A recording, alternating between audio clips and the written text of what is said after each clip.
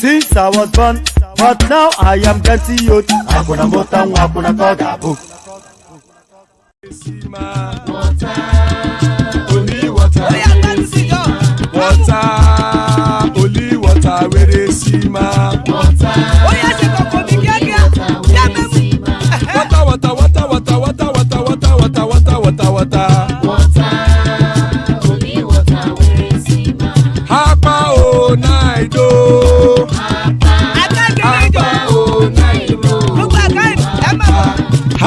You don't come home.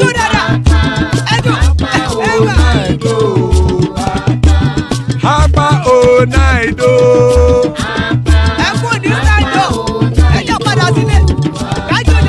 Oro keke elemu ye o.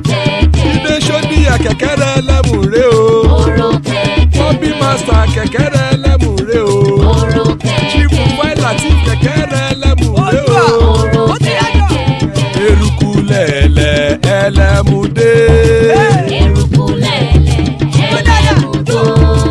Erukulele egbe elemudodo jare o.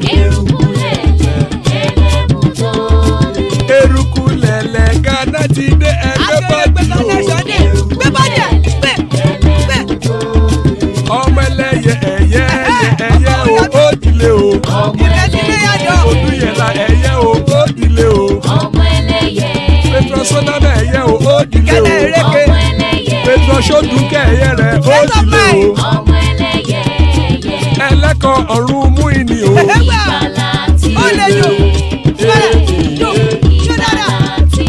Àkùkọ mẹ́kọ ọ̀run mẹ́kọ.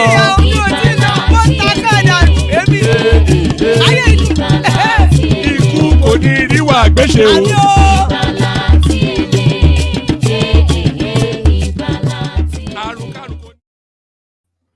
And there it is right there. Ikuko Neriwa Gbeshe, may death have nothing to do with us. So amen to that on behalf of myself and you, my friends.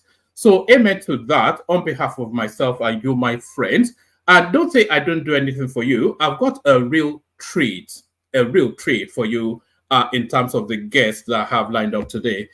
One of the most exciting young political voices coming out of Nigeria. So if you've ever wondered where the future of Nigeria lies, the future of Nigeria lies in the direction of the person that is going to be joining us momentarily. Seyi Adisa, of course, a name that is known very well to political aficionados, but a name that you will grow to love in the course of this session.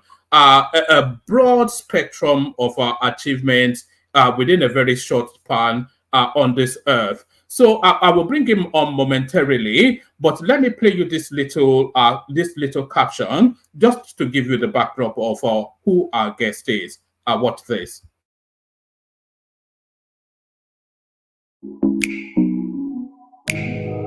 Honorable Seyi Adisa. Honorable Seyi Adisa is a Nigerian public administrator presently serving in the Oyo State House of Assembly as the Honorable Member representing Afigio State Constituency.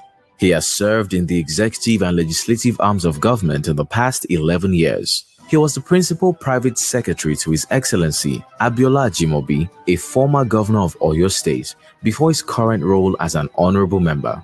His brand of politics is people-focused, deploying the instrumentality of care, consistency, and collaboration aimed at participatory governance for the direct development of people and communities.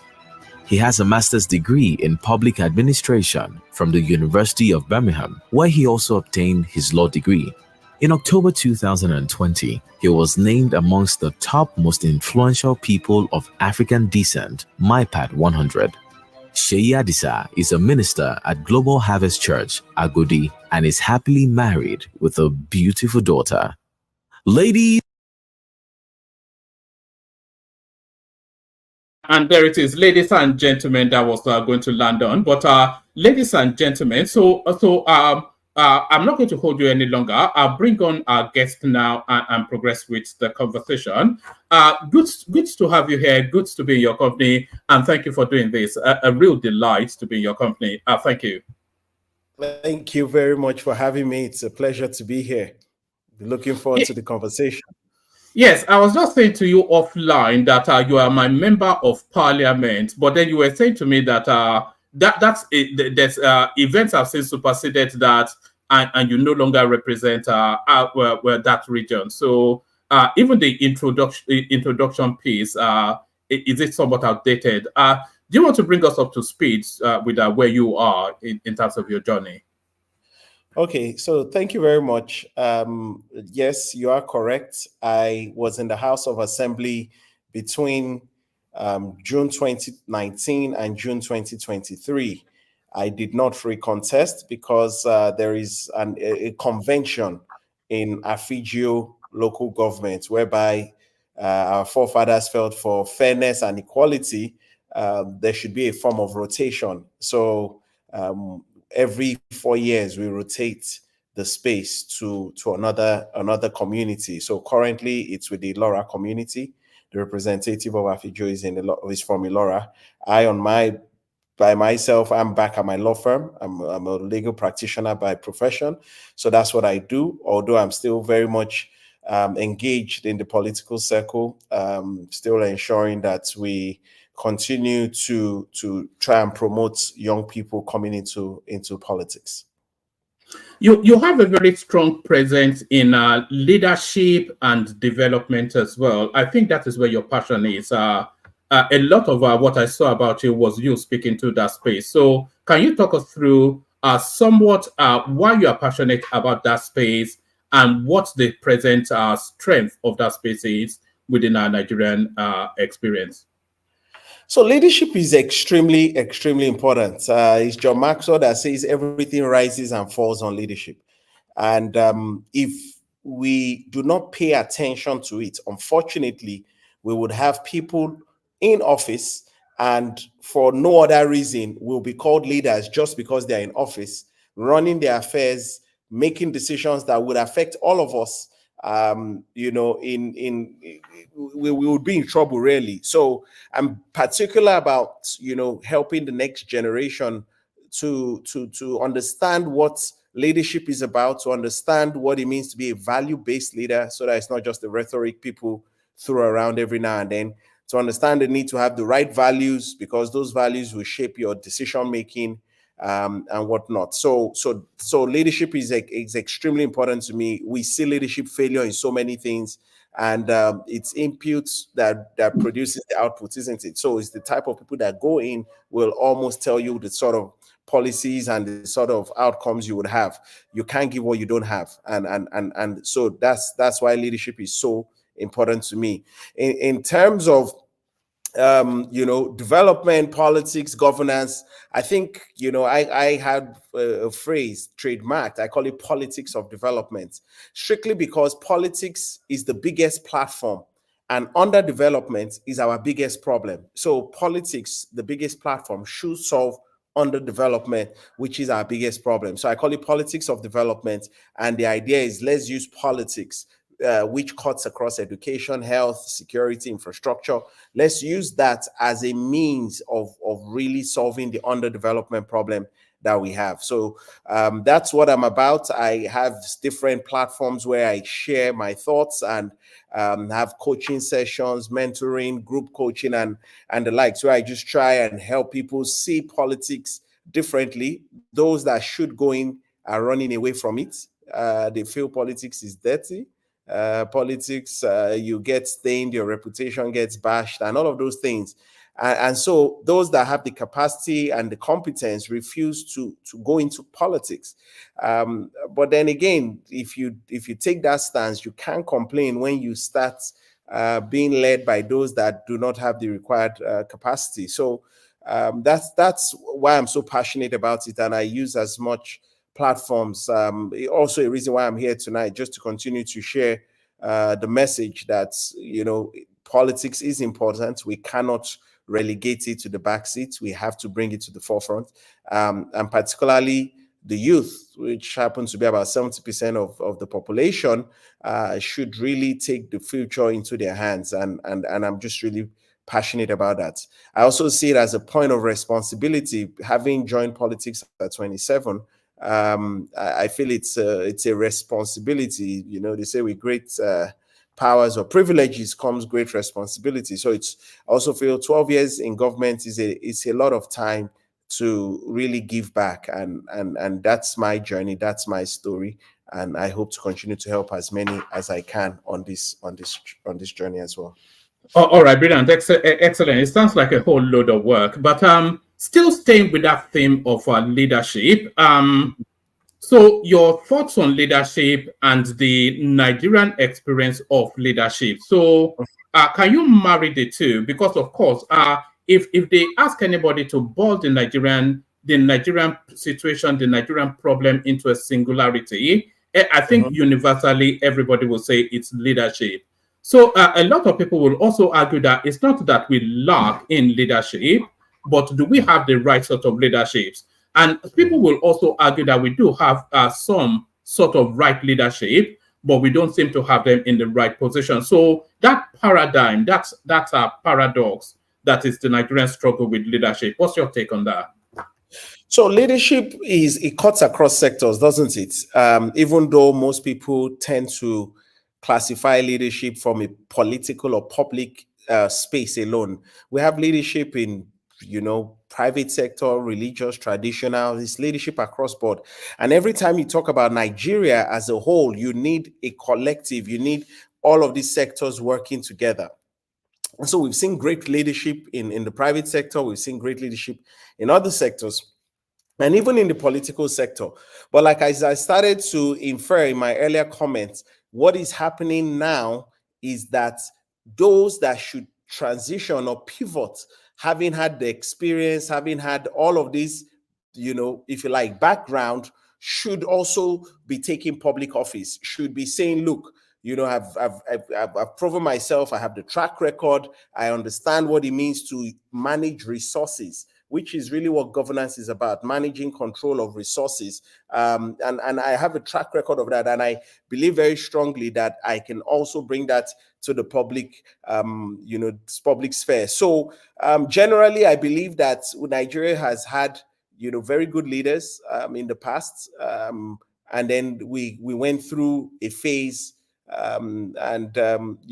people would argue maybe it was the 70s, was the 80s, was the 90s. We've gone through different styles of government, military, civilian, and all of that.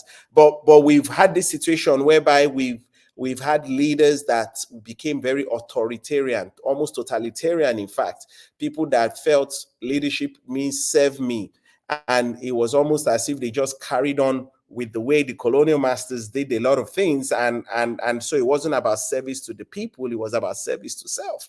And so that seems to have been the cloud that shapes the Nigerian space. However, I'm a huge optimist, and I believe that we've started to see bright sparks here and there, but we need an army. We need a new collective that really have that passion, that love for country, that willingness to deprive self for the benefit of everyone else. So I think we've gone through a trajectory whereby it was very good, and then we've had not so good, but then we're starting to see a lot of sparks in different, whether federal, state, local, where you started to see people that actually mean very well. But you need a critical mass before you might start to say you have turned the curve, and then we have the sort of leadership. Can you add? Sorry, can you add names to that? Is there a name, or are there names that inspire hope in you in terms of leadership in Nigeria? Yes. I mean, it depends. So for example, someone like my late boss, for me, was a very strong and courageous man, Senator Abiola Jimobi. Regardless of what people say, he was very blunt, but he was a very principled man. Definitely top of my list. You see the likes of His Excellency Babatunde Raji Fashola was also someone that I admired a lot.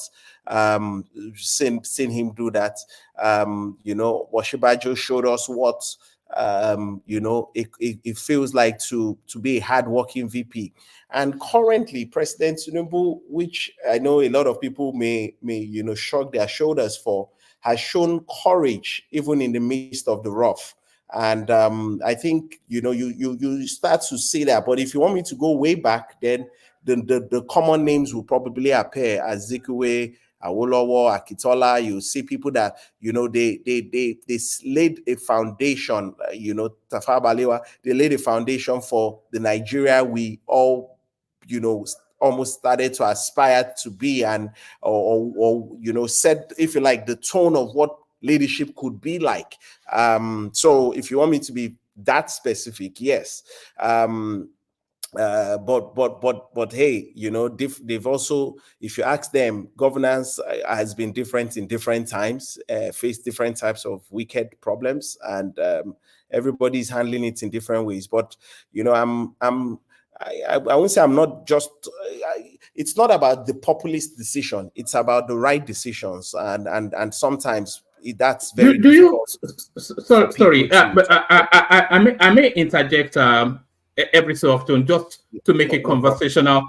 Do you think that is where we are now? That those necessary heavy lifts that we have ignored, like all these subsidy removals and all of these things that the country is going through now, you were saying about making these difficult decisions. Are they the necessary difficult decisions that we have deferred and has now landed on the current administration, who have no room for deference anymore? I think if we look at the campaign promises of most of the candidates, at least the three leading candidates, all of them had the same promise: we would take away subsidy, we would do this, and so I think it became clear that Nigeria couldn't continue the way it was going.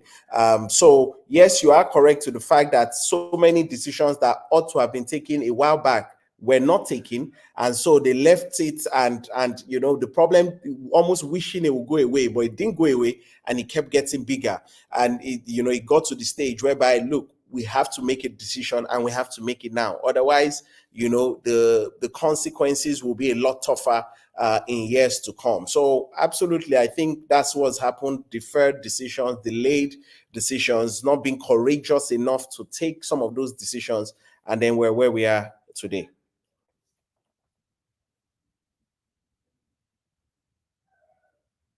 Sorry, I muted myself there. So let me ask you, there's a rumor I heard about you, and you're in the best position to debunk it or confirm it. I heard that in the next 3 political cycles that your name is at the State House, on the seat of the State House in your state. That's what's been rumored. Do you have ambitions in that direction to be the future Oyo State governor? That's an interesting one. I haven't heard that rumor yet. But you see, again, let's take it back. Why? The only reason I'm in politics is for service. By the grace of God, I'm also a lawyer. Like I said, the day I left office was June 10, 2023. June 11, I was in my office. I resumed right back into my private practice. Public office is public service. And your people have to want you to serve them. So you have to have shown the track record that you can. If you ask me, would I like to be there at a particular? Well, I mean, if I'm qualified, if I have done enough for the people to entrust their votes in me, absolutely. But it's not a right by any means. It's not. I mean, if it happens, yes, but for me, I don't focus on things like that. I focus on let's just do our best where we are today, and then we'll see how things go. Well, that sounded like a yes to me, and I back it, by the way. And I'm not at all prejudiced by the fact that you come from my local government area. That wasn't prejudicing. Politically speaking, Afijo is one of the smallest local governments in Oyo State. So there will be many factors that would make people sit and say you must be out of your mind, even if you have any such aspirations.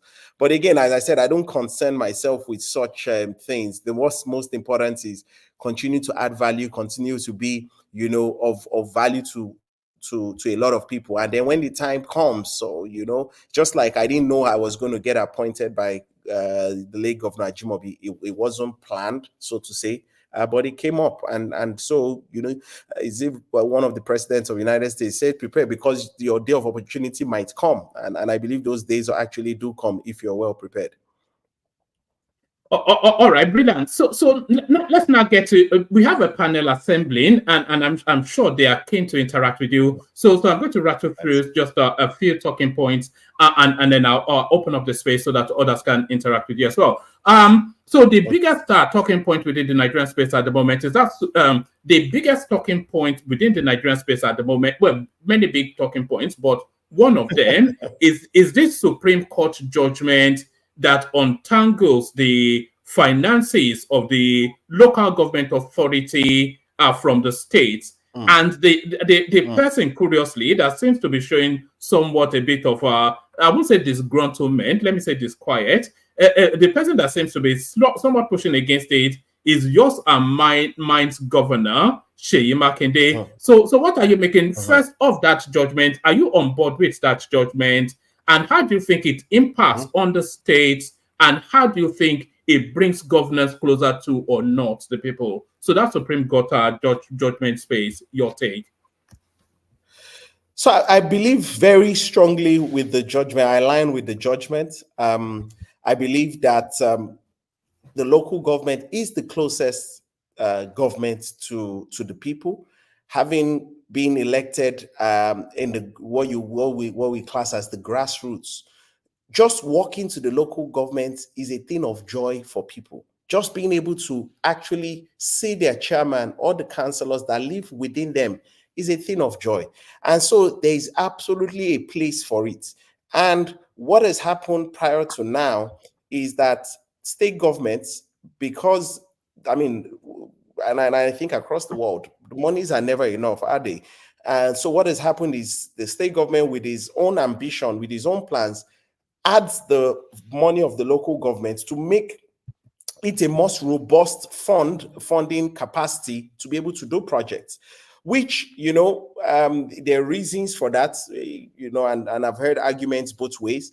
But the honest truth of the matter is that when you add that, you have deprived the local government certain benefits, which is the peculiarity of each region.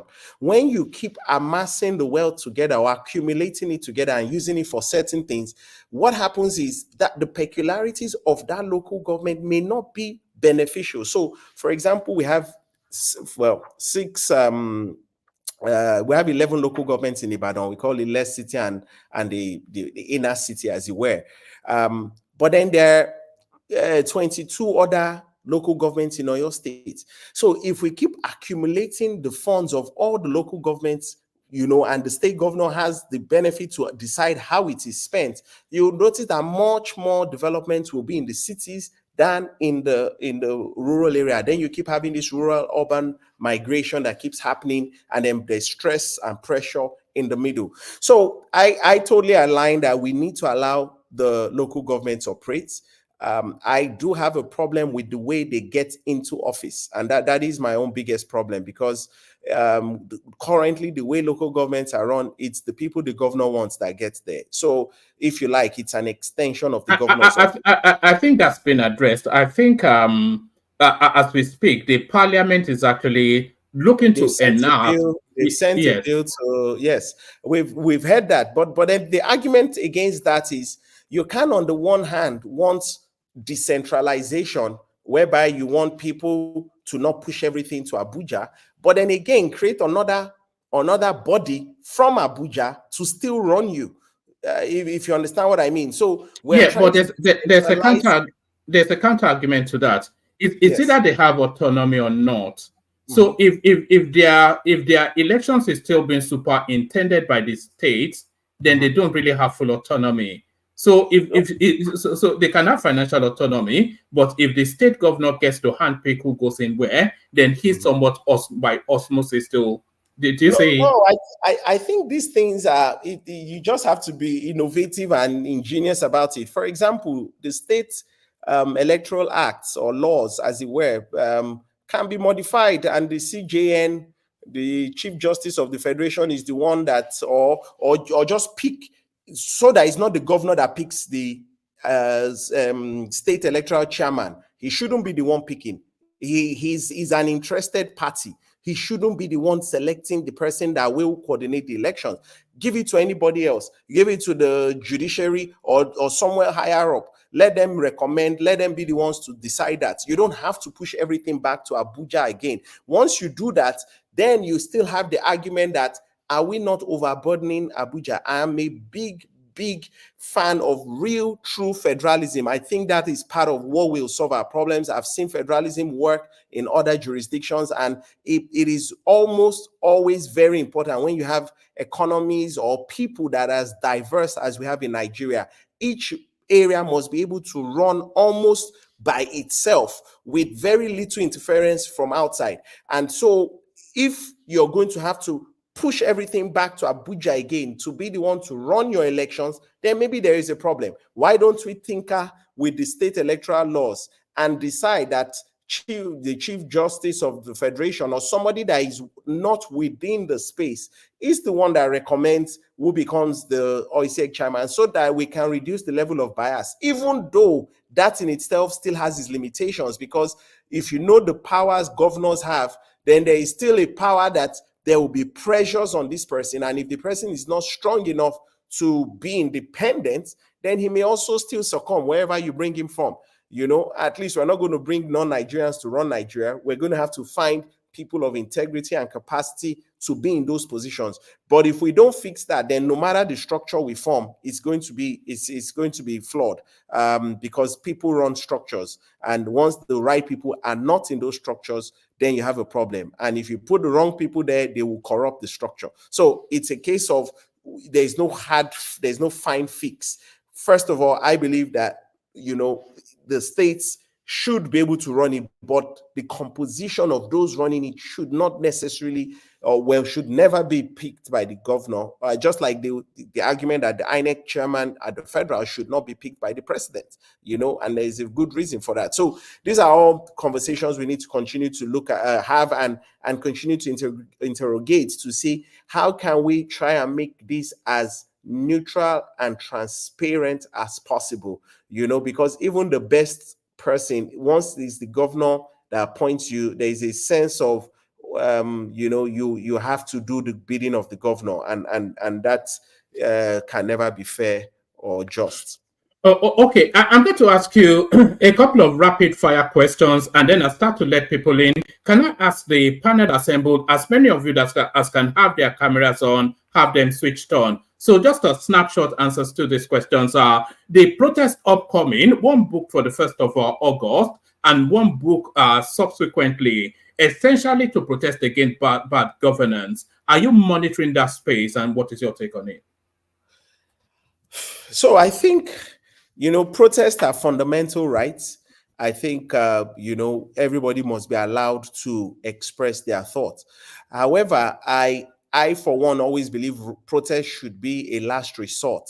I was in the House of Assembly for 4 years, and I queried why people never engaged me. It's just the politicians that engage government officials. Most times we have very little interactions by well-meaning Nigerians. And when you ask, or when I brought it up at Fora, I would hear things like, oh, we can't get through to you, your security will block us. Just mindsets that we can't reach you, so we don't bother. And so the next thing is we go on the streets. The problem with going on the streets is there are always sinister moves, and it's always an opportunity, most times, not every time, most times, for opposition to hijack, or people that have ulterior motives to join and become a mixed multitude and thereby cause chaos, as we have seen in some other protests in the past. So for me, what is key is that there must be dialogue, there must be engagement. Yes, everybody must have a voice. I am very, very intense on that everybody must have a voice. But the streets is not the first place to use your voice. It's a tool, it's an option, yes, but I believe that there should be real dialogue, real engagement, real, help, having to see the other side. Having been in government, I understand that there are, we call them wicked problems, because there are so many interests, factors, things that some security-wise, you cannot even say them. So there are always things on the other side. But when you dialogue, when you sit at the table with someone can start to show you, look, these are the challenges we have. We can't come and tell Nigerians this, because we will cause more panic, more harm by saying it. But you have come to us, look, this is this. Can we brainstorm the ideas? Can we sit down and say, oh, hey, why don't we do this? Why don't we do that? For sure, government doesn't have all the answers. Government must learn to collaborate and work with other sectors and its people generally. Just like the Crown Prince of Dubai always say, one of the purposes of government should be the happiness of his people. So you want to sit down with people, you want to dialogue, you want to show them your side. But most times, people without dialogue, without engagement, without consultation, without anything, just believe that go to the streets, that's it, which is okay. It has its place. They protest every time in DC, in all of the Western world that we watch. But the problem we have is that there will always be opposition move. And I see from a lot of what I've heard so far, and I've not followed it deeply, that a lot of the voices speaking are either not known or political voices. And that in itself makes the whole thing lack its credibility, or lack the true intent it should have. Once I hear something is happening, okay, why are the people behind it? Is it a genuine protest? Of course, why not? They should. But once I start seeing political players, or actors, as it were, involved or pulling strings here and there, then it's not for the right purpose. The motive is wrong. The motive is not really to have a conversation and really dialogue for way forward. The motive here is to really put a dent in the credibility and the look of government. And hey, if you want to be opposition, be opposition. You have a right to speak. But but don't hide on or don't mask under protest. Well, people that are genuinely coming out to make their thoughts and concerns known, and then you hide under them for ulterior motives. It's using people, and I think it's wrong. All right. We'll do it this way. I'll start to let the panelists in. I'll let them in, and then I'll ask you one final question, and then we'll move the conversation round. So, joining us from Lagos, that's Uptown right there. Good to see you, Uptown. Baba joins us somewhere in the United States. Good to see you, Baba. Man of Prestige joins us from California. Good to see you, Prestige. Thomas joins us from Australia. Good to see you, Thomas. Joel joins us from Nashville, Tennessee. Good to see you, Joel. And Lord joins us from Abuja. Good to see you, Solomon. So good to have you all. Let me ask you just one final question, and then we'll move the conversation around. It'll be a double stacked question. So in terms of the opposition in Nigeria now, how do you think the opposition are faring in terms of doing what they should be doing in terms of their interaction? I'm going to deliberately making it ambiguous so that you can attack it however you choose. So how do you think the oppositions are acting their role in terms of the government institution at the moment, one, and then in terms of 2027, how do you see that playing out? The opposition is extremely necessary in any good governance matrix. You need a strong opposition, someone that is consistently speaking. However, I haven't heard much from the opposition. I'm from the APC, and people will say that's supposed to be a good thing. Not necessarily. In the parliamentary system, there's always a shadow. So whatever minister you have, there's a shadow of the person also making comments and constructive criticism of what the government is doing. Where I haven't heard as much. Again, people have refused to move from politics to governance. People are still playing politics. We're now in real governance. People, should really be looking at issue-based things and saying, look, you could do that better. This is wrong. This is how you should do things. Now it's about Nigeria. It's about growing a country. It's about building a country.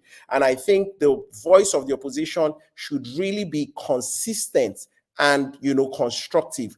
What we are seeing now is people waiting for some mishap to happen and then jump on it, like a building collapsed and then something happened and they look for a tragedy or a downfall and then jump on it. It sounds to me like people do not know their roles. It sounds to me like people are not well schooled in what the positions they carry are.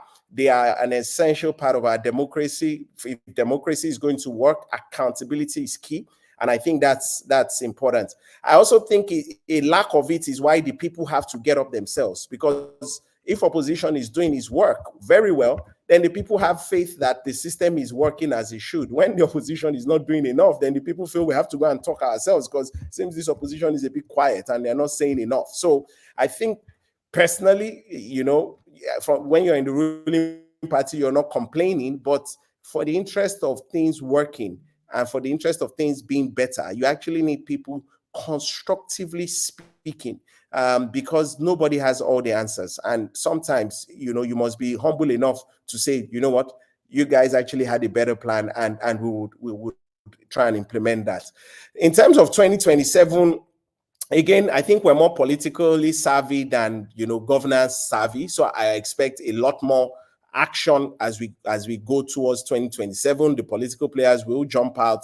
They will start to make moves. They will start to do what they know how to do best. It's the governance part we have the problem with. So I have no doubt in my mind that, there are more people that will even join the race and will try and get a seat in, the other main opposition party. So I have no doubt that, once we get into 2025, December, going into January 2026, you will see a great rise in players wanting to get into the ring to play a part. So 2027, I assure you, the politics will be more intense. I think we are making gradual progress in our democracy. I think there is incremental progress, but I expect more people to participate even as we go into 2027.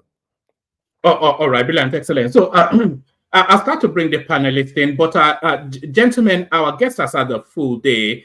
So condense the question, put it to him so we can get the questions round. And then if we still have his attention, then we'll open it to a more rounded conversation. We'll kick it off with our Uptown. You're up first. Jason. Woman, go to the next person. Let me come after the person, please. All right. Let's kick it off with Solomon then. Solomon, you're up first. Yeah, good evening from here. Good evening, woman.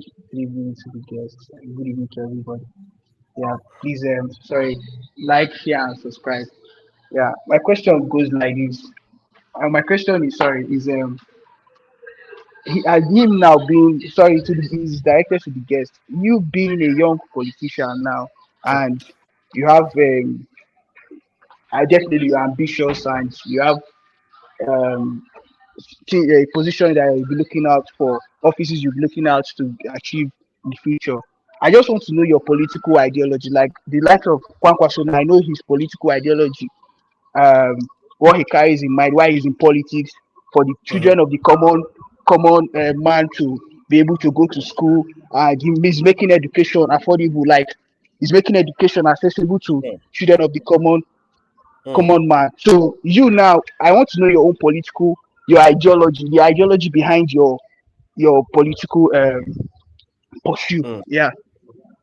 Okay, thank you very much, Solomon. I mentioned, I started talking about it. I call mine politics of development. I believe under development is no, it's okay. It's a problem and it springs up in all the sectors. So from education to looking at infrastructure, looking at the quality of teachers, looking at all of it in the healthcare, looking at primary health, secondary, looking across. It's a myriad of problems. And as I said, politics must be the key driver to trying to solve that, because more than anything else, it's almost like having an orchestra. Governance is the conductor. So is the one that sets the tone so that private sector can work, so that all the other sectors can function. It's government, isn't it? So for me, it's about development. That's my focus. When I was in the House, my legislative agenda was entrepreneurship, trying to bring more people into skills or having skills. So I did, the bills were towards the enterprise funding of SMEs. We did work in vocational training, technical schools, and the like. So those were the sort of areas I focused on, because I believe that it's the SMEs that actually drive any economy. They bring development. So once you can put a bit of focus on entrepreneurship and people are not looking for jobs but becoming creators of jobs, then you start to see the multiple effects. So now you're having job creation, you're having one small company or one small enterprise take 2-3 people. So the job markets, you start mopping up unemployment. You have that multiplier effects once you can have that. But so generally development is what I'm about.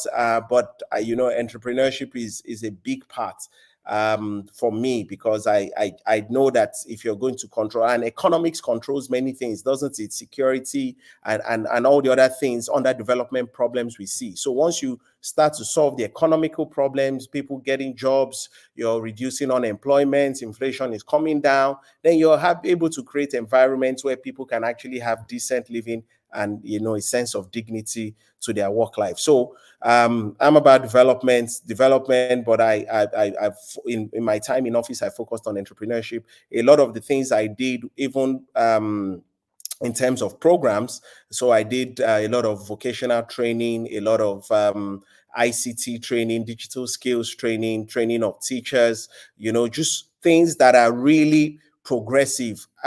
Also mindful of the fact that we live in a global world.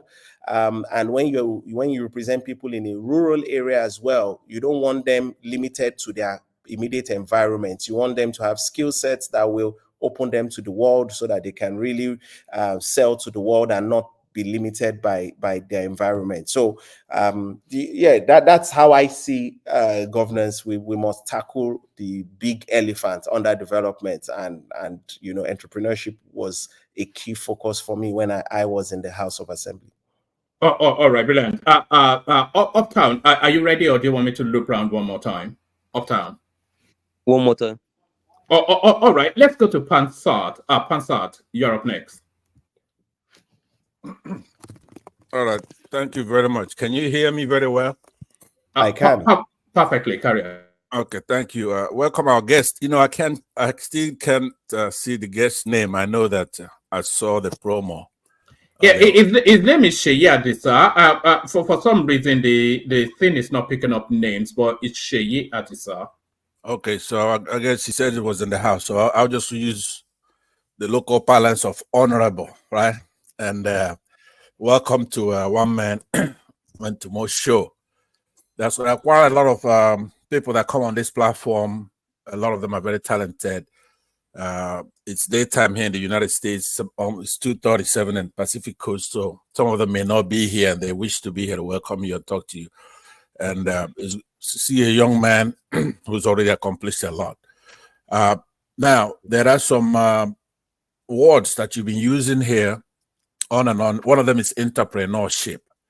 I believe, by the way, did you sponsor any bills at all that when you were in the house? Yes. The one particularly for entrepreneurship was the Enterprise and Employability Trust Fund. And the purpose of that was to create a trust fund, so not run by government, but a fund that will drive SME growth and development. From the form of capacity building to funding and all the challenges that SMEs usually face. Excellent. That is very good. Now, and when an individual has an idea and they can act on that idea, disrupt the marketplace with a product or service and all that, that's what we know as entrepreneurship. So in Nigeria, though, the fundamentals are not there.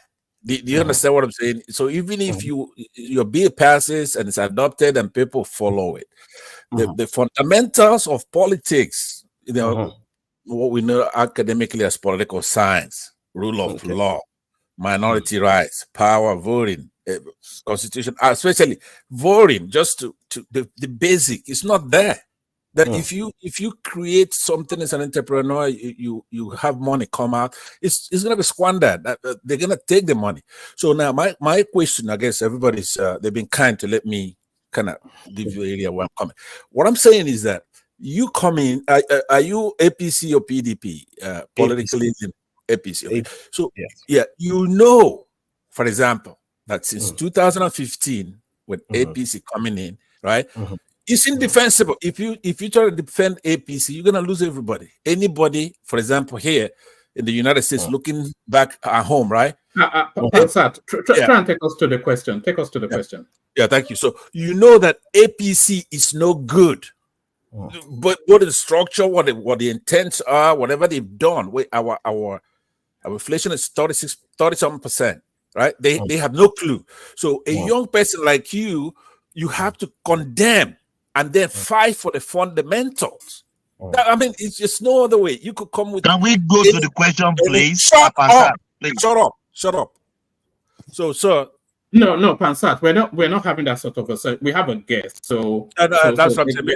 Let's maintain a bit of decorum. But take us to the question, though. Yeah. I'm sorry about that, by the way. So let me just stop right there. I think he's eager to answer. I think you got my point. No, I don't think there's still ambiguity. Land it on an actual question so that yeah.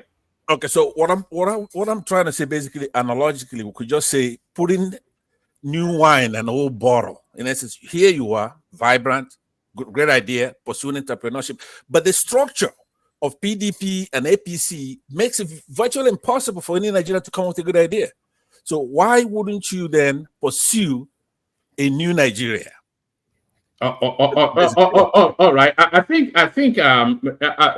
yes, I think that's about an obi-leaning sort of narrative. But how you understand it? In a way. Yeah. Okay. All right. So let me thank you first of all for your question, and I disagree with some of your assertions about the APC. The APC is a party, and like every party, there are always mixed multitudes of people. Unfortunately, we don't run the ideological political party system as we probably have more of in the established system. When you hear a Republican or a Democrat, you can immediately tell if he's right wing or left wing or far left or far right, or you have an idea. Just like in the UK, you know what a Labour man means, what a conservative means.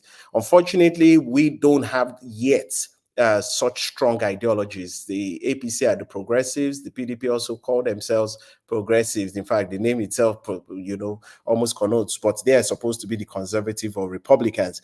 So we have issues with the ideology system. But the fact of the matter is that for now, parties are platforms, and it depends on why you're going into politics. If you're going to politics just so that you can be in politics, you can join maybe some of the smaller parties. If you want to really go into politics to win and make a difference, you're probably going to have to consider the bigger parties. So that is my own personal opinion.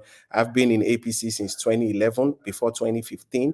It was called the ACN, and I was part of my boss, late boss, was part of people that formed the APC. So I've been in APC right from the beginning, and we have seen some people go, come. So you cannot say for a fact that this party is this, and fundamentally, it's the people. So right now, you look at the people that are in the parties.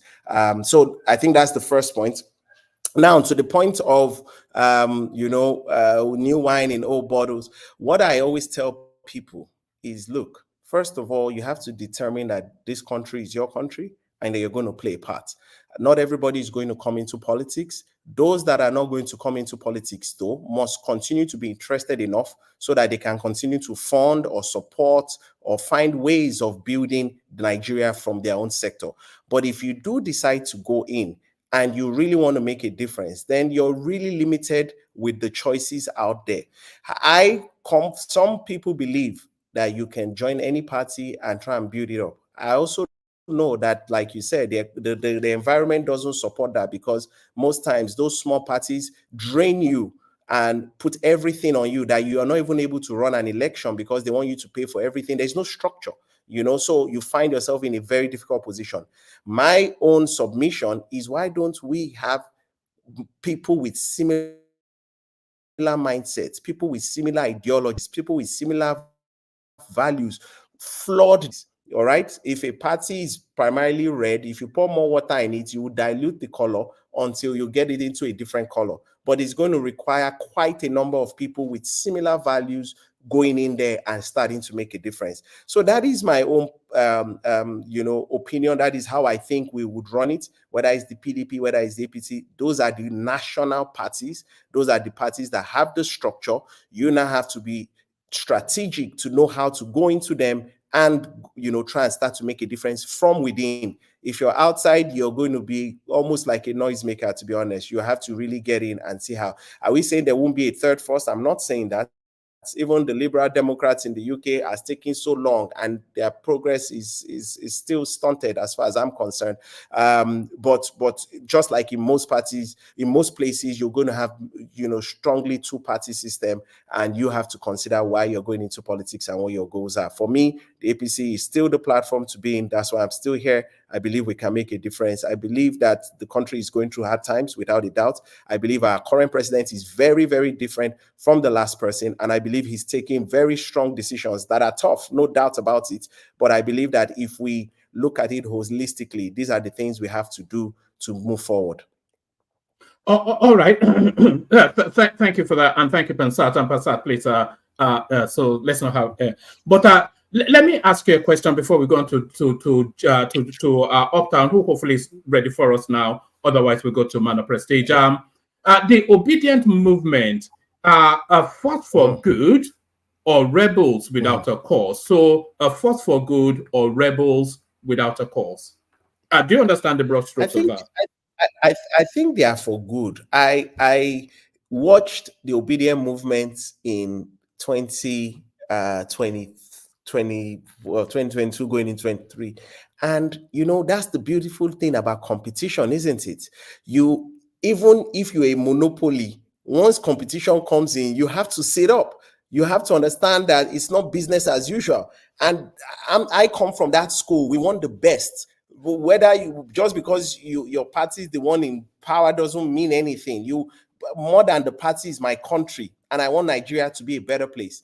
And when you have the sort of thing that happened in 2023 happen, everybody had to sit up. Everybody had to think twice and say, look, this is not business as usual. I can't just do the normal thing and think is just going to happen. There's no right. It's not your father's house. The office. It's not a right. You didn't bring it from anywhere. So the competition, the consciousness, the passion, the intensity that the obedient movement brought to the fore was actually for the benefit of democracy, was actually for the benefit of good governance. And without a doubt, I believe that those that thought, hey, it doesn't matter, what can those small boys and girls do, really had a rethink that actually, whether you call it small boys, small girls, whatever name you want to call it, these are people that know what they want and went for it and made a lot of people sit up. So I think they're a force for good. I think competition is always good, but we must also still play fair. I think when people started making it ethnic or any of those things, that's the part I totally disagree with. We must continue to play issue-based politics. We must play on issues and not run it to religion or ethnicity or any of those pedestrian factors people hide under just for the sake of trying to score points. So I think the obedient movement certainly helped improve or push our democracy forward. All right, I'm going to ask you another question on the obedience space after Uptown. So I'll be trying to squeeze in questions in between our panelists. Uptown, you're up next. Yeah, one man. Thank you. Sorry, I've been up. There's something holding me up. Sorry. So, welcome to our guests. You spoke brilliantly, and welcome to One Man's Platform. My name is Uptown.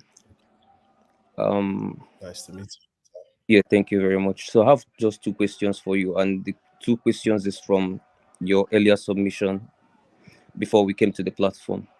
The first one is on the protest and what you said about the protest, which I agree with you. The parts where you say, yeah, protest is needed in any democracy, but it has to be peaceful. I agree with you there.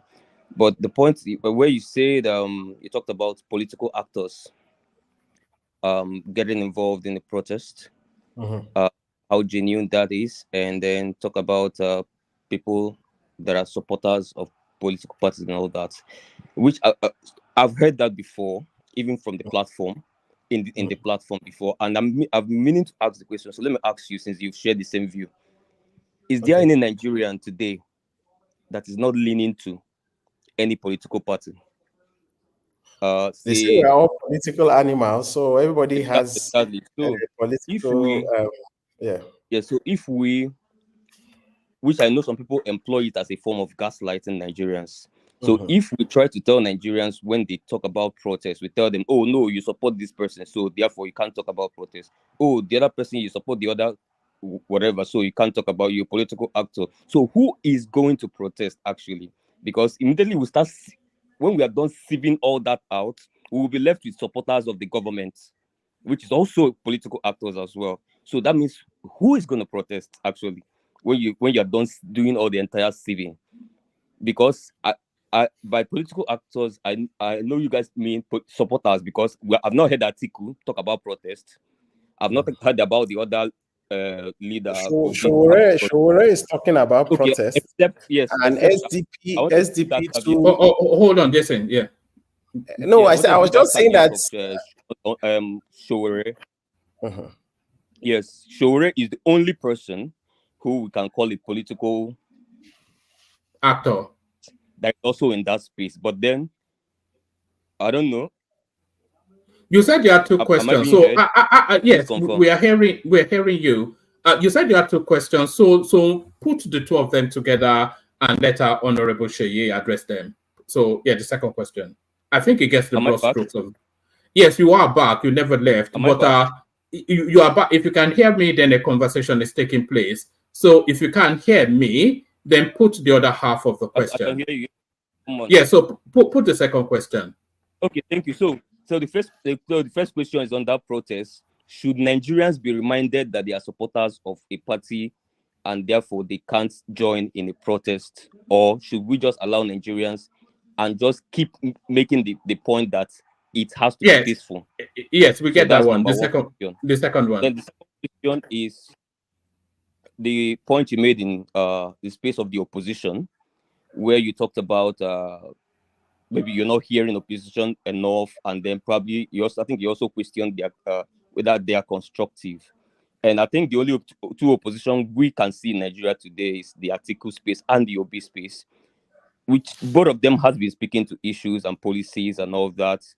And even some of them has commended government. I know I've counted up to 5 times Obi has supported something Tinubu did. I've counted like 2 Article has done. Article recently commended the LGA, whatever they did. All right. So the question I want to ask is, by saying that you're not hearing them enough, do you prefer they adopt the opposition of 2013 that APC did? That is politicizing everything. Boko Haram politicize it, politicize software subsidy, politicize whatever it is. So is that the opposition we need? Or so what do you mean by you need to hear them more, or do they need to like play the kind of 2013? All right, thank you, Uptown. Thank you. Did you get the broad strokes of that? Yes, I did. Yeah. I did. I'll quickly address them. So first of all, even people that voted APC joined protests. So when we talk about, asking, or talking about political leanings, it's not so much the people within the protest, but the people championing or leading the protest and having an agenda behind it. Every Nigerian has a political affiliation, or whether they realize it or not, or subconsciously or not, will prefer somebody, but that doesn't deter you from acting your constitutional rights. And even people that voted for one party have a right. That I voted for one party doesn't, stop me from protesting when I don't like what they are saying. So absolutely, that's not what I'm saying. But what I'm saying is where it is almost an agenda of a particular group. I read what Shore said, time is now, revolution is now, we're not stopping. And I also saw one from the SDP, saying they align with the protest and all of that. Once you start hearing that, it does beg the question, is this another backdoor way to, have a go at government? Or can you just let people that really have true grievances, play their part? Because once the motives are mixed, the outcomes will show in the way people go about things. So the genuine person that just wants to make his voice heard, just wants to join, will walk there, walk back, will be spoken to maybe, and will be. But the president that has another motive, no matter what he said, because he is opposition or he has the agenda of opposition, not just a citizen speaking fundamental, for a fundamental right, then it's 2 different conversations. It's 2 different conversations. It's like the misinformed and the uninformed. It's two different things addressing that. So that's what I feel. So it's not the people playing it, it's the people leading it. And I think that they always have an agenda, and that determines the way a lot of things go. Mind you, that protest also leaves room for people that just want to use the cover of the crowd to do, if you like, forbidding acts or whatnot. Now, to the second point of opposition. So first of all, I started off saying, hey, when you're in the ruling party, it shouldn't really matter if opposition is silent or not. I did now couch that by saying, but in the interest of democracy, that it is better when you have an opposition that is active. Again, I also mentioned that it has to be issue-based and not, trying to pull it down to, politicizing everything. Absolutely not. For example, Peter Obi has been criticized that he speaks more when it's negative news than positive news. I'm not following him, so I don't know what he's really saying. But the point is that opposition as I understand it, and I read politics in a college, and although it was in the UK, which runs a parliamentary system, opposition almost, you have shadow of every minister, you have shadow education secretary, shadow this, shadow that. And what does that mean? It means they are consistently looking at what government is doing, and they are giving possible alternatives of how government should do things better. Nation building is everybody's business, and opposition has a part to play. The opposition come from constituencies. They represent people. Those people in that constituency that voted them, meaning that they represent the majority of the people in that area. So if it's APC and it's a PDP member, it means the people in that area were primarily PDP. That's why the person is there. So the person must have a voice and be speaking regularly so that we are going closer to the ideal sort of government we have. I think that's what I mean. I'm not saying anybody should politicize everything. And if there's nothing to say, you can say well done for sure. But please, it's my point is that there are some times that, and I was in opposition when I was in the House. There are times that I expect, the opposition should don't sit down now. They should say something, and they don't say anything. Are we going to complain? No, but hey, if we're running through democracy, then these are missed opportunities. Maybe they just didn't know it was an opportunity, or they didn't see it. But it's fine. All right, brilliant, excellent. Man of Prestige, you're up next. Right. Introduce. People should be introducing themselves, by the way. Okay. Introduce yourself. Tell the guests where you're joining from, and then put a position. All right. Thank you very much. Nice to welcome you, Honorable Sheyi. I'm calling from California. My name is Man of Prestige. That's the name that I use on the platform. But it's nice to have you on this platform. This is one-man platform, very honorable platform. And we are the people, we are concerned Nigerians, and we have a lot of people from Nigerians too, most of us in diaspora. This platform is what we call no spin zone. We ask very hard questions, and you answer it to your own willing. So having said that, I'm going to condense my question into 3 spaces, but the first one is not a question. Do you miss partisan politics, when you was in the office? Do you miss it? I know you're back to your law firm right now. Do I miss it? Yeah. Do I miss it? So, I've worked with both the executive and the legislature. I have a preference, and it's strictly because of why I'm in politics. I execute things. I want to see progress.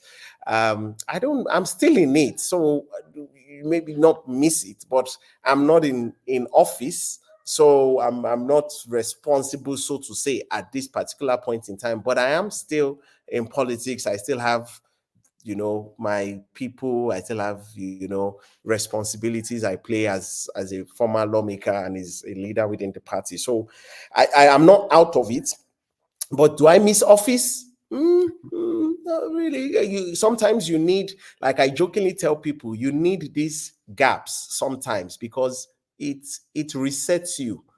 Sometimes when you've been in office for quite a while, you may have different mindsets. But when you are out of office, it resets you to understand certain things that you may have missed out on by being in office. So you're back as, if you like, a regular citizen, which makes you, almost brings you back to understanding certain things you may have missed out on. So I think it's a necessary time for me. I'm actually, it's over a year now, so I'm enjoying this space. I may get called anytime to take, an appointment. So we'll enjoy this while it lasts, and when we get called again, we'll go back and serve. All right, thank you. Here comes my question. It's a 2-part question. It's a 3-part question, but I'm just going to condense it. So the first one is about this recently judgment passed by the Supreme Court, the financial autonomy, given to the local government.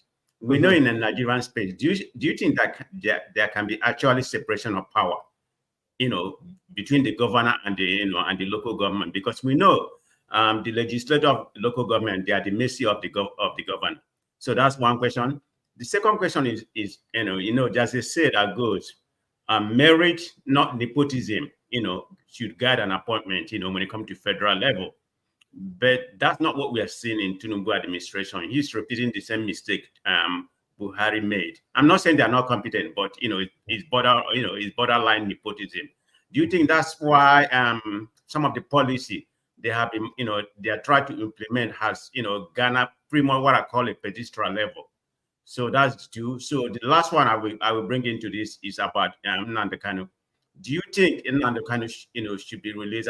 Tinubu can use his executive power. I know there are some legal rancors, in between, has to maneuver. But when we know about Nigerian space, the president is like, I don't even know what to describe, his power. It's like an emperor. So I believe, that's possible. So that's it. All right, thank you. Excellent questions, Prestige. Excellent. Sorry, to you. Thank you very much. So, to the point of separation of powers, do I think it can really work? Where there is political will, it can, but there are certain things that must still be done for us to get anywhere near it. That decision of the Supreme Court has meant a lot of states are now preparing to take on local government elections, which means prior to now, they were using caretaker committee chairmen. That means unelected, they were just appointed. So now, because of that decision, whereby they won't get their allocation, they're running to do things. So where there is political will, you can see, that sort of progress. But it is tough because of where we are coming from and the, if you like, custom of state governors just, using local government fund. In any event, the local governments are within the state anyway. So if we are doing it, it's also for your good. But like as I said earlier on, while it is true that, yes, for example, Ibadan North is where the secretariat is and whatnot. The converse side of that argument is there will be an over concentration in some areas more than others. One, and if the local government ought to operate as it should, it's the closest to the people and should be able to, address the immediate needs of those that are closest to it. So if you're doing waste machines for everybody, my area may not be waste, it might be agric. But because you've pulled our funds together and you buy all of us waste trucks, it means that even though my preference was agric, I didn't get the opportunity to pick that, So I think that's the challenge. But where there's political will, as we are seeing currently, I think, a lot can be done. And that's really, for me, what we are hoping will happen.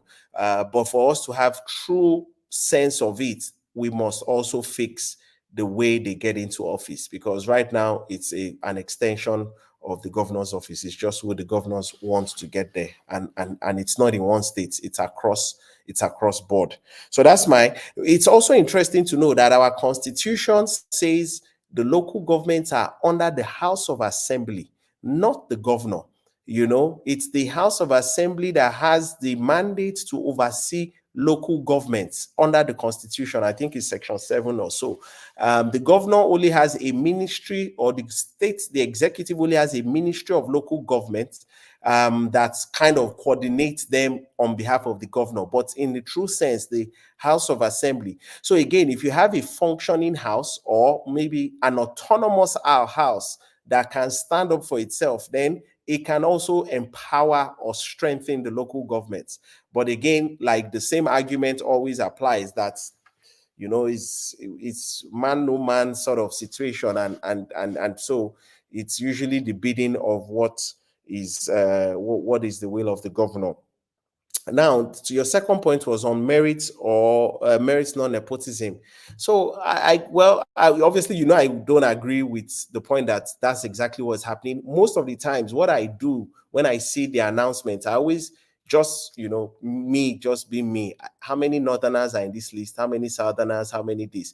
We in the Southwest actually feel more betrayed, if I can use that word. There is more Lagos than the rest of Southwest. That's the challenge we have. But in that, is there a spread? Of course, it's a spread. I see every list. There must be a Northerner, there must be an Easterner. I see it every time. So when you say there's nepotism, I don't quite agree. We Southwesterners are the ones that say, President, don't forget also, Oyo State gave you the most votes in the Southwest. And we do that sort of banter. But then maybe I would need on paper, we've made, for example, 200, and of the 200, 180 has been Southwest, and 10 has been North. And maybe if I see that, I will change my mind. But from my own independent assessment, which is usually what I do whenever I see a list of appointments, I always see federal character happening, which means there is a Southwesterner, there is a Northerner, there is someone from the Southeast or South. I always say that. So I don't quite agree with that. And then to the point that that's what is causing what we are seeing, I think we're just in very tough times. Change management is different, especially when you're doing it, the backdrop of global crisis, geopolitics, the West versus Ukraine, Russia, all of those things happening. It doesn't help the wider environment. And we know there's inflation in the States. We know there's inflation in the UK. We see everything, food inflation. We see all of these things happening. So to compound that, we now remove the exchange or flood the naira and this and all of those things. So it's tough. So in terms of performance, I think you have to, my understanding is it has to go down before it goes up, and we're in that curve. But I don't think we can go lower than this. For me, I think, the president has taken very bold decisions, and he took it very early. And he knows that by 2026, if things have not moved drastically upwards, then it will tell on his election. He's a smart man, and I know he's watching everything. But the earlier he does it, the better, as far as I understand his strategy. So do it quickly, and then hopefully there's a turn and things move on the up. So we're looking forward to things moving on the up. Now, to Nnamdi Kanu, to be honest, I don't have enough information to be able to judge, and my experience in government is that, the SSS are writing to the governor, they're writing to the president, NSA. There will be so many things that are being said or passed on to the president that would help him make a decision. If I say anything, it's just a public opinion, which doesn't count, because I understand that there are several factors in it. What I wish for is not a thing. I mean, you will say, oh, what is the crime? What has happened? Is this the right thing? And all of those things. Sorry, apologies. Just in terms of the politics of it, we know all of the myriads that surrounds that space. Yes. It could go through the judicial route. It could go through, but essentially as a political, not to be derisory, but as a political pawn, how can Nnamdi Kanu be played is essentially where the question is. Because like Man of Prestige said, the president has it within his purview. Even the discontinuance of that case brings it to an end. It can facilitate his release within his powers. But a lot of people asking, should that release not be done now to somewhat try and assuage the goings on in the Southeast, the excesses that we're seeing from there? A lot of people querying if Nnamdi Kanu is being held to be played into the 2027 election. So a lot of conversations around that. And I think that is what Prestige is trying to invite out of you. And that's all we can have, just conversations, because we don't know enough, which is the point I was drawing to, that there's just so many things. So, where it's a balance of things, isn't it? We assume it's a political thing that he wants to use. It may be much more than that. And to the point that, is the release what is going to solve some of the problems in the Southeast? I don't know.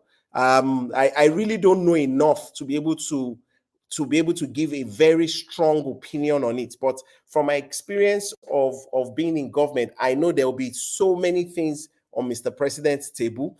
It may be a timing thing, like you have, inferred. It may just be that, look, there's a bigger problem if this happens now. I don't know. I really don't know. And unfortunately, I cannot, I would not like to comment on something so sensitive with very, very little information.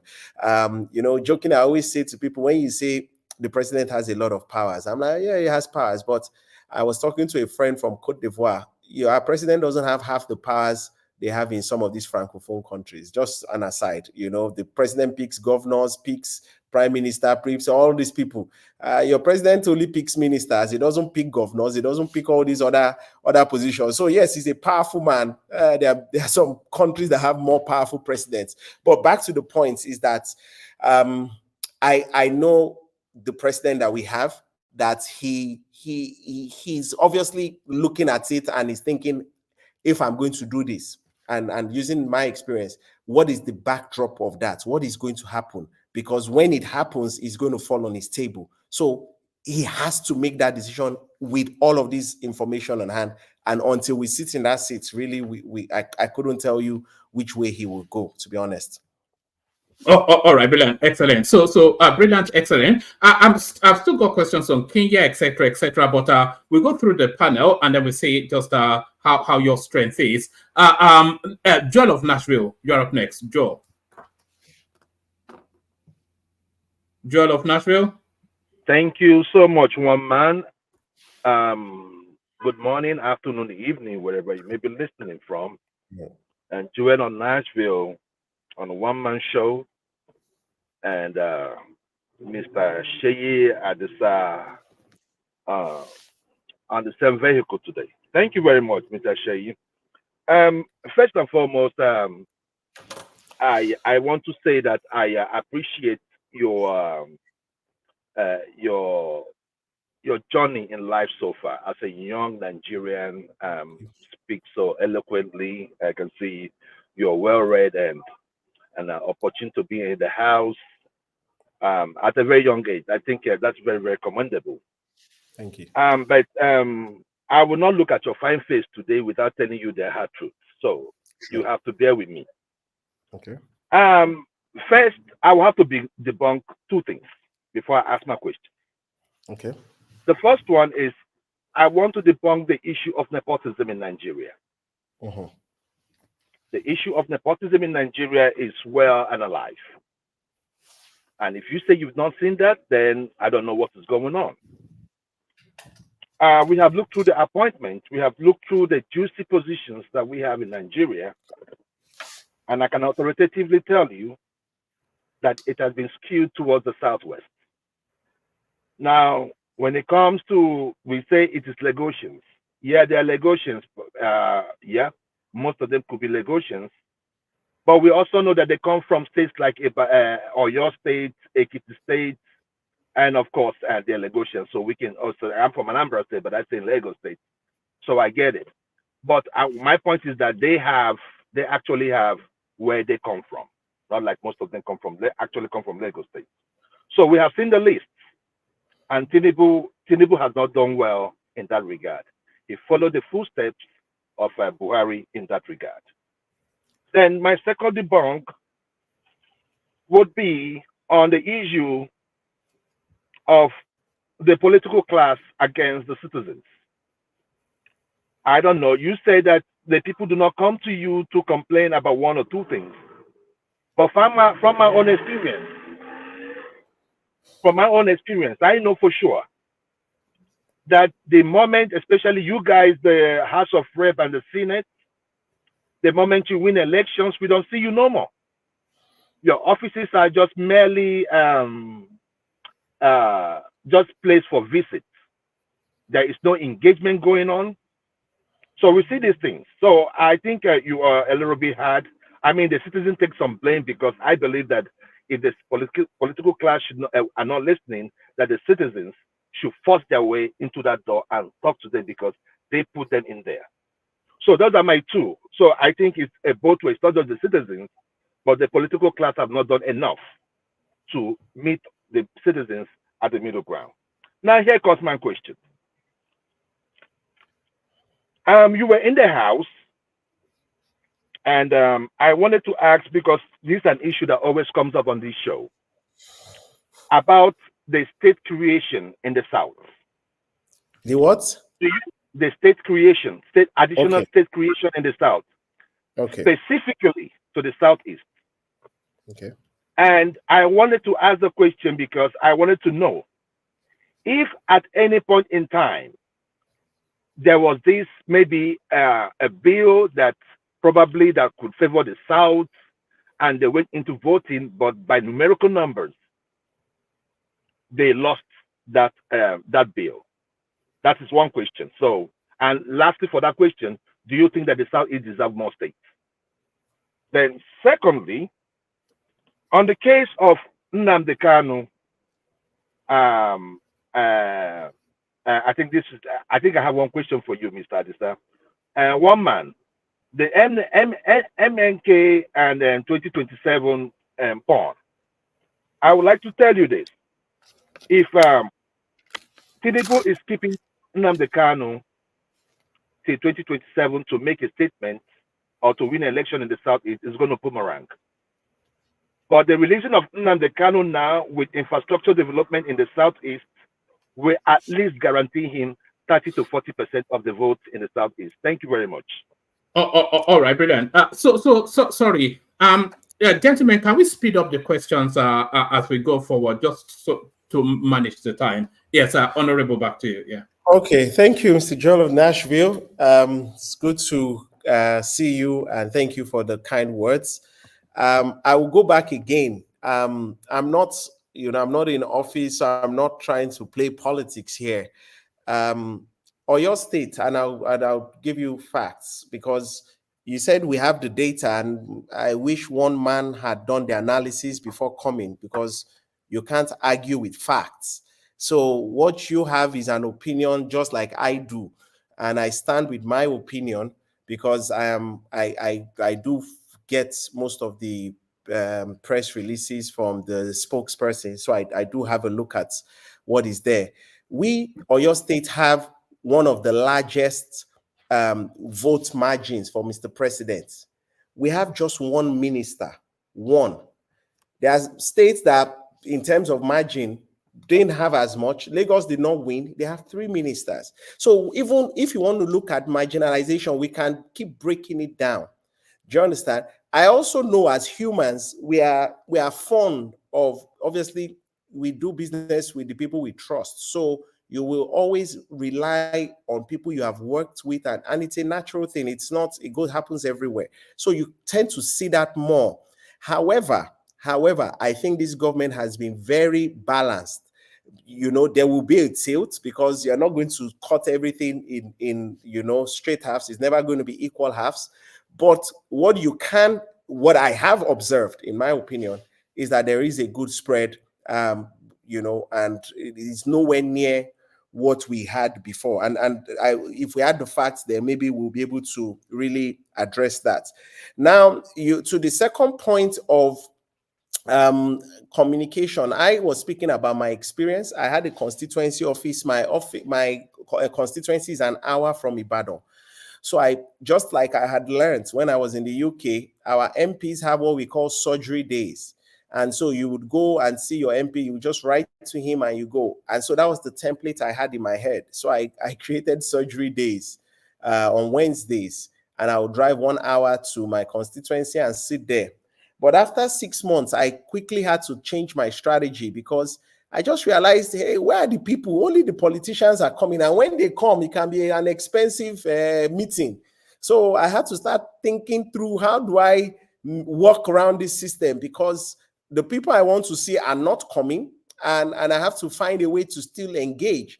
So I devised another strategy, and I started going to segments of society. So I would have meetings with students, I would have meetings with traditional rulers, I would have meetings with the business community. So I was now setting up specific meetings to create platforms. I remember the business community, I had about 2 meetings with them between 2019 and March, when COVID happened.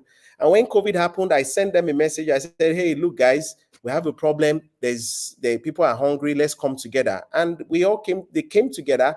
They gave different money, food items, and we were able to do several outreaches. That was because I had a relationship with them. They didn't come to me. I went to them. And when the time came, we were able to do it. Now, I have, in different fora, asked people, what is the problem? Why are you guys not engaging? And I always hear the same thing. It's mindset. Oh, you people have police. Oh, you people will not let us come near. Oh, you people will this. Am I saying every politician is like me? Of course not. But thank God we have social media. Thank God we have technology. You can call people out. You can have a voice. You can use your voice. And so when you see what is not acceptable, these people are in office because of your votes. And that is part of the things I do now when I speak to younger audience. I have an institute, African Governance Institute for Development. And a lot of the conversations we have is about empowering people with knowledge so that they know what to do part-time. You need to be active citizens, not passive. It's active ones that build nations. And so part of it may just be your voice talking, or forming lobby groups or pressure groups or advocacy groups that can't speak. We need to speak. We have to speak. You cannot say because I entered government, I know all the answers. It's not possible. I did not get super brains just because I got into government. So I need to work with people. So if people are not ready to listen, then you call them out and you drag them. And then they will know that, okay, I need to do this. And politicians always work with numbers. So when they see that these people are a sizable number, they always listen. So you have to, there's a strategy to engaging. And I think people need to understand that more. The second thing I always tell people is how you engage is as important as engaging, because some people are just outrightly rude. And just because I'm your representative doesn't mean you should be rude to me, or people should just try and malign my character or anything. It's not right. I also have rights. So I tell people that when you want to engage, please do, but do it decently and with decorum, and not with abuse, hurling abuse, and telling people you are very stupid, you are very this. It's not acceptable. So I think the engagement points, like now taking so long on what your comments are, but I just felt it was important to say that some people out there actually want to engage. Some of us, every time I stand in the house, I said, my name is Sheyi Adisa. I represent the good people of Afijo. I cannot represent people I don't know. And so I want to know them so I can represent them. And there are people like me that I know in different houses of assemblies and maybe even National Assembly. So I think you need to, if you like, pressure people to do the right thing. And that's where we're going. Now to the state creation point. You see, to be honest, this is my own opinion. Unless we have, for me, maybe a military dictator that can just make a declaration, is going to be very difficult, because numerically speaking, the North has more in everything, local governments and states, than the South. And I'm not talking about Southeast or Southwest, just North. I think North is 19 states, South is 17. So naturally, if you put it to a vote, unfortunately, it won't be issue-based. It won't be on facts. It will most likely be on ethnicity. So to pass that vote, which is a constitutional thing, and which means all two-thirds of the state houses of assembly have to agree to it, is almost not going to happen easily. And if you create in Southeast, I guarantee you more will be created in the North as well. So whatever happens, as more as you create in one region, the others too will create. And so it's almost like a never-ending ceiling. And that's my own personal opinion as I see it. It's where we are in our democracy, and we hope we'll continue to grow and understand that. The Southeast developed December, of course, with the numbers. Once you have the numbers, what are the metrics for creating states? What are the metrics? Do you understand? We must be dispassionate when we are doing these things. Sorry. Told me. Yes, apologies, Honorable. Do you think the Southeast are they're in perpetual disadvantage with the way the country is skewed? 5 states, and those states, they get on average 4 parliamentarians. So in terms of the balancing of equal representation, they're in perpetual. Yes. There's nothing they can do to lift themselves out of that, just in terms of how the numbers are skewed. Do you accept that, and do you think that is right? So like I said, we have to. So let me answer that question. And I hope you don't take any what's it called to it. Or your state is 28,454 kilometers square. Apparently, and you can double check this. I would like to know. I have heard it, but I have not fact checked it. The whole Southeast is the size of your state in terms of land or in terms of kilometers square. 28,454 square kilometers. That is the size of Oyo State. If you can drive within Oyo State in 6 hours from Ibadan all the way to the north. And I heard, and as I said, I usually won't say this because I've not double checked it, but I heard that the size of the southeastern state is the size of it. So the moment you even say we are creating more here, Oyo too will say we need Okeogun and we need Ibadan State. You know, so it's the point is that when you want to do things that are sensitive, you must use the clear matrix, be dispassionate. It's not, you mustn't look at because I'm the person here, I'm the person here. What is fair? What is equitable? What is just? And that's what we must do. Look, one thing I know about life, if you continue cheating me, I will continue to look for the day I will hit you back. Because human beings were not created to be oppressed. Humans are not supposed to be oppressed. So if you continue to oppress me, I will continue to look for a day to find how to get my own back. And so I have never been from the school whereby oppress or know what is just, what is equitable, what is fair. Now, of course, everybody doesn't think or act like me, but that is my own matrix. And so when you deal with things as sensitive as they, my dad told me, I come from Awe. Oh, Awe should have had a state. And I'm like, really? How many states would we have in Nigeria? You know, so, no, sorry, a local government, not a state, said Awe should have been a local government. And I'm like, how many would we have? And some people are even saying we have too many. We should collapse it and go back into regions. So it's going to be a continuous conversation. But what is important in when you have a country as diverse as ours, you must always let fairness and equity be the foundation of everything you do. Because if you don't, you are only postponing possible harm for the future. And that's why I believe, to the next point, that releasing Nnamdi Kanu is not enough, you know, and I don't think the president also thinks that releasing Nnamdi Kanu is what is going to make him be voted in the Southeast. I don't think so. If he's thinking that's, you know, I'm not sure who is advising that. I don't think that's a bargaining chip that because I release Nnamdi Kanu, you vote for me. I don't think so. I think that is oversimplifying what is on ground. Is oversimplifying it. There's much more to it than that. And even if Nnamdi Kanu says to everybody from the Southeast, go this way, I'm sure not everybody will go that way. We are just different people. Nobody can tell me he can get me all of one region. Even in the Southwest, we don't all agree to the same thing. So I don't believe that. And I don't think he's thinking that way. But like I said, and this, you know, to the point Joel of Nashville said that there are no guarantees in politics. None. Overnight things change. And that's just how it is. So for me, I think very sincerely that, you know, the president, and that's why it's important that the people around him are people that also see equity and justice as an important thing, that they're giving him the right advice, that they are telling him the right thing, and that he can make that bold, courageous decision when he has to make it. But as I said, you know, as a lawyer, when things are in court or when things, we shouldn't speak to them because we say, you know, it's already in court and all of that. But my honest opinion is I just don't know enough to be able to comment authoritatively on that topic. Well, thank you, Honorable. You spoke so well. You spoke so well, Honorable. But I just want to leave you with this, okay?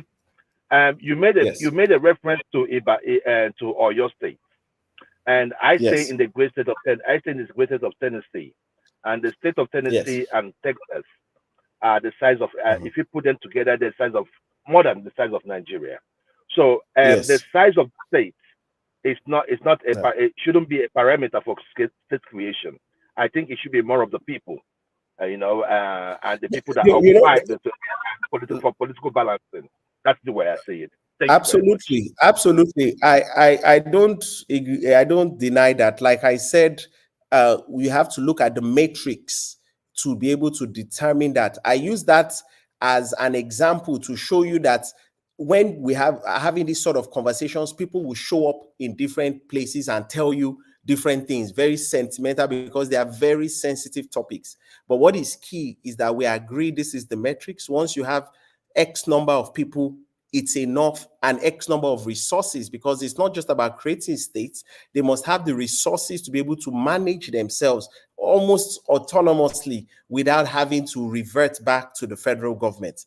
I've been to Canada and I've seen how things work. Those are true federations. And if we're going to, run a diverse culture, diverse environment like we have to allow every place run their own. You have to give them the autonomy they need to run their own. And that's my personal opinion. So I just use that as if you were sitting with somebody else, they would throw that as an argument. But I believe that the matrix must be set and we must follow it stricto sensu. We feel marginalized in certain things. In Oyo State, I come from the Oyo town. That's one of the smallest places. So, even if they are creating states, we don't even have a mouth to say, we even call us, because Ibadan will say they should give us Ibadan state, and the people in the north will say give us. So we don't even have a say in this matter. So, but it's so sensitive that we must not let sentiments get in. What are the matrix? We all agree, and we use that. And I think that should be how we run countries, with the right matrix. All right, brilliant, excellent. So, Ekene, you're up next, and we're trying to speed it up now. So, just introduce yourself, tell the honorable where you're joining from, put a position to him, and then we'll move it on. Ekene, you're up next. Yeah, Honorable, thank you for honoring our invitation in one man show. One man, thank you, sir. One of the best. Ekene speaking, Nigerian speaking from Lagos State. Okay. I want to put a position and just about 2 or 3 positions.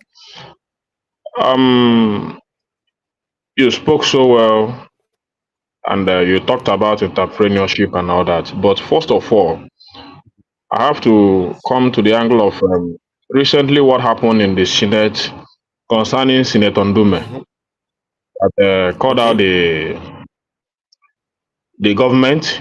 He used one language called them kakitocracy, which means government of incompetent individuals mounting the position of government. And I believe Ndume is a member of APC also, just as you are. So, and when I look out at the government, I see his words to be true. So, and the government came into power in the position that they're going to mount in the most capable men. Sorry, let me push you. So don't embellish. Just land the questions and then sorry. So what I'm saying is, after his criticism, his position was taken away by the Senate. So is it that the government don't like criticism? And if a government don't like criticism, how are they going to go then? Another thing is the kind of inflation we are having in this country is getting out of hand. Especially starting from 2014, the inflation rate is about, I think it's about 8% or so. Today we have about at 4% inflation rate. So both food inflation, exchange rate, and the other things, in fact, hike in everything. So apart from removing fuel subsidy, unifying the exchange rate, what is the government doing? Definitely, particularly apart from removing fuel subsidy to curb the inflation rate. Another thing is the division between Igbos and the Yorubas is very troublesome.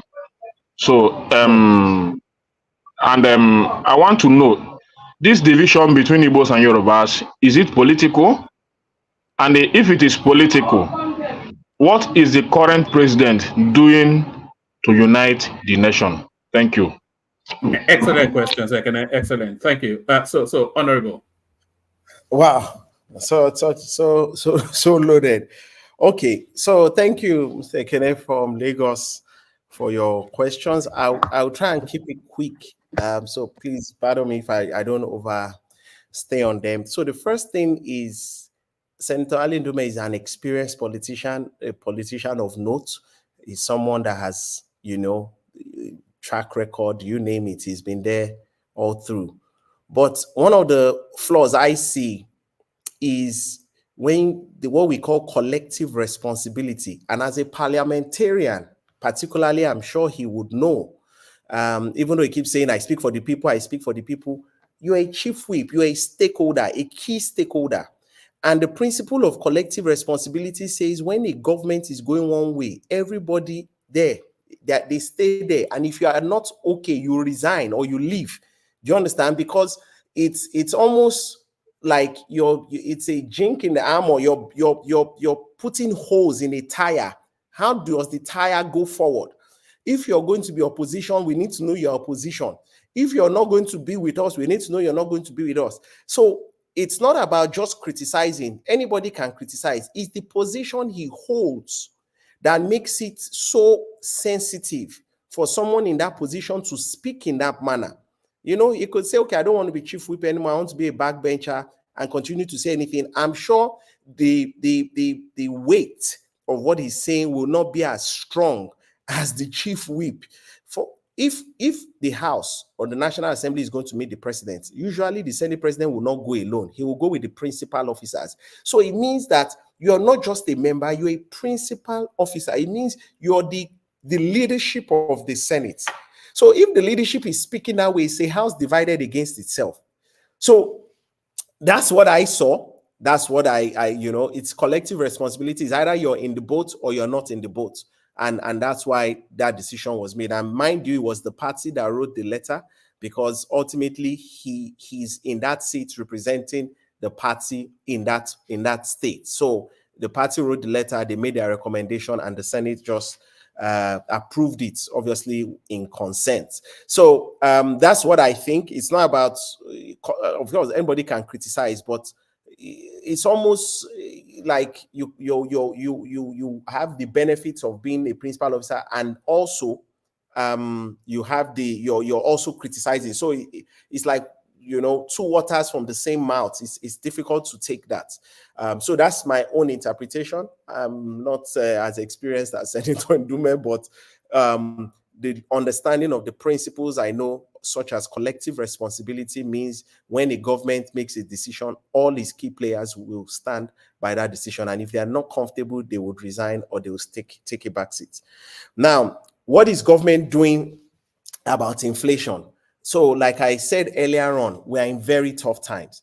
I have alluded to the fact that even globally, and maybe those of you in the UK, US would also, attest to the fact that generally, well, at least I visit the UK, I visit the US, there is an increase in gallon of PMS or gas, as they call it in the US, and the same in the UK. And so we have the general external factors, but we now came into this government that was almost set up. And I remember before this government came in, many people spoke, Sanusi, Lamido, Santi, that they pity any government that will come in at this time, because the fundamentals are so bad that any government that comes in, whether it's PDP, APC, Labour, will first of all have a battle on his hands, because things were just not going in the right direction. So it doesn't matter who would have been there, we would have had to go this. Now, how each person would have managed it may have been different. Some may have not have done the petrol immediately or whatnot. But the President Tinubu, I know his strategy is let's take it on quickly, so that when the economy rebounds, we're on the up. And I think that's what I see. So when you ask what is he doing, I think, like everything else, there's always two sides to every story. Whilst we are suffering from the Naira, those exporting are benefiting, and I understand we're having trade surpluses in that regard. Now, is everybody exporting? No, but those that are exporting, they are having the benefits of it.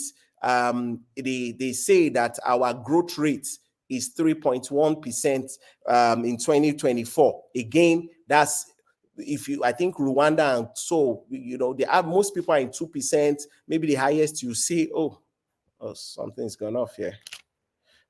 What's gone off? We can still hear you, but we can't see you. But I think you Okay. may have switched off your camera inadvertently.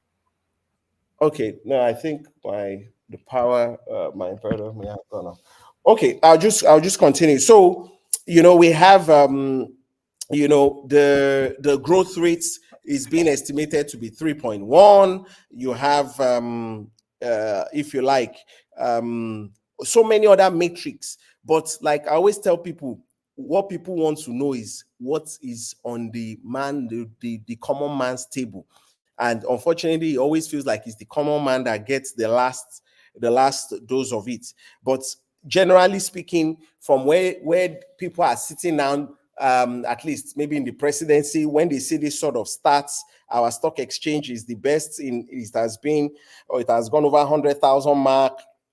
Capital inflow has increased 66.1%, and we have $34 billion reserve, which we knew was depleted at a point and has come back. And for me, how I interpret this is all of these things are now, if you like, the fundamentals that will hopefully start to take us out. I said it earlier on, I don't think we can go lower than we've gone. It has been very tough, and anybody that says otherwise is not being realistic or is not being real.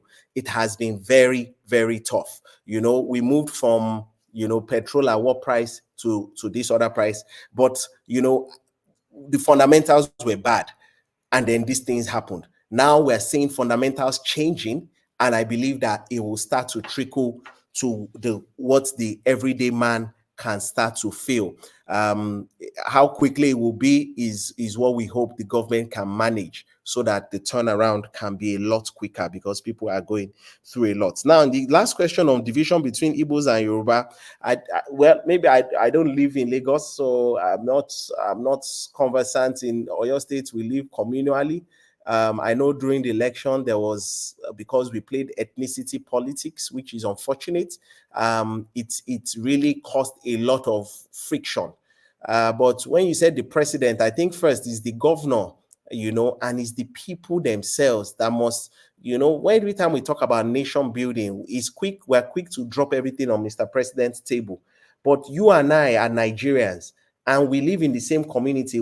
Even if president says we should shoot each other, we can decide not to shoot each other. We can decide to live with values of love, peace, and harmony. We can decide those things by ourselves. And so before we go to president, I think we are leaders in our own rights. We lead communities, we lead families, we lead markets, we lead companies, we lead all of these places. We can decide to live communally. So if there's any division happening, I really think that it is stereotypes that have been formed, and prejudices that have been formed, and is either perpetrating them or dispelling them. Yes, please. Honorable, sorry. Do you not acknowledge that the tension, the ethnic tension, especially between those two spaces that Kenneth described, the Yoruba and the Igbos, do you not feel that it is at its highest point than we've ever yet seen, off the back of that 2023 election,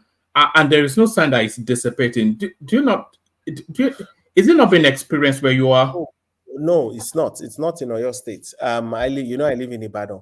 But what I will say is that the people at the forefront of it, GRV is my friend, Gbadebo Roosevelt is my friend, and people that were at the forefront of the politicking, the governor, Peter Obi, all of those people need to step up now. You see, there's the time of crisis is when you need leadership the most. When there is a crisis is when leadership is most required. Whether inadvertently or consciously, we have created this problem through politics. We intermarry. I have a lot of friends from the East. My sister is married to somebody from the East. I was in Imo State August, not last, is it last August or 2 August ago? So I don't see these things. Politics brought it up. And because politics is a divide and rule sort of space, but those that were at the forefront of it must take it as a responsibility now to unite people, drop politics and do that. So Peter Obi, Gbadebo Roosevelt, Governor Sanwo-Olu, those are the sort of people that need to be at the forefront of things now. Because when they model unity and love, it can cascade down to those in the communities. As I said, I don't live in Lagos, so I'm not able, maybe I don't understand the intensity of it. But what I do know is that if leaders rise up and if leaders show up and they show that unity and love, then the question will be to the average man, which one is our own? When the people that are our leaders are showing love, and why are we fighting each other? And that's why I think you need leadership most in crisis. And if you have described the situation as a crisis point, then I think this is when we must show leadership of love and unity. One mic, can I follow up on that? No, you can't. Hold on. Just hold on, please. Don't. Just hold on 1 second. Honorable, check your phone. I want to hit every voice, Bansat, before we open up the space. So, Honorable, check your phone as you hear Isaac Black ask his question. So, Isaac, you're up next. Okay, thank you, Mama. Mr. Honorable, our handsome Honorable, if to be frank with you, if I be woman, I go fall for you. So my question might be this one. Yes, sir. Why be say if all these people where they enter corridor for power for this our Nigeria, why be say if they're outside the corridor, they go they see all the things where they're supposed to do, all the mistake, all the thing where they need to fix. That is when they're outside corridor. But once they jump enter inside that corridor, because this now wait I don't they notice from Tete. When they come jump enter inside that corridor, you go come like say they're not going to see all those things where they see that time before they jump enter. Like for example, now I use one person for example, like our brother Obi, Peter Obi now, in the outside corridor now, in they see everything, virtually everything. In they see and now say we not get light. If they see and say we not get good road. If they see and say everybody they hungry. If they see and say everybody they die. But me I believe say if this man still jump enter inside that corridor, he go come they do like Jagaban. You know go come they see say we not get light. You know go come they see say we not get good road. So what did they always cause that thing? Because you don't already enter that corridor too, and you can't still come out now.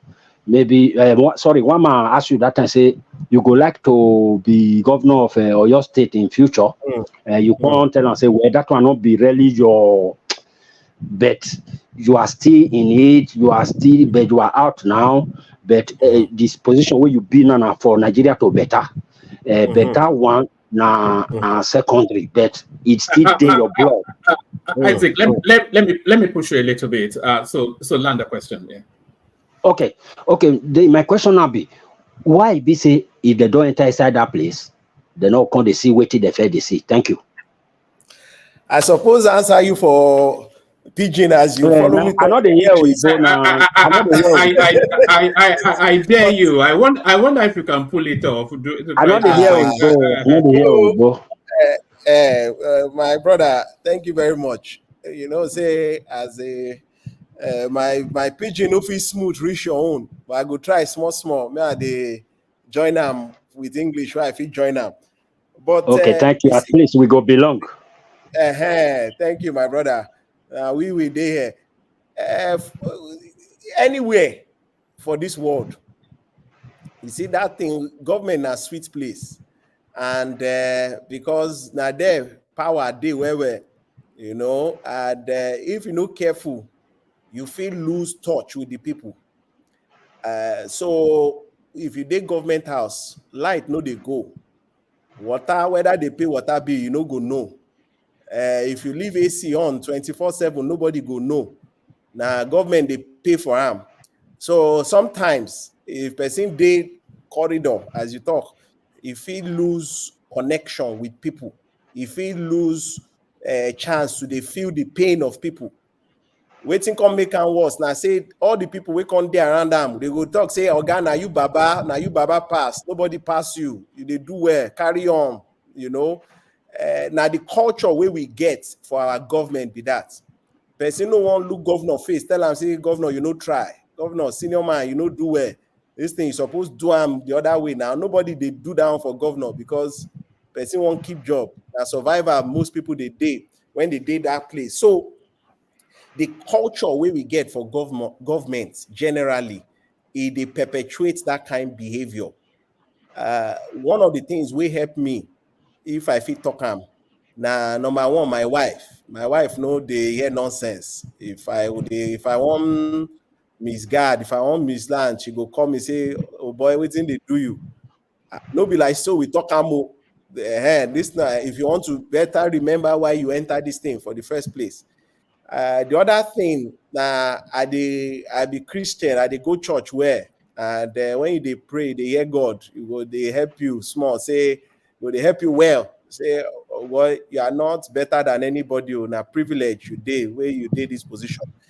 So for me, I believe say now our culture, they allow this thing happen, and until you come out, all those yes men no go dey there anymore. Nobody they will dey there. NEPA fit take light. Some things will happen for your neighborhood. You go come see say so now so this thing be. I don't know.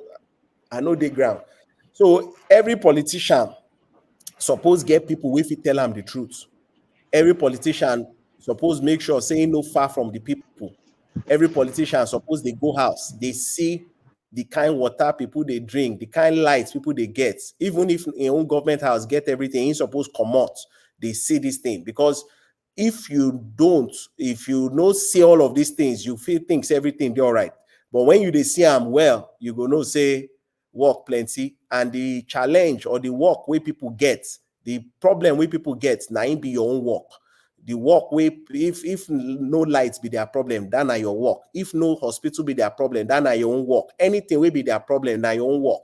And you suppose get that kind of value when they go office. The last thing where I go talk now, say even the people we elect, before you elect them, which kind of people they be? Because some people no fit change. They don't show you who they be before you enter government. You can't allow them enter again. They go just become worse. But some people you go see say this one, it get person where they call, follow and talk, where they listen. So I think the values where people get is also very important. When you get people where believe say this job now service, now to serve people, in own approach go dey different from person where your own approach now say, if I hit that place, they go hear them. They go hear say person don't get power. So the approach go dey different, and now the results, the common man, they normally suffer. So you must do well when we want pick people. Look at their track record, but not just their track record. Look at their values. Within which kind person this person be, a kind person, I be a wicked person. Because when he get office, the office go just expand them the more. I thank you, my brother. All right. So all right. Thank you, Isaac. So now, gentlemen, our guest has been on a flight. He has had a day at work. It's going on 12 o'clock, round about where he is, and we had an agreed amount of hours that he was meant to spend with us. So for the people remaining, bear that in mind. At record speed, just hit the questions. He'll give you a response, and then Larry, you're up next. Larry, I think Larry actually thinks he knows you. Larry. Yeah. Honorable. I know him, and he's just my friend in the Badon, Shayo Aluko. Yes, of course. Yeah. Okay. You've actually spoken well, and thank you very much for all the words. So my own question, I'm going to take you a little bit towards the economy side. Okay. And I'm actually happy that you've been to several countries, right? You've been to the US, you've been to Canada and the UK. And you know that any government in those places, for them to be able to perform well, everything lies down transparency and accountability. Now I'm going to take you to the petroleum subsidy regime. The government told Nigerians that we do not pay subsidy. And we all know that we pay subsidy. And I believe that every resources that Nigeria has, the government is just the manager of those resources. It doesn't belong to them. Do you think the government is fair to Nigerians not to be transparent and make them know what exactly is happening when almost half of what we earn is going towards payment of subsidy. Okay. All right. Thank you very much, Stellari.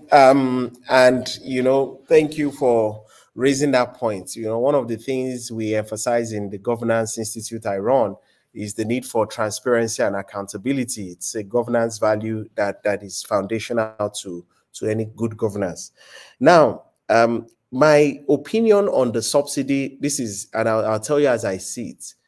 So when on the first day, the president announced, he had not even entered into the office when he announced that, because like I heard, even if he gave a date, people will hoard petrol before that date so that they can sell the petrol at the new price. So it was a hard decision. There was no easy route. People were going to plan whichever way. So whether it was an element of surprise he tried to do, because if he said, okay, on June 31 or July 31, we'll do this, there will start being petrol scarcity of fuel queues because people will start hoarding to sell at the new price, and so many things will have happened. So there was an element of surprise in his strategy. But I think what has happened, two things. Number one, obviously, Nigeria generally has more money in terms of, is supposedly not paying the subsidy, and it's reflected in states' allocations. And I think no governor denied. I think what I heard is between 35% to 70% more is what governors started to receive. I think that's what I read in the news. But what has happened after that is that because the crude that we are using is backed on the dollar, as the dollar has been increasing, it has meant that things have gone up as well.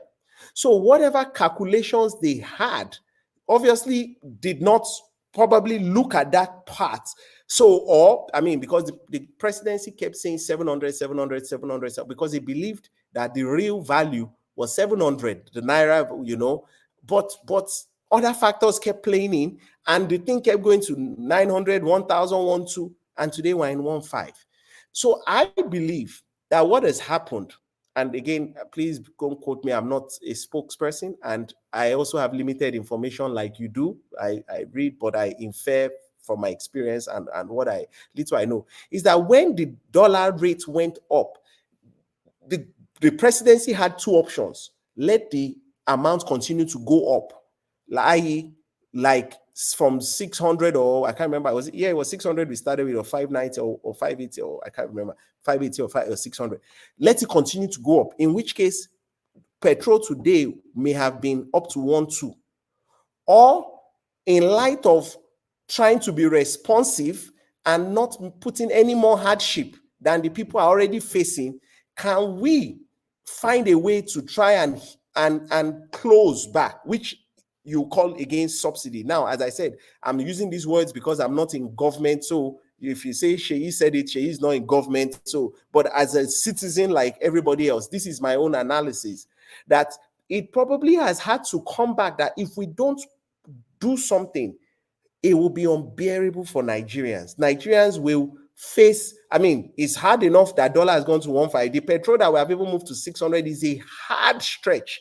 If you do nothing, that same petrol will get to over 1,000 and will be in big problems. So the government, as far as I'm concerned, in my own opinion, has had to step back in to try and balance things so that it doesn't get worse for Nigerians. And we've seen in recent times that even then, we're starting to see, whether it's because of the Dangote refinery or whatever, we're starting to see queues again, we're starting to see things come up again. So I believe it's a responsive government that came back up.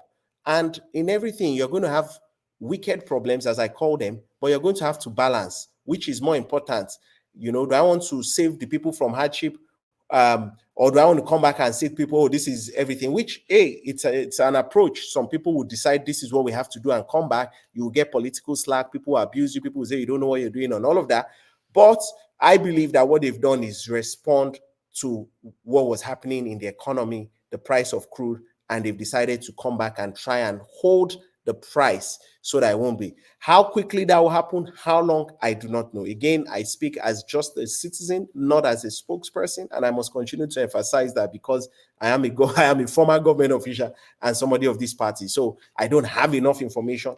And if a part of this clip was cut where I was just saying certain things, it might look like I am not, telling half the story. But what is important is that I think this government is trying to be responsive, listening to the yearnings of Nigerians, and trying to find ways to support, even if they are not coming out. The long fix is what I see they're trying to do, which is the CNG gas, and which they're trying to give it to a lot of public transport, mass transit, so that the price of transportation can remain low. But like everything, changing is going to take a long time. It's not going to be quick. If you're going to import, these cars take time to come in, 3 months, whatever. It's a long process. So there are no hard and fast rules. But what I see is a government that is trying to turn quickly to manage some of the things it's facing as they come up. Okay. All right, brilliant, excellent. One more, please. Let me do a little bit of pushback. Yes, it has to be very. You have to be condense it really. Yeah. So I think my major question, right? Yes. Honorable, you've not really answered my major question. It comes down to the issue of transparency and accountability. Yes. And I'm throwing it to you. Do you think the government is fair in terms of being transparent and accountable to the Nigerian people, not making Nigerian people know every single penny that is being spent on subsidy? Okay, that part. So let me also say this, sir. I also know that government cannot tell us everything. That transparency too has because I'm sure there will be matters of national security. There will also be matters that can destabilize the economy, and the government has the right to withhold what it thinks, which is its discretionary power. Now, how you use that will depend on who is in office, but the government has a state to manage, has a country to manage, and if it feels that announcing everything or some certain things will cause the country to go into riots, protests, and undue instability, then it may find other ways to manage the process. So you have to balance this. Like I said, it's always conflicting interests, and a government at the helms of affairs, depending on how they see things, depending on how they value things, and different governments will react differently. But I think they have to make a decision. If it's going to throw the country into instability, riots, and things like that, then it may better manage the way it releases its information.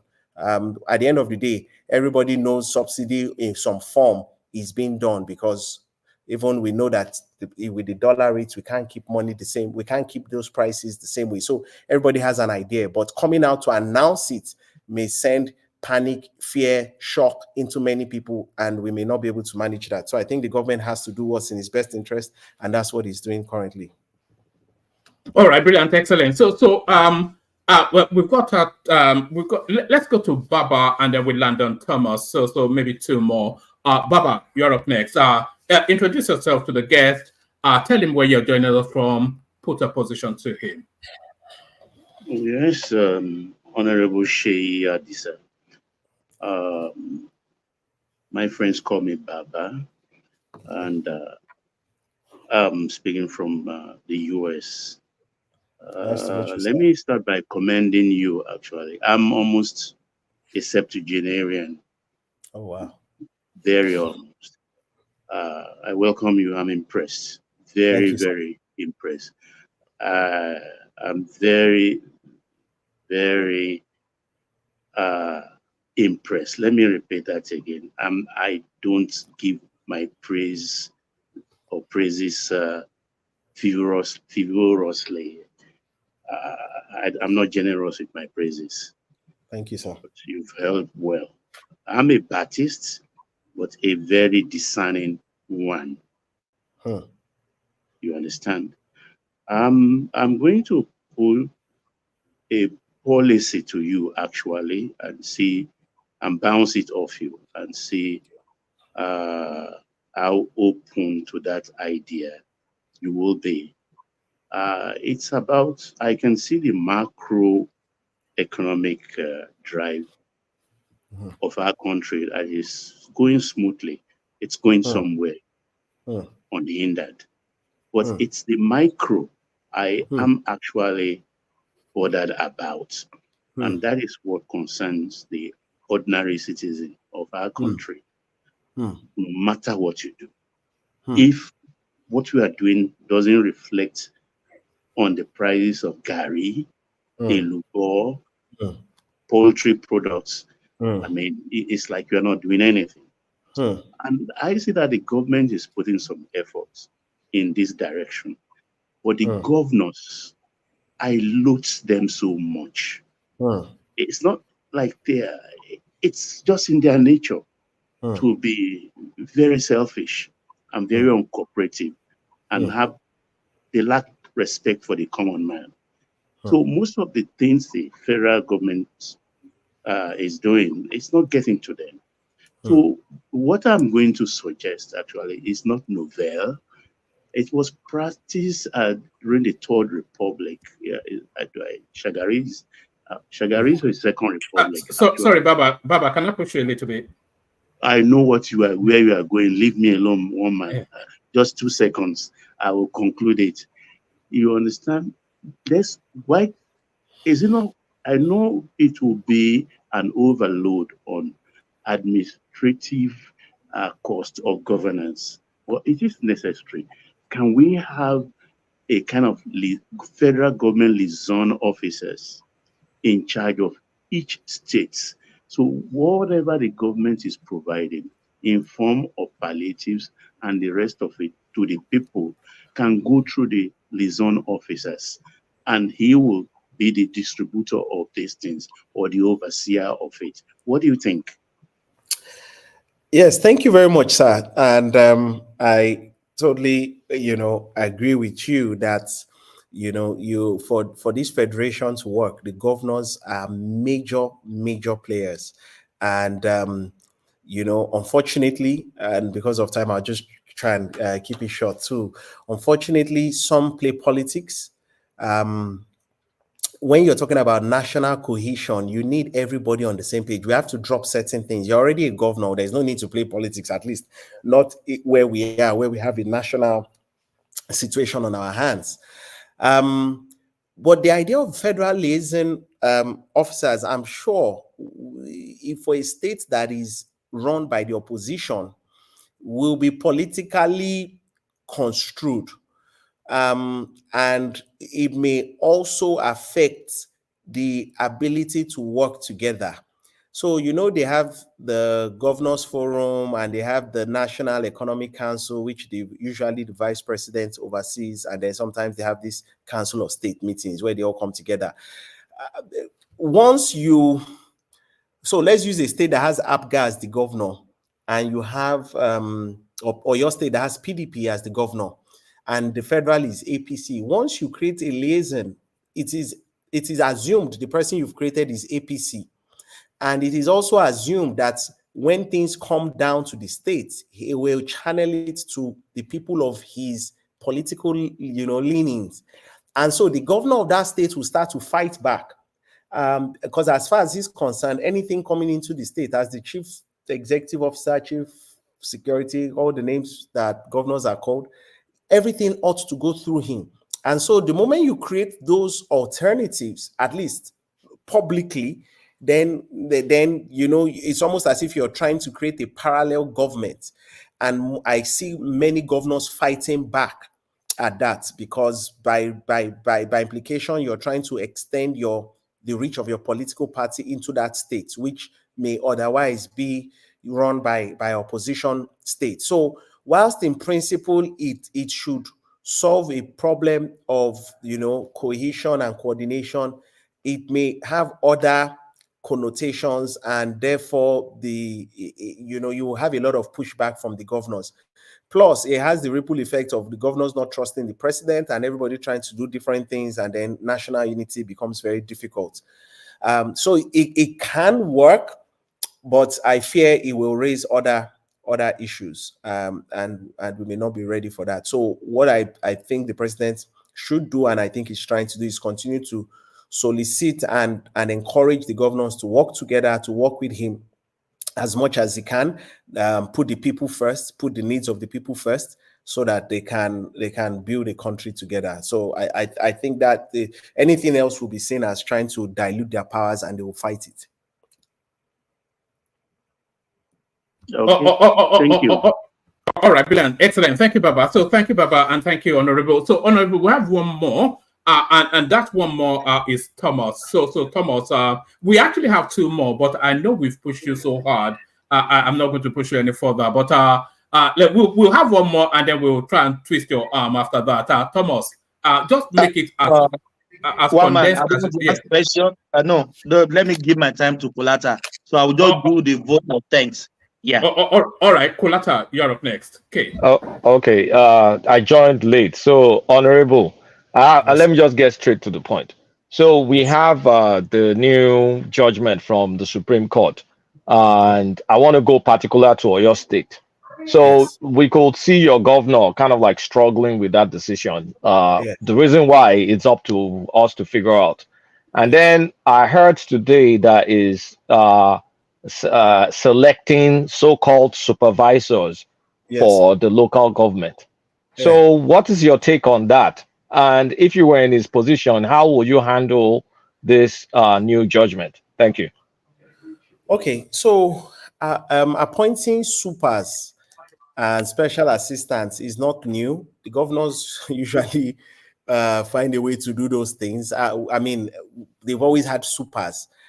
So I didn't count. A lot of people saw that as something, but so for those that don't know, you know, at the local level, you have the chairman, who is the executive, and the vice chairman that are usually elected together. You have councillors, which are the legislative arm of the local government. But we have the people we call supers. So they're like commissioners, but at the local level.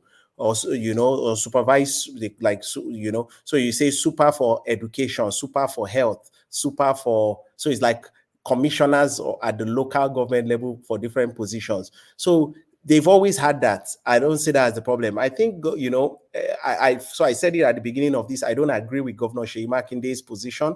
I do think that we need the local governments, even though in an amended form, particularly the way they get into office. That is my biggest challenge, because what you put in is what will come out. So if you don't fix how they go in, you will continue to have people from the same political party as the governor wanting to do the bidding of the governor, especially if the governor has the House of Assembly that has the constitutional right to oversee them. Then he will keep punishing them, suspending them, or looking for ways to harass them, because the House of Assembly can suspend local government chairmen, can do any, almost Section 7 of the Constitution gives the House that power to run local government. So if the local government know that the governor through the House can catch them, then there's still a problem to be had. So we need to tweak it a little bit from the Electoral Commission and all of that. So that's my own position.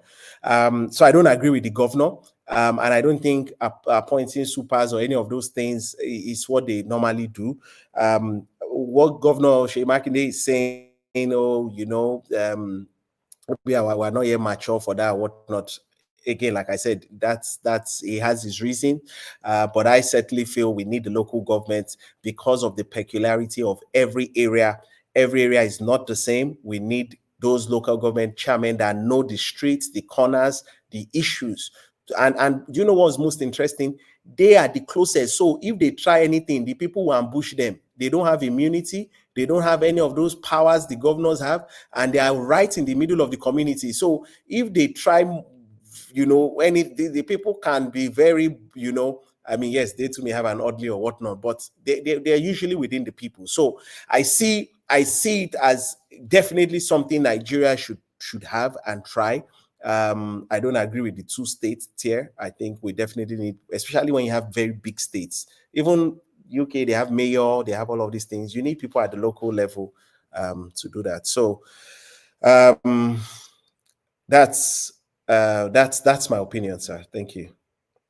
One man, can I ask one question, please, if you don't mind, Honorable? I think the guest just is one. ready to. I think it's just one. All right. It has Please. to. It has to be the tiniest Yeah. of questions. I think I get this spent. It's not a long day. So, but yeah. Just one question. Thank you, Honorable. I really commend you for coming to this platform. Okay, I enjoy your narration, your response today. But having said that, because you are a lawyer, so Yes, I'm sir. very much concerned because I put on my camera because this has been bothering me when it comes to Nigerian space. In a criminal law, does not discriminate between the rich and the poor. But when it comes to Nigerian space, it's a different case. I mean, the rich people use the judicial system to oppress the poor, and that has become a concern. I can give you several examples. The recent one was Tony Abraham. I mean, there's Ijele, there's the Risco food store. So, what do you make of our judicial system? Just a short answer. And add Bobrisky to that as well. Add Bobrisky to that. Yes. What about Bobrisky? What about it? No. No. A lot of people felt that he was politically mishandled to send a signal to the space. So it was more. A lot of people felt it was incarcerated more for his lifestyle than abuse of the naira. What does that even mean? And then you're throwing people in prison. We know it's against the law, but a lot of people feel it was a signal more to his lifestyle than any flouting of the law. Yeah. Yes. So like every space, once you have humans, there's a tendency for all of these things to happen. But the judiciary is such an important arm of government that, in fact, they're the ones that there mustn't be any sense of corruption in any form. And that's why the autonomy and independence of the judiciary is of utmost importance. However, we have seen, especially where people were lawyers, maybe before they became judges, they have friends and whatnot. The judges I know when I was studying, they are very, very, they don't go out, they almost don't have friends because they don't want to be influenced. They don't go to parties, they don't go to this, they don't go to that. That's the standard. Now, there have been issues in our courts, and I've seen the Chief Justice of the Federation of Nigeria, CJN, quickly jump in to try and manage things. So what do I advise? There must be a way, and there is a way, there's the National Judicial Commission of checking judges as well. Everywhere that you give power to must be accountable and must be, able to be checked. You can't give anybody absolute power. So what I think, where there are some form of issues, we must find ways to escalate it. I bet nobody writes to the National NJC. I bet not many people even know there's an NJC. If a judge keeps getting petitions, particularly, then I think any sane NJC, although you might say he may also have friends at the top and all, no, but hey, what do? We must just try. So if somebody keeps having a petition, also uses the media to, obviously all of these things have to be done discreetly. And I'm not saying we should abuse the members of the temple of justice, but if there is any sense or any appearance of the partiality or favoritism, then I think we need to be reported and it has to be checked. So that's my advice. You say when it happens often, may we not fall into that side, but what is the solution? Solution is for people to be more, or if there's a trend, then we need to address it. We need to find a way. That's the only way. And once judges too know that they are being checked, the NJC is checking them, is checking their judgments, is checking a lot of things. Like everything else, they'll sit up and be. But we have very, very good judges in Nigeria. I've seen very good judges. I do more of commercial law than litigation, but from my experience, we still have very good judges. But where you have those bad eggs, so to say, then the solution is to report them so that they can be flushed out or reprimanded. Thomas. Oh yeah. Good morning. This is Thomas. I'm speaking from Australia. I'm co-host of One Man. Wow. Thank you, my brother. You are my blood brother. Why do I say that? I'm from Oyo State. I'm from Okeo, Kajola local government, precisely. So we are blood brother, my brother. Thank you for coming Oh, thank you, Kobi. I love your enthusiasm. I love your energy, and I pray God will bless you. In your closing remarks, just two questions to you. You know, we know how to twist, bring something in. Yeah. Where do you see yourself in the next 4 years? And also, are you a practice barista? Yeah. Thank you so much. May God bless you. We are open to have you again and again, because I will not deceive you, my brother. We have more questions for you. Thank you so much. God bless you. Thank you. So, like I said to my brother when he called me, I was in Abuja this morning. I had some training, then flew into Ibadan, and I should have gone to bed, but I did say I was going to wait up. So, thank you for having me. Where do I see myself in 4 years? I just want to continue to add value. When I left office, what did I do? I created an institute, the African Governance Institute for Development. Again, it has to have development because that's my own brand of politics, for development. And what is the institute about? The institute is to raise another generation of value-based leaders that will promote good governance, that will lead to national development. So before we talk about office, we need to first of all build the leaders and then skill them, give them the right mindset so that when they get into office, like my brother was saying, they don't change or they don't say they don't remember. So we're trying to school a new generation so that they are more prepared for when they get into office. So that's the type of work I do on the side. In addition, my law firm is my bread and butter, but I'm in politics and I also want to continue to improve governance in Nigeria. So we use the institute to do this. We have webinars, we have all of these things. So what do I see myself 4 years? I want to continue to add value. I want to continue to help the younger generation. I got in at 27. I'm just over 40 now. And I want to continue to help people that are wanting to come into that space. Many are running from it. It's too dirty, it's too this, it's too that. And we need to reorientate people that we need you. We need those that have the conviction, because it's not everybody, but those that have the conviction should come into politics. We need them in that space. If they don't know how, we will teach them. If they don't know what, we will guide them. But we certainly need to get people in this space. So that's what I want to continue to do, add value. If I get appointed, I hope to use that position to even do more work. And if that doesn't come, we'll continue to work regardless. The office is just a platform, like I said earlier on. So that's what I hope to continue to do. 4 years, 8 years, as long as I have the opportunity. I have been privileged to have this opportunity so early, so I must continue to give back. Your second question was on what was the second one now? I didn't write it down. Are you practicing? Yes, I think he already answered that. Yeah. Yes, I'm back at my law firm. All right. Thank you very much.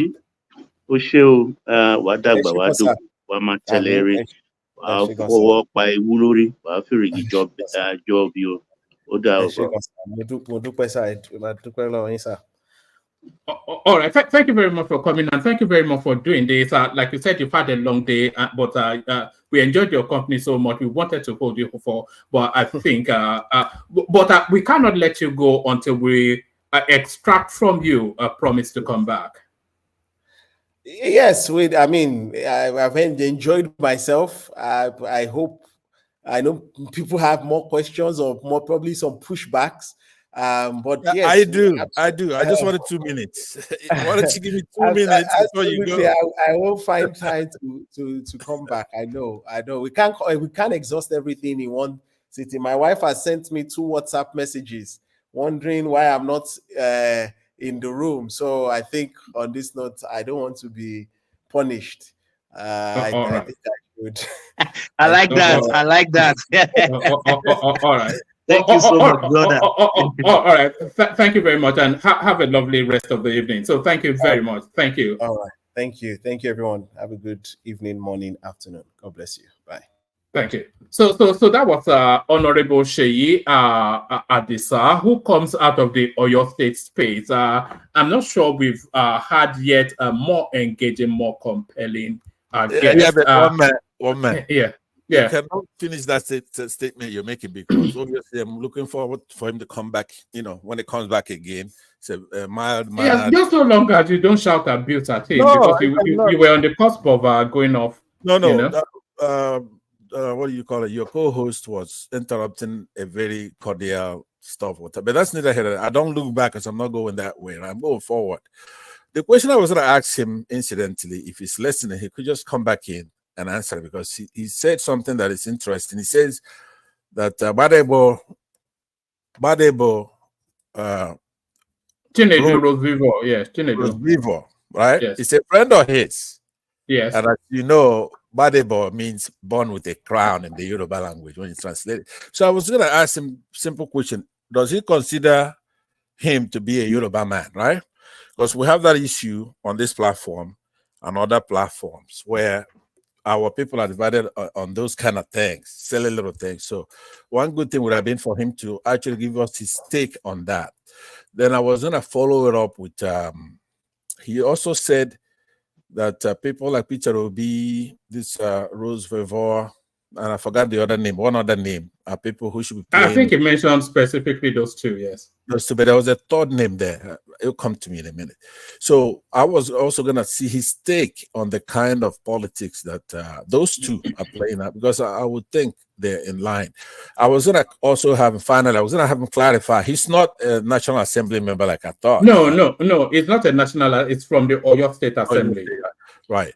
And but that's not his strong suit. His strong suit is actually, that's what he was in Abuja doing. It's a leadership trainer sort of, that is in that leadership space, and he has a global presence in that space as well. Yeah, and that's very good, by the way. It's just as important. And also, in fact, he didn't even want to come and talk politics, but I had to sort of, because we do politics. Yeah, I wasted my turn talking about national politics, and he wasn't prepared for that.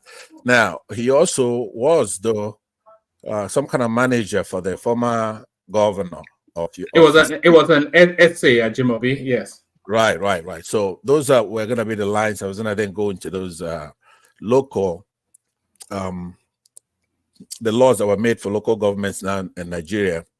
That because he was representing a constituent that is like a local government, right? So that would have been the idea. So I just blew off that time. I had rushed in here because it looked like you needed more people to come in on this panel. But after I came, it was populated. So I thank you for bringing the guest. It's a very nice mannered Nigerian. Yeah. The third person he mentioned was the governor of Lagos State. So I just want to let you know. Okay, yeah. Oh, yes. You know, when he was saying that, what I was hearing was that essentially he was asking Obi to pull his people back. Their excesses. That's what he was saying now, that their excesses is getting out of control. So don't be making us tough. Put the leash on. He was asking them to put the leash on. I was watching out. I was doing a lot of listening. I really heard I want to see where it's coming from, right? Because look, forget about politics. We got a country. We have to get that country going very well. So I was trying to see if there was any chicanery whatsoever, and there wasn't any. The closest it came was when it's talking about how big the Southeast is compared to Oyo State. But Imo State, for example, is the same population with Oyo State, for example, right? So not to the one man. I mean, hold on. No, it's true. Oyo State Imo State is about 4 million. 4.9. Hold on, 4.9 million. Oyo State is how much is 5.1 or so. I'm not defending what he said, but I'm trying to get it. I know, but you're wrong still. But please let me land. I just gave you the. Give me the information now. How much is Oyo State? Maybe I don't know. Oyo State is 5.5. Okay, I thought it was 7 or 8. Okay, I'm sorry. No, it's projected, but so they're about the same. You also have to know that Igbos are cheated when things are counted. So I make them both 5 million, right? Now, for as an example, let's use United States. You know how big United States is with 300, almost 400 million people. The size of Canada is about the same land mass as United States. Canada is about 3.8 million square miles. United States is 3.7. Now, when you count the water, the ocean, Canada is bigger than the United States.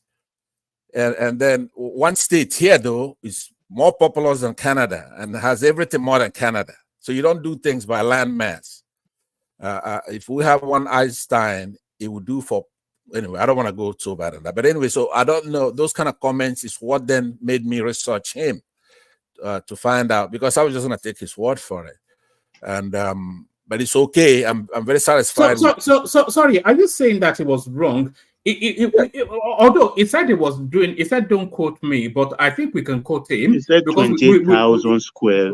Yeah, we've done it There's a separately. We know that Oyo State is bigger than the whole entirety of the Southeast. No, that's why I spent time telling you what the comparing population or land mass, right? No, it was saying land mass. Yes. Okay, that's what I'm saying. No, So it's not bigger, but it's quite close. The southeast land mass is bigger than Oyo, but it's just slightly. I know, but what I'm saying, the whole only a deceitful person will use that particular statistic that you're quoting. You have to. If hold on. It was saying that we have to establish the matrix of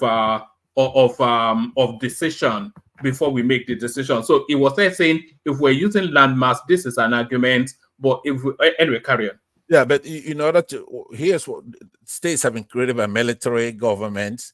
States been created by many metrics, right?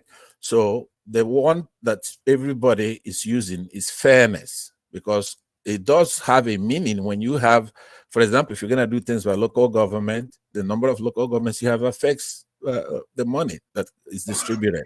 It affects the vote. If we want a constitutional change, for example, northern states, there's so many senators and people in the National Assembly to affect making a constitutional change. So anybody who is arguing based on, you have to be, once you're a deceitful person, you'll be using things like that, knowing that or saying you have to establish a standard. Well, what about the ones that are created already? It has to be a uniform standard. It is done by doctrine of fairness, right? That's why in the last election, you have the Fenifere supporting Peter Obi, or not just Peter Obi at the time. They didn't know who's going to march. They're doing it by fairness. You have to be fair. Now, if you're not fair, that's okay too. You don't have to be fair. Now, what I would do, like when I come and I see a guest, we don't know these people from Adam, right? Then we'll listen to them.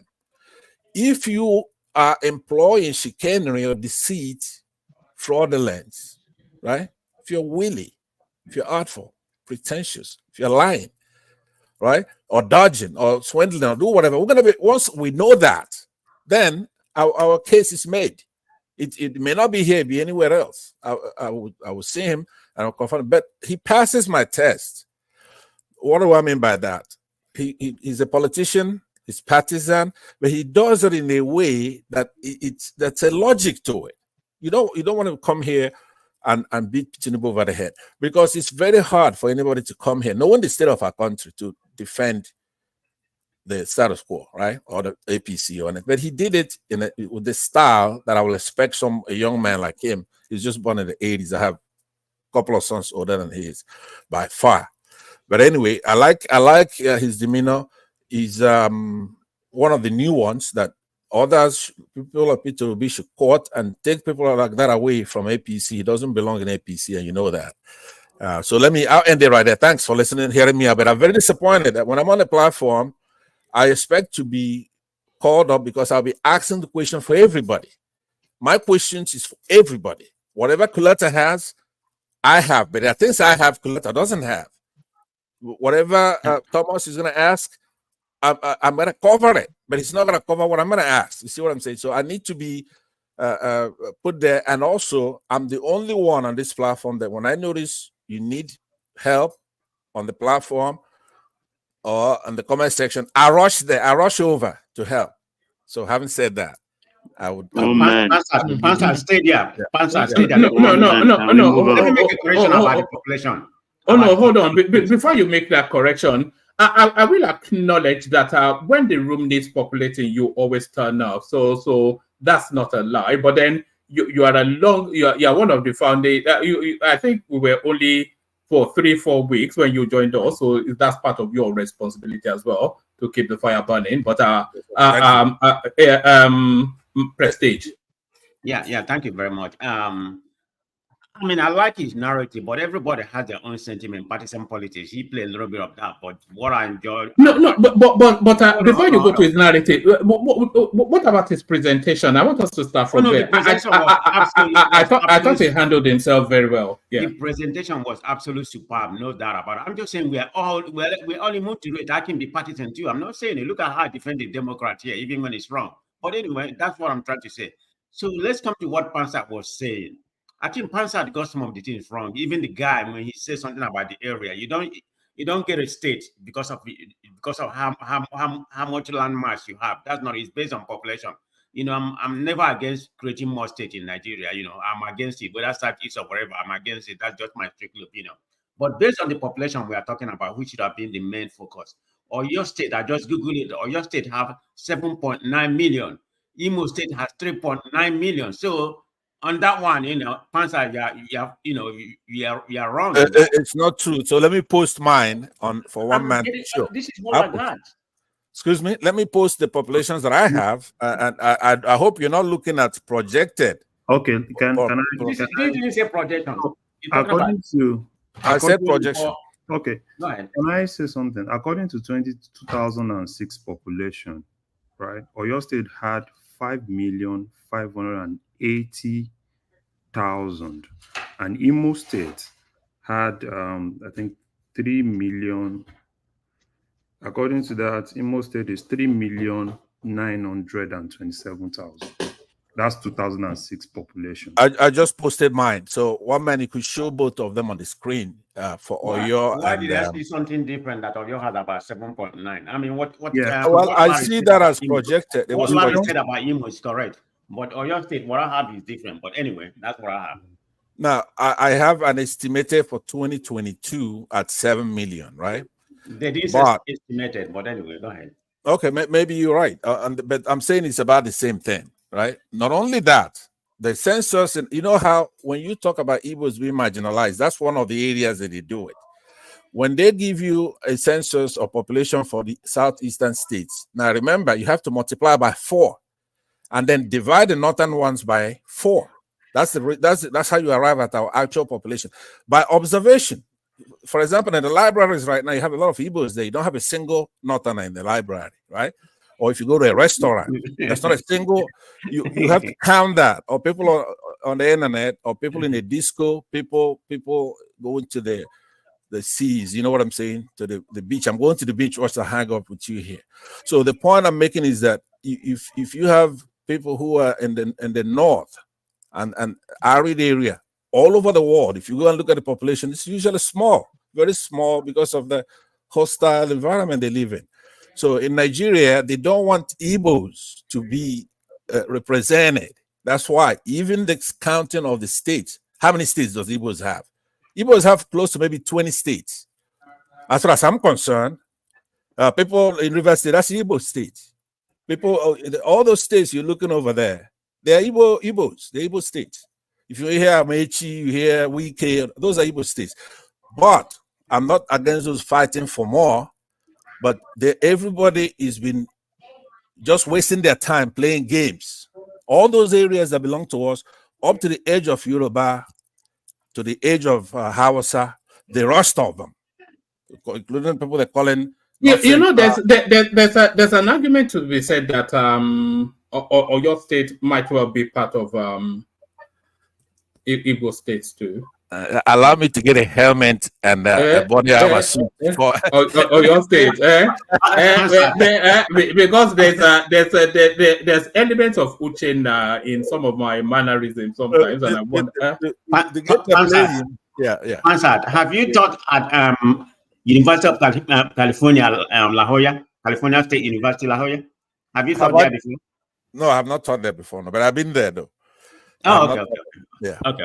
Is that where your wife teaches? Why would I want to review that?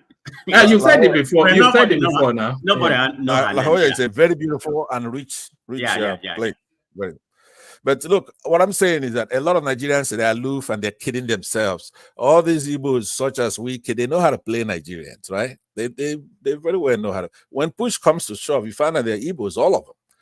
All they're doing is to get up there, get up the ladder and do all the stuff, they have to be playing that game they're playing until the oil dries out, for example, right? Once the oil dries out, obviously the Fulanis are gonna go waka, shege, right? They don't care about these people. But they're both playing themselves. It's like he has to do what he's doing. He did it even before the primary. He was playing games in the PDP, making people who are in the South lose their chairmanship, giving it to the North, playing that game. Like right now, he's playing the Yorubas by insulting Igbos, insulting Peter Obi, and all that. But if you go down there, they're indistinguishable from the Igbos. They vote the same way. They love the same music, right? They will love the same food. They dress the same way. All those states are Igbo states. All those. When it comes down to it. But that's not my issue. My issue right now is that we need a new Nigeria. That new Nigeria has to involve people like our guests. They have to be courted and taken away, and given a better life. I mean, Pastor, you have something, man. All right. I'm gonna leave now, but one man, it looks like this man was challenging me on the stats that I want him to concede. First of all, let me ask you, man of prestige, do you trust the numbers that come out of Nigeria on things like this, tribal, state, and all that? Do you trust that those numbers are accurate?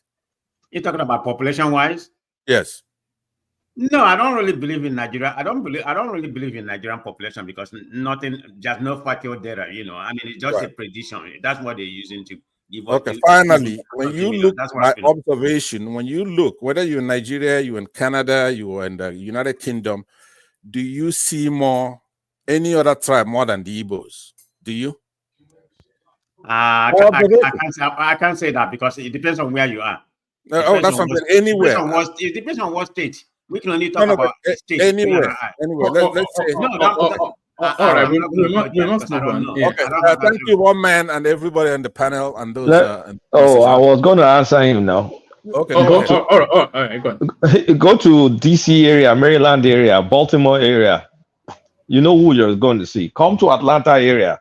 You won't see the Igbos. The areas where you see Igbos is where you live, LA, and perhaps Houston and Dallas. But Chicago, New York, the DC metropolis, Houston. Houston is a bit of both, honestly speaking. You'll be seeing my Amala brothers, they full ground for there. And when you go to the UK, if you go to the UK and Ireland, what do you mean? Hold on, let me just finish now. Yeah, there's more Yoruba. That's what I'm saying. When you go to Canada, let me land now. When you go to Canada, when you go to United Kingdom, when you go to Ireland, it's more Yoruba. So Pansat. And even in the United States, I had to even look at it because someone posted it. In the United States census, where they were capturing languages, I was shocked that even in the United States, that I thought there will be more Igbos.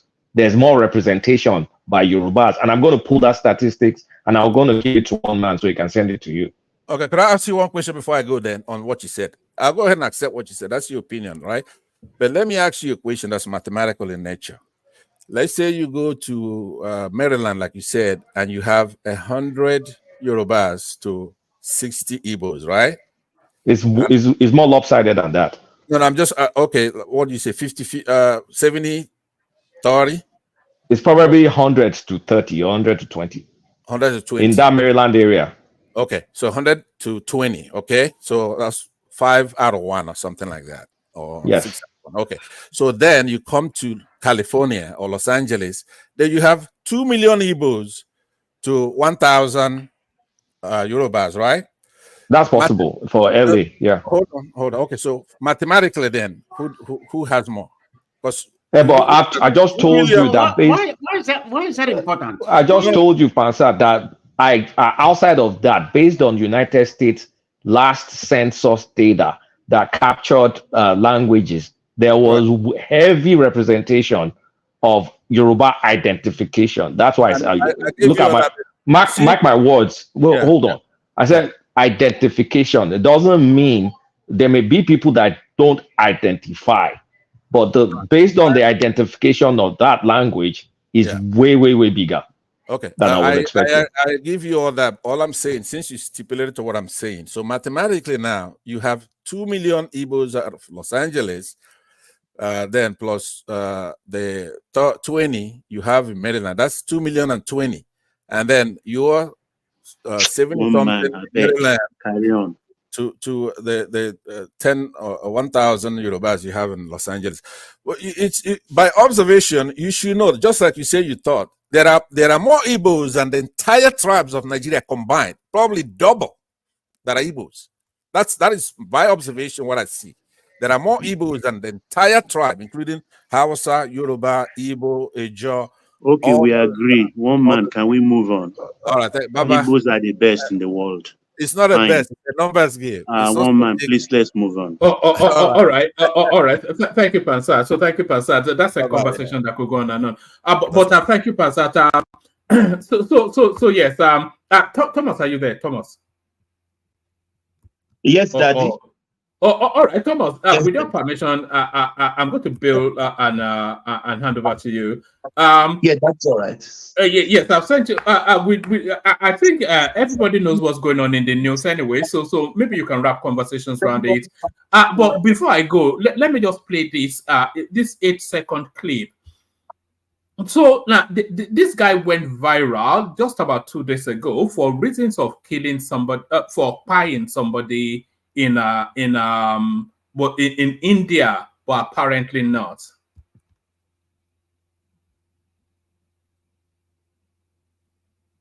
You can't hear him, can we?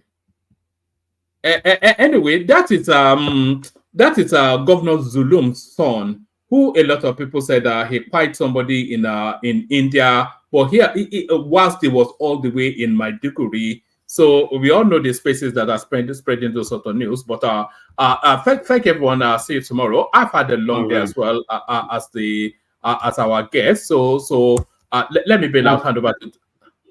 Thank you, one man, for having One man, what is the hold on, please? What is the news? I don't know anything. What is the news? No, I've sent you one or two things, but I think people know what's going on in the news anyway. Reno Omokri body shapes Delemo Modu over fight over Tinubu. So I think Delemo Modu is trying to tap into that obedient energy for reasons of the available monies being made by Aisha Yesufu and whatnot. And then he wrote this op-ed against Tinubu. And then Reno went through it point by point. It said Tinubu had damaged the economy. And when Reno Omokri ran through the figures, the economy is actually showing buoyancy and upward trajectory. So he ridiculed him somewhat. And then under that strap line on Twitter, Doyin Okukwe came in and said, "Thank you for presenting all these facts. Dele Momodu is a punk." And then Dele Momodu goes after Doyin Okukwe. So there's a mess going on there. So hopefully people are monitoring that space. And then also in the news, CBN so the CBN is asking banks to send monies in dormant accounts to them. So I'm not quite sure how I like that, because I think we've had that before. When Buhari tried to say people that have shares and have been dormant, that he's going to harvest it. So dormant, and when I saw that headline, there's an account actually that I have with one bank in Nigeria or the other. I can't even remember any. I don't know how much I have in there. I can't remember the PIN number. So I have to go and try and, So they want to start harvesting your money. So what does that mean? So there's conversations around that. And then Nigeria fines Facebook $220 million for data protection reasons. So there is that. And then the petrol landing cost rises to over 1,000 naira a liter. So that goes on to nail down that narrative then that fuel is still being subsidized. So those are some of the headlines, but a lot more. There's Festus Kiyamo as well, banning it bans VIPs from using local airports for international flights. So I didn't even know that was a possibility. So a lot to go through, and I'm sure people have been paying attention to the news. So just free flow. Thank you, everyone. See you tomorrow. Yeah, see you. Yeah. Sorry, Thomas, Thomas. Can I make Larry still here? Larry is here. Larry is here. Oh, okay, Larry, can I make a suggestion, Larry? If you can follow up with that. Man of prestige. Yeah. Yeah. Larry, if when you talk, if you can follow up from that conversation from yesterday about NNPC regulatory and Dangote, because I think that thing has kind of like blown up more. Yeah. So what I'm sorry, that conversation from yesterday, I really enjoyed it, by the way, especially when you came back in Kulata. You know, in fact, I enjoyed it so much I've clipped it. Okay, Thomas. This is just a point of correction. The information I just found out. I mean, it's not really to me. It's not something really important, but you know, just for narrative purpose, whether it's banter or whatever. I think Kulata came here and made some commentary. Pansat came here. I have some factual data to back up what everybody was saying. And let me start from London in England. Definitely more Yorubas. If we want to just go with Yorubas, Igbo, you know, it's not anything about tribe. But anyway, I mean tribalism. But I think there are more Yoruba, you know, unequivocal, you know, because they started going their mother before any other person. But in America, as of April 24, there's about 1,096,000 Yorubas in USA, and the Igbo is about 220,000 Igbos. This is just what the data gave me. So anybody can do that. What's the source of your data from? It's not important to me. You can no, I mean nobody's saying we want to. I just the source of your data. There's nothing contentious about that. This is from USA. Which USA? What do you mean USA? Say which USA? Same USA. Go and Google it and find out. I have another data based on US census. I have US census data, so that's why I'm asking you. This is an estimate they have. I have US census that I can go look for and share. That's where you are wrong. There can't be census because I said they captured language. Do you not hear what I said? That's not impossible. That's not impossible. I said based on language that they captured, and I said not everybody may fess up. This is not fight now. Okay, that's where you're wrong. But because when you come to that, it's not by fight now. Hold on. No, you will not let me land. I had person bringing false narrative. When you come to that, when you say false narrative, we asked you for the source of your data. I told you the source of my data, and I'm explaining the criteria. Hold on. You say language because we know. Yes. Do you want me to lie? I told you what the source is and the criteria. In anywhere they are. Even here, but okay, now do us a favor. Okay, do us a favor, and please, I'm begging you, share the source of your data. The point I'm trying to make, you find out is there. You the data man and say what okay, fine. I take it. I'm the data man. So give us the source. What estimated population? Don't use language. Language is not a parameter. Okay, give us your data source. From Biafra newspaper. Abia Bureau of Statistics. All right, continue, Sha. Come on now. Mukolata give us this data and he give us where they get it from and where he got it from. You can also Google it on your side. You will find the same thing there. So it's not that difficult now, my brother, to give us where you get your data from. That's I mean, I don't care about that. I got it from Wikipedia, organization, Okay, no comments. It's not something. No comments. Okay. So you want to compare the data of Wikipedia to the census in the US? What is the comparison? Did you even hear what Kulata said? He said Yoruba. I did. I did. I said based on identification of language. That does not parallel to real population. That's just. But okay, then you tell me Wikipedia. Man of prestige. If he said based on language, you can't be. If you are speaking Yoruba, you are a Yoruba now. That's why they capture it. No. Based on language, because Yoruba speak a lot of Yoruba. So how can you identify Igbo when a lot of them don't speak? Why are you talking like this? Yoruba is Yoruba now. What are you talking about? Okay, let's just end the subject like that because y'all are going to the angle that I don't want to go. Which angle are we going? He's giving you the data. Okay. So let's just move on. Let's just end the conversation. Thank you. Yeah. Let's end it there. Thomas, can I stay on this? Oh yes, yeah, of course. Okay. Okay. Sorry, I want to drag Kulata a bit. Kulata, are you there? It's good. It's good. You like dragging. I like dragging. It's my hobby. Okay. Okay. Kulata, see, not on this one you people are discussing, but I felt offended with the way the guest answered my question. So I'm going to you came late. I'm going to put it back again, and I want to see your response, your opinion, like how you will feel if you ask such question and somebody gives you such answer. So this was my question to him. I told him that in Nigeria, what I noticed, people outside the corridor of power. I made an example. I said Obi, for example. Whenever they are outside the corridor, they see all the mistakes. They see all the things that needed to be fixed. They will see that there is no light. They will see that there is no good road. They will see that the people are suffering. They will see that the schools are not really the health and everything. They will be seeing it when they are outside the corridor. But immediately they step their foot inside there, it will not look like they are no more seeing those things. And I now ask him, why are these things like that? You know the answer he gave to me? He said, yeah, you see, power is very intoxicating, by the time you go in there, because you have lights 24 hours, because you can on your AC for even 24 hours, even forget to put it off. Every good things around you, so makes you forget. Then when he was answering it, I told myself, but I'm a Nigerian.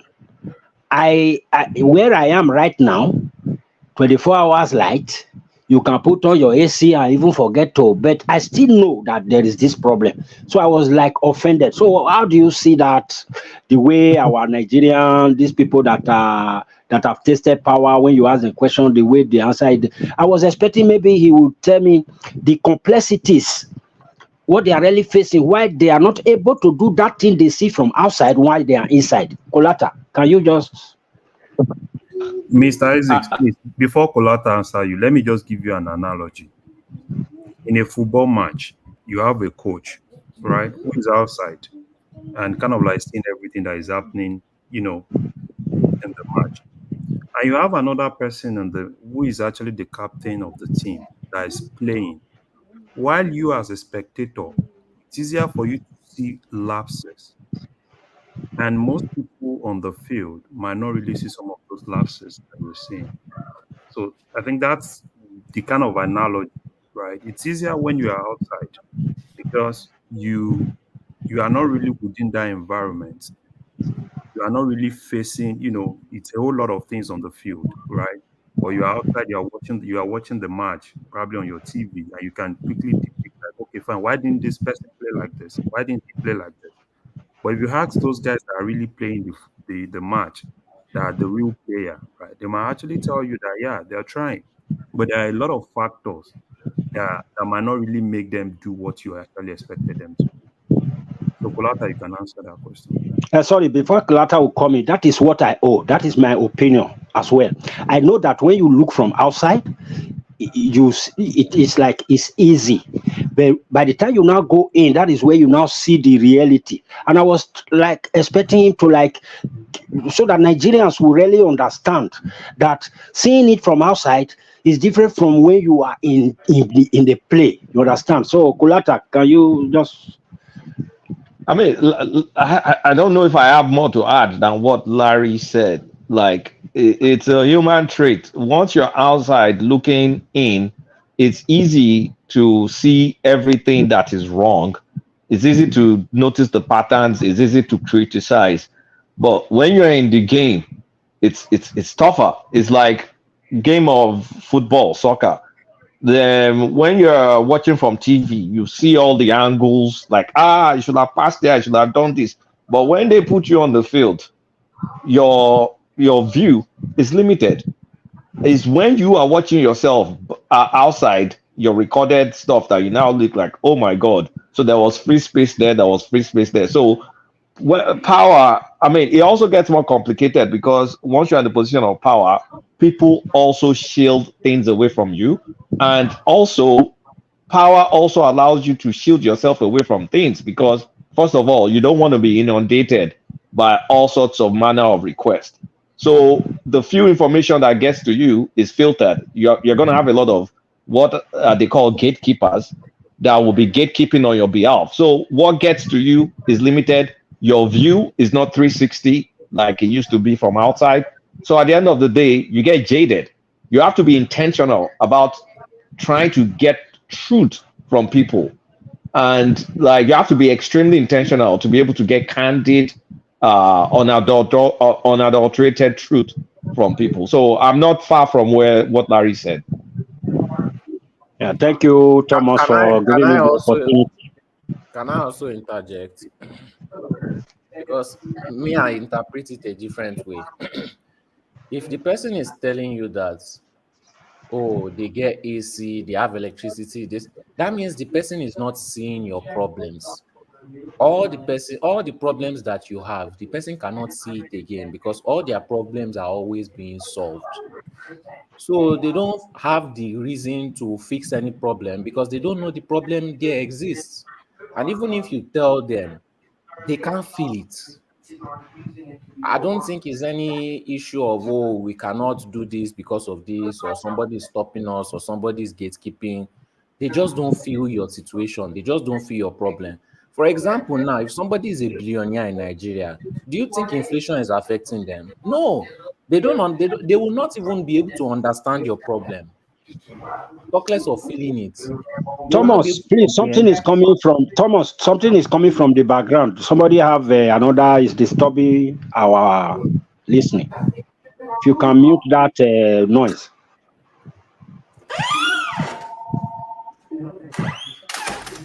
So that's just the way I interpreted it. I don't know. Can any other person hear that banging doors and all that? It's from, I don't know who this M is. Is your audio is playing back? The person who is M, I think it has stopped now. So yeah, sorry. I think sorry. I think I agree with you. Because you know, it baffles me. Even Isaac, give me 1 sec.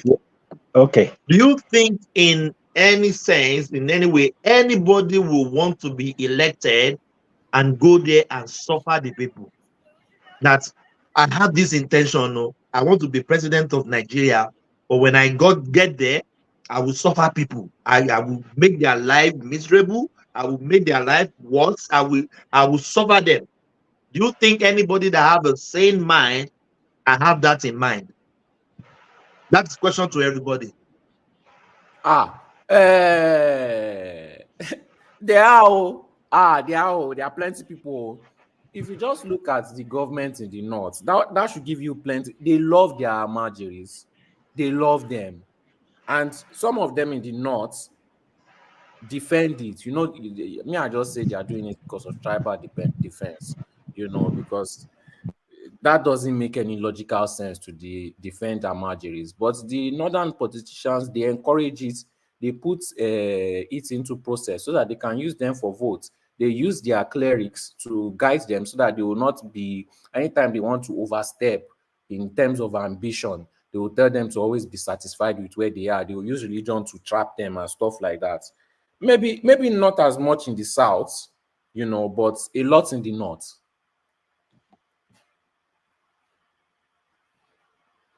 And then it spreads all over. Sorry, but I think every leader has a good intention. No, I think. I think that's my opinion. No, every leader only cares about their votes. If you look at America now, America is the way it is because they don't even have proper health care system. The richest country in the world, allegedly. You know, So obviously the politicians are favoring the billionaires, they are favoring the rich, they are favoring the people that are sponsoring them, the people that are giving them money. And sometimes that's the difference between all these white countries and African countries. Is sometimes the wealth trickles down into the people so that the people will not revolt. In Africa, the wealth does not have to trickle down to anywhere. Barely. I've seen the way they govern themselves in the north. I've seen the way they govern themselves in other sides. I would say the Southwest is the most benevolent in terms of governing. It's not like we're the best. They still suffer us, but we still enjoy some good at the end of the day in the long run. But most leaders are not. In my own experience, so I would even say Europe, everywhere that I've been to, maybe not UAE, maybe not all these rich Arab countries, but most places, or places like Singapore, but most places, the leaders are not usually good. Sorry for. Do you still have Colata? Yes, but is Larry Colata, there? sorry. Yeah, I'm very ignorant of this. You answered it, but let's just digress. When they shot Trump, is he really gone? They shot him, like gone, bullet gone. Oh, honestly, that American politics matter, I've been avoiding it like a plague. I don't see why I don't see why anybody would want to risk his life with fake gun. I think it's real, and I think, I mean, that's what I think. I don't think it's worth risking your life for a stunt. And it's in America. If it's a stunt, someone will find out eventually. So I thought it was a real thing, and I think whoever did it was a lunatic. And Trump is lucky to be alive.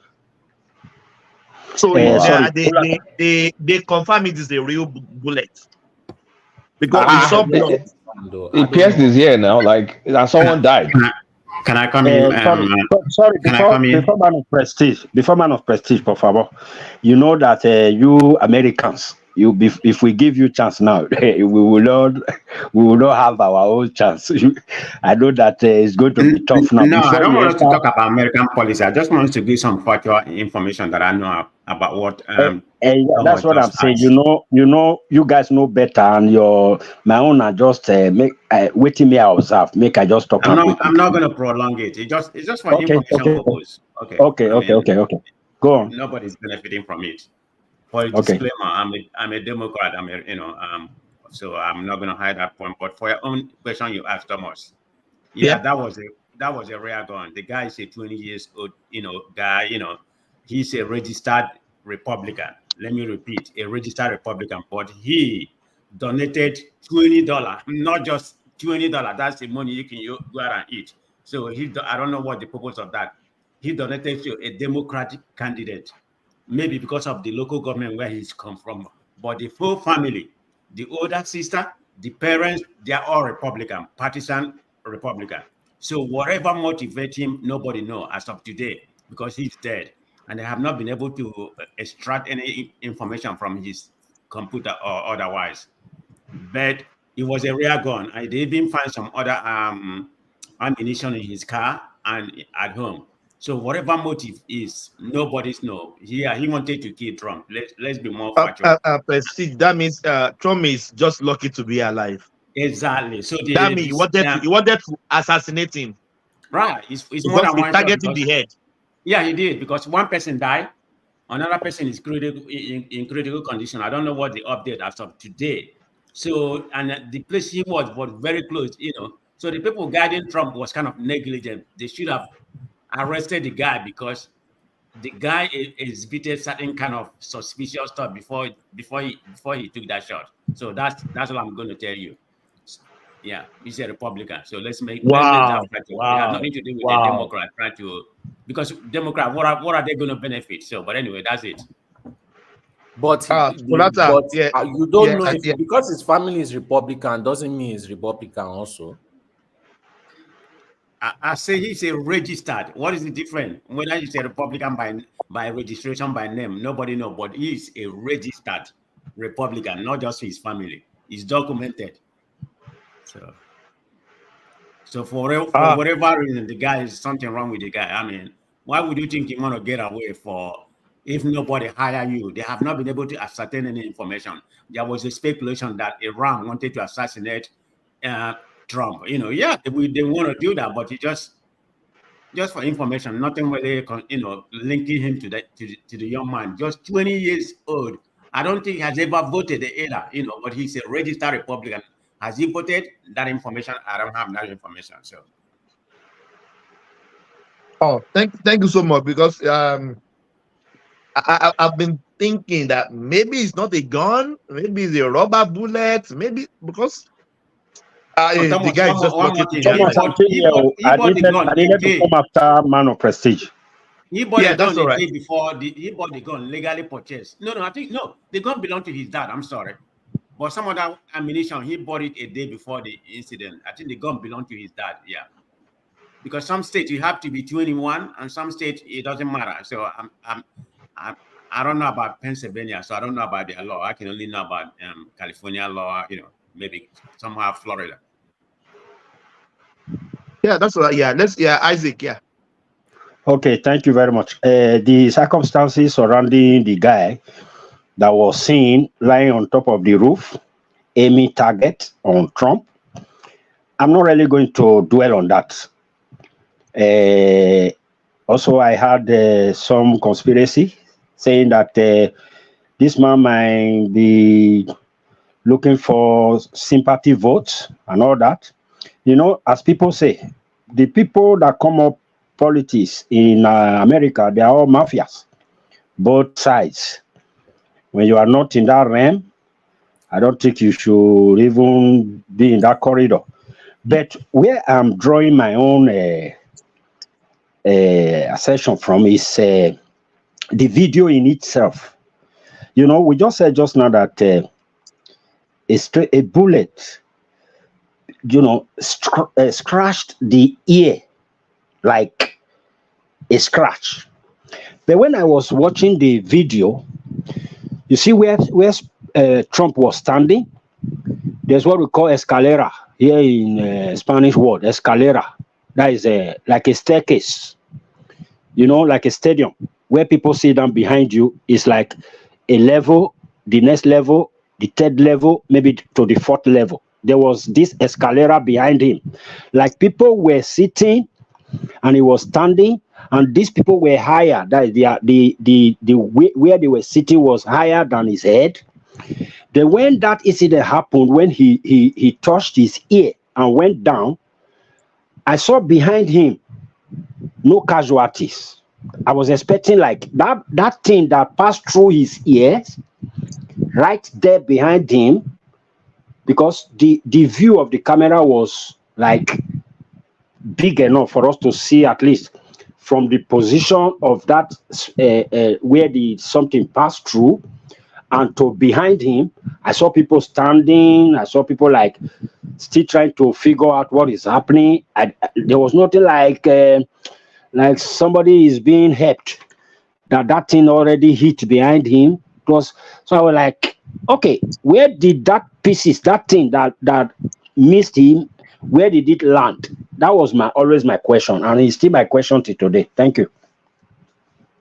Oh, yeah, thank you. You know how bullets work. Bullets can be unpredictable.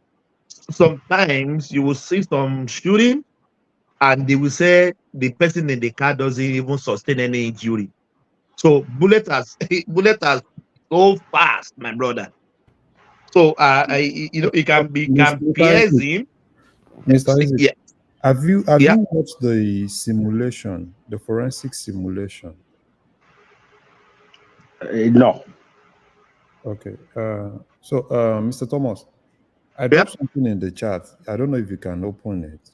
Probably you can look at it. Yeah, it's only one man that can. I saw it. But people in the room can open it on their computer, yes, to have a look.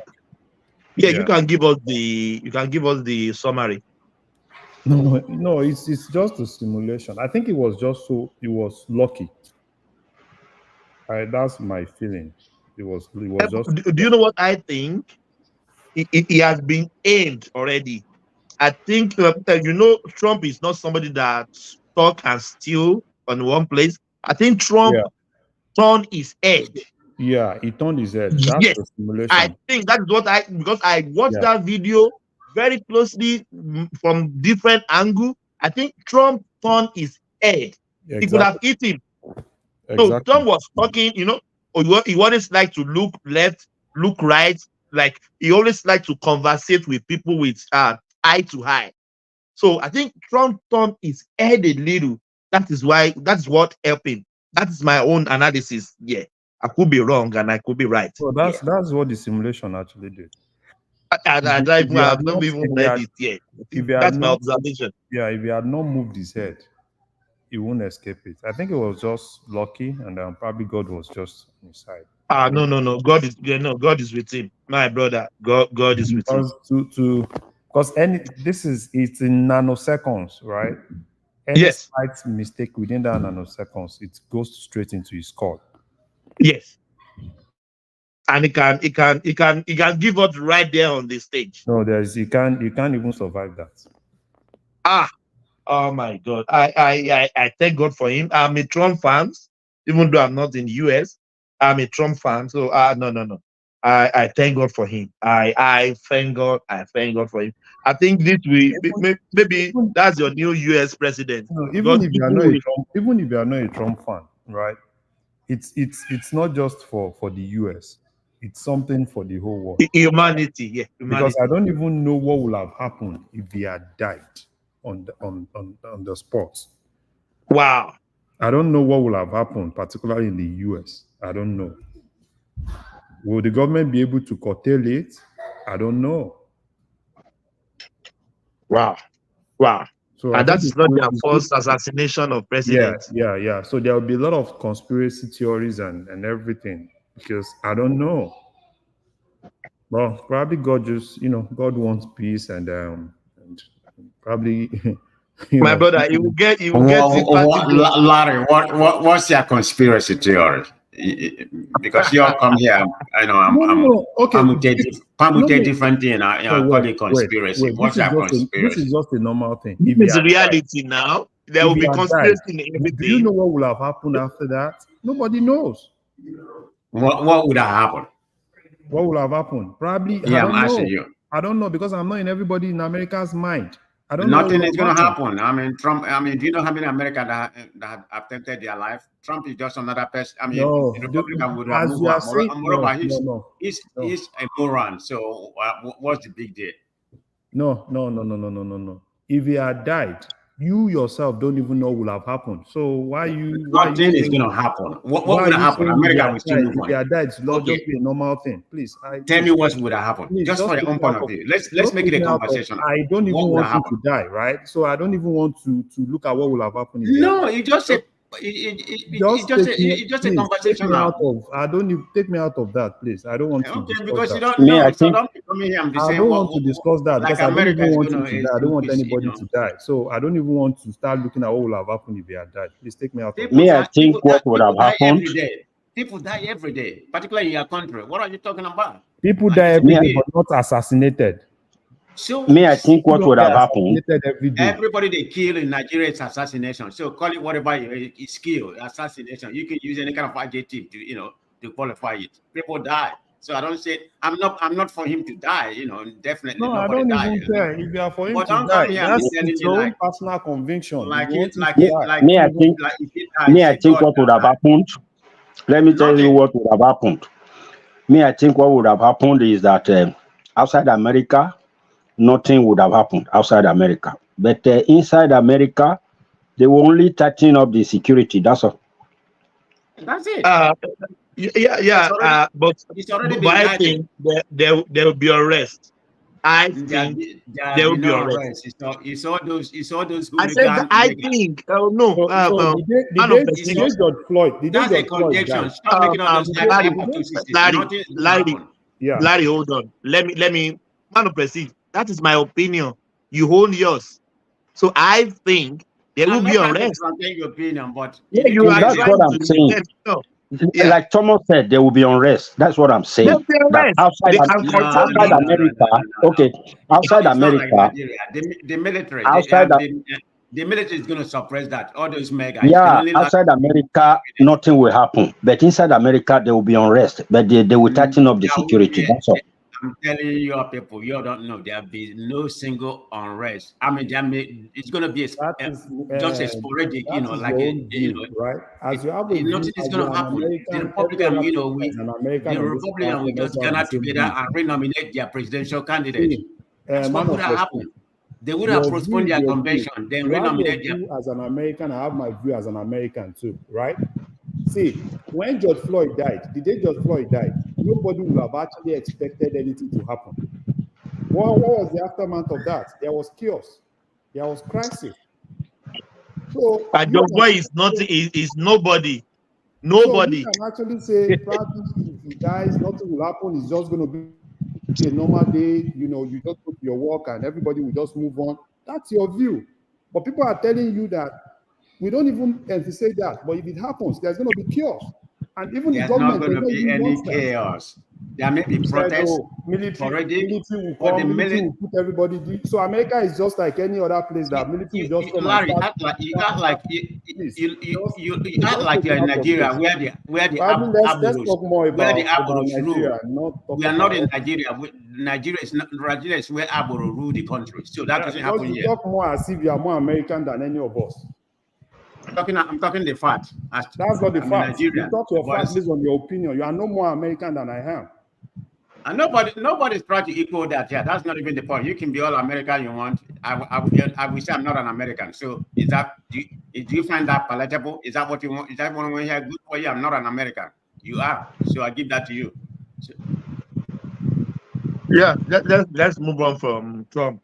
But I just need to put that question out to people living in the US. Yeah, he's lucky to be alive. And I would say if he die, there will be unrest because there will be many conspiracy. The Republican or Democrats terminate him because of Biden. There will be many conspiracy. Many conspiracy. Yeah, let's move on. Yeah, I think woman was talking about Dele Momodu. I don't even remember those stories.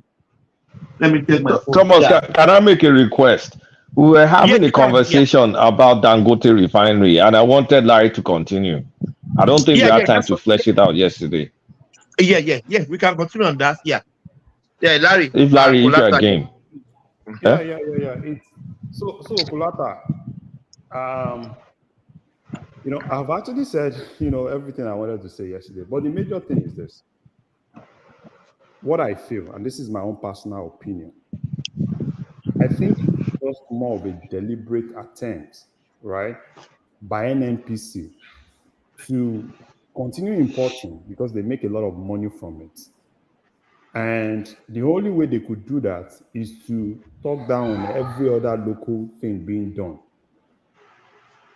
And if you look at it, they are not even just going after Dangote. They are going after every other person that refine in Nigeria. Which, if you ask me, I don't know how to really categorize it. And I still need some explanation from that same NNPC. Because I think it was not 6 months ago that they borrowed over $1 billion. And they told us they were going to use that to pay for 20% shares in Dangote.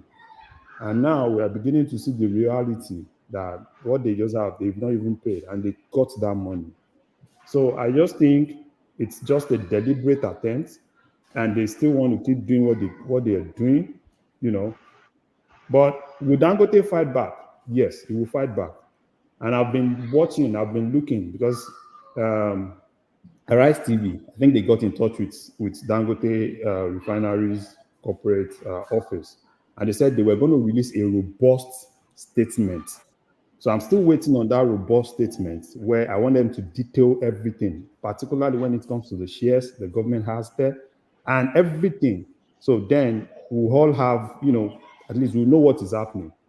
That's what I'm actually expecting. I've been looking everywhere. They've not really released it. I was expecting them to release it this afternoon, but they've not released it. Hopefully on Monday they will release it. So there are many shenanigans going on. Like that $1 billion that was supposed to be loaned to buy 20%. That's one thing. The NNPC using their regulatory powers to almost guarantee importation of petrol is another thing. But also at the same time, NNPC not like being transparent about the process of approving refinery, because refinery is not like you build. It's not like you build, you assemble Lego and then you start using the Lego. From what I've been made to understand, it takes a long process. So Dangote too needs to let us know when his products, especially the petrol part, when the sulfur content will be low enough, because I know we lowered our standards for his diesel to allow the 600 parts per whatever ppm, whatever that means. So there are many things going on, but this is a battle between Dangote and the NNPC cabals. And on the long run, we will prefer Dangote win. But I'm also start thinking like, okay, if Dangote wins, so what does that, how does that impact the NNPC refineries? But if Dangote doesn't win, the NNPC refineries will never work. So you know the thing is this, right? Dangote, this is what I think NNPC will do. Dangote, obviously, by August, Dangote is bringing the first petrol. August. And that's why NNPC needs to do everything they want to do to ensure they also bring something out from Port Harcourt refinery in August. Now, will they give him the license? I don't know. And even if they don't give him the license, Dangote, will definitely sell to other. Which license? Yeah, I think they're supposed to give him license for him to be able to sell to Nigeria. Sell that petrol. Sell. Oh, really? Yeah. So if they don't give him that license, he will definitely sell to other African countries. And they can continue with their importation while he sells to other African countries. So that's what I actually think. And for me, in terms of all this, they've tested. Which laboratory did they test? These people, if I were Tinubu, I would rather get whatever Dangote is bringing out, look for an independent body, test this thing for me, let me know. Not with this NNPC. Because we all know, obviously, NNPC want to continue importation. And for them to continue importation, the only thing they could do is to tell you, oh, Dangote, Waterman, every other refinery in Nigeria are bad. They don't have the best. Their products are inferior. It will knock your engine. So they will demarket everything, and that's the strategy they are using. When they demarket, they tell you all sorts of things. They tell you, oh, it will kill you. So that at the end of the day, they will be justified, oh, let's go and import. Right? Because when they know that even that import, they will be the ones to gain, because they are not even telling us the arithmetic. And that arithmetic is what I've been trying to really understand. They just tell you they are doing plus or minus. And even that plus or minus, it's not plusing and it's not minusing. And that was what I was asking the guest, right? That in the same country, would that even happen when you have people to manage your resources and they are doing plus or minus on that G? So the way it is, right? And a lot of things that the people don't really know. In terms of when you say a refinery, right? In terms of commissioning and everything, it's not at 100%. At 100% doesn't mean, right, that they can refine. It means that they are not operating at full capacity. And for Dangote to operate at full capacity will take time. You don't expect Dangote today to fire that refinery and start operating at full capacity. Operating at full capacity might take a year after the first thing they bring out. So If that is what they are really looking at, I think they still need. There are still a lot of explanations that really need to come out from this place. The government need to come out and explain things. I think it's really gone beyond this issue of, because they still need to account for that over $1 billion. But Larry, let me ask you. Can I ask you a question? Yeah. Yeah, the CBN private sector. I don't know part of the people supporting and funding Dangote this oil. And one more thing, let me finish. I have an issue. Remember Buhari commission before he left office, he commissioned Dangote refinery as if it's in full pledge at that particular time. It's just for a political win for the former administration, because right now we gather that it's 45% completion. But in a if you are somebody who work in a project, that's not bad. I mean, they're still going to achieve their main aim, in terms of project wise. Don't confuse that 45% as being the old refinery. That's what I said. It's not really a bad thing. No. Let me explain that 45% that they are saying. 45% means in terms of them operating at full capacity. Not that in terms of them operating at full capacity, Dangote is at 650,000 barrels, right? That's the full capacity. So presently, if Dangote now, with what the rate at which they are now, right? So they can't be at 100%. Probably even if it's at 50%, they are good. For them to be at full capacity. I agree with you, definitely. I'm not quarreling with that. I'm not even quarreling with that. What been coming out of Nigerian space is so terrible. I mean, they don't understand how project in terms of that magnitude work. So that's where I'm coming from in support of that. It's not a big deal. Yes, sir.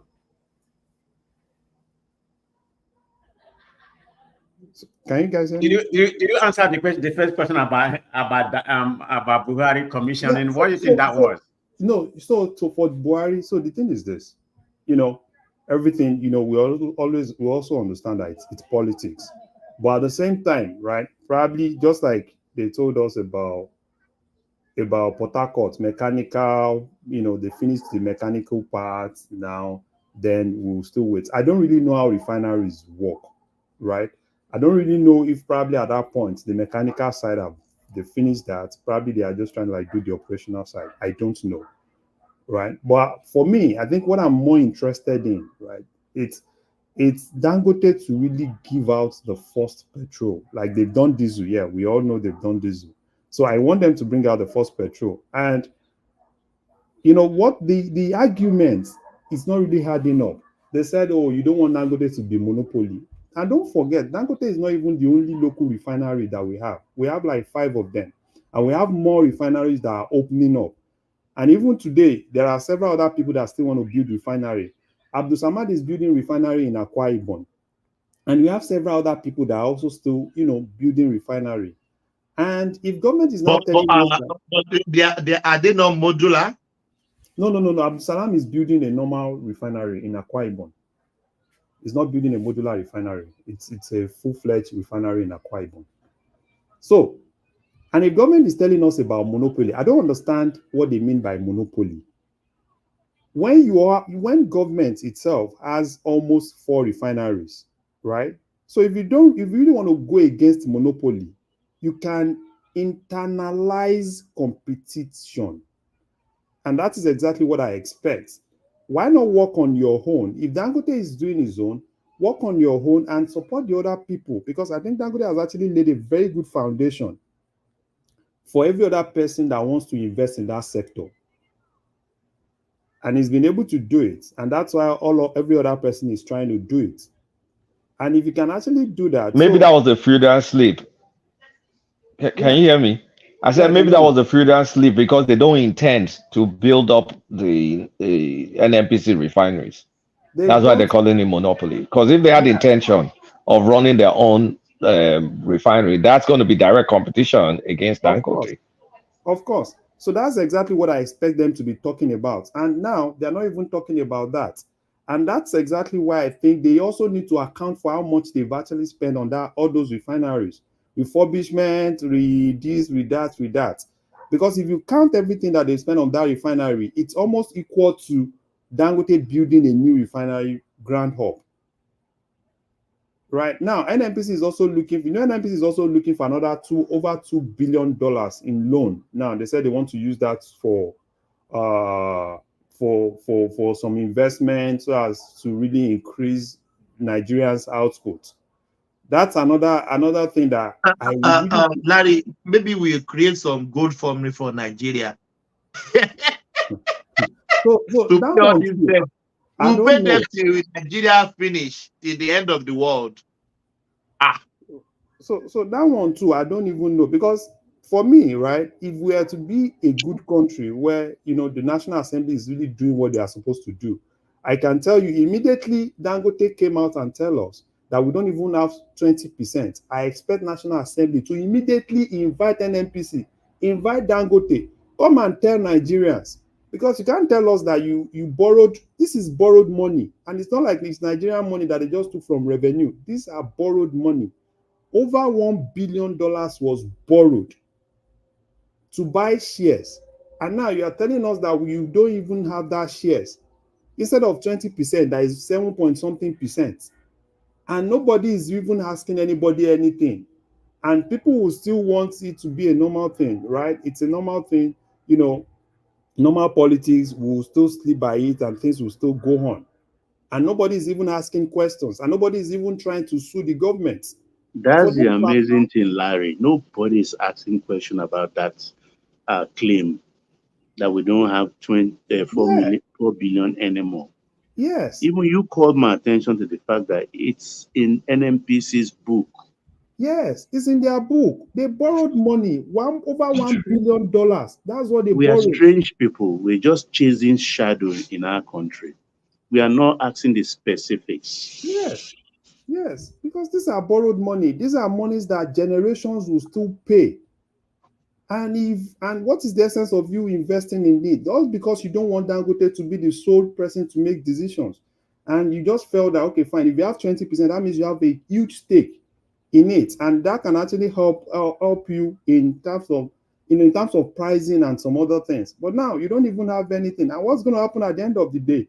Dangote will keep paying his normal shares. At the end of the day, they will come back and Dangote will say, okay, fine, how much is your 7% shares? I'm going to go to the market and look for shares, and probably Nigerians can even buy your 7%. And that means at the end of the day, Dangote is going to be 100% privately owned. No, that's what he's going. That's what he's going to do.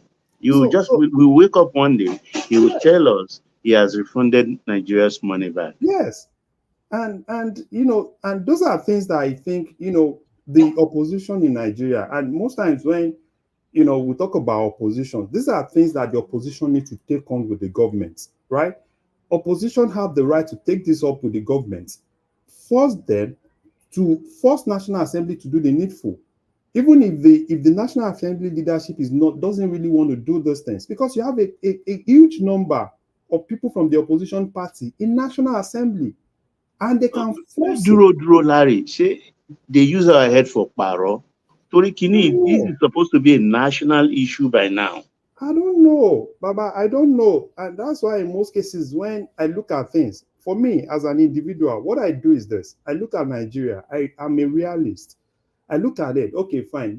Things are tough in Nigeria. So what exactly is the way out of all those things? Do we have any leeway? And the only leeway, right? It's either presently you increase your output when it comes to you increase what you're actually getting from crude oil. At our side now, we are not even increasing. We are doing below 1.5 million barrels. So that's one. Another thing is to look for the other side, right? Dangote. If you can negotiate well with Dangote, at that point, you'll be able to reduce the amount you are actually paying in terms of subsidy. And the multiplier effect of that is that you have more money to really go around into some other critical things. That is the normal thing. But with the way things are going now, right, I think the Nigerian government feel the only way to get out of this thing is to borrow ourselves out of it. No, besides that, the evil that is even going on. Did you listen to Alhaji Farouk, the regulatory department of NNPCL? I listened to and him. telling us, looking at me, I still have my eyes intact. You tell me that refinery is just 45% ready. and no license for them yet. Okay, and you are allowing them to export when they don't have license. You are allowing them to operate. You can't stop them from exporting now. You can't stop them from exporting. But you know, without a license, you are not supposed to do anything. Baba, those are just flimsy excuses. That license is for Nigerian consumption. Sorry, Nigerian distribution. Yeah, Nigerian distribution.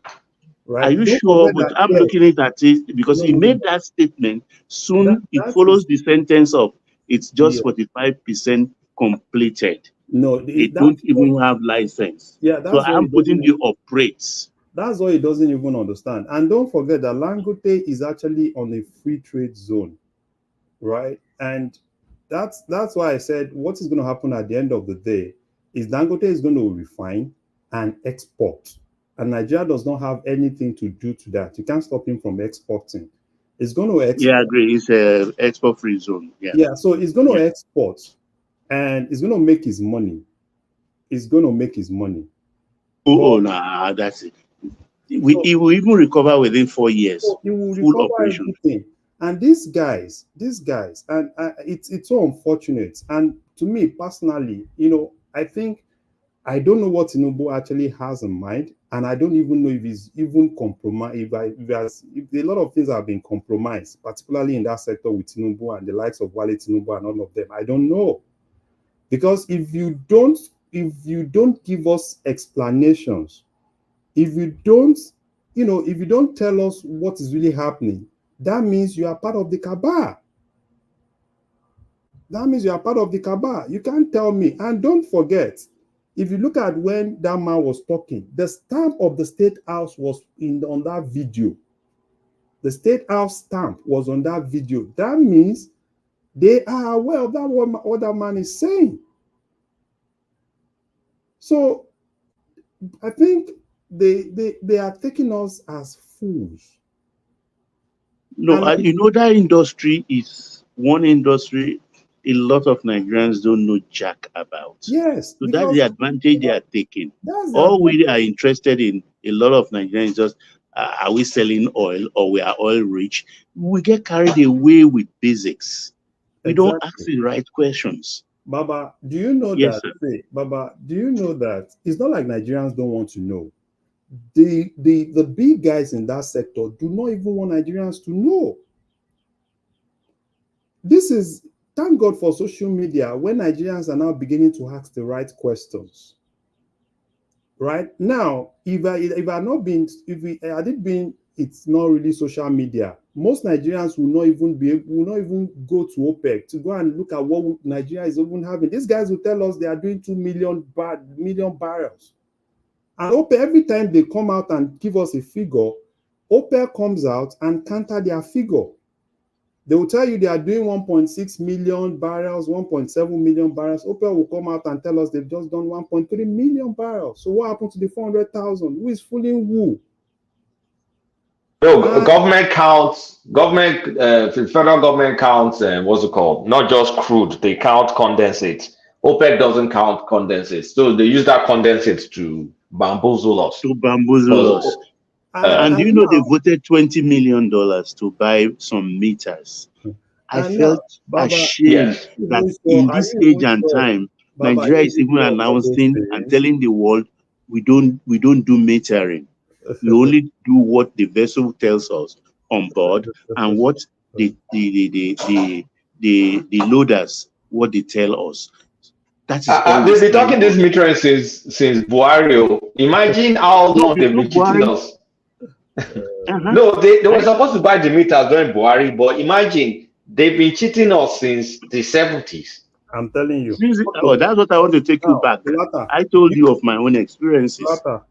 Do you know another thing? Let me bust your bubble. Another thing, because I've been, for like 2 days now, I've taken my time to try to understand what is happening in that sector.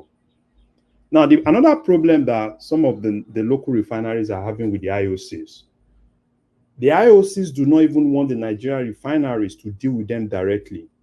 They want them to go and deal with a third party in Europe. And what that means is this. Those third party in Europe, will put like $3, $4 above the normal price, right? And those guys are just in Europe making cool money. No, you know, there are a lot of them form layers of companies, and you have to do what we call facilitation fees or add-ons. Yeah, they want them to deal with these trading companies, the Mercura, the Trafigura, Vitor, those companies. That's what they want them to do. When they put 20 cents here, put 30 cents here, by the time you know it's up to $4, and that's a lot of money. When you do the arithmetic in millions. So it's really unfortunate. It's really unfortunate that Nigeria is actually, I felt and I thought Tinubu will have the capacity to confront those guys. Because the way it is now, I don't know how Nigeria will survive. I don't know. Well, Larry, let me get in call. Okay, let's just assume, for the purpose of argument, and Baba, that Tinubu has interest in OPL 245. Yeah. I'm sure you guys know about that block. Yeah, I know. Right? And any president or something is around right now as we speak. So if part of the deal to get that oil field going, investment in it and all, if part of the deal is to stifle Nigerian production of refined product and, status quo, get us to increase our crude production, but discourage as much as possible the refined product. Don't you think, this is me speculating because I don't know anything about that industry, but don't you think this is a possibility?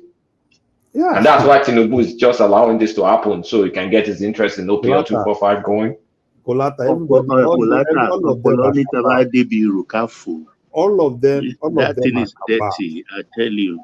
And even personally, if you ask me personally, I don't even trust the Tinubu family with these old deals. I don't trust them. I don't trust Wale. I don't trust Wando. No. You know who will expose them? Is fighting back. And the craziness surprised me. That's Ibrahim Abasha. He told Lokpo Birihoha that 245 doesn't belong to federal government. Exactly. And he made mention of an acreage of that field, which they call Zaba Zaba. He said they are still holding it as a family. Exactly. And Lokpo Biri said he doesn't have time for him. That's all the response he has. Exactly. So for me, right, and this is an open platform, and I'm throwing it out. The opposition in Nigeria, we've given them something to hold on to. If it takes them to talk to their members in National Assembly, let their members be more proactive and talk about the right thing, not all these jaga that all of them are actually doing. They should probe, they should ask questions, they should make the government be transparent, because we need to know exactly what is happening. We need to know where our resources are actually going into. We need to know how this Tinubu administration intend to get us out of all those things. With the way things are actually going, do they intend to borrow till probably we get out of this economic problem?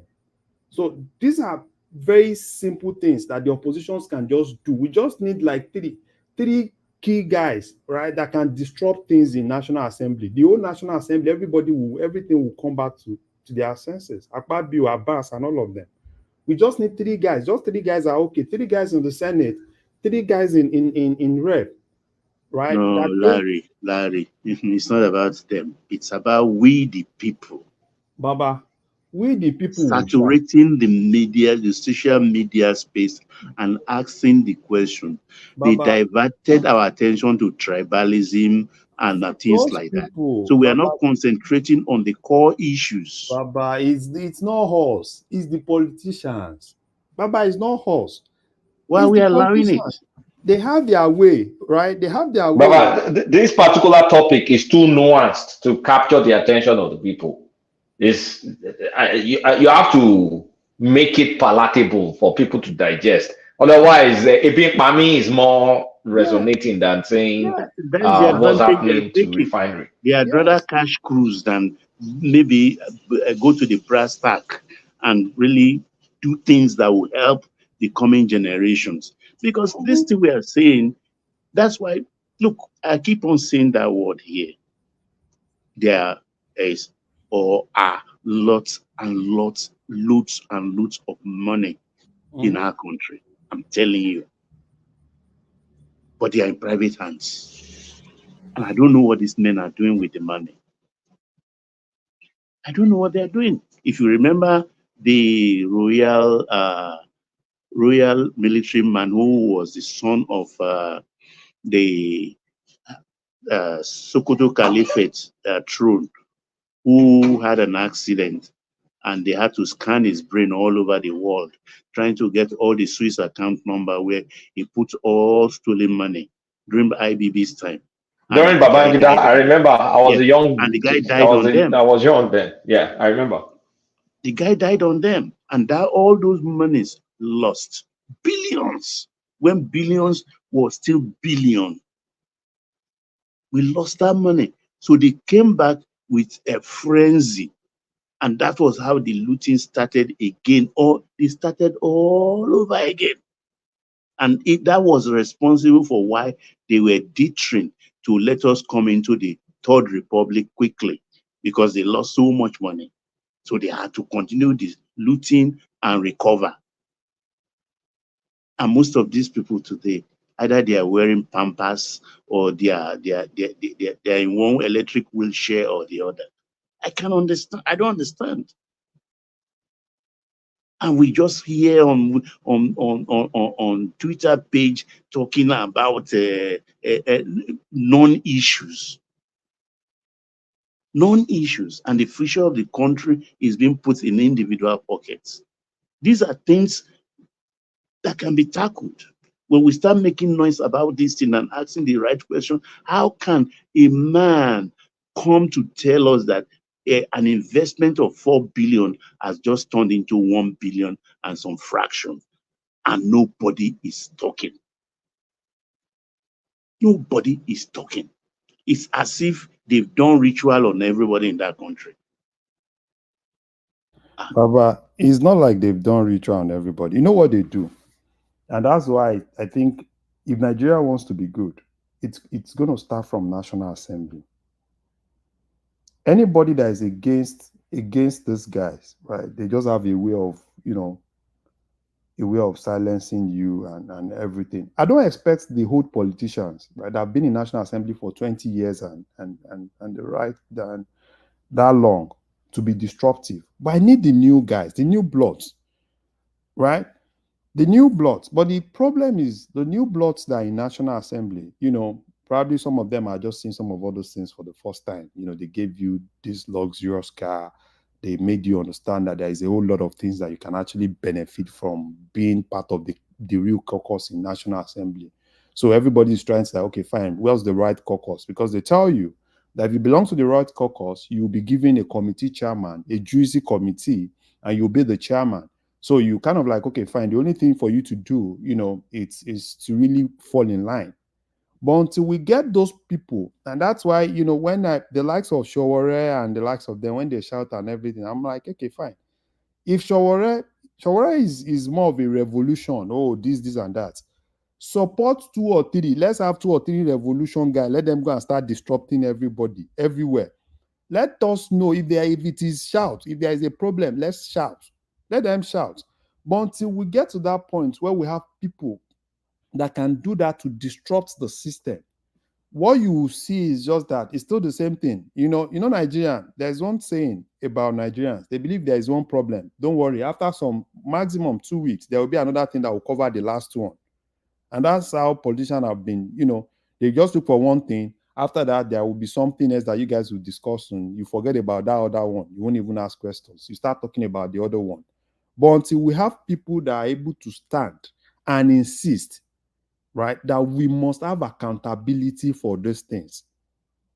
Until we have that, and even if it takes them, because one thing is for you as a National Assembly member, You've tried something in National Assembly, it's not working. You can take them to court. Take them to court and let the court compel. Court can compel them to account for those things. And at that point, they don't have a choice. Because most of all those things that we're talking about, right? These are not just money. These are money that can help a nation. We are talking about the power. future generation. We are talking about power. We are talking about this. We are talking about billions of dollars are things that can help. You know, there are things that can help. What does it Look, really this power they are talking about and things, it's a very simple thing. Look, all over the world, there are power stations built like you have the oil rig, already motorized, like on motorboats. If you hire them, they have how much they charge every month. But they bring it to your shores, you have to supply the gas. And you have power 24 non-stop, though you have to pay international price. So it's a no-brainer. All this, they are laying wires up and down. It's all nonsense. We've just been taken for a ride. Yes, that's just it. And this is not pro Tinubu or anti Tinubu or this or that. Because this is just, it's not all about the present government. It's about the future. Because I don't even know every day, because what you see every day is, oh, every loan that comes, let's grab every loan. Oh, this one is coming. Oh, there is this loan, IMF. Oh, come, boom.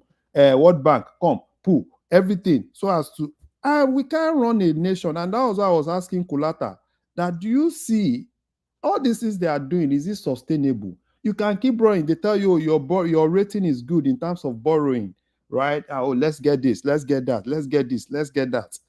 And at the end of the day, people are not even, because we don't even know. I don't know, right?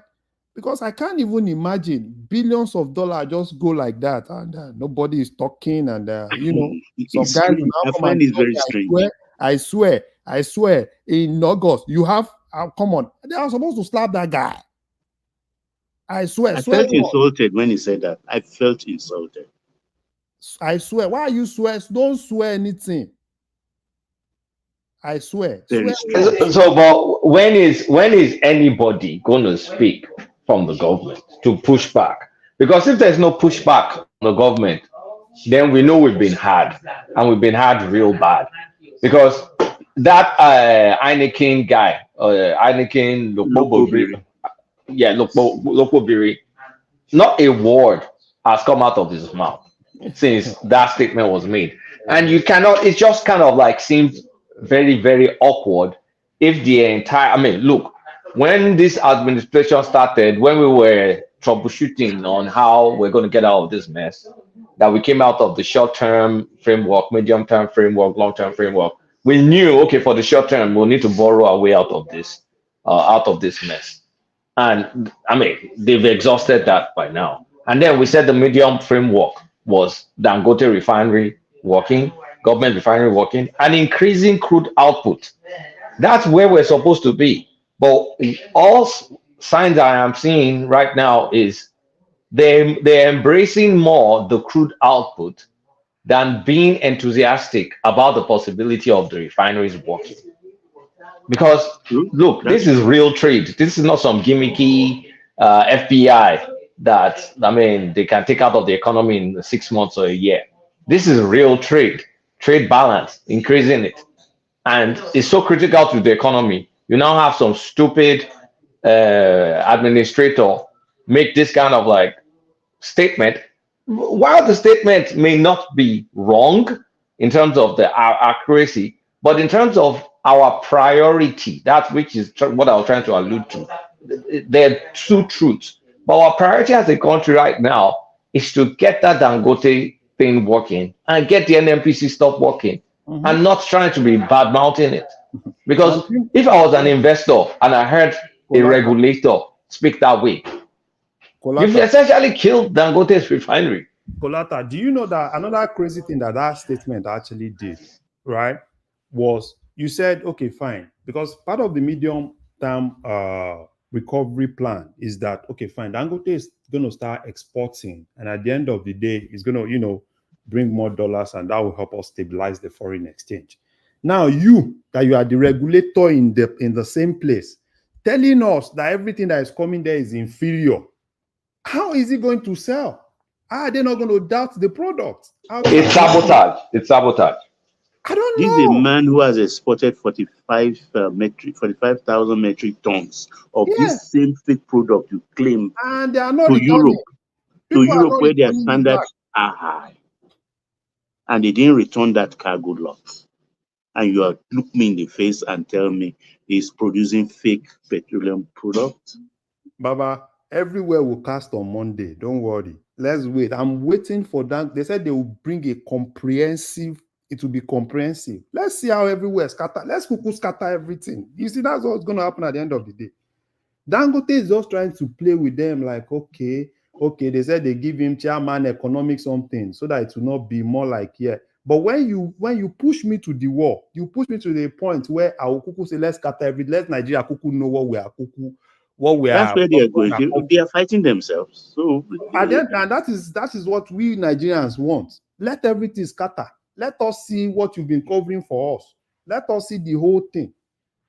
Because if it's getting there gradually, they will expose themselves. Let them expose themselves. Even the president is guilty. Let us know.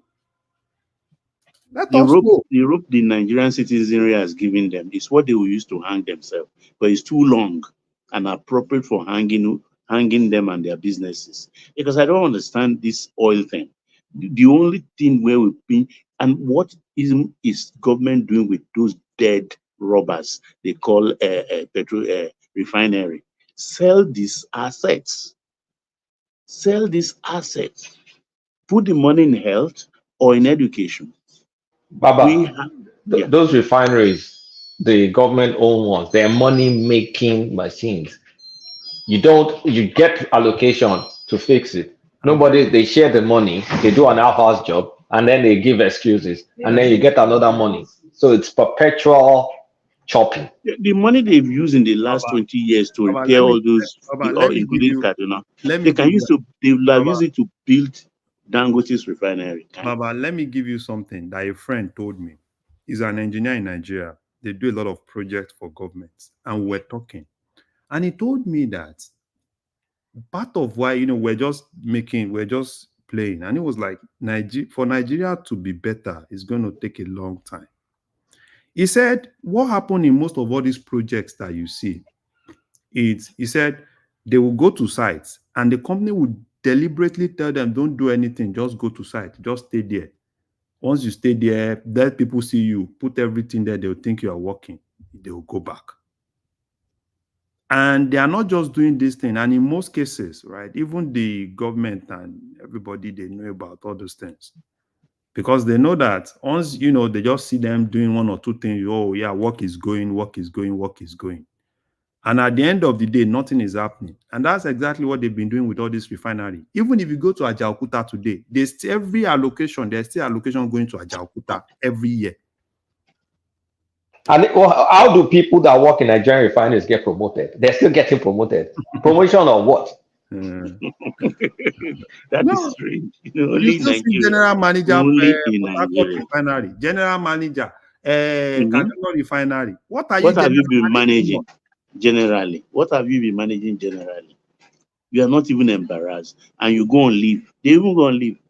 They get leave allowances. So they get monthly salaries, get overtime. If Dangote work, what would they be general managering on? So it's better Dangote doesn't work as far as they are concerned. They want to turn a private enterprise to Dabintida. That's what they want to do. Yeah, that's what they want to do. The thing is, they know Dangote's refinery has the capacity to fulfill, satisfy the country.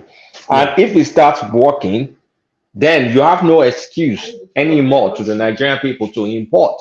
Of course. So the only thing they can do is to try and bad mouthing and justify why they should continue importing. And they don't care if it exports, even though, look at it this way. If he exports or continue to export his entire thing, it's forex for Nigeria. So it's good news for Nigeria. But in terms of Nigerian population, you can as well be taking imports because we will still make our own money.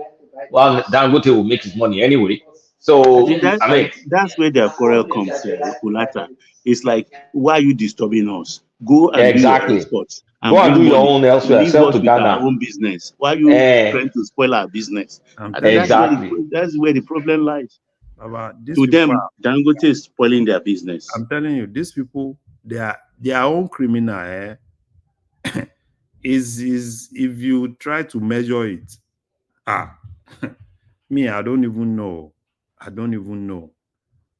And every time I look at it, because most of us come here not because of anything. And these people are no. It's just that they are known now. When they smash you with their billions, nobody will even pick your bone and shove them. They are known if now. you talk against them, they are known people. They live on the same estate in Ibejuleki there. Their estate is like heaven. Mm-hmm. Their estate is like heaven, secluded. They have everything now. And that's why all these protests, right? I don't see why, if you want to protest, go to them and ensure that if Patako does not work, let's lock it. And the only thing, apart from Wiki, you understand, this Keyamo one now that has really discovered, I say, look, if you flying international or returning from international trip with your private jet, Oga, come and park at international airports. Let customs see you and search you. Let immigration see you and stamp you in. No more local airport permission of landing. He said the trick they use when they are like 2 hours away to enter Nigerian airspace, they are short of fuel or they are having engine problem, and get permission to land in a local small airport and bring in whatever they want to bring in, whether human beings or dollars or powder, they bring them in. Same thing they do when they want to go out. What kind of a nation are we running like that? I was aghast when I read that. No, that's what they do. They know themselves now, Baba. They know themselves. They know their tricks. They know themselves. Okay, Amo is handling them, but I only fear if they will not silence him, because Baba, these people are saying they will silence Keyamo. They don't care if 1 million people die, as far as their family and them survive. They don't care. They don't care. They don't care. They don't care about Keyamo. Keyamo will just, you see what will happen. Keyamo will shout.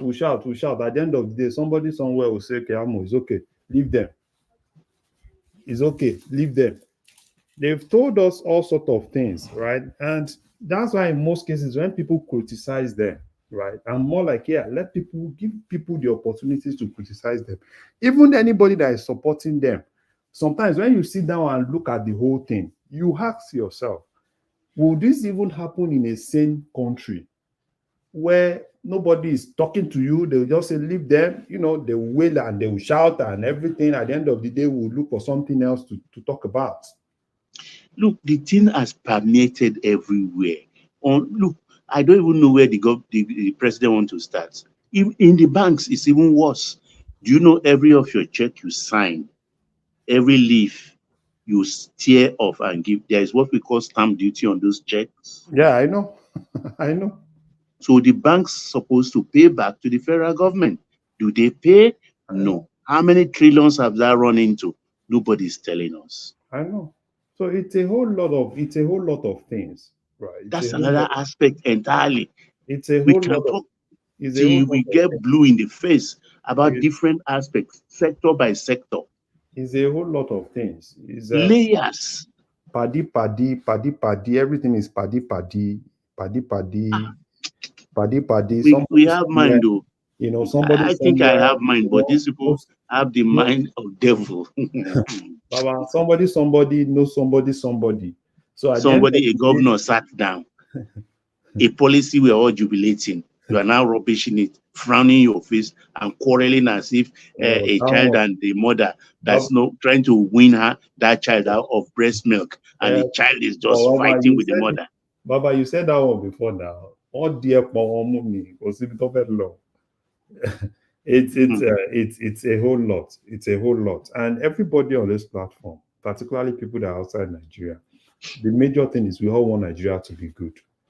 And that's why, a whole lot of us will be like, we know what is right, and even the government too, they know what is right.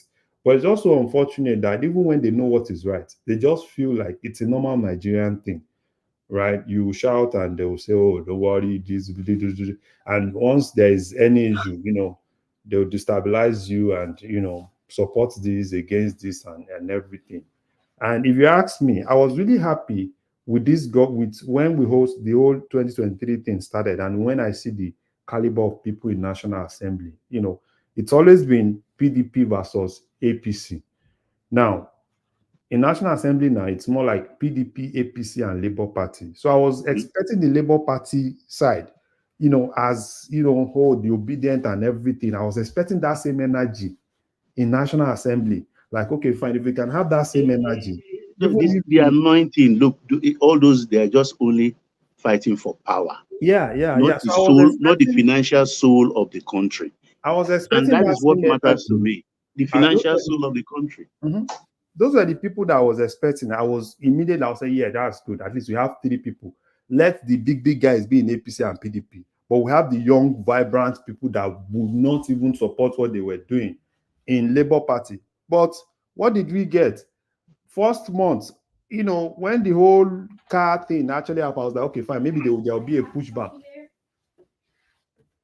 Maybe there will be a pushback. But unfortunately, there was no pushback. I said, hey, voila, don't start though. Every other thing happened. I didn't see any pushback. The next thing I heard was they were sharing committee. And they were giving some of them, first time giving some of them chairman committee on this, chairman committee on that. And even the ones that, that are not well pronounced, they still look for a way to carve something for you, for either you be chairman or the committee, the spectrum was expanded. So I think yeah, they expanded they were looking for several a way other to committees. compensate everybody in National Assembly. So immediately they started that compensation. Everybody just firm.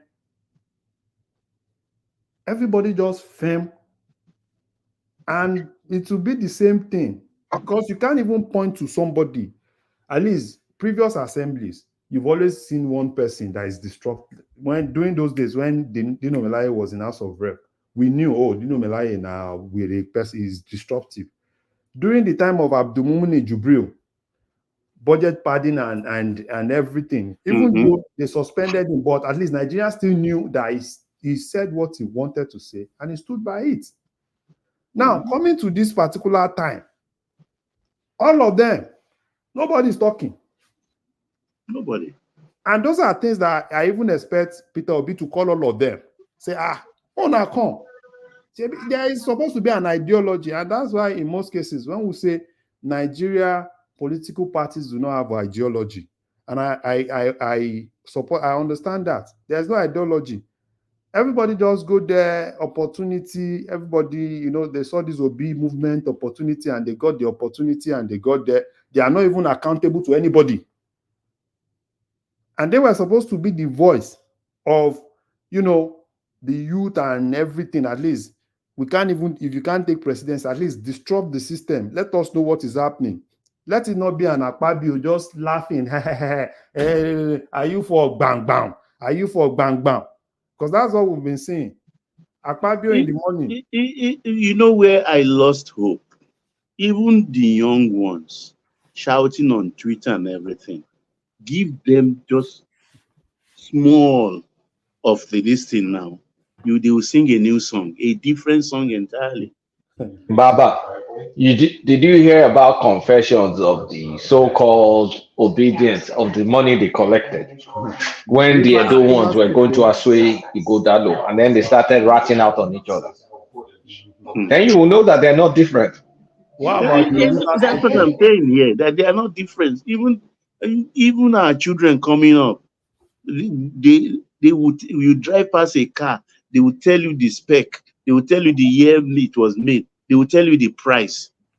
Baba, let me say another thing. I was asking a friend, because I have a couple of friends in National Assembly, about this. What's this Ogoshi area? What's his name? That guy's convoy in National Assembly is top of the town. I'm like, they say when that guy is coming, now so they go follow up different cars. I say, wow. I said, this guy, because everything, if you look at everything, you know, this and that, this and that. So it's for me personally, right? I think I lost. If you ask me, in terms of hope, right? I lost hope, particularly when I don't see a vibrant National Assembly. If you don't have a vibrant National Assembly, what do you get? Fine, it's good for National Assembly to also support the executive for things to go, but not at the expense of, you know, Nigerians. Because what is happening this time, right? Most of the time, they don't even scrutinize anything. Akpabio will come in the morning, in the afternoon. That day, you see Akpabio in Villa. Before you know, blah, blah, blah, blah, blah, blah. That guy always remind me of the Joker in the circus. Look what he did to Natasha, and after doing it, see the way he wagged his fingers. Did you observe that? Like a nightclub clown. I couldn't believe it. And he was laughing. You know, it was, you know. I think that guy is eccentric. No, it's so unfortunate. And I miss Saraki. I miss that. I miss Saraki. Actually, yeah. I don't know why you guys think anything is going to happen from National Assembly. What we're going to get from this government is going to be up to what Tinubu wants to do. That's the limit. Yeah. So they will perform to the extent of what Tinubu wants. Yes.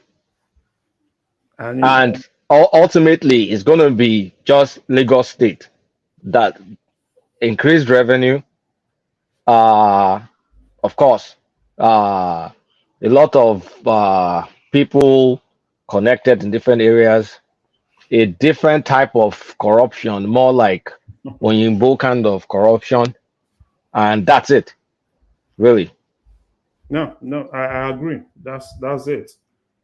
I'm not even expecting any magic, because if you ask me, any magic will happen. Nalana, foul, no magic.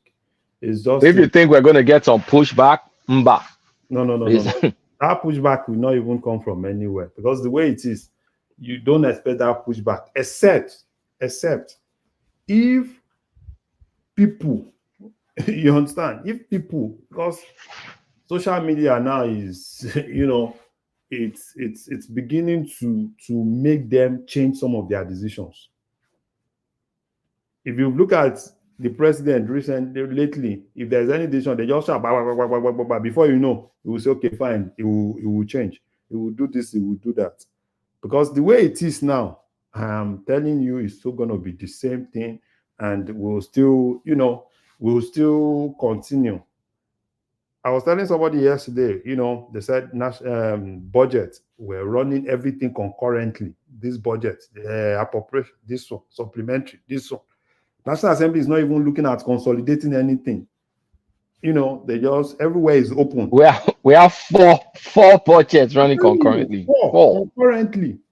Nobody's consolidating anything. It's just, okay, this is just this, is just this, is just that.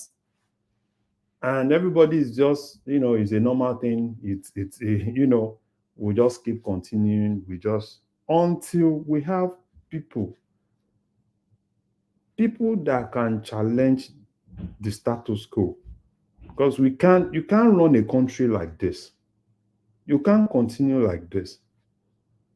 If I don't know that model, that economic model that tells you that you can borrow yourself out of economic, you know, this kind of like economic problem that we have, that you can borrow yourself out of it, I don't know. No, Larry, you see what I suspect. Because I don't think the president is stupid. Rather, I see him as sure-footed. He knows where he is going. So he has done the arithmetic. Okay. And is driving towards it. But they are not telling us anything. Because I don't think he will start to borrow and spend like a drunken sailor. I don't seem like that kind of person. Baba. I know the Omo Eko thing, you understand? Baba. The Bubu Yaya kind of. But the president might, you see the problem, man. It's not even Tinubu. It's Wale and the rest of them. Right? They will just tell Tinubu that, okay, don't worry, we are good. And what they do, this is what they do. Once they get these ratings that said, oh, you know, we are at least plus or minus, we are still good. They show Tinubu some of those ratings, right? And they kind of like, okay, fine. There is another opportunity in this place. We have a good credit rating. We can get this, we can get that. And that's exactly where I need Tinubu himself, because he knows he's also smart.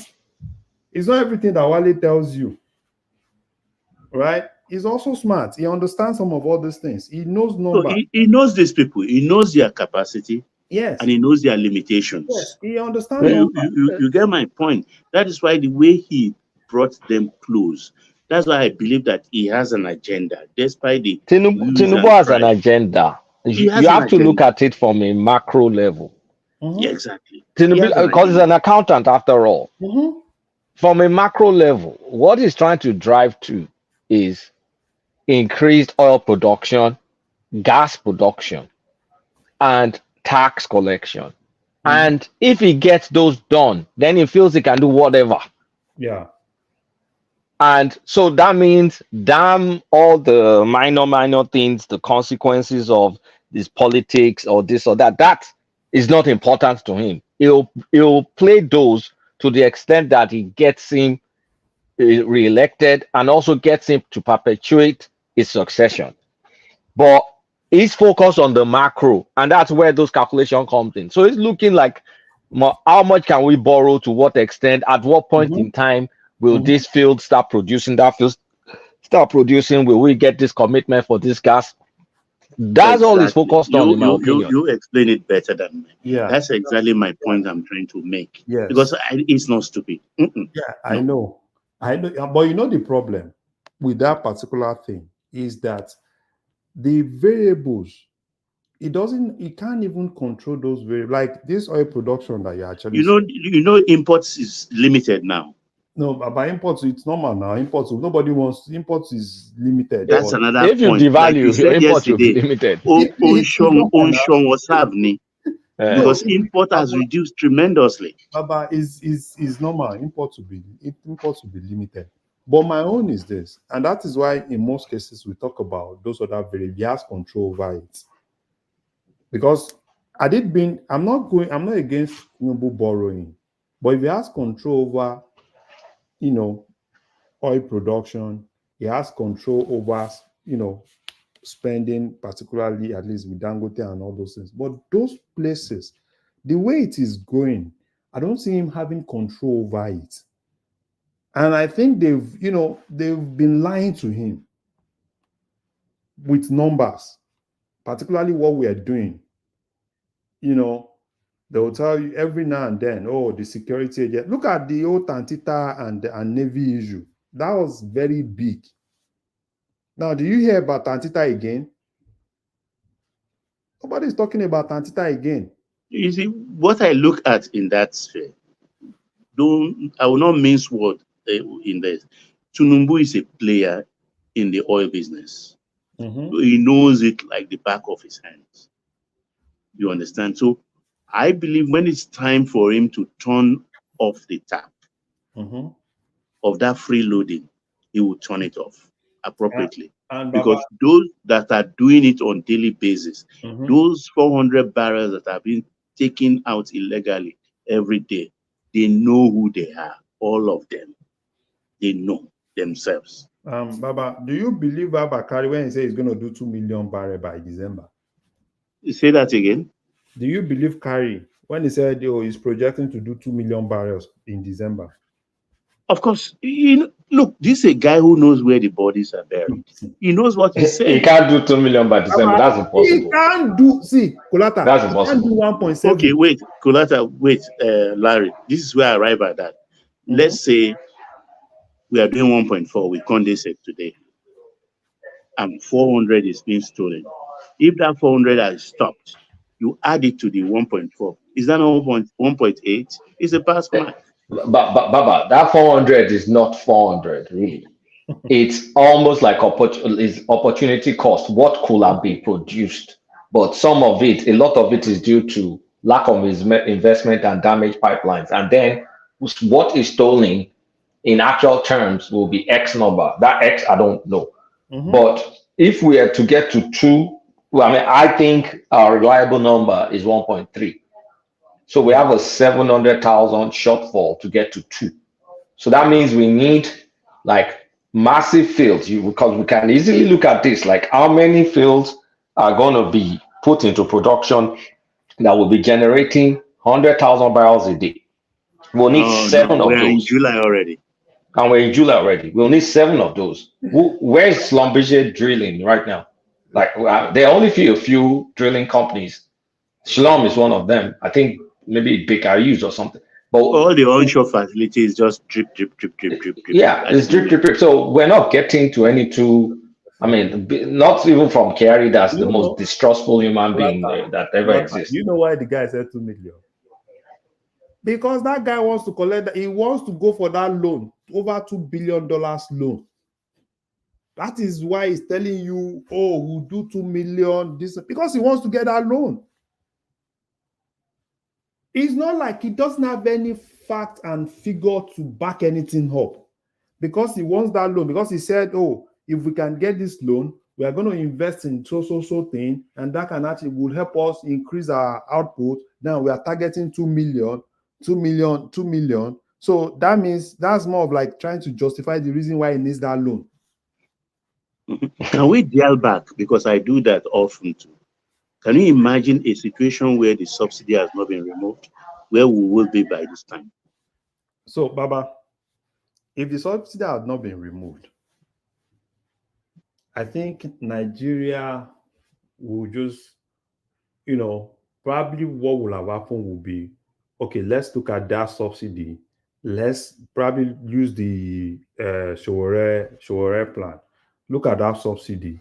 Let's get the exact people, taking that subsidy. And let's try to like work more on the borders. And at the end of the day, at least let's get a figure of what it is. So at that point, even if there's going to be a little bit of increment, it's not really going to be as big as it is. That's what Look, Larry, that will never work in Nigeria. It will never work. That tanker thing is the biggest fraud story of the subsidy. If you look at it, we went from 33 million liters up to even 65 million liters. Let's say there is a differential of 30 million liters. This on daily basis. A tanker is just 33,000 liters.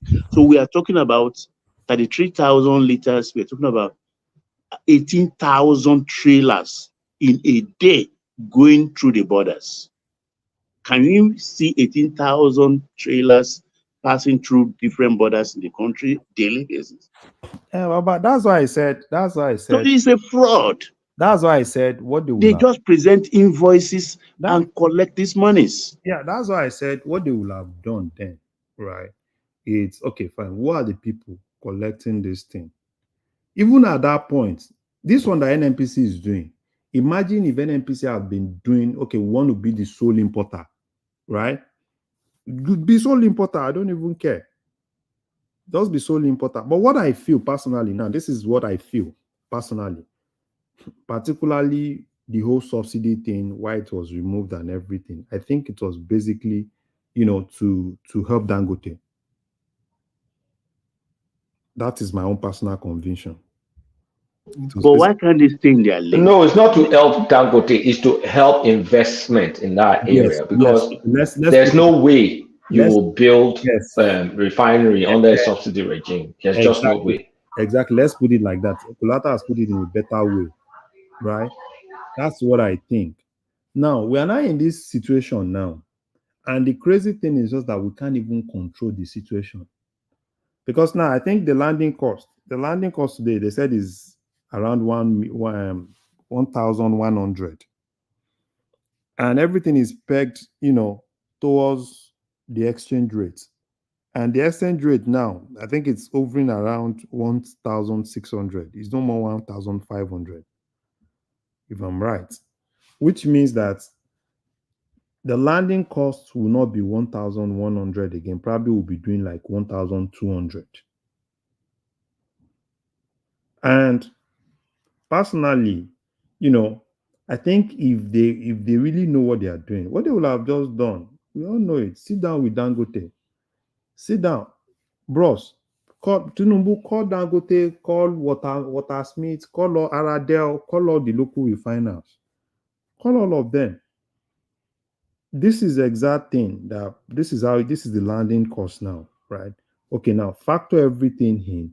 How much will it take you? How much are we maximum? Probably those guys will say, okay, fine, probably 900, and work out modalities for them to get crude. So at that point, 900, and it's still good. If it's 900, government can subsidize 400 and sell to people at 500. At least with that, I don't even care. If you are paying subsidy, if I know the subsidy is going, is going within the country, and we can actually say, okay, fine, this is the actual subsidy, I don't have a problem. But the way it is now, you don't even have control over that price. Because now, if you are doing 1 to NNPC, and the way NNPC is doing that, they are deja vu mathematics. Oh, yeah, we are, the money will come in, and we can't just say, okay, plus or minus, this is how much goes into subsidy, and at the end of the day, okay, this is the remaining thing. And that's the deja vu that they just do. Which, for me personally, I will keep criticizing it because I don't even know. It's not adding up for me. If I were Tinubu, that guy that said that rubbish yesterday, I will suspend him. Is it crazy? I will suspend him. Because now, have you taken note of those players they are using who are coming to spew rubbish? But what if Tinubu is in the know? What if the government is in the know? No, Kulata. If the government is in the know, that means they are indirectly shooting themselves. Because I don't see why we won't have a reaction from at least the Minister of State today. They are indirectly shooting themselves. You know what they will be doing now? What they will be doing today? I'm very sure they will have sent emissaries to Dangote like, okay, fine, don't talk. You know those that are politics. Don't talk. Don't talk. Don't talk. Don't talk. And we can resolve this thing without you talking. Because a lot of Nigeria want to hear from Dangote. A lot of Nigerians want to hear from Dangote. Didn't Dangote release a tepid response or something today? No, not today. It was the one people were picking the one he released then when they talk about diesel. You know, they first said the same thing about diesel.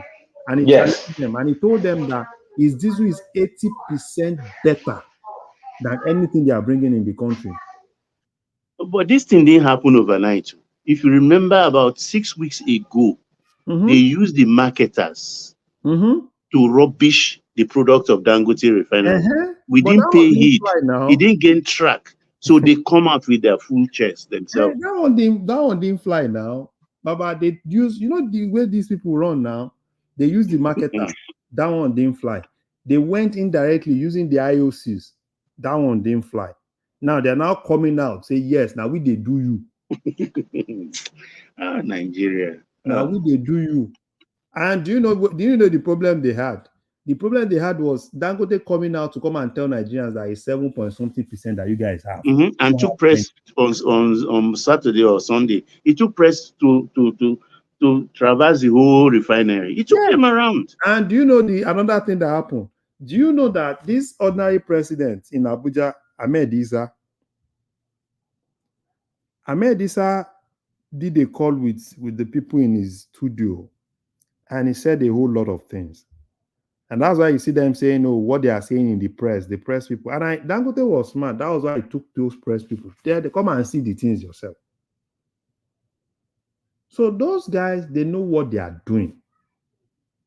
They know what they are doing. And Dangote is just, everything Dangote is doing, I can tell you, is more of respect for Tinubu.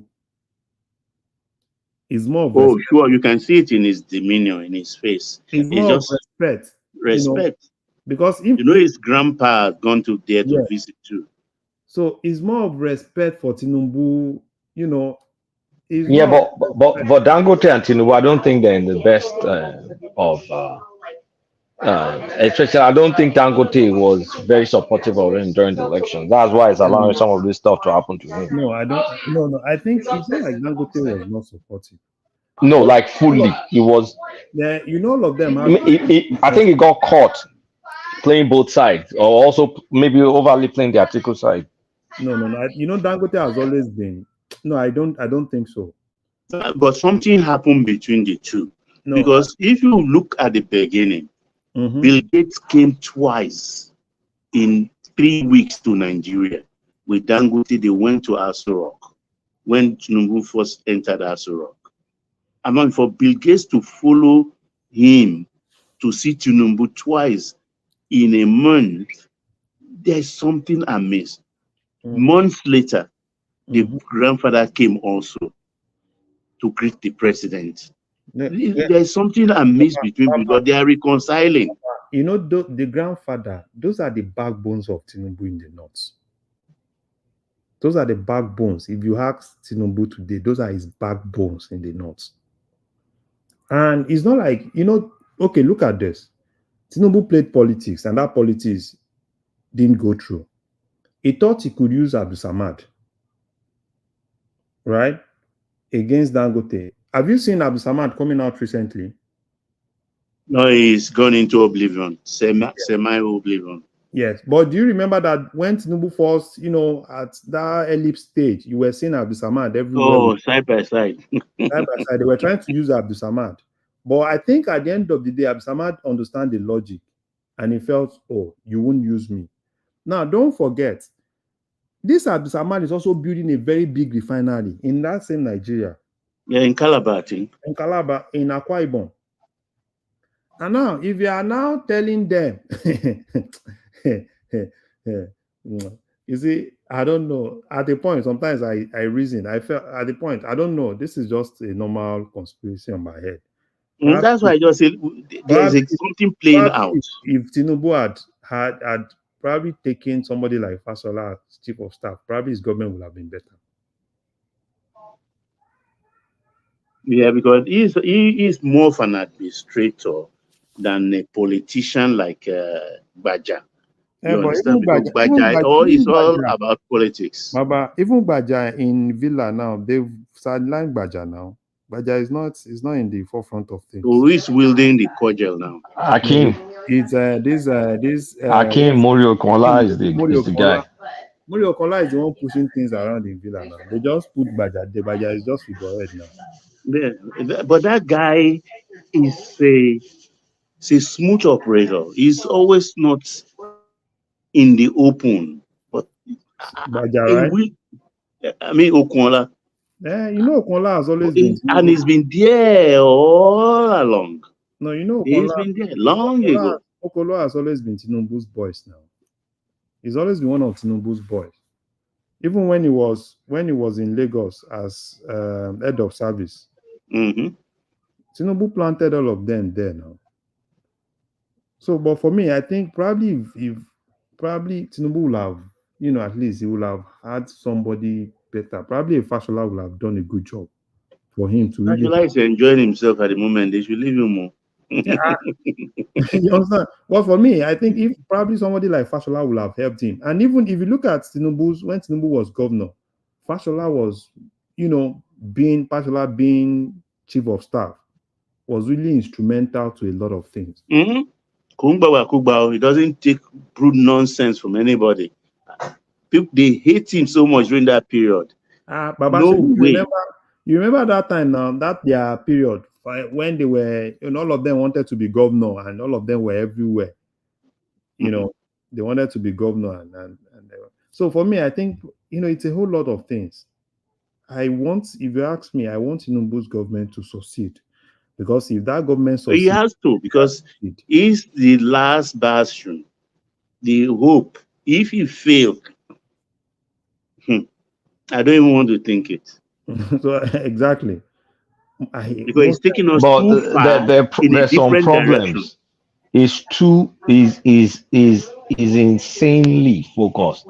on the politics, like placating to some Exactly. special interest, like is insane. This farmer one is one that shook me the most. Tinubu has already had plans to import, into even to do a deal with Niger Republic for months, for a long time. But he's been playing with this northern farmer stuff, playing politics to make sure they don't get upset, Yeah, and to the expense of inflation. I'm telling you. He has said we It's shouldn't alarming. pity him, but I pity him, No, honestly. he's playing a lot of politics.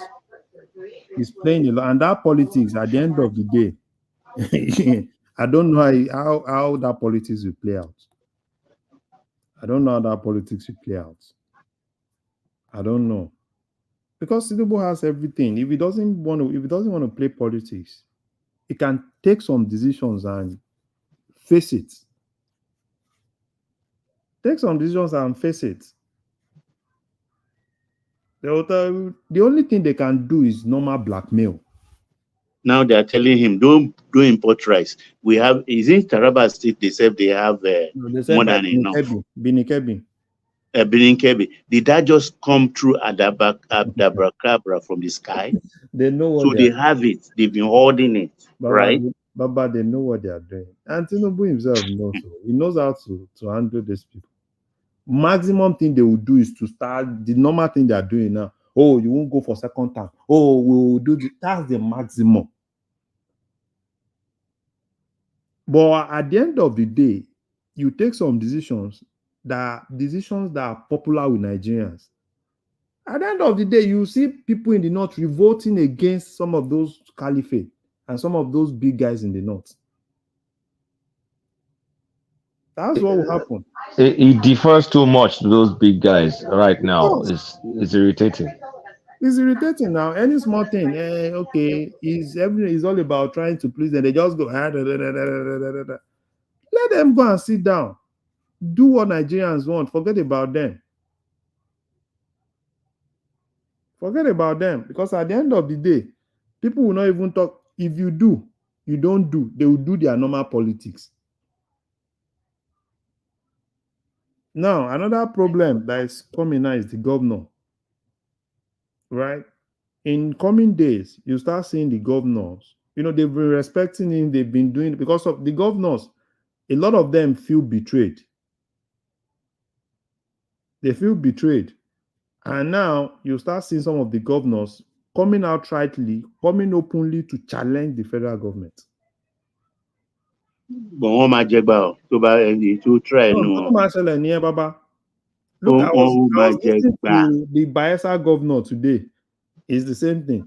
Seyi Makinde is the same thing. Seyi Makinde observe it. No, I never knew Seyi Makinde is like that.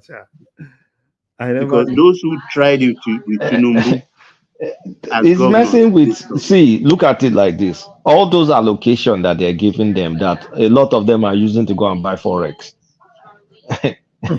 Some of that money is local government money. You know, they don't happen. They say, you know, the shock to their system right now. They're destabilized right now. They're fighting back. They packed themselves and went to Enugu, wearing Ishagu. Yeah, look at them. You know, Seyi Makinde is going. This is the last time now, and he wants to pack. 3 years more. He's gone. So he wants to. He's rushing now. All of them, they are rushing to conduct local government election before INEC will step in. But what I don't know is this National Assembly. You know, Kolata. This National Assembly, you know, bill that they are working on. Do they still need the House of Assembly to third? The House, in federal House. When they were trying to do local government autonomy, what killed that was because they needed the State House of Assembly to support. Because that would have been a what's it called, a modification of the Constitution. Okay, but this one, can they do it outrightly? So here's this one. I argued with someone on Twitter about this. So they can do something. They can write a bill, but it needs to be tested in court to challenge it against the Constitution. So Tinubu needs to rely on his Supreme Court magicians to rule that whatever bill they come up with is actually constitutional.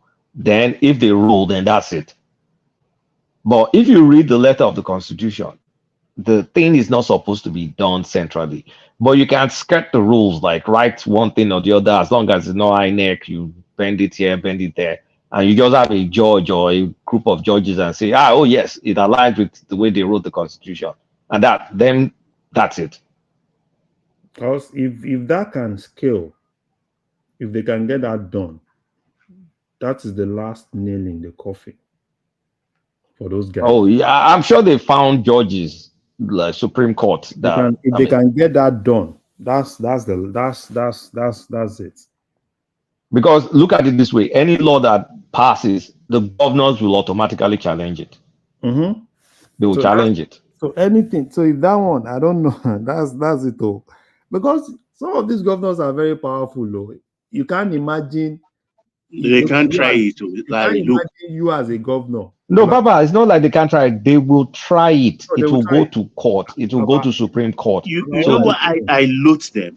What they did to Jonathan with that sovereign wealth funds, with the excess crude oil account, whatever. And then that Paris Club refund. What they did, I mean, they finished billions. Yeah. They now created even secretariat with a DG for themselves. Mm-hmm. Only in Nigeria. Only in Nigeria. I expect them to challenge it. I expect them to, to do all sorts of things. If they had known, they never knew that it was going to be like that. Tinubu, no. Some of only them, in Nigeria, most of these things. Some of them, if you have some of those governors, some of them cannot even come out openly, because if you come out openly, people on social media will give it to you back to back. Even Seyi Makinde, if you go and look at Seyi Makinde's and they've made him a laughing stock on social media. Seyi Makinde is now explaining and re-explaining himself. He's explaining and re-explaining himself. You know the problem. You know what that means, Kolata? Imagine you are a governor and you have 20 local government chairmen, and all of them gang up against you. All of them are together. You are finished now. So imagine what will happen. But don't rule out the governors. Though. They have a trump card in their legislative house. But you see, Kolata, do you know the problem in that thing? Don't forget that even that most of the House of Assembly, they don't have 100%. So they still have. Take for instance now, if you go to somewhere like Ogun, at least it's still more of like 60-40. PDP, APC. Yes. It's still more of like 60-40. And the governor will not have spare funds to bribe people anymore. So you understand? So it's still, because you remember that those guys' election, they did it the same time they did the governorship election. Yeah. So it's still more of like 60-40. So look at an assembly that is more of 60-40. And when the governor has a lot of resources, so resources can go to those guys. You feel what I'm saying? Now, yeah, but for Oshun, if I'm correct, Oshun right now, I think is 100% PDP. Oshun, right? No, the local government, because he did this election a few months ago. No, not local government. No, not local government. The state house. The state house assembly. Okay. We are talking about the state house. So it's only those ones. But if it's in a situation like, it's more like 60-40, even if it's, do you know the thing? Even if it's 70-30, do you know this? When they now see two people, governor, you get money. Local government chairman get money. Right? And you see some of the House of Assembly members that would tilt towards the local government chairman. Like, okay, fine. Now two get money now. You get money, you get money. At the end of it, they will play that game. You see some of them playing that game in that their House of Assembly.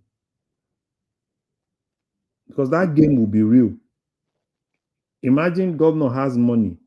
The other 20 guys too, they have money. And all of us will go and play the politics in the House of Assembly. So what will happen? It's going to be fun, really. It's going to be fun because the chairman, the risks they stand is this. If not in other states, at least in Lagos states, they knock on your door. The people of that local government, they want something. You want to tell them you're giving the money that was paid directly to you to the governor, or you are sharing with the governor, they will tear you to bits. And even your wife cannot wear new shoe. Baba, do you know there will be trouble? If federal government want to blackmail them, publish what they give them. That's another blackmail. Because if I know that guy in my local government collect 10 billion, what is it? Alaye, you can't even do anything. You know, go move. You know, go move. So I think that's where, the governors, most of them, when the whole thing happened, when the whole judgment, some of them have not really, they didn't sit down to look at it. And I think they are now beginning to look at it like, that single power that we have. Wait, is Thomas listening? There are many people that want to join. Desk came, Darty, and then there's someone else. If Thomas is around or something. I'm listening. Yeah. Yeah. No, are you putting them in? They are standing by. Yeah, people want to move again. Yes, I got in, yeah. So at the end of the day, it's going to be good politics. Good politics. Good politics. People say, oh, some of the government, because they have the local government chairman, they put them there, they do this, they do that. But don't forget, it's easy for you to put somebody somewhere, but immediately that person has financial autonomy, money. Maybe it's after I get my money, that's when I will say I'll give you some change from there. There will be a lot of Ubara chairmen that will show their governors. Baba, all of them will just come together. You just see all of them coming to say, I beg, wait till they give this man. He don't do too much. All of them will just come together. The governor shout, they will shout too. I said there will be lots of Ubaras. Yes. Governor shout, they will shout too. Maximum, all of them carry themselves to court. So well done, also. Hey, well done, Darati. Yeah. How's been the day, sir? It's been good. I'm pushing. Okay. I think Buhari already published those things, those amount during his time when he gave executive order. Executive order 11 or something. He published those money. That was when people whose head became, people were very angry. Like, what? You mean I'm collecting this kind of money? But they didn't allow it to fly. They took him to court. They fought him dirty then. So at the end of the day, so it's good politics. It's good politics. I just wish we have, look at Ogun State. See that man that was challenging Dapo. Imagine that man has financial autonomy. And what happened then? All of them did meeting, that said, okay, fine, we are with you. All of them are saying they can't talk, but they know that the man is, he can talk. Oh yeah, you talk. Immediately the man talk, all of them run back. They ran back to governor, started prostrating. And it was all of them that agreed though. They just need somebody to talk, and probably is the approaching person. Oh yeah, you talk. Then he looked at his back, all of them they've gone. The gang up that will happen to the governors, they will hear when. And that's the problem that we have in Nigeria. You see many people that at least in the UK, in many of the Western countries, those that are practicing federalism, you see the local council have one or two things that they are doing, but you just turn them into something else. Even Oyo State, like we are talking about Oyo State, Ogun State, you know how big Oyo State is? Because it's so big. And it's so big. You know, even under Amusu had to copy what Tinubu did. You know, Tinubu was the one that began all these local government development areas. So in order to bring in my local government that I live there in Oyo State, the cut is one of the biggest local governments in the country, and they had to cut it into maybe 2 or so or 3. So from there, when they did that, there are some projects that came to that local government, the LCDAs, because of that alone. So then the Tinubu is people may look at him. We have issues with him in terms of this, just like what we are discussing, political issues. But this guy is consistent. When some people say, "Oh, it's because he just want to fight Obasanjo," then, but at least he has shown that at least he's consistent in his fight for the local government, for the people, other people to benefit, even though they will also still eat something. But let the people also eat. That's what I mean. I normally tell you. Olóṣèlú wọ́n á jẹun, they will want to eat, but let other people breathe also. Let the poor breathe, just like he was saying. So, but these governors, if you look at the way Makinde was saying it, you will know that it's like kọ́wọ́n yìnbọn fún yàn ní ìbọn bá wọn. Check his BP. He needs to go and check his BP. I've never seen Makinde like that. I've never seen. I've never seen him also. Like, it's been a long time I've seen him, but I've seen him like that. Actually, I think when the guy is a gentle. He looks gentle, but when he faces some difficulties, it could be the monster in him may come out sometimes. No. You know, he couldn't even hide his feelings. He couldn't contain himself. He couldn't hide it. And now because he lashed out. No, because he said it. He said. He's been spending now. He's been spending, doing all sort of things. No, Makinde spent too. Let me tell you. In Oyo State, Makinde gave my area. Makinde was the reason why we had light in my area. Yeah, Makinde was one that gave us. Yeah, but I mean, it was one that gave us a full 500 kVA transformer, and he built a school. He also built a school in that area too. Yeah, that in Ibadan. Yeah, that's the problem. Yeah, in Ibadan. The guy spent money. All of them. The guy spent a lot of money. Like Makinde now, if you go and ask people in Oyo State, they will tell you that everything is in Ibadan. So, and that is why we need some of these. No. What I was saying is, what I'm saying, Mr. Larry, what I was saying is, before he became the governor. Oh, before he became the kind of money, the kind of money that was in 2015. No, I know. Before he became the governor, he spent money. You know, he contested about 3 times. He spent money. So he's probably trying to kind of recuperate some of money, but he's already gone. This one,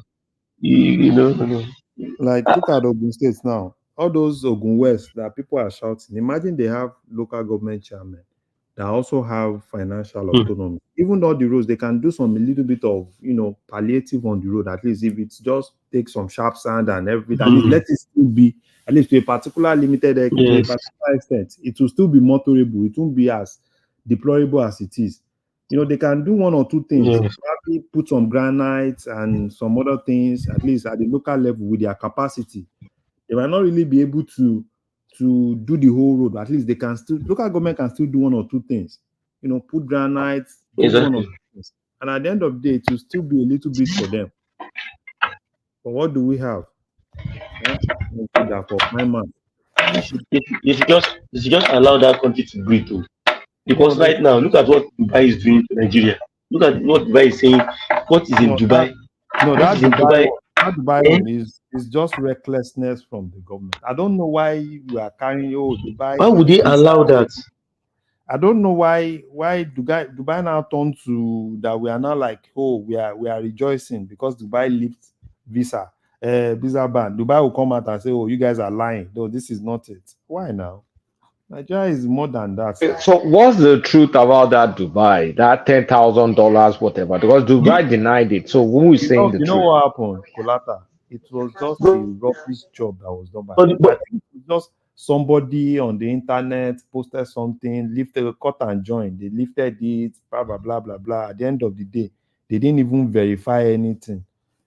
These are normal, all in the name of, we want to quickly praise, oh yeah, this is this and that, And at the end of the day, which I felt they should just come out and say, oh, we are sorry, this is what we did and this is the mistake and everything. Because it's so embarrassing. That shows the quality of our minister. But is it true? No, it's but is it true? now. Is it true? Dubai came out to debunk the whole thing now. That didn't even come out from them. Is it not the same thing they did that time that they corrupt? Oh, But has Dubai allowed us to now start traveling? No, they open up. They've opened up. So Yeah. they've opened up, but they're not requesting anybody to show proof of $10,000 and pay No. 640K. I think it's the 30 days or 60 days. The visa fee still remains the same as it was before. They didn't change anything. What is in Dubai? So someone is trying to make money off the situation. Of course, now that's what I'm saying. It's just one guy. Probably all these guys. But it wouldn't have worked anyway, because the way we do it, you understand, you carry all your passport or family passport to the airline. It's the airline that always operates it, but that's what I do directly. You understand? But people will still go to other agents. All those traders mostly will go to the agents. That's the agents are the ones that help them to get it. But people like me, I'll go straight to the airline. So was Festus Keyamo in the know for this shenanigans? No, this is not a Festus Keyamo thing now. It's the Minister of Information. It's foreign policy now. Information and foreign affairs. And that was what you remember that first time that they said, oh, they've signed an agreement, they've done this, they've done that. At the end of the day, that one, the Dubai came and said, no, that's not what happened. This is the same thing that happened. I think they just need a lot of coordination, within that space, so that they don't just keep embarrassing themselves. What is even inside that They're Dubai? the worst. They're the worst. Except for all the guys that I know, all the people that I know that went there to go and work. People don't get it. They don't find it funny there at all. People find a way to cross to other Western countries, like US, Canada, UK, or Europe. This and that. But Nigeria have the capacity to build Nigeria. They have the capacity. Honestly speaking, let's just build our country. I'm telling you, let's build our country. I don't know what this rubbish you just stop. The capacity to build Nigeria, not all this. We are now begging this, begging that, and Dubai now turned to begging. We a whole almighty Nigeria. Why can't they take us Dubai? Who the heck is Dubai? We have wrecked. Our leaders have wrecked. Plus the people also, they have wrecked that. Not be our leader now. Not them now. Not them. And I saw Nigeria's name among the countries that it came to come and beg for investment. I cried that day. Like, kai. That was about 10 plus years, about 13 years or so ago that I read that book. And they are also because when you land, you shatter a driver or the package they gave you, maybe a Rolls Royce things will come and pick you. The driver will show you all the houses of the big Nigerians. Nigeria, the investors will show Dubai, you. Now they buy land, buy everything for Dubai. Will tell you that house is allergy. You know him. You just want him. They know them now. They know the people that are doing that. They know all their houses now. Shebi is Dubai. Any money laundry they want to do. Dubai is the nearest route to do the money laundry now. Exactly what I told what Baba said now is what I told one of my friends. I was talking about that APC will not kill us. And I told him that these guys, they know, except probably the government wants to. I have not confirmed actually whether it is true or not. I was saying that probably the government guys, they didn't want ordinary Nigerians to have access more to Dubai so that they won't know where they kept their illicit funds, all the stolen funds and stuff. They will bombard you with these realtors give you all manners of deals. You almost even commit yourself, but there's a catch.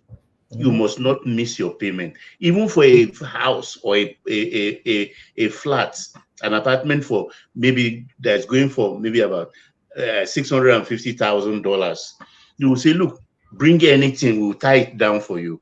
Bring 50.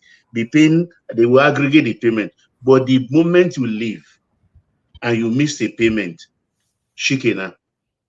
A lot of Nigerians lost their money. But like those in government, that's why those in government, they are high red, because he has committed himself in Dubai and he has about $300,000 balance to pay, and he cannot meet it up. He has a deadline. He will do any deal.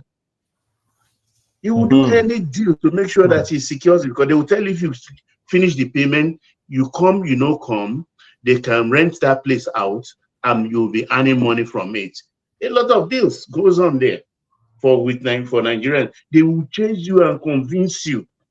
They will give you so many tickets, free tickets to go this, to go that, even give you a car and a driver just to get that money off you as a Nigerian.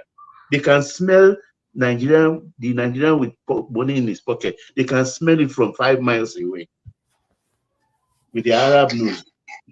You don't know these people. Emiratis. And they treat our people like trash there. Many of the people that went there for residency, work and residency, except for the rich guys, they are loaded. You don't have problem. But many of the guys that went there, like, oh, we want to go hustle. What their eyes saw. Baba, Many of them came back. I need to go. So thank you. Okay, sir. Who is leaving, Larry? Yeah, Larry, yeah. I think the house is Dorothy, another old person. I think this is Jay, either Joel or Emeka. They are there. I will soon leave myself. Okay, so sir. Have a restful night and a happy weekend. Hope Yes, to sir. see you tomorrow. Thanks, sir. Yes, sir. Yes, sir. Yeah, Thomas. Thomas. We are all alone. Who is Jay? Is that Joel or Emeka? No, it's Emeka. Oh yeah, Emeka. Carry on in the meantime. What is the topic of the day? I just joined. What's the main one now? Okay, the Keyamo, something about the private jets that if you fly in or out, you must fly your jet from any designated international airports. No more landing in local airports, because we don't know what you are bringing in, whether you are bringing arms or dollars and things like that. I think it makes sense. You know, that private jet makes sense. But you can see what they've been getting away with and doing away with money and things like that. Very many years. For money laundering, right? They use it to remove money laundering. There was this story about one lady in the United States, a transgender, who was leaking I won't say confidential information, but it's a prostitution ring about an American lady who is she's currently a socialite among the Black Americans. I don't know, maybe in Atlanta community. So she brings in girls for big men in Nigeria, politicians and the rest. They don't go through visa. You understand? And one of the ways they come into the country is through private jets. They just take in the private jet, they land, they pass through. They don't go through custom, right? Yeah, not like they just to chip in some. They bring in Filipino stewards too. Yeah. They pay them 1,500 every month. Filipinos who can do laundry and everything. Yeah, they don't go through this. They don't go through getting a visa from the United States or the country. They just enter into private jet, fly out. You understand? Come into the country, stay as long as they want, take off when they're leaving. That lady or a man or whatever the person is now was talking about the situation. So that private jet sector needs to probably be regulated. You know, Nigeria is a country anything goes. And that's why when hypocrites, the obedient hypocrites keep talking, oh, we want a good Nigeria. No, they don't want a good Nigeria. They want a Nigeria that works the way they want. If we truly want Nigeria to work, a lot of Nigerians will not stay in Nigeria, except the poor people. I tell you. A lot of Nigerians will not stay in Nigeria. If Nigeria work like the West works, all the way they get money, all the loopholes, all the bad things they are doing, everything ceases. Even the middle class, from the middle class upward. Nigeria is the only country in the world where somebody just wakes up and become a millionaire and nobody asks questions. They will ask you questions. How did you make your money? How do you make your money? Those private jets that we are talking about, those are trafficking ring that is going, and because there's high level corruption, there's no scrutiny, there's no regulation. And Kiamo is somebody who we know at some point, he's a lawyer, he's a fine lawyer. We want to regulate that space. So what he's doing now, he's the one that said it, that they're using it for smuggling cash and drugs. So he needs to regulate the space. And as they are landing, you check what they are coming with. If they're coming with contraband, you seize it. You see, until Nigeria becomes a country where everybody falls under the law, things will not go the way it should go. You know, we have too many big men in that country.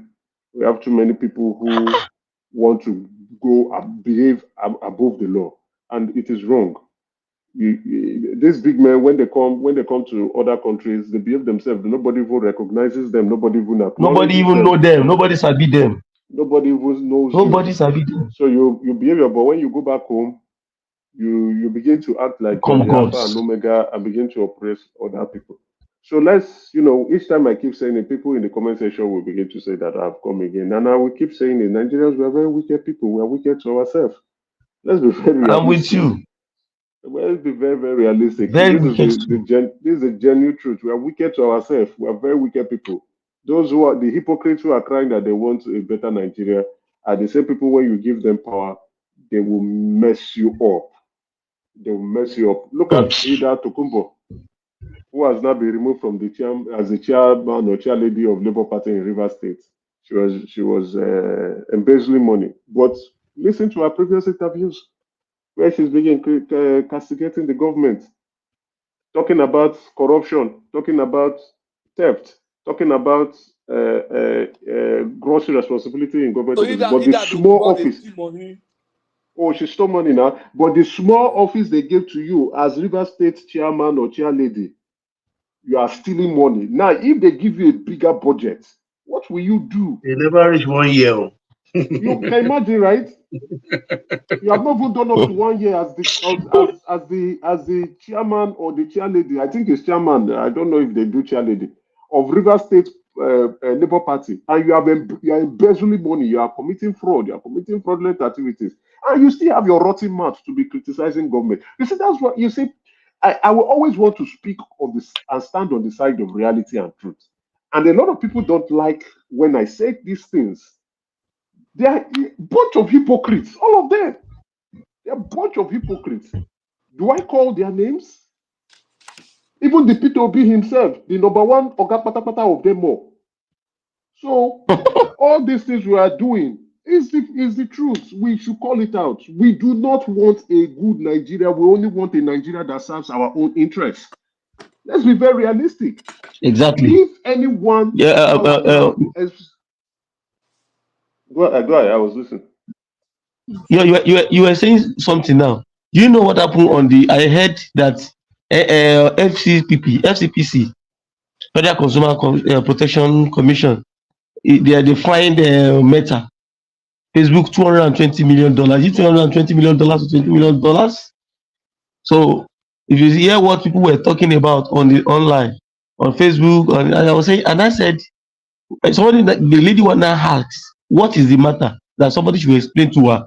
I told so somebody now explained to her what is happening, that they are messing up with Nigerians' data, and the NSPC, the Data Protection Commission, and on Facebook. They're trying to find Facebook, Yes. So you know one thing, Right. when it happens in the United States and in the UK or in the European Union, nobody says anything.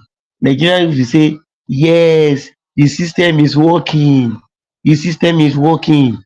But when our own institutions in Africa tries to what? To hold these guys, by the balls to the same thing that they are being held in their various countries, No, Nigerians Nigerians don't will come want. You out and see, defend it. we, Have you we, forgotten what they So talk they were about all carrying. Binance when Binance ripped us off? Were they not supporting Binance? They were. You see, these are the same people who are still saying they want to organize a protest, right? Because they lost an election. Even when we know that, look at Kenya now. International communities have advised their citizens and residents to leave Kenya. Now, Kenya is not turning out to because the people there. That's a setback for like 2 years or 3 years. Complete setback. Because that's what Complete drives setback. Kenya. Kenya doesn't have anything. If not worse, you understand? If they don't continue and they turn Kenya into a failed state, you understand? Now, if international communities are leaving, which means the situation is not getting any better. These are the people we were hailing. Oh, they're doing protest. Moody's already downgraded Kenya. You see. Imagine. So that means their debt will be more You expensive. better not smoke that country. Better don't light up that country. Yeah, saying, and the Kenyans too were saying, we are not like Nigerians. We are not like Nigerians. We will do what is the right thing they are doing now? Burning their country, destroying their country assets. International community is running away. You didn't know what CIA normally do. Is reducing. They are looting. They are killing. They are pilfering. They are raping. They are turning their country into robbers. And that the military is coming out and shooting aside others too. They are shooting and stoning the military. There's no peace. Is that what these enemies of Nigerians want Nigeria to look like? And they are all happy. They say we want to protest. So you bunch of hypocrites. I said to you, you are losers and you will continue to be losers. You lost an election, go back to the drawing board. There's nothing wrong with losing, but it's the way you lose or the aftermath of the loss that matters. Go back to the drawing board and re-strategize on how you can come back and win power. But because you know you can't win, you know you will always lose. You're a bunch of losers. You keep on losing. If they wake you up in the morning, you will lose. Wake you up in the night, you will lose. Wake you up in the afternoon, you will lose. That is why you want to destroy the country. The funny of thing that progress. I heard today, I heard that this governor in Abia, that in the first 3 months, he had borrowed close to 40 billion. Oh, that guy has borrowed so much out of it. In the last 1 year, that he has borrowed heavily. And what was he using it for? He's using 20 billion for social reorientation. Ridiculous thing. Unfortunately, that's the problem. I don't have a problem where you borrow. You understand? But if you see, Abia State is my state, where we are the most backward in the southeast. When others, even the Boy State, which is the smallest in the southeast, is better because they had a capable governor. But in Abia State, we are still in 2001, when others are now in 2024 democracy. Or let's say others are probably in 2015 democracy. We are still in 2001. We are still celebrating fountain. We are still celebrating water coming out from roundabouts. We are still celebrating street lights. Street lights in just one junction. That is 2001 democracy. You understand? And now we need to borrow to push infrastructure. But again, you are not borrowing for consumption. You are borrowing for PR. You are borrowing for name to launder your name so that you appear like you are working. These are the bunch of useless people you remember in government. A bunch of useless people. But let's watch them what they keep doing. Emeka, do you know that Abia State Governor, he has not been paying wage bill since last year.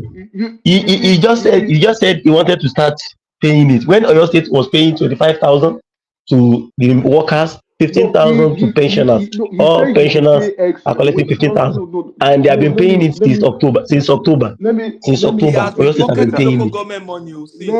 Let me put it in better perspective for you. He said he wants to pay additional 15,000 just for 3 months. So he wants to just for 3 months, exactly. He wants to pay. Oh goodness, Lord!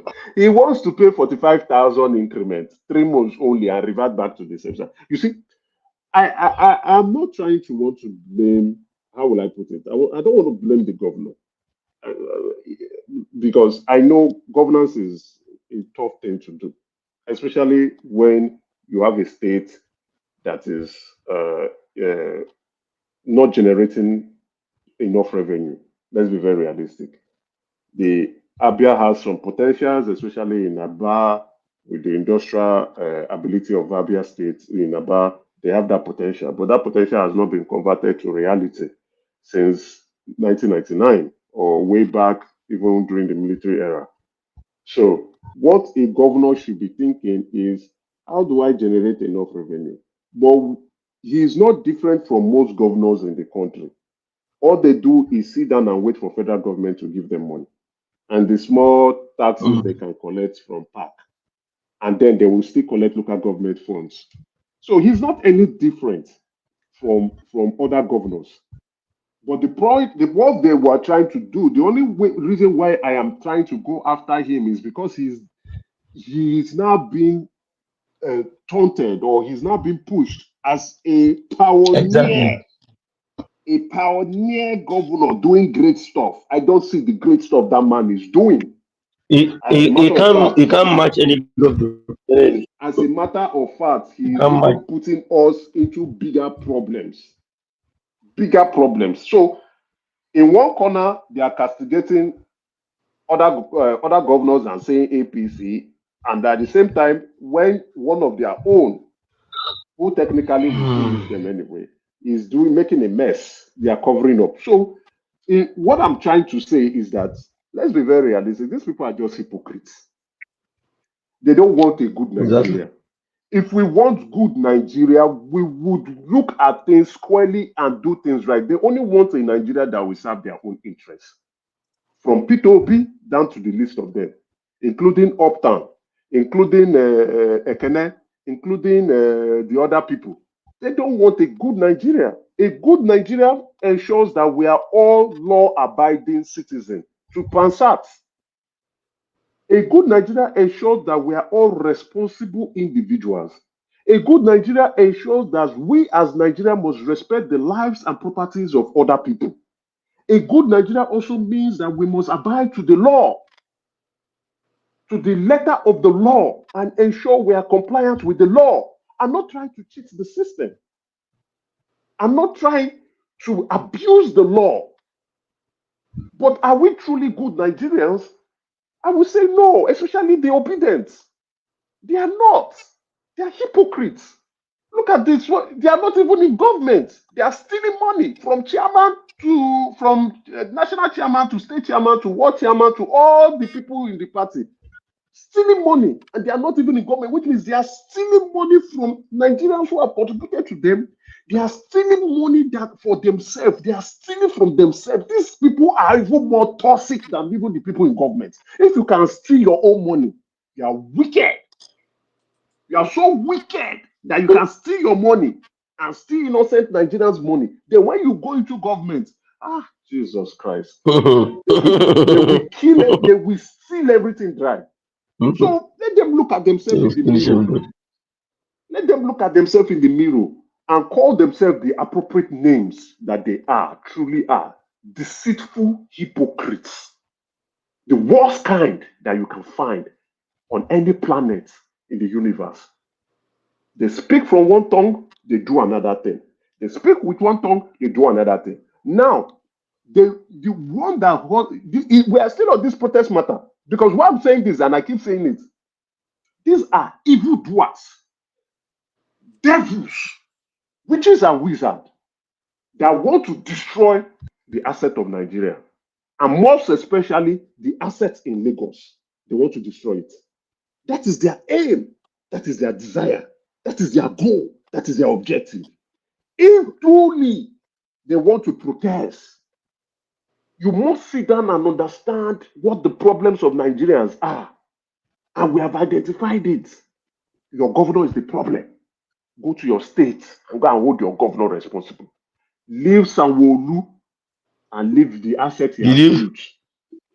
Leave Emeka, Sanwo-Olu. did you hear Passat? Did you hear I didn't Passat hear say Passat. I didn't hear it. the Passat is biggest refinery, and biggest light is the whole of Abia State having 24 hours light right now. I think it's just about few local governments for now. the biggest refinery in But it's Africa. a good thing. Even wait, he said the In biggest refinery Africa, is in about. What happened to Dangote refinery? Leave Passat. Passat is always smoking grass. He's smoking Omo detergent. Once he smoked that thing, the thing scatters his head. Leave Passat and the way he behaves. He can come up here and come and explain his uselessness. Passat and his ridiculousness. Passat is a hypocrite too. At one point, he's an IPOB, a terrorist sympathizer and lover. The next point, he says he's a Nigerian. He wants work for Nigeria. So you don't know where to put Passat. All you just need to do is to keep Passat in a mental institution because he's confused and silly at the same time. That is why they want to go and destroy things in Lagos. Go and hold your governors responsible. Go to Abia State, go to Ebonyi, go to Enugu, go to Anambra, go to Imo. These governors are not performing. They are not performing. Same thing with others. Go to Oshu, go to Ondo, go to Ogun, go to Oyo, or go to Sokoto, go to Bronu. Go and hold your governors responsible for the things that you want. And leave Lagos State alone. Leave Lagos State alone. Or more especially, all of you go to Abuja, go to the road to Aso Rock and sit down there. If you want the federal government to listen to you, or you want the House of Representatives to listen to you. But no, they want to destroy. They want to kill. They want to steal. They want to pilfer. They want to rape. They want to murder. They want people to weep because they lost an election. If there's nothing as devilish as this, I don't know what name we want to give to it. These are devilish people. Nothing but devilish people. Devilish people in the highest order. If they cannot look at what is happening in Kenya and reflect on their mind and have a change of heart, but still want to go ahead, whatever outcome they want, let it be. Now, what we are hearing is that if they kill anyone, that they will demand for Tinubu, they will shoot all of you to your mother's house. Since you people want to turn to bastards, you don't know where your father's house is to go and protest. They will shoot you people there. Shoot you back to Imo State or shoot you back to Anambra State. They will shoot you. And I will be watching how they are shooting you people with no sympathy. Shoot you people well. Shoot Chris, enter on our body, so that you can go to hell and go and struggle with the devil there. Because that's where you belong. All of you. If now no go and get sense, go and do protest in your state. Your state is rotting away. The economic situation in your state is not improving. But where the economy is improving, you want to go and spoil that place so that all of you will be in the same boat, Abi. Shoot them. Let them shoot them. Let them go. Shoot them to hell. Let them go to hellfire and go and struggle with the devil. Go and protest with the devil in hellfire. Shoot them. They are not supposed to be in Nigeria. The army should shoot you people. I will check my phone as they are shooting. I'm counting the number of people they shoot. Shoot them very well. They are useless. Shoot them. Let's go and protest. You don't know where to protest. I will keep quiet now. If there's any other topic, I will speak. But some people still want to protest. I'm not even current about the protesting.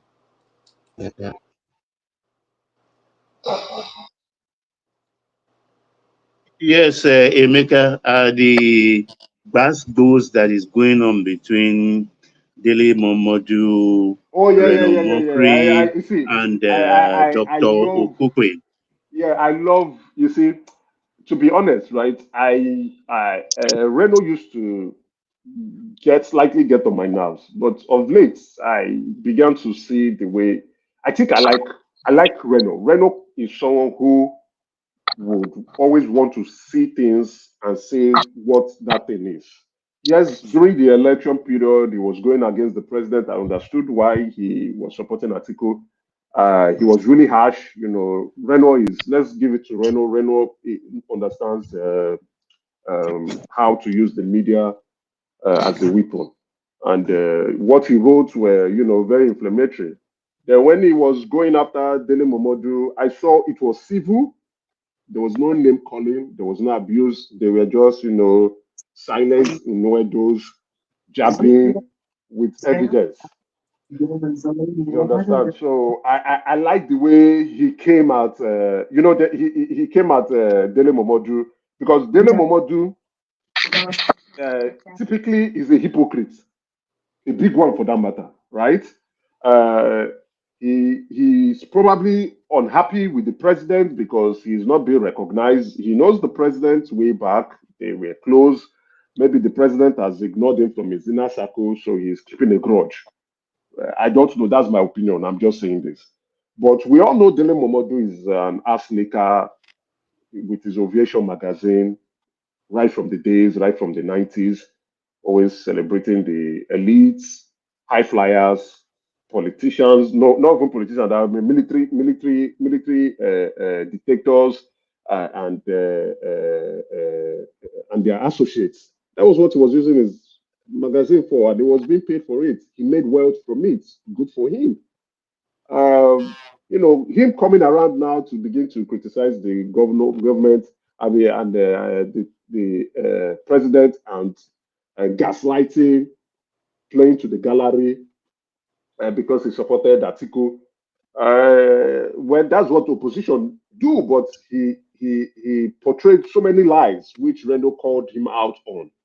And since Reno called him out, he wanted to cover his tracks. Reno now told him, "You are busy supporting the you are busy accusing the president when your friend, the governor of Ondo State, is not performing, has not paid salary. This is a president that is paying civil servant salary, has not owed federal civil servants any salary. This is a president that is solving problem, but your old is busy dancing around. And you have been praising him. You have written more than 50 publications on him. He was not saying, show me. He said, no, don't worry. Take me to court. I will come and show you. I'll show you. I have the evidence. I'll show you. Take me to court. You are busy calling me lazy. I am not lazy. Lazy is not part of my virtue. But if you think I am lying, take me to court. And I doubt it that Dele Momodu will not do it. Because you know why? Dele Momodu would have forgotten the number of times he has praised Adeleke. You understand? Somebody who is an FFK, friend for food. You will not know when your mouth is running around, when you need money. So he cannot, somebody is Amekoe. He will not be able to take it to court. So, but I like the back and forth. That's the way we need to learn from that. You know, no name calling, no insulting. Just give the evidence, and if you don't like it, sue me. I will come to court and come and prove myself. And everybody goes. And in my opinion, I don't know about any of you, I think Reno gave it to him in the proper manner and called him a hypocrite for who he is. You see, that is what I keep saying. I go back again. There's a bunch of losers don't know how to accept their loss. Only very few. Reno has a lot of facts at his grasp. Reno did not even drop. He didn't drop so much. He just showed him the road and said, "See." And he knows how to insult politely. Politely, he gave it to him and said, "Come, if you think I am not saying it, take me to court. I will even go and ask El-Rufai. When I went to court, I disgraced him. Take me to court. Let's go to court. I dare Dele Momodu. Dele Momodu will not do it because we all know what Dele Momodu is. He's a praise singer of the elite. If he wants food for you, he will sing your praises. He's a hype man. He's a hype man. Thank you. No, that's right. He's a hype man. He's a hype man, proper hype man. He will come and meet you. Oh, Yeah, you but give him money. He will I know him very well. write so many praises about you in his magazines or in any media space, and you will feel very happy about yourself. That's what he does. That's what he does for a living. That's what he does for a living, and that's what pushed him to prominence. So he can't come and tell us lies. No, he can't come to say he lost Nigeria. No, because you've always sided with the oppressors. So don't come out here and come and claim what you are not. You know, win this one. You take the L, collect the L proper. He was saying that Reno is looking for something from Tinubu. But to be fair, I have not seen, they've not given Reno any position. And it's not like he's looking for something. He's still consistent in what he's saying. They've not called him to say, hey, guy, take this position for the thing you are doing. So, and he has rightly said that what would Tinubu give to me that I have not gotten myself? Right? But I'm not saying if they give to him, he may not accept. But what I'm saying is that of this moment, the guy has not been offered any position, or he has not been offered any money that we know of. So, but he keeps saying things that are right. And when the president does something that is wrong, he calls the president out too. That is what we need to be doing. And that is the way, and he was part of the Atiku camp with Delo Momodu too. They all supported Atiku. So it's not like they are in different factions. No, they all supported Atiku. And they all lost together. But one person forgets to drop the losing clock and move on and see how to hope that Nigeria moves forward. And if the president is not doing the right thing, criticize him. If the president is doing a good thing, you praise the president. But you are still getting upset because you lost an election and you still think you are in a campaign train when campaign train has left you behind. And you are saying nonsense between the tongue. When your friend is busy, not doing the right thing, your friend is part of the problem of Nigeria. Always dancing. Always dancing. Instead of walking, he's dancing. So there is just what he's part of. Today, I saw him with Obi. He will write something for Obi now, small time, because Obi would have given him maybe 10,000 pounds. You know, just don't worry, just watch. I saw him laughing and holding or hugging Obi. He will write good things about Obi now. Obi would have given him every look to collect. He will go write something that Obi is the next best thing to slice after sliced bread or sliced water. And they are pouring him all the accolades that he needs. All of them hypocrites, deceivers, devilish people, wicked people. Yes. I saw something there for yesterday. I think I sent it also to man. Probably he was not. He had a lot on his table. Yeah, well, I saw some stuff about Nigeria beginning to activate our AFCT codes just to make sure that we're able to export more things. Yeah, I was And I going think there. that is what we call the I think that's the productivity that we are talking about. And we need more. But I know very well that Buhari did something like that also. But it was not well opened up. I think they If the only thing I think the Asiwaju administration is not getting right is with their communication, right? Nigeria is in a mess, a big mess. Let's be realistic. I say, thank God Obi didn't win anyway, but if he had won, they would have impeached him by now. Nigeria is a big mess. But we have a president who is trying to put in the right foundation. Local government autonomy is not left for the implementation. He has done his part. It's not left for the local government chairman now to take the power that they have given to them. Not the one Sheyi Makinde is trying to bully them, or the one that this Bayelsa governor is coming out to come and be saying nonsense. Take your power. They can't do anything to you. The worst they can do is to probably kill you. But you have the power now. You can take them to court. The money comes to you. Why do you want to go and remit the money to them? Use it to solve the problems of the local people. Now, we are not talking about student loan. Anybody who wants to go to school can go to school now. But guess what? Nigerians will not take it. So they will keep complaining, but the option is there. Go and take the loan and go to school. The Southerners, do you know the Southerners did not enough? A lot of our Southerners did not that na lie. Did not they embraced it. So the point is that is not their problem. You see, let's be very realistic. That education is not their problem. Let's be realistic, because what that means is that if you do not, like orphans now, who want to truly go to school can actually go to school. Nobody can stop you. If you truly want to better your life, you can now go and better your life. So nobody, you see, the things we need to do for ourselves, we are blaming the government. So if you say you are poor, and you know that if you get a better education, you can elevate yourself and your family out of that poverty. What is that holding you? What is holding you?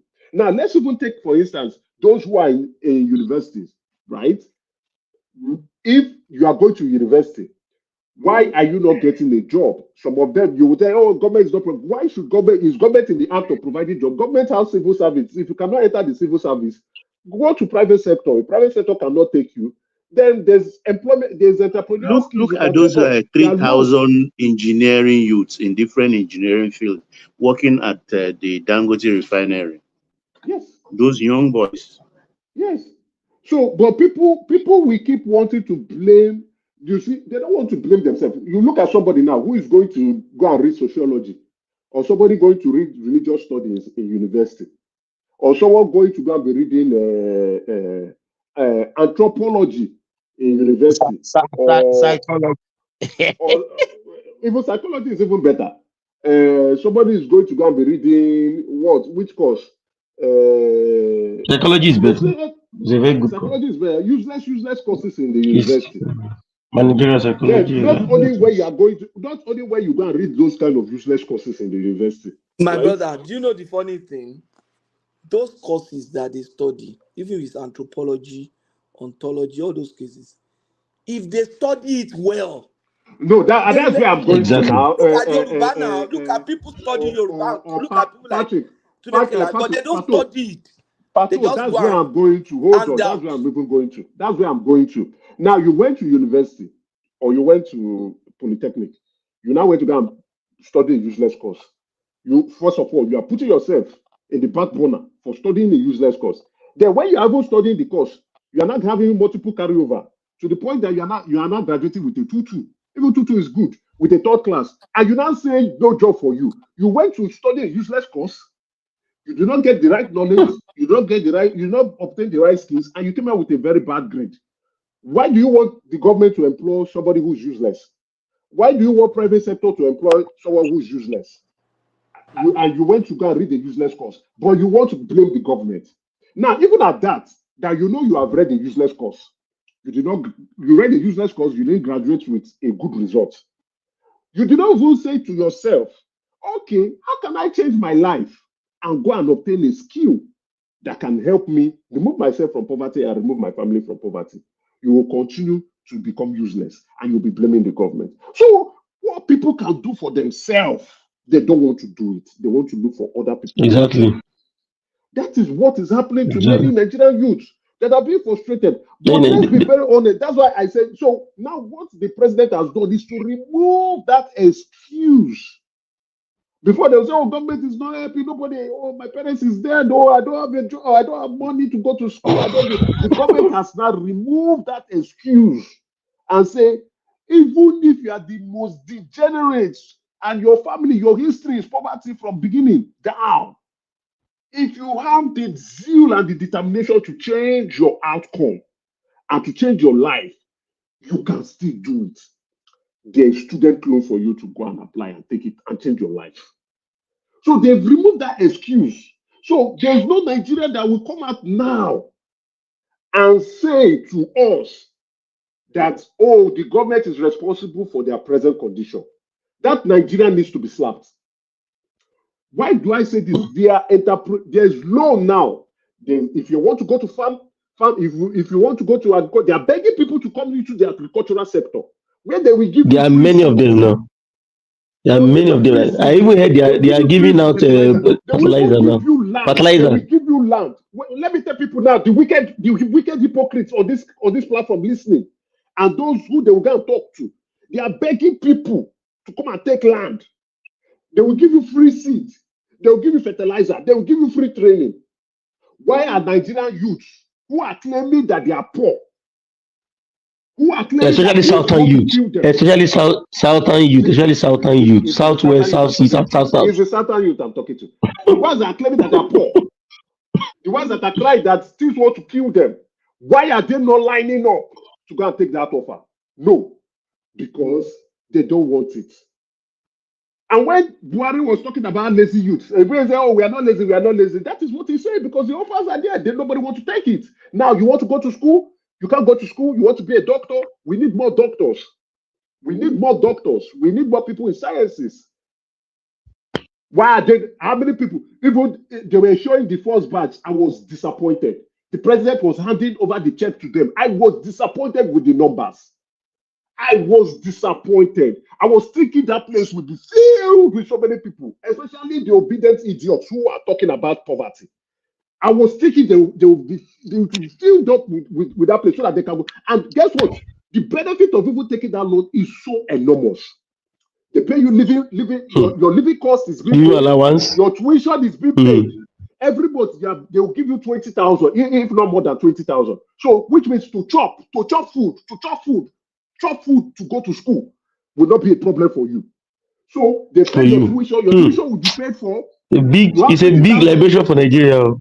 It's a big liberation for us. I don't know. See, in years to come, generations will be thanking the president. In years to come, this is not the first time. Emeka, sorry for cutting you short. Wait, don't be angry. Let me call them the proper name they are supposed to have. Not these unfortunate, ungrateful losers.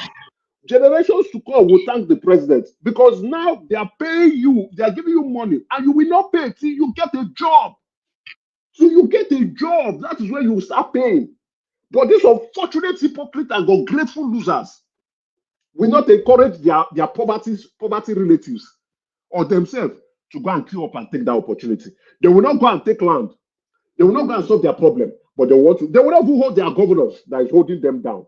That's not giving them infrastructure that they need. That's not providing things for them to make their life easy.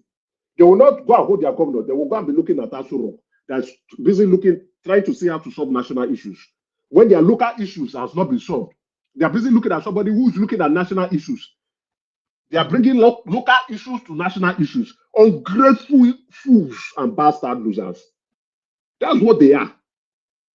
That's what they are. They need the appropriate name. Don't be angry. I wanted to call them the appropriate name for them. Now you can go ahead.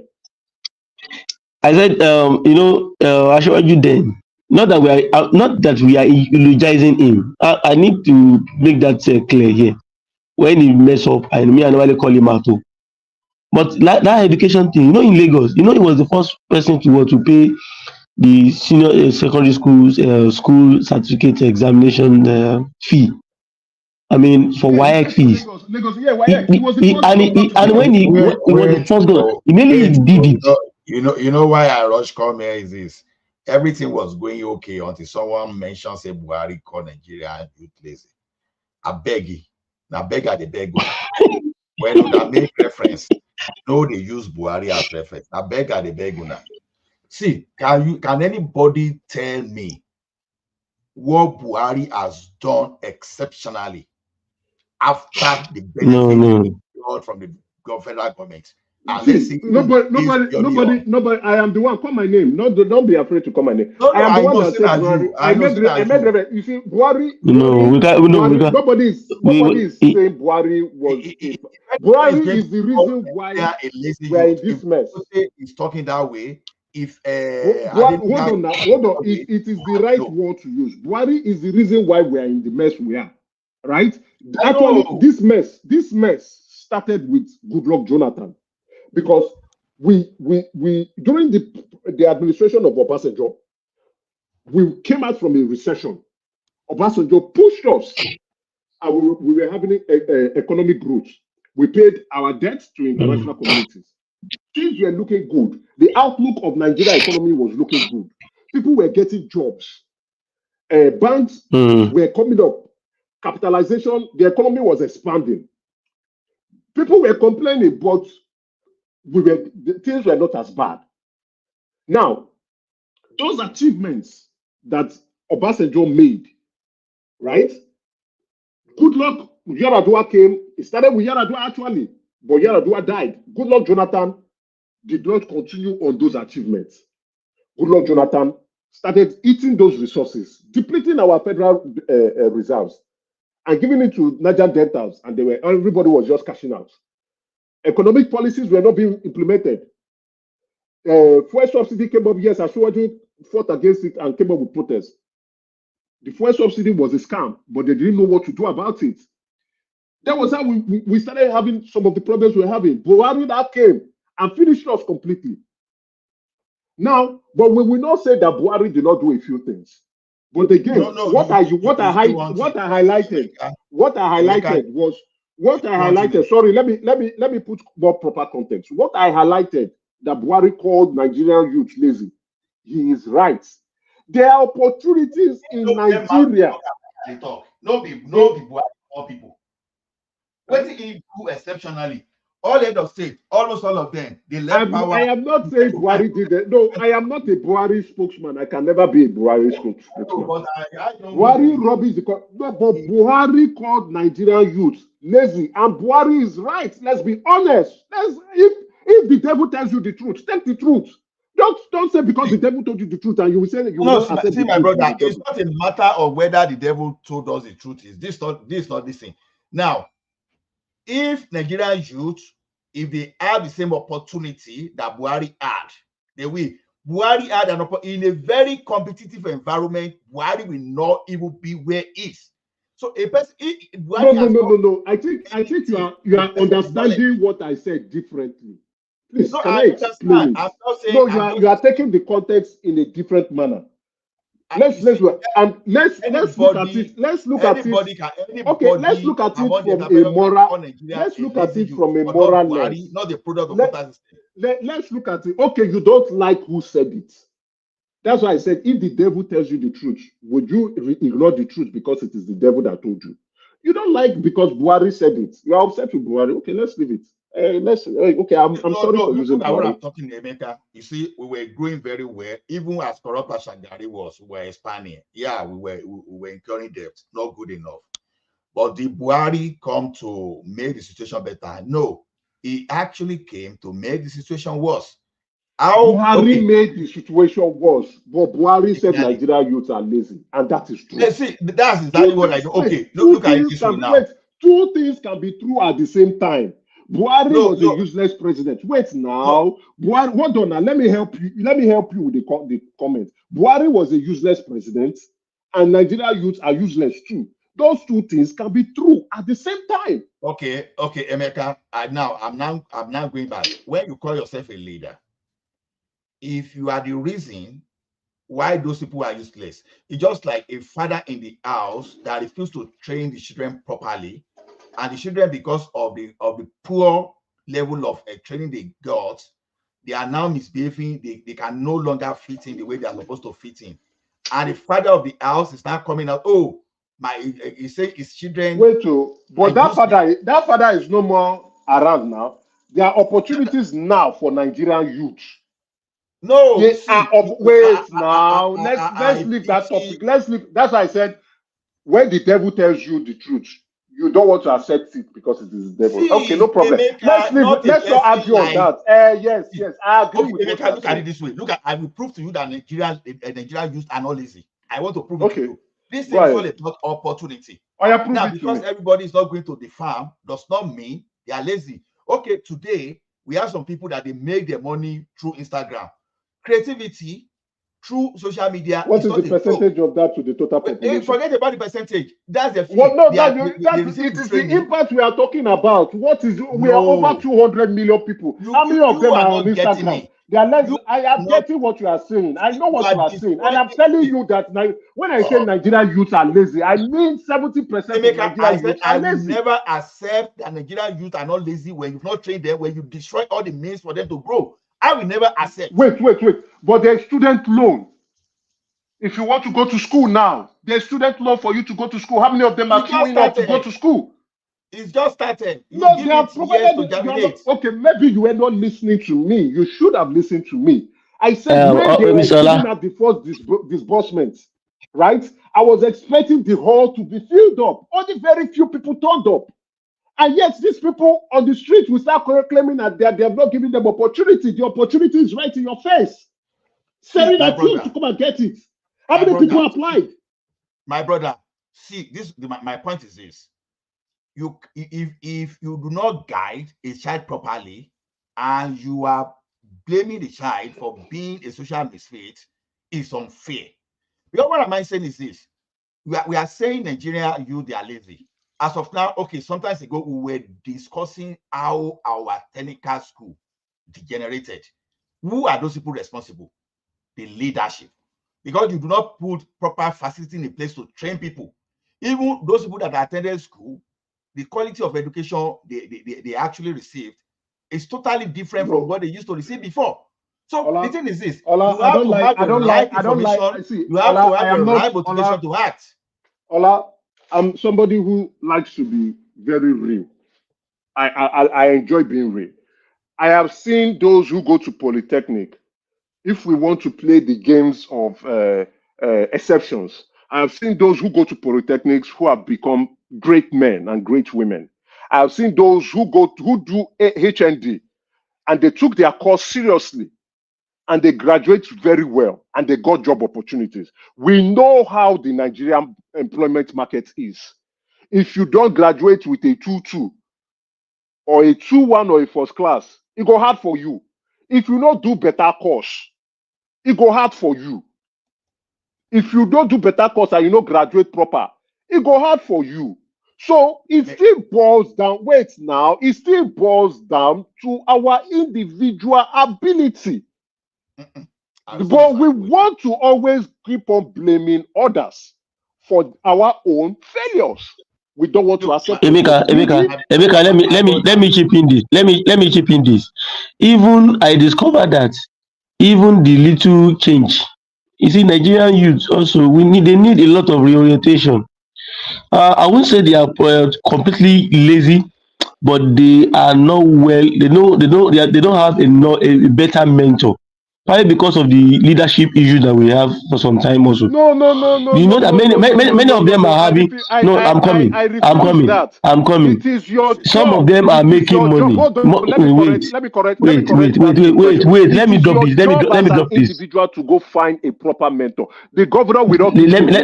Which governor? Let me drop this. Let me drop this. Now they are making money from content and so many other creative industry now. Do you notice that the way they are spending that money is not sustainable? They are coming back to ground zero in the next few years. Now, in the creative sector, you have time limits. The beauty is just like the story of the beautiful ones are yet to be born. That's how it is. That the fact that you are reigning right now does not mean you are going to be reigning forever. So the people that were reigning in the world now, all the money that they made, right? they are not investing it. Let's be factual, right? You are talking about a very small segment of the youth. We live in this environment. You know, I'm saying that they are not investing their money into something productive. They're only buying houses, real estate, but manufacturing and so many other things. They are not putting their money. What you're actually talking about now is a very small segment of the youth, and that is 0.001% of the youth in Nigeria. And those are the youths. Hold on, let me land this point. Okay, go ahead. Let me tell you from this environment, you know, whenever there's a recession in this environment and people lost their job, government will do something. You have pool of funds that you can access. They now set up some organization to help you get back to job. Okay, they say, okay, people that want to learn IT job, software development, cloud, all those stuff, they put them. Government will give them that platform. And you know that whenever that thing happens, close to 1 million in population, I'm just making that figure out of I don't know the actual figure, but I'm just saying many people will access that and they will learn. Some will go and learn carpentry. The person that was never a carpenter before, some will go and learn software development. They never knew anything about software development. They will learn a lot of skill for them to go back. That is a responsible government calling people, come, I will train you, I will go back to that job. This is government that will not just sit at its convenient on armchair and blame me. Oh, you guys Nigerians are doing that. Nigerian government is doing that work at the state level. And for the like of a Buhari, a clueless man, that benefited based on quota system with timeshare. When the one had power, he went back for PhD. Obasanjo got PhD. And all of them, they were reading. This guy went back to Daura and did nothing. They had the opportunity. They didn't do anything. Nigerian you did not. They had a lot of opportunity. Hold on. I have listened. Nothing in Nigeria. And I have listened to you. Who is it to criticize? Ola, I have listened to you, right? And you are right. I'm not saying you are wrong. You are right. Now, let's speak reality. Will you listen to me now? Okay. If you will listen to me, I will appreciate it. Just take 10 minutes to listen to me. We are over 200 million people in that country. That's already a problem. It's a blessing and it's still a curse. Okay? Now, over 200 million people, the resources that we currently have is not enough. It's not enough. Our economy cannot support 200 million people as a population. Now, that's what I would say. As an individual within that boundaries called Nigeria, right? You know you have 200 million people. You are one of a 200 million people in that country. You are competing against 200 million people. Even if we want to add diasporans too, it means you are competing against 300 million Nigerians that exist on planet Earth. Maybe some might be in Mars, who knows? So if you are a reasonable thinking individual, you will know that the odds to succeed is once over 200 or 300 million people. Why the hell do you want to be stupid? When we all know that opportunities are very rare. Opportunities are so scarce anywhere in the world. Opportunities should not be neglected. As a matter of fact, you must position yourself to grab opportunities that come your way and grab them with not just open hands, with open legs. Because you are competing against 200 million Nigerians who want that same opportunity. So, when we are talking about, government programs, mentors, no. To succeed in life, which all of us know, is determined by you. The government will not do that for you. The government is responsible for 200 million people. You are not that special. To yourself, you can't be special. But to others, to the government, you are nothing. So to succeed, you must compete and compete and compete and compete and compete against 200 million people. So when I say Nigerian youths are lazy, I know what I'm saying. You are seeing them smoking drugs. You are seeing them prostituting. Can I at least respond? Wait, now let me Even land, the money that they make from online, they don't use it in manufacturing. Let me land. You will talk. To you and I've listened to No, you for wait. 6 minutes. No, not for long. I will land now. I will land. You talk. So, if you really want to blame, you blame the parents of Nigerians. Okay. Who should be the first mentor and tell you to your face that you are competing against 200 million people and your head must be straight.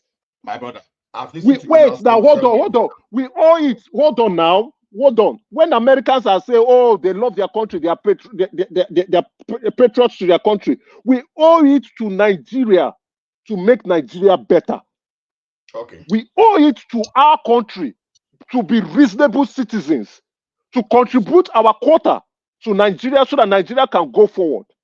Okay. We owe it to be reasonable citizens. I'm landing. We owe it to be reasonable citizens.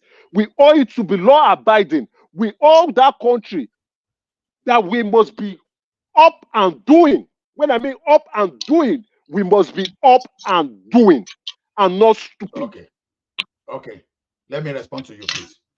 I heard the other time that you said, a person like me, I know that things have not been that easy for me. I struggle to achieve things, unlike some people, they achieve things easily. I know the other time you mentioned HND and all those things. Unfortunately, a person like me, the first school that I passed through was through the polytechnic system, because sometimes I laugh at those comparisons. Sometimes, there's this kind of positioning within the university system that university, they are superior, all those blah blah blah, all those stuff, all those rubbish, and that we are still living in all those kind of silly system of all that cake thinking. So look at this, my brother. You see, what we learn in the polytechnic those days, some of us, when we put in the practice, like we do wiring, some of us were doing some like 3-phase motor wiring, we're doing bus bar installations. Some of us had the opportunity to work with NEPA. And we're doing those things. Yeah, but then again, some of you were joining courts. Wait, sorry, I interjected. I just want to put more context. Some of you were doing wiring extra, trying to work with NEPA to better your skill set. Wait, then some of you, let me put context. Now, let me put proper context. Some of you, like yourself, were doing wiring so that you can get more skills, and some of you were joining courts. Okay, thank you. Let me just let me just land. Look at it this way. So so the thing remains that they gave us that education. I told you, I was telling, was it on this air? I was telling this guy the other time. Was it Siba? I was saying there's my first company I registered was as a result of a particular education I had with the Nigerian Institute of Transport Technology, Zaria. So before that time, I was even confused about what to do.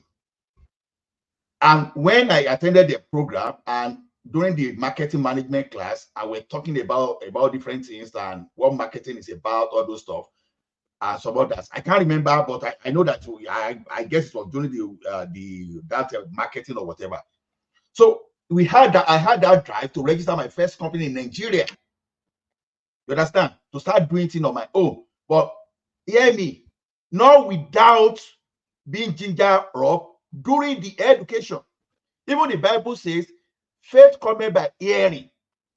And in this particular state, by hearing the word of God. See, people, when you are inspired to do things sometimes, you hear it somewhere. It's not as if they get back to you from heaven, and all of a sudden, without training, I like what you just said. You said, Ola, I love what you just said. I love it. When you are inspired, you use the right word. When you are inspired. Let me make my conclusion. Continue. The population of 200 million is not an excuse for our technical education system to be rotting to the extent that even our tradesmen, that they are still doing job. You know what it means that we have a bricklayer, we have a carpenter. It's not as if they are not working, but the quality of their job. I am not one that will go ahead.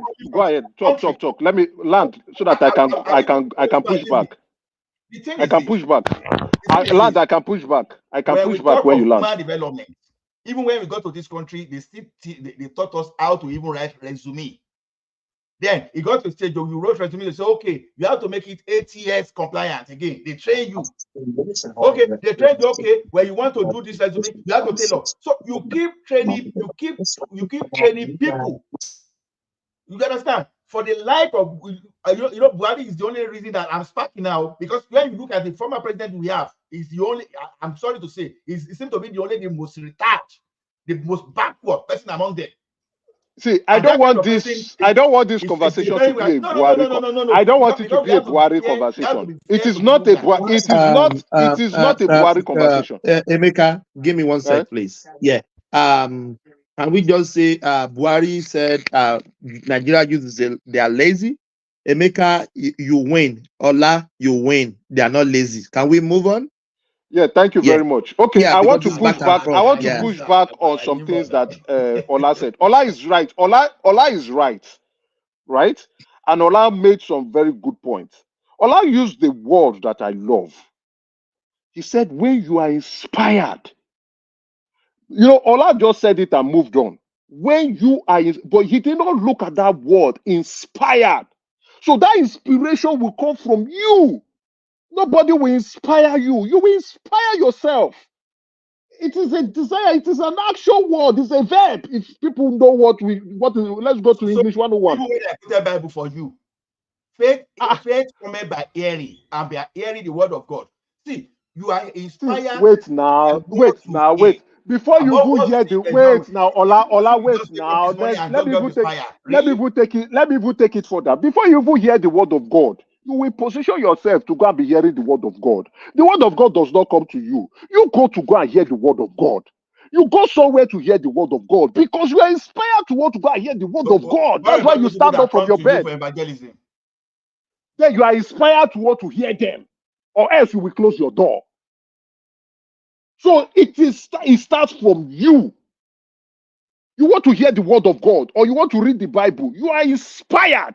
You inspire yourself. You move yourself to go and even take that Bible and open verses to go and read. Because you read it yourself. Nobody reads it for you. You want to hear the word of God? You wake up on a Sunday, whether it's Friday, whether it's Saturday, whether it's Monday, whichever. You have your bath and you take your legs. Nobody moves your legs. You take your leg to go and hear the word of God. They are closing Amajeri school now. They are no longer promoting Amajeri school. And already we see the consequences of the lack of education over a period of time. You know, education is human capital development, right? Now, when they don't have education, you see the gap. You see the difference between the northern part of the country and the southern part of the country, as lazy as all the youth are. You understand? You see that even though in that laziness that Buhari is claiming, the southern part of the country is somehow let's leave Buhari out of this. Let's leave Buhari. No, you are looking for someone to blame. Let's leave Buhari out of this. Buhari is a useless president. Take Buhari out. Let's talk about the topic. Education, you have ignorance. And ignorance. Let's talk about the topic. Now, Ola, no Nigerian on the surface of the world, even in Nigeria or in the diaspora, that can come up tomorrow and say that they cannot get an education. There is free education from primary to secondary in all the states. In all the states, no Nigerian can come out now. Any Nigerian that comes out to say that Nigeria is a liar and should be Amajeri school initiative that Jonathan was promoting is now totally dead in the northern part of the country now. I stand to be corrected. The question there's a reason. Wait now, you now need to put it into proper context. There's a reason why they are closing down the Amajeri, because they want to move them into. Okay, go ahead. They are kidnapping the students there every day to make sure they crave fear that these people will not return to school. And at the end of the day, these people will come out with the ignorance tomorrow, because already they don't. When you don't have education, you are confused. You don't even know what to do in life. Now, these people tomorrow, because they are confused, they don't know what to do. You now tell them, oh, they are lazy people. Now, how do you justify? You do not even give them. You don't even. I am telling you now. Hear me. All what we are trying to do is not to blame ourselves, but to look for who to blame. No Nigerian, whether Alimajiri, whether Northerner, whether Southerner, whether Easterner, whether Westerner, whether alien, and a Nigerian alien can say they cannot have an education. Even here, anywhere, if you want an education, you yourself, you use the word to say it. If you are inspired to get an education, and you think an education will improve your life, you will get that education. The tools are there now. You will get that education. Whether at any age, if you are inspired, you will get that education. So nobody can come out in their right frame of mind who wants to better their life. If you want to truly better your own life, you know what to do. You know what to do if you truly want to better your life. But if you want to make excuses, like you have given, you may wait now. Hold on now. Let me give more example. Don't interject first. You said something, and I'm using the word that you said, because I love those words that you said. You said you went to HND school, you went to Polytechnic, and you were busy obtaining skill sets, wiring. You are doing some things to upgrade your skill set that I think is now very useful to you. Whether you are using it to work now or not is of nobody's business at this point in time. But if you want to wire places, you can do it yourself. That skill is still useful to you. but your mates in that same university or polytechnic were joining courts. I lie. They were joining courts. What were percentage stealing. of them? What percentage of them? You can't use Okay, what are you trying outlier. to You tell can't me? use outlier now Wait. to represent the total distribution. Ola, How many? this is What are Ola. percentage of people you are talking about? Wait. Ola. This is not what I like now. I don't like this. I don't like it now. No. You can't say that because You know why I don't like it? You know why? There are some of You those know why? court guys You that know we why are I don't talking like about. it? You know why I don't like it? There are some of those court guys they are talking about that they even led their department. Some of them are brilliant, some of them are doing well. The fact that some of them join court, Wait now. does not necessarily that You are they won't still be in this wait. thing. Will you listen to me? Will you listen You to can't me use first? outlier. Will you to need now to? They are represent not the entire outliers. The country. number of the courtism activity in universities and polytechnic is increasing. You can't use. They are not outliers anymore. It is those who are not even in court that are the outliers. So that's why I say I don't like what you are saying. So It is those who are, you and I want would to say, boldly say now those that who are 10%? Are you in want to boldly court, say that at least 10% those of who are Nigerian not students are courtists? courtists, Is that what you are saying? those who are not courtists are the outliers. Quote So me are you wrong. saying 10% of Nigerian students you are not saying 80% of Nigerian students are courtists? Is that what you are saying? Well, Is that in what the you are saying? 90s, in the 90s and the early 2000s, I would say yes. But currently now, after Obasanjo began to fight against it, I began to try to reduce it. A lot of people do not fancy it anymore, but there are still courtists. There are still people who go to school to go and join courts. There are still people who go to school and not want to take their education seriously. There are still people who go to school and try to do well. So even the Bible said it, and Jesus said it in the parable. When they give you talent, you went to go and bury your talent instead of you to use your talent to shine. God will not bless you. My brothers, my brother. So what I am saying is all these blames that we are blaming the government instead of we to improve our life. That is why JFK said it. Don't look for what America can do for you. You think of what you can do for America. Okay, and I will say to the useless Nigerian youth, don't think of what Nigeria can do for you. We're over 100 million people. So even we do not have that. Allow me to talk now. Allow me to talk. To the useless Nigerian youth, don't think of what Nigeria can do for you. We're over 200 million people. We do not have enough resources for everyone. Think of what you can do for Nigeria. Come and contribute to Nigeria so that we can elevate the remaining useless ones out of their uselessness. All the time you want to be blaming government. All the time you want to be blaming government. Yes, our government is very useless. We agree. Our government is corrupt. We agree.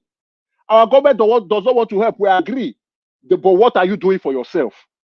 What are you doing? You are sitting your lazy bump instead of you to improve your own life and contribute taxes so that we can help the country. You still want to sit on your lazy bump? You become a father and sit on your lazy bump? You become a mother and you sit on your lazy bump? And then you continue to blame the government. For how long will you continue to blame government instead of you to improve your life? Improve on your life legally or not illegally.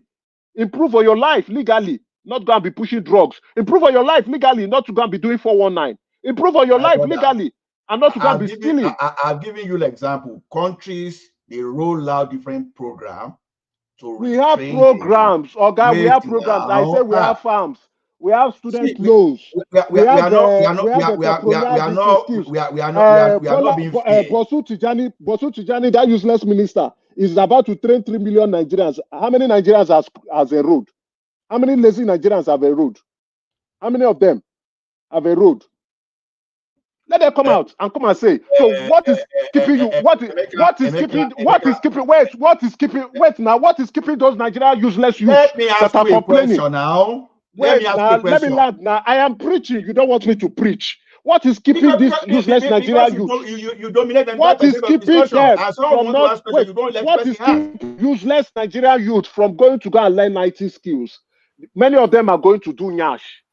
They are doing nyash so that they can be prostituting around.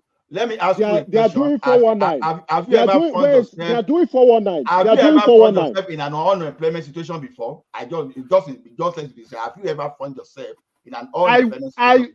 I do not. So to quote you right, I have never found myself. Have you ever found yourself in an unemployment situation before?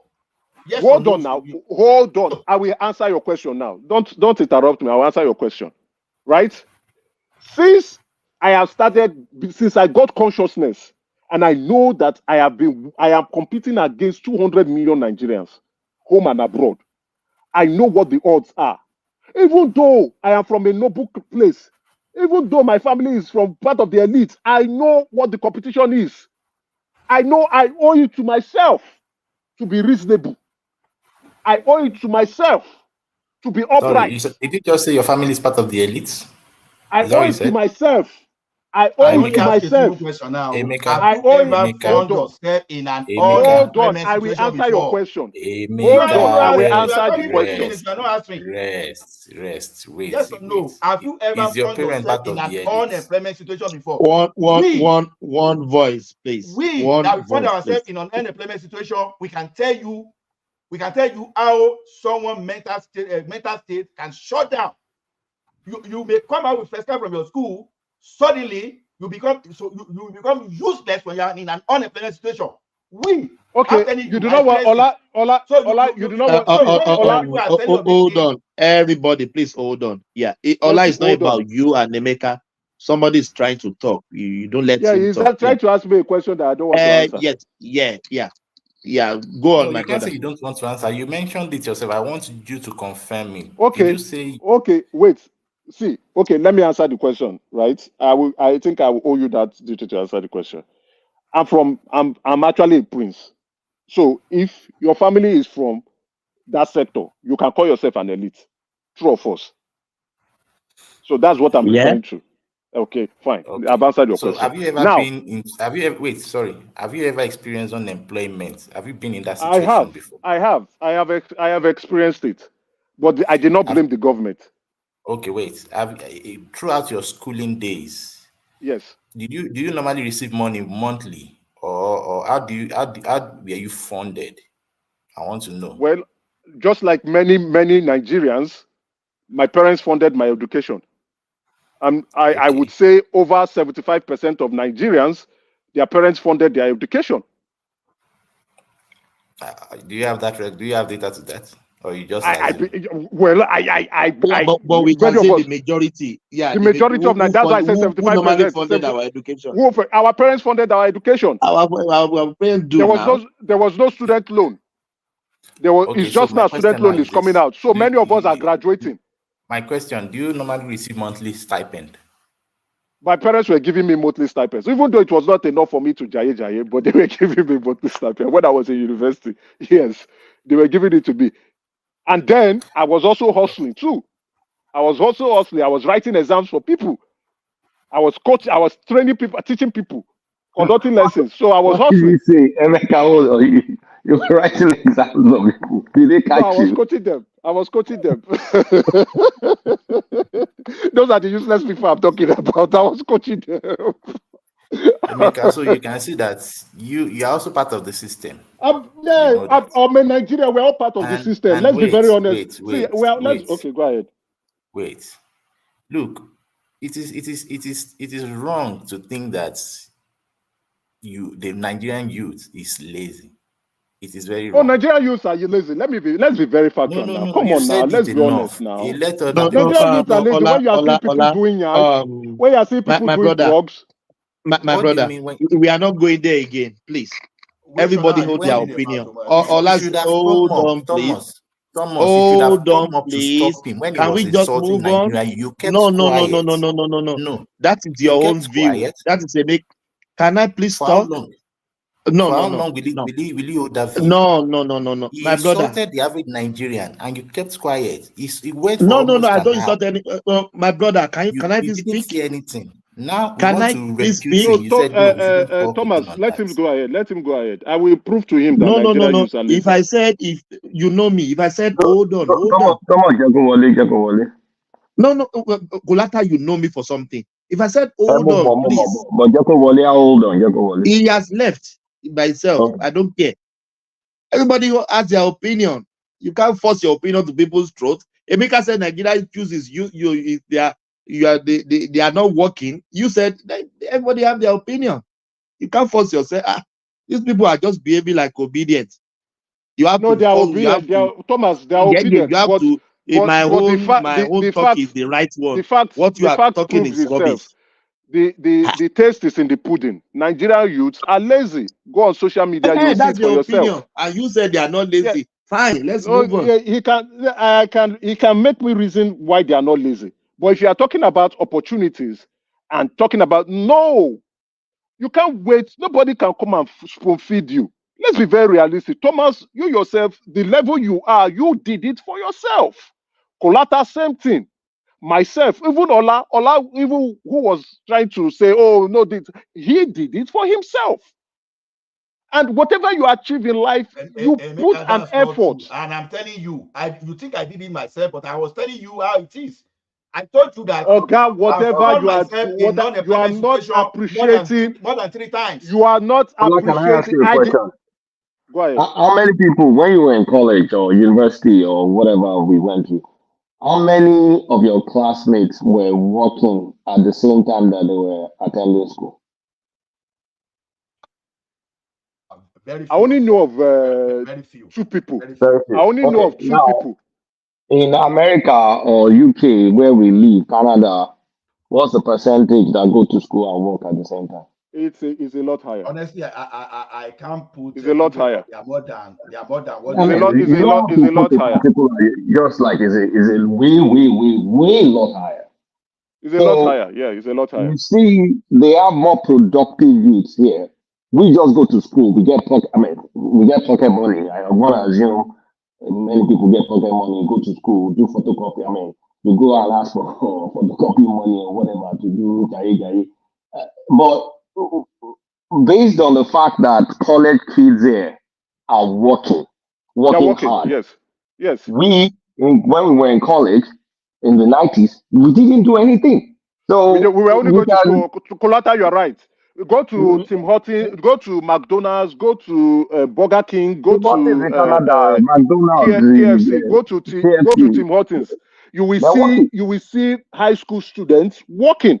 You will see college students working. Once they are done with school, they come to work. Let me make this last point. It's not just that. Even my kids, let's just say middle class or upper middle class or whatever you want to categorize us. When our kids get to college, they're going to work. They're not just going to collect pocket money like we did. So you see, there's a difference. Okay. Let me put something. Let me respond hold to on. you. Hold on, please, Ola. Yeah. You will respond here. There is in Australia, there is no how you can be 15, you are not working. No, it's not that your parents will force you to go and work, but there is just like a template in Australia. It's a culture where you are hearing, Thomas, it's a culture. Yes. You are saying the right thing. You are hearing your mates, your classmates, they're already picking up jobs and you're at home. Yes. Eating mommy, thank you. Emeka, let me land, please. Yeah. Do you know what's going on now? The kids are even helping their parents when the parents are broke. They are paying them $9, $8 per hour. They go to McDonald's, they go to KFC, they are in Coles, putting stock on the shelf. They are productive. And you see these ladies, this 13 and 14, 15, 16, they are looking after themselves. They buy their toiletries. They don't ask their parents for money. They are productive people. Emeka, productive. Productive. They're working. People that I know in church very well. They will come and meet me after church. Let me learn this. They come and meet after church. Brother, can you please drop me at work? I will just be looking. Student, baby of 14, 15, they are already dropped. I don't know how many I've dropped in the KFC, McDonald's, Red Rooster. Building a work ethic culture. You are building a very work ethic culture. Okay, to be independent. Allow me to speak, right? Ola coming. Yeah. No, okay. Now look at it this way. We forget to, when we do this thing, we forget to we forget to compare the economy. You see one thing. Ola, stop this. Stop it. Let me talk now. During the 90s, we had. Okay. Let me talk. I don't have more than 50 minutes to spend. Please let me talk. Now, look at it this way.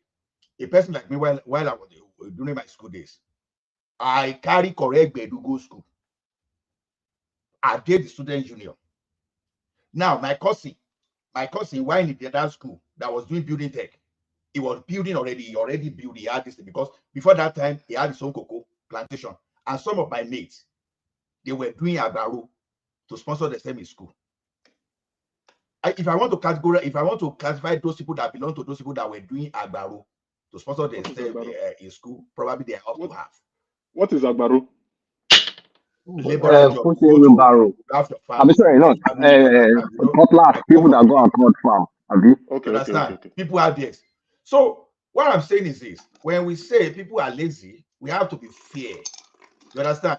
Now, some of my classmates now that use agbaro did the laborer now to sponsor themselves in school now. The fact that they are not doing something related, the fact you are not seeing them going to maybe, although there was nothing like all these. What's the name of this South African outlet, ShopRite, all those things, all those things were not necessarily there. Where will you even get them like in Adobe itself? Where will you even go all those things? Allah, permit me to respond shortly. First thing. I've not landed now. So some were doing that. Even some will even come from school during the holiday, they will even do conductor. You have to survive. A person like me that already knew how to do some wiring, all those kind of things. You understand? We have that whole skill. I live beyond my means in school. So sometimes you can't use that one. You understand? It's not that, see, even for me, even to get place to do IT itself. Oh my goodness. Sometimes you need to go to Orioke to pray to even get a place to do IT. So Phillips and all those coming that were even supposed to get to that, they were already packing up.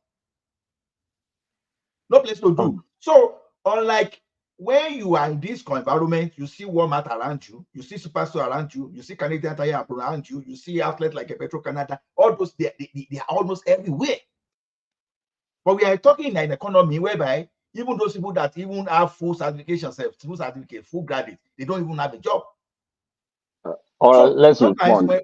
When we are doing the comparison, we have to be very careful.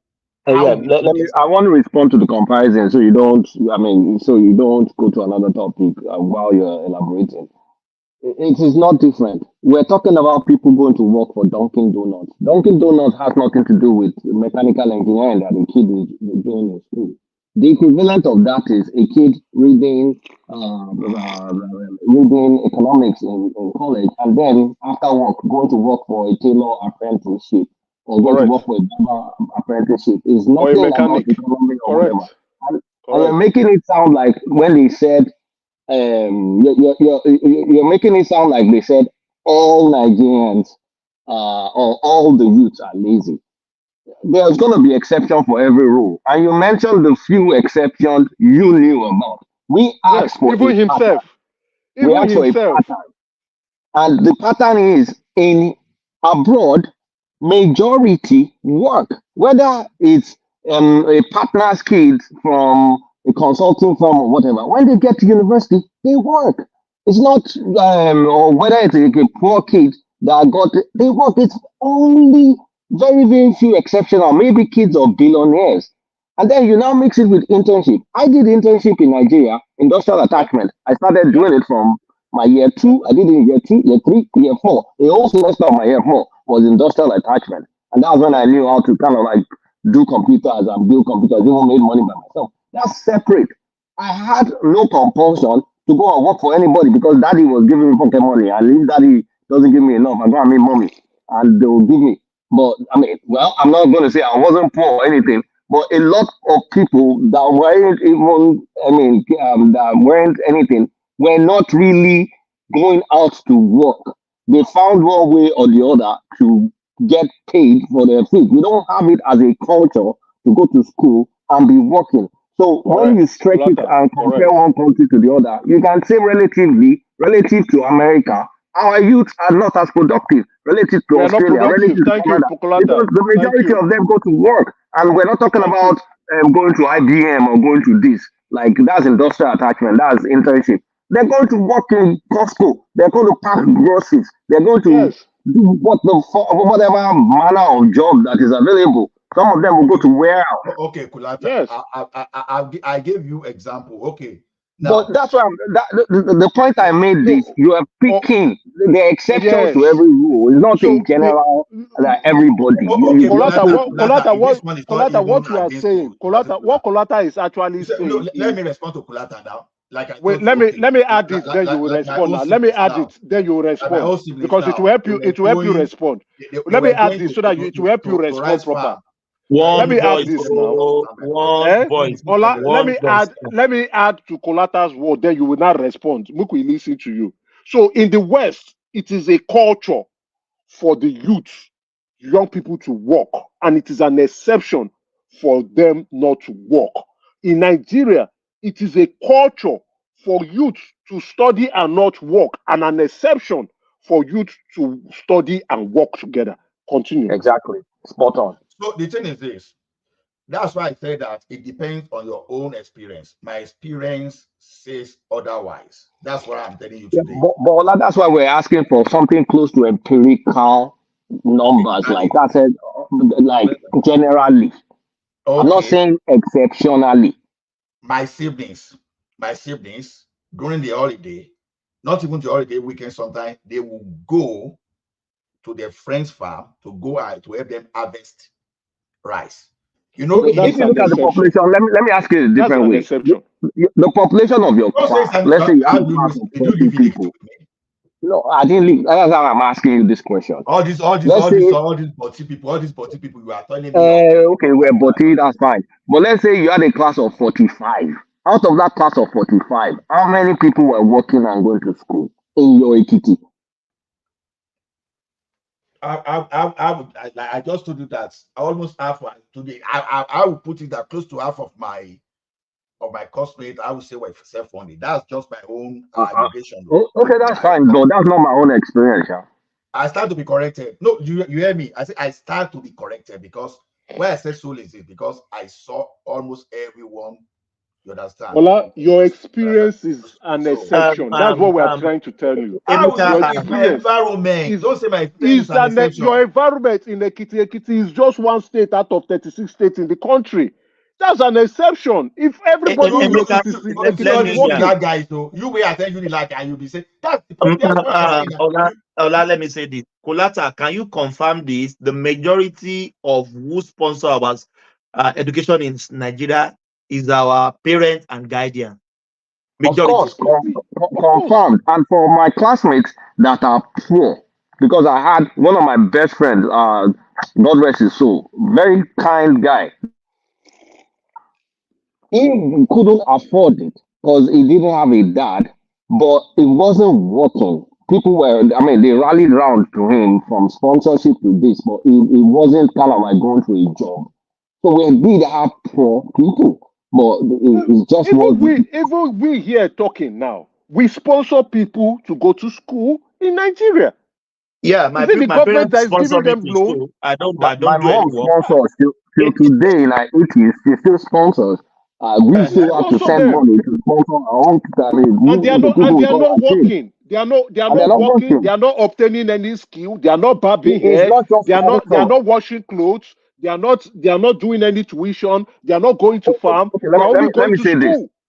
When we were in university, we had some people, they used to call them chef for sure. Chef for sure means, do you want to wash clothes? They call it chef for sure. Yeah, I remember. Yeah. In America, will tell you that the chef for sure people will be actual students, not people coming from town that are maybe kids that came to do chef for sure in the university. No student was doing chef for sure as a side gig. The kind of work you see that I saw people having is maybe they had enough money to buy an Okada and then they got a driver to be driving Okada for them and then bringing them money, or they had pool table somewhere near. Even those people, they will lie about their school fees and take it to go and buy Okada. So those ones, they ran businesses. There were only very, very few cases. And I honestly speaking, personally, I don't even know of those, but I just know of their existence that may be doing actual work after school. But I swear to God, throughout my university, at least my own class, I don't think I know a single person. Apart from industrial attachment that all of us did do, I don't think I know a single person that was working on a daily basis. And maybe because maybe it was just my cycle, I don't know. But No, personally, that I is don't still know. by your cycle. I don't say there are not, but if they are common to our society, you will know of them. You will know Yes, of them. you know of them. Yeah, you will know. It's not common. It's So, not You common. The come two to people. you know one thing is that we ran part-time school too in Ekiti. So I don't know, it depends on where you say. So those part-time basically Ola, those ones are even doing part-time weekend that they go to study on Saturday, on Friday. They are not working during the week. They would just see that they are bored. One uncle or parent is the one paying their stuff. Agreed, Thomas. Agreed. I see. what Thomas is saying is correct. But we are saying, what I'm saying is this. I just want you to get me right. You see, you can't use just one brush like that. Look at this right now. If Dangote comes out tomorrow, don't make it this Buhari. You don't have Buhari even make me talk. I know even one talk before. Because I'm not just comfortable if a person like that will be the basis of our argument to start with. If Dangote comes out and say Nigeria youths are lazy, I will keep quiet. I will be looking at what he's going to say because he has been there. I will say, okay, this man, I will assume that he is reasonable. At least he's showing it. I can see. If Obasanjo just say that, if Jimovia, if Adenuga, if all those people are talking, because I see what they are creating, they are showing it by example. They are giving example of what they are doing. But now, let's say a person like me now, maybe all I benefited in my life is through the government intervention, all those stuff. And I maybe somehow, fortunately, I was able to get to the topmost position within the government. And I look at Thomas that maybe did Agbaro, struggle on his own, do contractor, do everything. And I say, oh, Thomas, you are lazy. That's why you are not attained what I've attained. Man, I feel so bad because I will see that someone is not being fair. You understand? I think you don't like Buhari so much, and he's understand. No, I've never. I understand the reason why. I've never denied the fact that maybe you bat Buhari. You don't like you really don't like him. But I want to make. Not even a matter. I want to say something. To be a Nigerian general is not a joke. So don't discredit the man, right? To get to the top, to become a Nigerian general or in any military organization in the world, it's not a joke, right? It shows, it shows your level of discipline, understanding the tenets of being a military man, and the courses you have gone through to pass. So please, I know I can understand why you don't like him. I appreciate the sentiment. So don't. But what I want to say, what I want to say is, don't ridicule his achievement, his personal achievements. Don't ridicule it. Only very few Nigerians. Only very few Nigerians. When I mean few, put it at 0.0000000%. 1% can get to that point. So don't rubbish the man. Please. No, see, let me tell you one thing. An armed robber can buy house on Balala Island too. You know how an armed robber can get house there. I'm not talking about I'm coming now. No, what I mean is, well, you know what I mean. You just accept what I'm saying. Accept what I'm saying. Okay, go ahead. Right. So okay, you're quiet. But what I'm trying to say is, don't. But how you achieve it matters. Now, no. Ola, please, hold on. Ola, please, have respect. I do have respect for the Nigerian military men. To become a Nigerian military man is not an easy job. Now, to become a general, right? Not even wait. Let me put it in the proper context. To become a general, not even at some point to become a head of state. It's not an easy task. Okay, so if you want to discredit him, discredit what he did. He didn't achieve enough when he was military. Well, I mean, when he was civilian president. I don't hear you. But don't. You know, there were ways. Ola, give me. 1 sec. Yeah, let me just show you something. What did you see here? Well, that's a spoiled vehicle. You are Yeah, breaking yeah. car. You are doing This, car break. You are breaking this is parts. this is an accident car. Mm. Even though I have my job, government job I'm doing, look at this. But if Nigeria reach Ibo, they will say they can't do car because I'm in mechanical and electrical. This is an accident car. I'm coupling together. Yeah. Let me show you my yard. This is You an don't buy. accident Wait, car. now, Thomas, who gave you this skill set? How did you learn this? I myself now, my brother. Okay. This is an Now, accident car. hold on, wait. I want to ask you another question again. You see, you learned this skill by yourself because you considered it to be very useful, and you are using it for your own benefit. True or false? My brother, look and see. Now, This is an accident car. how many Nigerian youths? Because we know here that even here in the West, many people do it themselves. How many Nigerian youth can You do guys this are thing that dreaming I am all doing? right. Somebody Where's wants to Ola? come out and tell me that Nigerian youth are productive and they are not lazy. Please, let's Let respect me show you ourselves. now. This one is done for pickup. Look at this. You can see this bumper. I just finished this last week. The customer just picked it up. You can see it's an accident car. It's broken. I order for it. I fix it. You can see that white car over there. It's just finished for picking up. This is my trailer. I go out to do stuff. So you see, that's what we are talking about. That's what I'm talking about. I Now mean, you looked at this. my brother. What is this? What's this? Thomas. I can't see proper. Tools. Oh, wait, Thomas. Wait. Did Nigerian government give you this skill More set? bike. Wait now, Thomas. Wait. Is it the Nigerian government that gave you the skill set? No. I learned Were it. you not? Yeah. Wait. Did you not take it upon yourself as an inspiration to learn it to the point now that if I'm in Australia, right, and you are showing me this, and my car is bad, I will bring it to you so that you come and fix for me. Is it not an important skill set that you can use to make money for yourself? My brother, I make over $5,000 per month. You can imagine. Cars. Now that you have obtained this skill set because you considered it so important that it can improve your life and you are using it to benefit your life, who is benefiting the most? Who is the highest beneficiary? Is it not you? I'm the one benefiting and my family. You guys are driving Ola away. No, because we're telling him the truth. We're telling him the truth. He wants to play this to the gallery of the Nigerian discussion.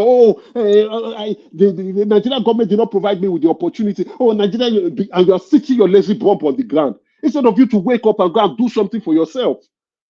If somebody on the comment section is saying, "Oh, why did I japa?" Oh, so I should now stay. If I cannot read the room, I should stay in the room. I should not go and help myself and help my life. I should stay and be doing what? Because I have the skill set. I have obtained the skill set.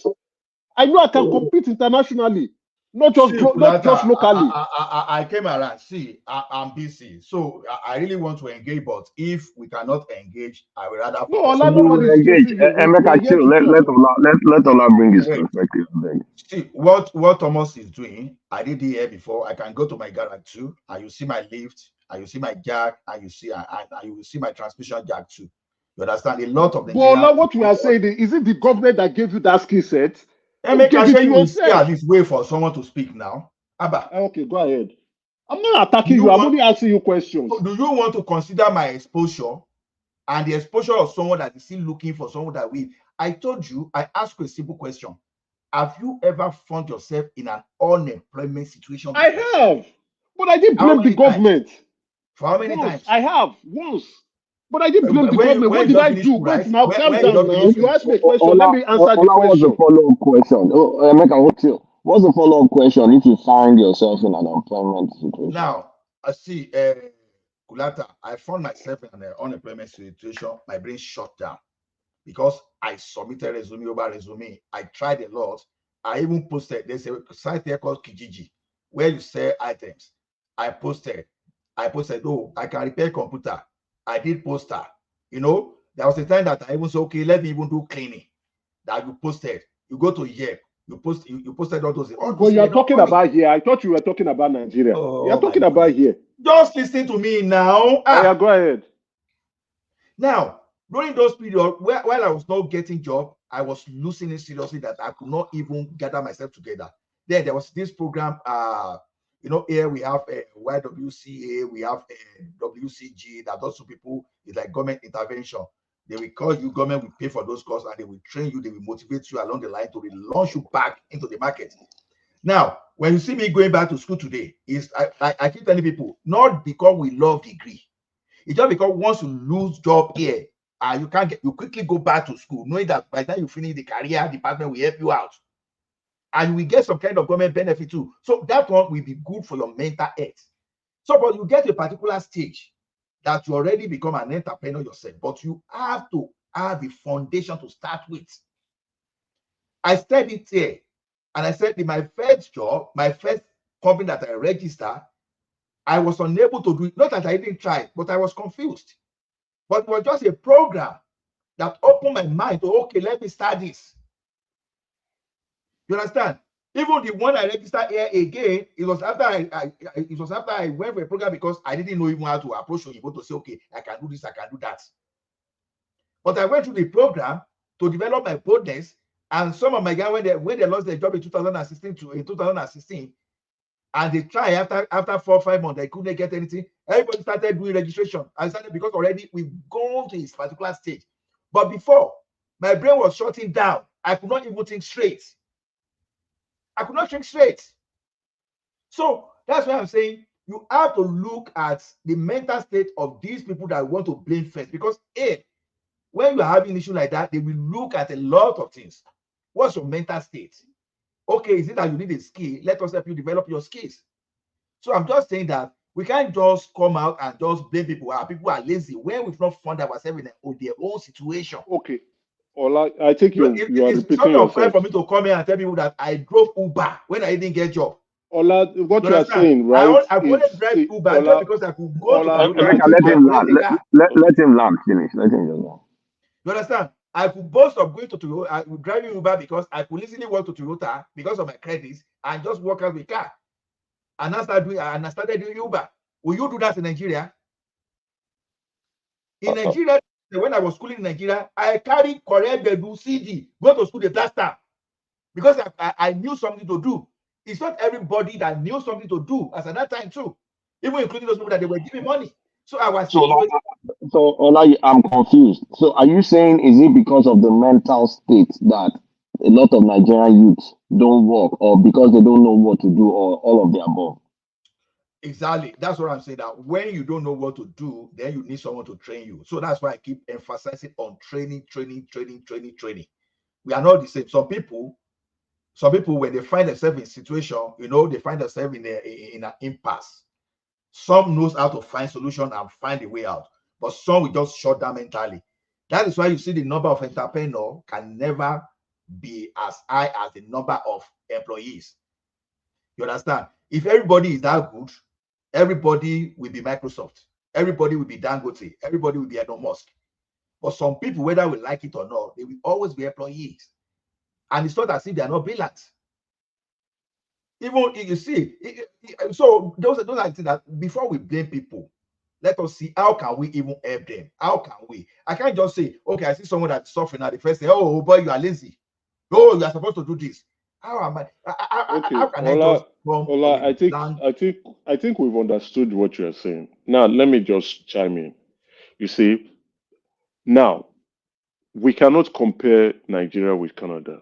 Population-wise, too, we can't do the same. If Canada has population explosion, I think they are going to run into a bit of challenge. I don't know if you saw the news about Toronto, right? You saw what happened with the flooding. So that's part of when you think you are still a developed country, but things can still happen. So that's why I say we can't compare. We can't compare both. Then again, we all know you have brought in your personal challenges. I think many of us, we've also had our personal challenges. You brought in your personal challenges. You also brought in how you solve those personal challenges. It is still boiled down to you, like what I have been saying. It is boiled down to you. You took the initiative. But what I can understand from you is that the government of Canada, which is true, has put in some measures. Yes, when you are out of job, they pay you EI. True, so that you can still have something to go back to. But even the EI is not enough. So you must still stand up and try to solve your problem. But let's leave that discussion out of it. Nigeria, we are over 200 million people. That's where I started from. The population alone is a blessing, and it is a curse. At the moment now, it is more of a curse than a blessing, because we have a lot of unproductive people in that country. A lot of unproductive people, because we do not have a production side of things, is not enough. So the resources we have cannot cater for the public. Then again, if you are in the right thinking frame of mind, if you are an upright individual, not the ones that are on social media buying ass, buying ash, even if you can't see any visible form of employment, and if I want to borrow your line of thought, you are saying they don't know what to do, their mental state is not upright, but they are buying ash and standing on the road. So you are right. Their mental state is not okay, because they are buying the nyash and putting it and standing on the road for people to carry the nyash and go home. And you are still seeing some other people smoking colos. They are smoking the colos very high. Yes, you are right. Their mental state of mind is that whacked. That's why they are buying colos and smoking it. Yeah, man, if I can add to it, and I don't know if can do wants to pitch in, but here's where I really strongly differ from Ola, because you spoke about situation where, I mean, someone loses a job, you need to skill up and all whatnot, which I get. But I think that's a different thing in its entirety. And the reason I'm going to say that is it's a cultural thing. We simply don't have the culture, especially for youths that go to school, of working along with going to school. It has nothing to do with this. Look, you don't need training to go and wash toilet in a gas station or to work in McDonald's. You don't need training. You don't need training because these are not decent jobs in America. These are just jobs to get by. We don't have that culture to get by. And when you look at the generality, we've talked about it, a lot of parents sacrifice to sponsor kids to school. The kids don't really do much apart from going to read book and go back home with your grades. Now, you do have some exceptions whereby kids need money in Nigerian schools, and the female, not that I like to give this example, they do Olosho, and those are the ones like, I mean, the aristos. I mean, back in the day, it was aristos. They come and take them. And you have the boys that need money and go into cultism.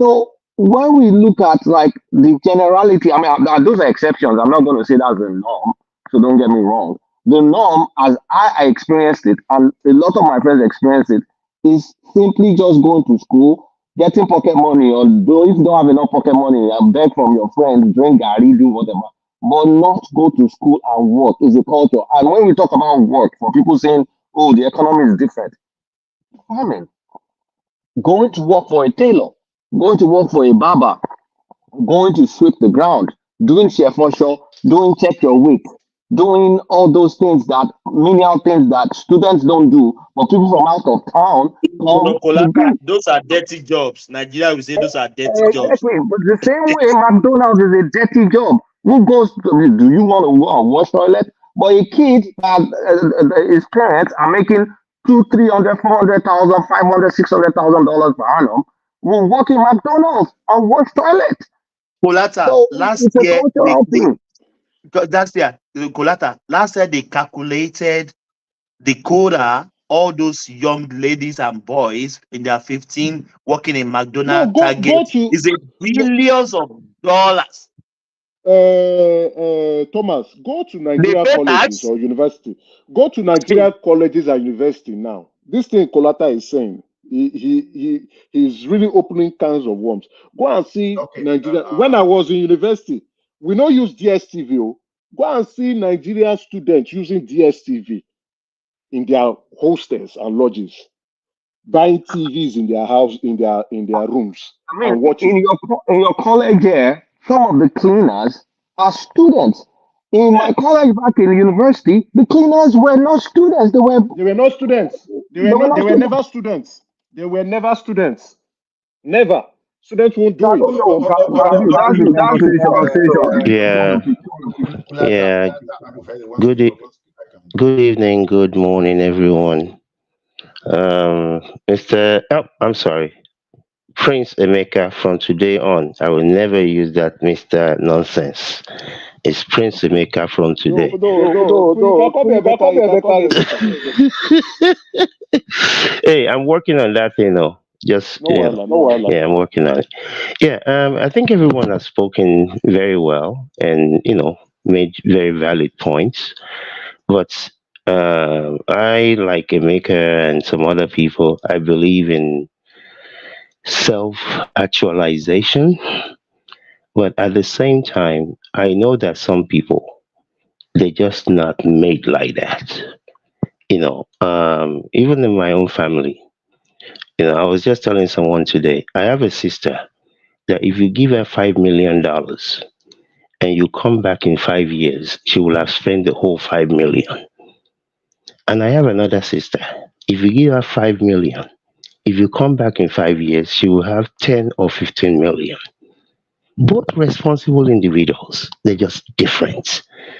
We talk about people working in universities in Nigeria, and we talk about people 15, well, maybe not 15, 16, 17, working at McDonald's or Burger King and all of that.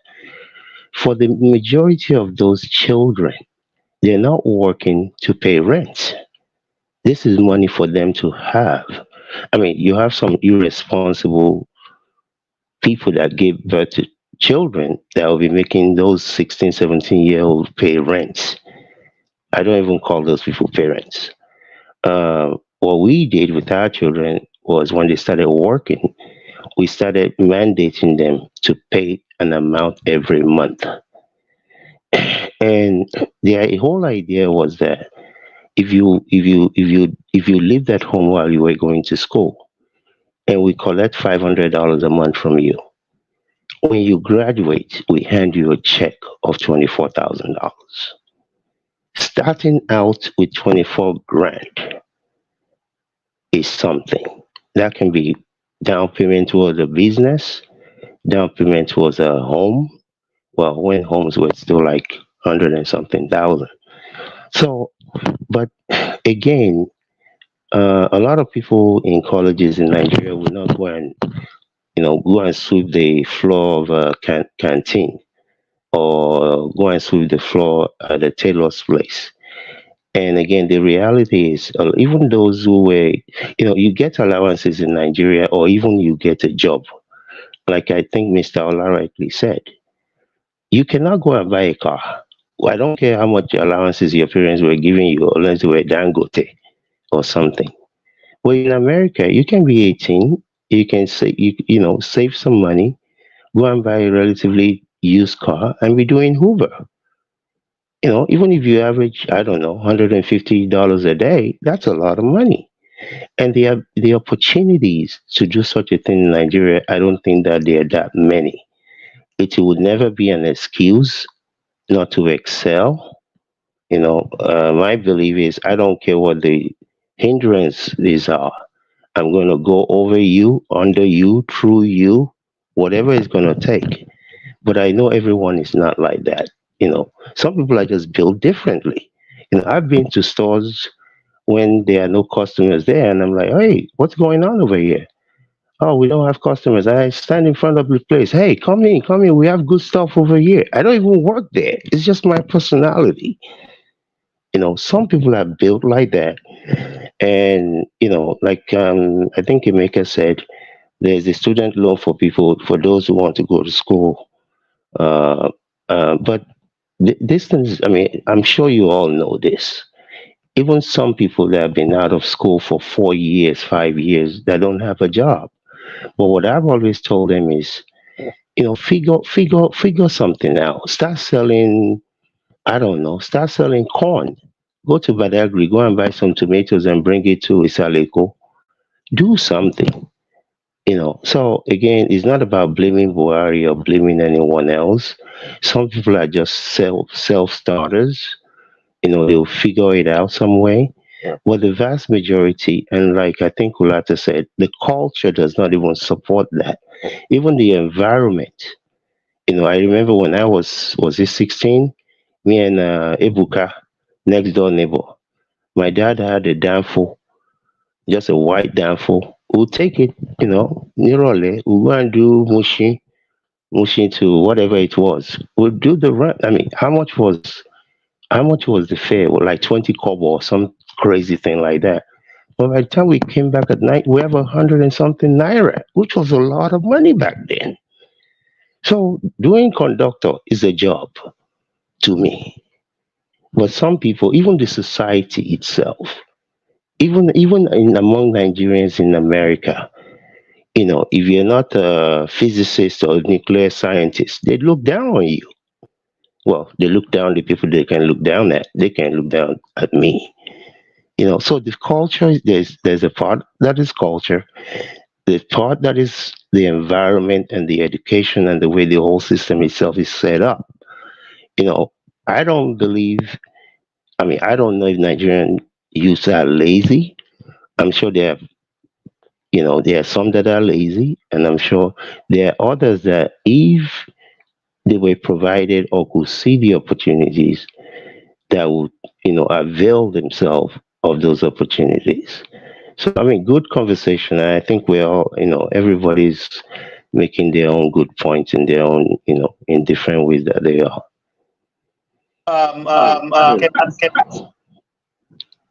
Yeah, someone wants to say something. Yeah, Kando, you made valid points. Very, you came in and you calmed the heated conversation. You understand? You spoke a lot of great sense. You brought in some empathy into the situation. What I would say, right, with some of the examples you made, some can figure things out, some can't. I also even love what Kolata chimed in on, that cultural part of it. It's not our culture. So if we bring out the data, uh, yes, it would appear like we're trying to insult Nigerian youths that they are lazy. It's not like I'm trying to want to, but we are not productive. That's what I'm saying. The data does not support it. If we are productive, the data will support it. Maybe it's because it's not part of our culture, maybe, or maybe because we do not have enough productive activities in the country to support that culture. But again, I would also want to defer. I'm hearing echo. I also want to defer to the point that if you go online, at least online may not be the in social media, it may not reflect the entirety of the Nigerian population, but it gives us a sense at some point, because what happens, you see the trend, and people love to follow trends sometimes, but it's not that everyone would. You begin to see certain things. What we are saying now was how we lived probably in the 90s, in the early 20s, and late 2010, right later on decade. Now things are going to the gutters. We Nigerian youth do not, they like the outcome of being successful, but they do not like to go through that process. The process of sweat, hard work, even failure and perseverance, because success do not come easy. But they like the success story, but they do not like the process of getting to that success. That's why many of them are now choosing to become criminals, fraudsters, and prostitutes, because it is a cheap way to make money, right? So that's what we get to see. When we were growing up, to be called the fraudster is like you are an outcast. It's not like it's like you are an outcast in the society. Nobody talks to you. Nobody wants to mingle with you. Absolutely. Nobody wants to be your friend. But nowadays, parents pray for their children to become fraudsters. Their children go and bring cars, and they don't ask, how did you get this vehicle? Where did you get this money you are spending? How did you become this rich? And we don't know the history of this money you have. Come and explain to us. But you see parents dancing and being happy and blessing their son for being a criminal. So we are pushing a culture of criminality. We are pushing a culture of unproductive activity that leads to success stories, or activities that are negative, that have negative impact. So we're only looking at outcomes. We don't look at the process. Nobody wants to go through that process of. So, Emeka, sorry to interject. I will make my contribution later. I just want to ask you a question. In the same climatic condition, in the same area, in the same country, why are some youth, why are they making it? And why others keep on complaining every now and then? Beautiful question. Very beautiful question. These are youths who know that to be successful requires them to work hard. That success is an individual attribute, that you do not wait for opportunity, you go and create that opportunity. You go out there and pursue the opportunity. And let's be realistic, all of us here, even Thomas has showed us examples.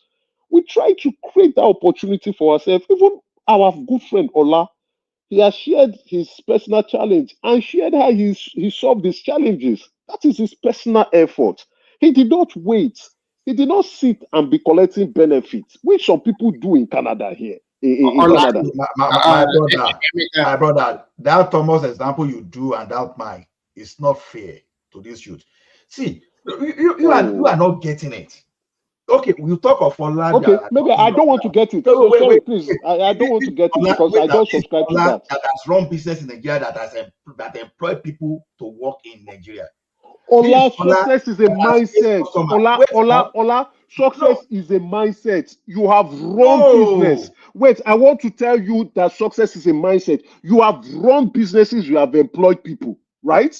You found yourself in a challenge. You had a personal challenge. You do not sit down because you know that this is just a temporary challenge. You went out and looked for solution. Even though they were government assistance. Emeka, I think what Mr. Ola is trying to say is this. You see, in any society, everybody is not going to be successful. That's just life. Everybody is not, I mean, I understand you can have a society that has a middle class, but in any society, this is just how life is. Maybe close to 20% of the people will be doing well. That's why you have the vast majority of people in America are just people that go to work. They would never. I mean, if they can take a vacation once every 2 years, they're lucky. Even if everybody has a college degree, there will always be those who don't have. That life fingers are not equal. There will be those who are self starters. If you put them in the middle of a desert, they will make it. That's just how it is. I don't make excuses for people. I never have. Can I say something? Can I say something? I've been listening to you for a while. I know where Ola is coming from. Ola might pin his own opinion on for example, if you're in the diaspora, maybe the condition is more easier for people to own their skills and also to practice whatever they have in mind. It might be thinking in Nigeria it's a little bit difficult to do that. And it might be thinking that probably in diaspora, the government there, they provide the incentive and the environment for people to thrive easily. Why in Nigeria, maybe is the opposite. But in my own opinion, I always say that I learned this thing from somebody that when a government bring out policy, if you want to be successful, you look at the policy and then you find a way to also work with the policy, because government come, government go, and changes will continue. So I've learned one thing in life: if you continue to complain all your life, you will never move a needle. You have to move. You have to move yourself to become whatever you desire for yourself. Correct. So if you are too thinking, I always say that. I always make this statement: where there's mud, that is where it needs to be grown. I mean, where there's a lot of mud, where it's not very smooth, where everything That's is where you rough, grow rice. that is where there is gold. But where everything is perfect, Of course, whatever you want to do, there are some people already doing it. And that means you have to outbid them, or you come out with a creative idea to kick them out of the market or to be competitive. So I'm not saying that all Nigerian youth are lazy, but from the things that we can see, I've seen that I now understand why some Asian countries they ban Western culture in their society. And I know the reason why they are doing that now, because they don't want any influence. So the influence on Western culture that we live in the age of our global community has really affected most of our youth in the big city. Because when you look at some countries, they ban them, they don't let it influence their youth. So I will tell you the truth here. You can see an average person in China working more than 12 hours a day, non-stop, and for 7 days of the week, and for 30 days or 31 days in a month, non-stop. But when you, there's a Chinese friend of mine who have been to Nigeria. They complain about Nigerians. And what is their complaint? When you employ them, in the first 15 days, they will come for salary advance. In another 2 days, they will tell you their daughter or their son is sick. They cannot come to work. In another day, they will tell you that. In another day, they will tell you they're not feeling well. They have to go home, or their mother is sick, or they have to take it. They lost somebody, and they don't put in the required hours to work, and they want to get the same amount of money at the end of the month. So culture is also there. People tend to like lazy. People tend to see that when they employ you, they think that it's supposed to be like you must have that human face. But this is a business. If you are doing human face to everything, then you are not going to make an headway. That is what kills a lot of business in Nigeria too. Mm-hmm. And I've had personal experience about it. Not even once or twice, even from family that I put in there. And when this thing happens, who bear the brunt? Is it them or me? The owner. So when you live in abroad, you know all of these things. This is individual. If you are working for me, you have to put in that hour. If they say you are going to do 1 hour, that 1 hour you have to put in that effort and that energy. Yes. But when you go back home, you have to go to some several blog of foreigners that are living in Nigeria that have business in Nigeria. You see what they wrote about Nigerians. And they will, when they are coming to Nigeria too, because Nigeria is not an isolation, they will tell you about if you employ these people, this is their mindset. This is how to handle them. That is Mr. Remy, it's an African thing. It's an African thing. You see, Nigerians are even better. Nigerians are even better. Let me tell you, out of all of Africa, Nigerians are even better. I worked in a multinational company before. I know how much fight I put in to make sure that we get results. I had to ginger my people. Come, you have to deliver. If you don't deliver, the goodies that we require from this company will not come out. The 13 months will not come out. The leave bonuses will not come out. This is a new company, and we have to work hard to deliver. So but it's even better in Nigeria. If you go to other African countries, you will cry. Are you good talking about that? How about the Nigerians you employ that want to cheat you, want to steal from you, want to rob you off? How many times? So look at here. If you call in sick, if it's hourly paid job, and you call in sick that you are not coming for that day, my friend, you are not collecting that money for that day. Forget it. They won't pay. Exactly. But in Nigeria, they will say, "Is it not my? I was sick now. It's just my after." They start begging you. They notify that we beg a lot for money. Begging every time. Our people sometimes, I'm sorry to say this, they instead of them being, even if you don't want to put into work, Remy, let me ask something.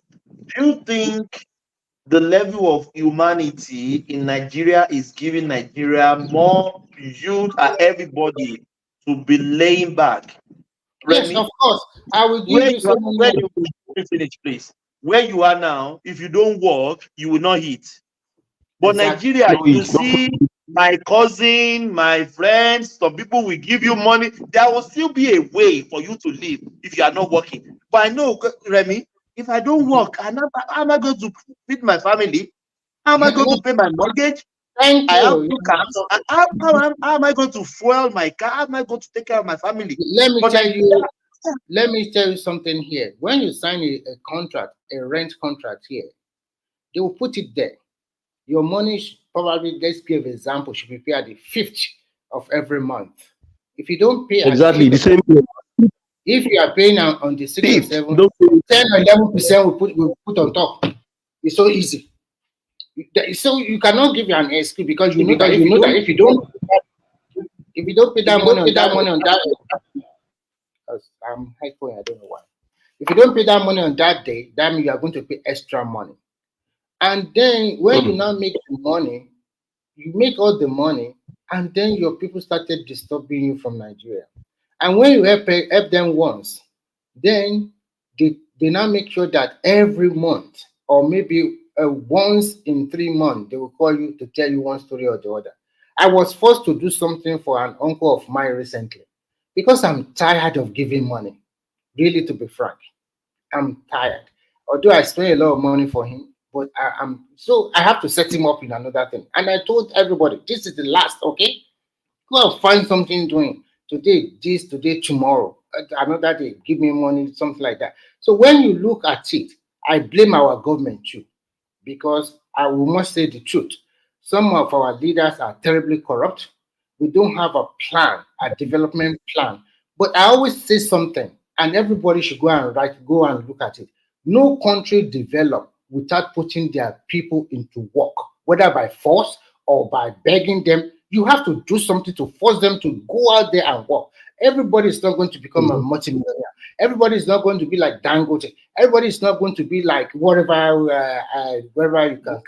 Everybody is not. But sorry to interject you. Let's put things into the right perspective, right? In all economy that are developed, the private sector is the reason why they are developed. Yeah, I'm not saying the government should create total employment for people. I don't even like that. So that is where I am actually going. Make people to be lazy. So government should have an environment for private sector to thrive. The environment is already trying to be there. But like you know what? Our people does not have patience, and our people they won't work, and they will continue to complain. Thank you. I've never seen some. Kando says something, right? Although he has dropped.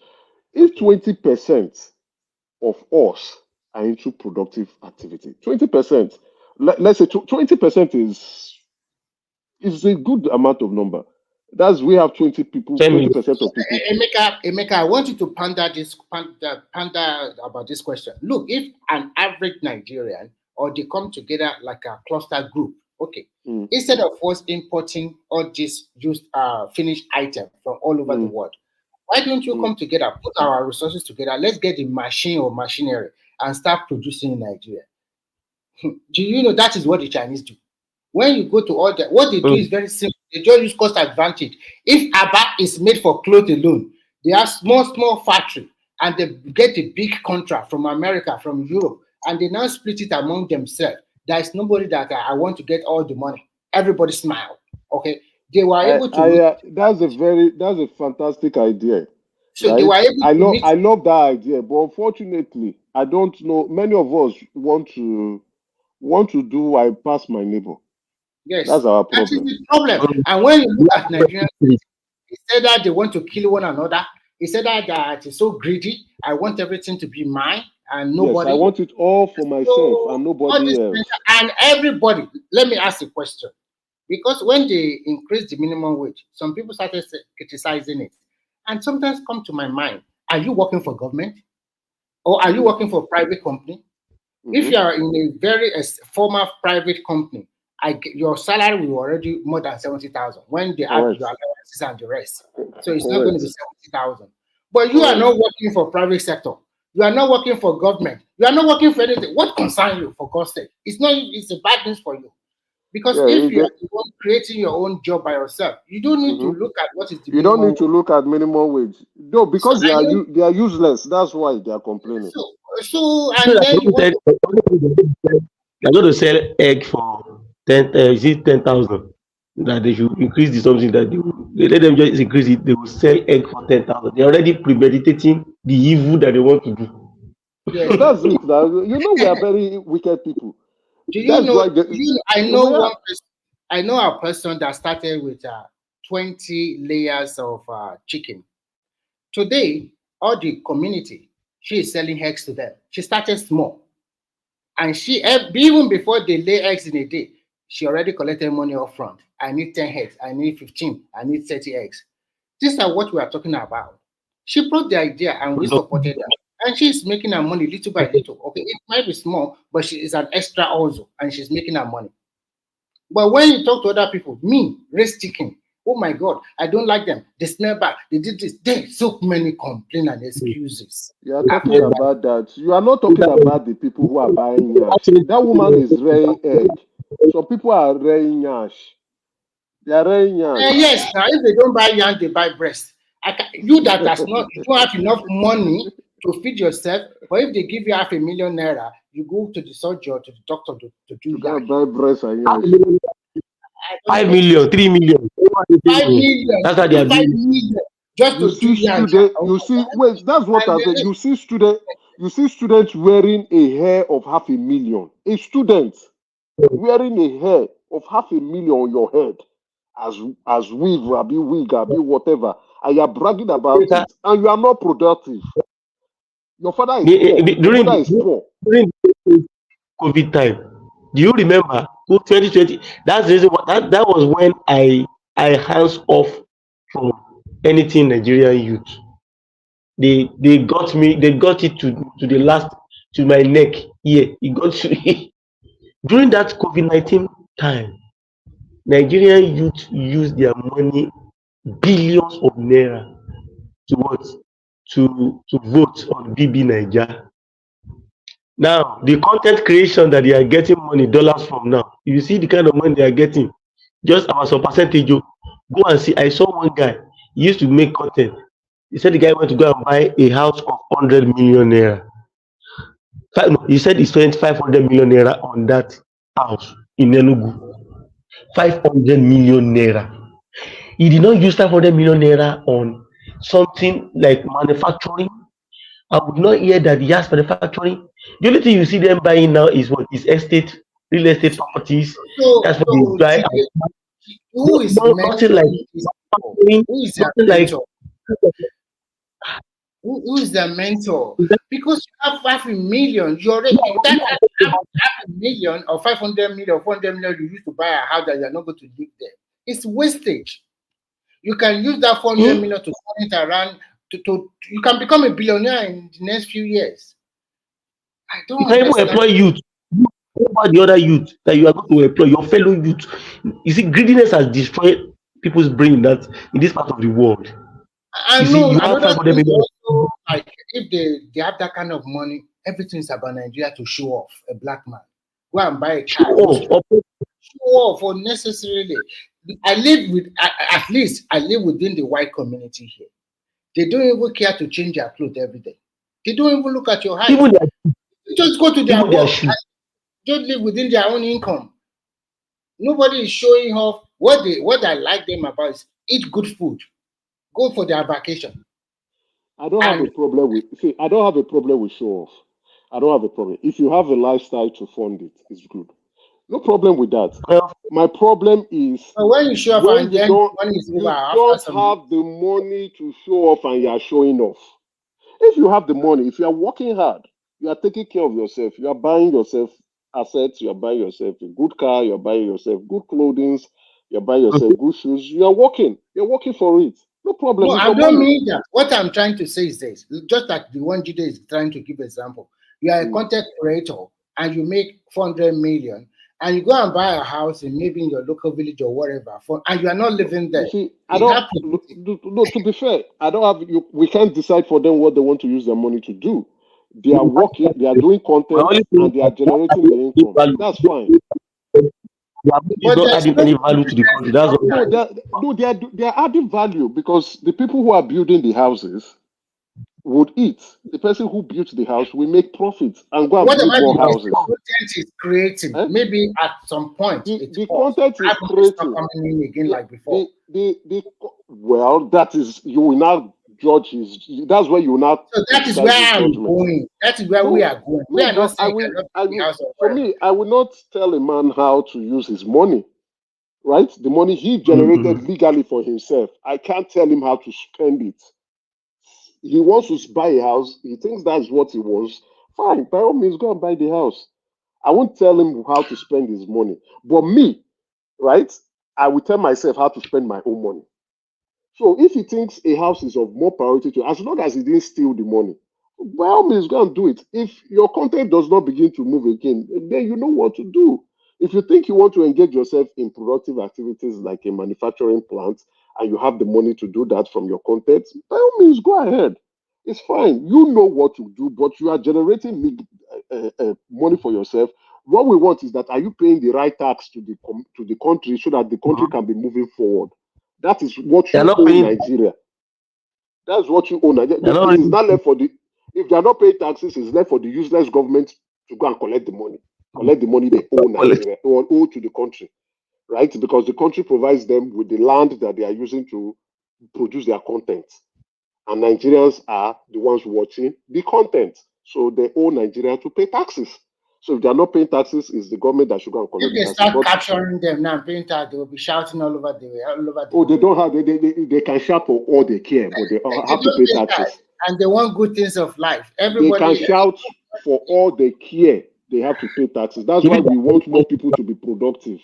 So that if they are productive, they can pay taxes. If they pay taxes, the government will have more revenue to provide more infrastructure. If you like, shout and hit your head on the wall, pay that taxes. I think the government should regulate that space too. Just like people that are living in Western countries, they pay taxes on the money generated from content. The one thing so I think the government is even failing to do, they should be collecting taxes from churches. Those people are making a hell of money. They should be collecting taxes from churches. That's an extra revenue. Put up the regulatory apparatus. Emeka, you want them to send you to hell? Who? Lawyers. No, you want to be collecting taxes from churches. Yes. You look for fight, oh. Not the only fight. We go that way. Whoa, we go that fight. They go pay the taxes. We go fight that fight. They will pay that taxes. Because they are making a lot of money. Some of them will open the Bible for you. They will open the Bible for you. They are really changing the system a lot. Yes, they have subsidiaries. You will not pay now. You will not. You go and fly from the local airport so that you escape. You will take some dollars and whatever. No, it is. I think so many budgeted for to go back. I think it is wrong. I think it is wrong of them to criticize the government and not pay taxes. The government was revenue. No, I agree with you. I'm just telling you that. No, I know. I know you. I know you are trying to just trying to tell me. No, it's not going to happen. They're going to. I mean, every corner. They have to, because that's the way. Asiwaju is a good. He's a. How would I put it? He knows how to talk to people. He has to coordinate. He has to tell them the country needs the money. We need the revenue. These people are making killings. These guys have cash flow. They are so liquid. They will go to Jerusalem, Mecca, and Medina on his head. Emeka, I don't know whether you hear what is coming out of Israel. The Likud party, the party that belongs to Netanyahu, they are proposing a bill in Israel that nobody should mention the name Jesus anymore. Do you know that? Where? Yesterday. Where? In Israel. In Israel. Are you kidding me? It's so funny. It was from CBN, so I had it. Emeka, please check your WhatsApp. Okay. They are proposing a law that says something like that you should not say Jesus in their former setting anymore, or something like that. If you do that, you are going to jail. Because they have they are Jews, and they don't believe. So when you look at all of this thing, and then you look at an average Nigerian that want to go to Mecca or go to Jerusalem, and they will even put sorry, I will join back now. Let me just drop for a few minutes. I'll join back later. Okay. So when you see all of this kind of stuff, and in Nigeria they put religion on their head. When I was living in that area in Ibadan, it is church and mosques that surround you. We never have peace. At 5 a.m., the Muslim will come. Before 7 or 8, we will see Christian service. No, before 7, you will see somebody Yaladra going around. Before 12, another Christian church will come. They start shouting. At 4 o'clock, another one. At 8 o'clock, another one. They did not tell me before I pack out from Bible. Because the noise and so many preach, and you see some people come and visit me, and when they were praying the show, some people were praying with them. I just, oh, what kind of wala it is? It's so interesting that time. It's so interesting. It's so interesting. No,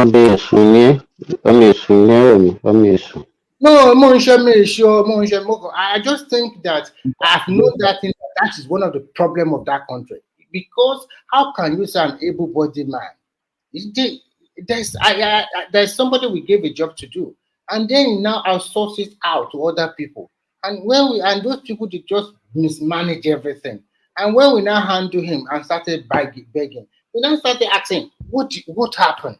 And I said, because we continue to pray for different mosques all over the places. That is why he does not have time to supervise his boys. And then we lost a lot of money. And this is not your money. We just put you there to take in charge. So you can see. So many. Rami, all these things is because of poverty. It's poverty that is causing. It's not as if we are religious like that. Simba, if you don't greet the general before you talk on this platform, don't ever even talk.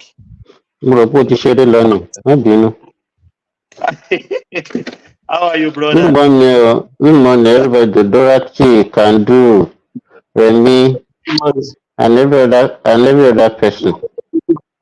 Good morning. Mo kàn ń wo Rẹ̀mí tó ń sọ̀rọ̀ bí ọmọ èṣù ló jẹ́ kí n ta sí báyìí, ó ń sọ̀rọ̀ bí ọmọ èṣù. Me is a very sure no, can you live in that kind of environment surrounded by power? I think the major thing is the religion that people were talking about. There's one thing, even I'm a Christian. So you get then even the Jesus that they're talking about, there is the personality of Jesus, and there is his teachings. His teachings throughout his lifetime, his teachings does not actually support people sitting down, not doing anything, and expecting miracles. So most of the time, people, we take religion to another level in the sense that, it's about the personality of Let me say this. Simba, Dorothy, Jesus Christ is a carpenter. He helped his father Joseph. He's a carpenter. So he has. He talked about business. He's a business person. He made parables. I was talking about we giving you potentials, talents, 5, 3, 5, 2, 1. The one that did not use his own, he was rebuked. The one that multiply his own, double his own, he was parted. I mean, he was commended.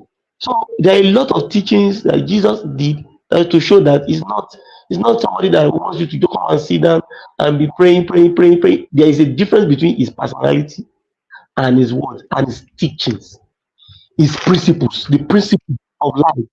To make money, everything is inside his teachings. So, but people will not. They will put aside the teachings. They will follow only personality. They'll be running around as if it's that personality alone that will give you money. And that's where we missed it in this part of the world. So many of those religions, we don't look at the principles the teachings, the core of the teachings that we can use to actually become productive.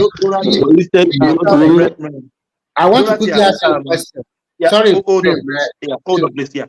A man in Nigeria will be waking up at 11, 12. A man. So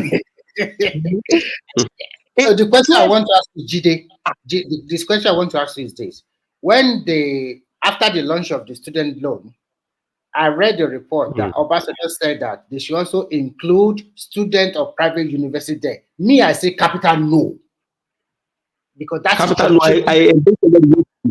I read it. It somebody says yesterday. include the student of private university that they should also access the loan. Me, I will say capital no. You know why is the no Remy, hold on. You know that that man at his ni manye ni. He look at how much he will get directly from the government now. By the time he has a university. Bills. He has a university now. So by the time his student also enrolled, he will be collecting like 1 billion cool money. You understand? So forget about him. The guy is just a selfish man. He's just looking for more. I don't even know what you want to use money for at that age. Imagine private school. But ọmọ tí bàbá wa pátá dìde àtàwọn ọmọ tí bàbá wọn tí their father did not have kobo, they don't have anything. They have not even gotten an opportunity to go and the money is for learn the people that cannot afford to pay school fees. It's for the kids that sorry, the student, their parents cannot afford to pay. Not somebody the parent can afford to pay. Can the poor man picking go to his university? I was shocked when I read it. You can check it. It's true. It was unbelievable. Let me tell you, not only him. I said I engaged somebody yesterday on Facebook on this issue. He said, I'm in a private school that I found my university, my school there. I could not find it. I said, it's not meant for you guys though.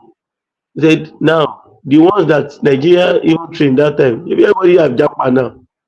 So I said, oh boy, this thing is for the ones for the less privileged, the indigent student, please. Why should you say for you to? He said he's managing to pay the school fees. Well, but the fact is just that for you to be in that kind of school, that you are paying almost $500,000 here, your parent or your father has money, or you have a family member that is sponsoring you, they can as well help you.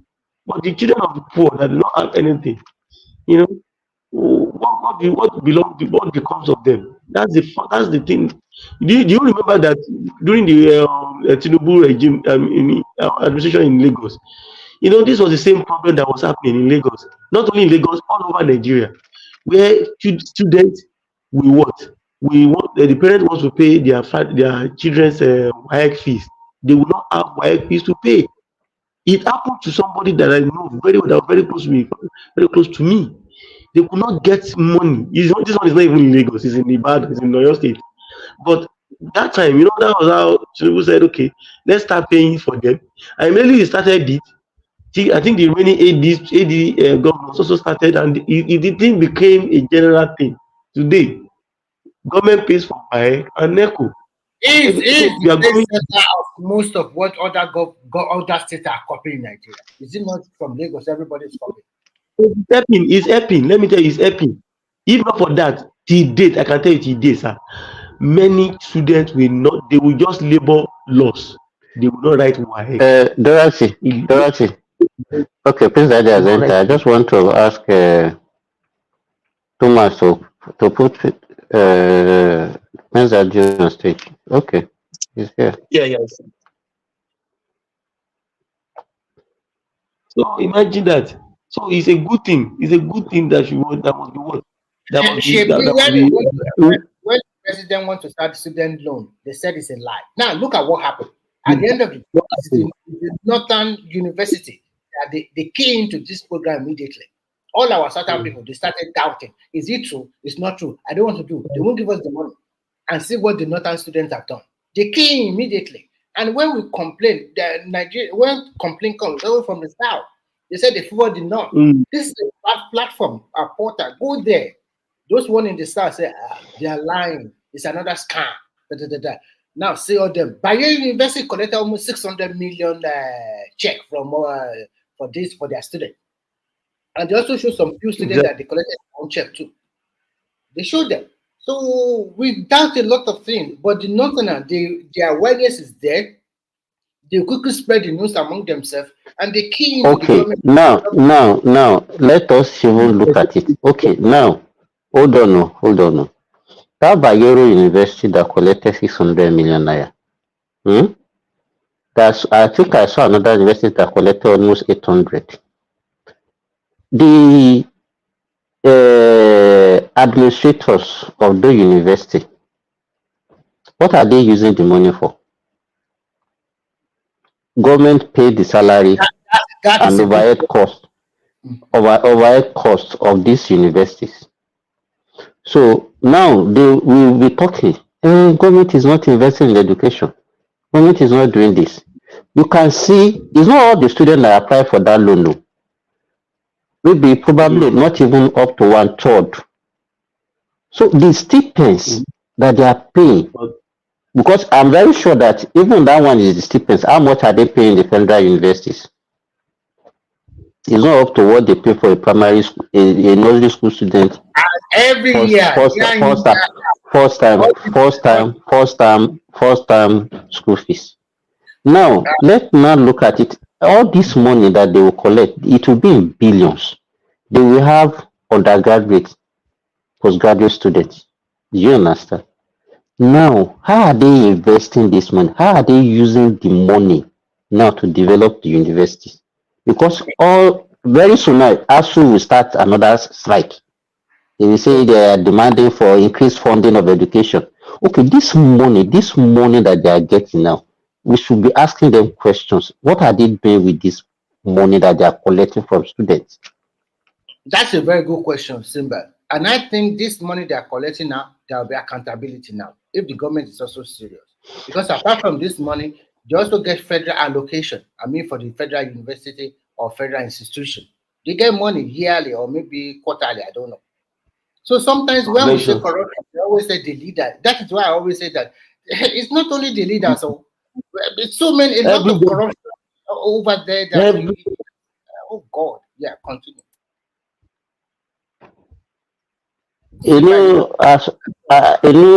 About this is maybe about almost like 14 years ago. University of Ilorin conducted post-stamp. You know that post-stamp exam that they used to do. And 105 candidates, 105,000 candidates attended that post-stamp. And each one of them, I think, pays about maybe, was it 5,000 or something like that they pay? Multiply it. Can somebody do that mathematics? That's 5 billion. Just from post-grad alone. Hmm? That's 5 billion. That's around 5 billion. 5 billion. You can imagine that. Not only them, all of them. I'm talking about 14 years ago. They are still doing it today. They are still doing post-jam. No, I'm just telling you how much, and that is why you see, ASU will not say anything against that because it's turn by turn. Do you understand what I'm saying? And that's why you see vice chancellor becoming millionaire. You see the bursar becoming millionaire. All those, and ASU will not face that. The only thing they will face the government and say, okay, we need increased funding. I think the best way to go about it is just to make all these federal universities autonomous or semi-autonomous. Okay, that is the best way. Exactly. The way we are practicing now is not good. Some of these lecturers, they won't stay in school. They will junket all around the world or do whatever they want. And they will just come in within a month to the end of the semester, finish all the thing and also set exam for you. What are you imparting? Some of them, there's no research they have done in the last 20 years. No publication, no improvement. The same curriculum from 15 years ago, they are still using it today. Are you kidding me? It's a lot of issues. But the government have changed the curriculum. Nigerian university curriculum has been changed. It was Buhari that did it. Buhari did that before he left.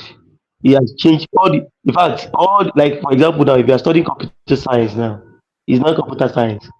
Now we have cloud computing, we have software engineering, we have AI, machine learning, and a lot of we have broken it down. PSC, artificial intelligence. So unlike before, they just lump everything together. So they do extra.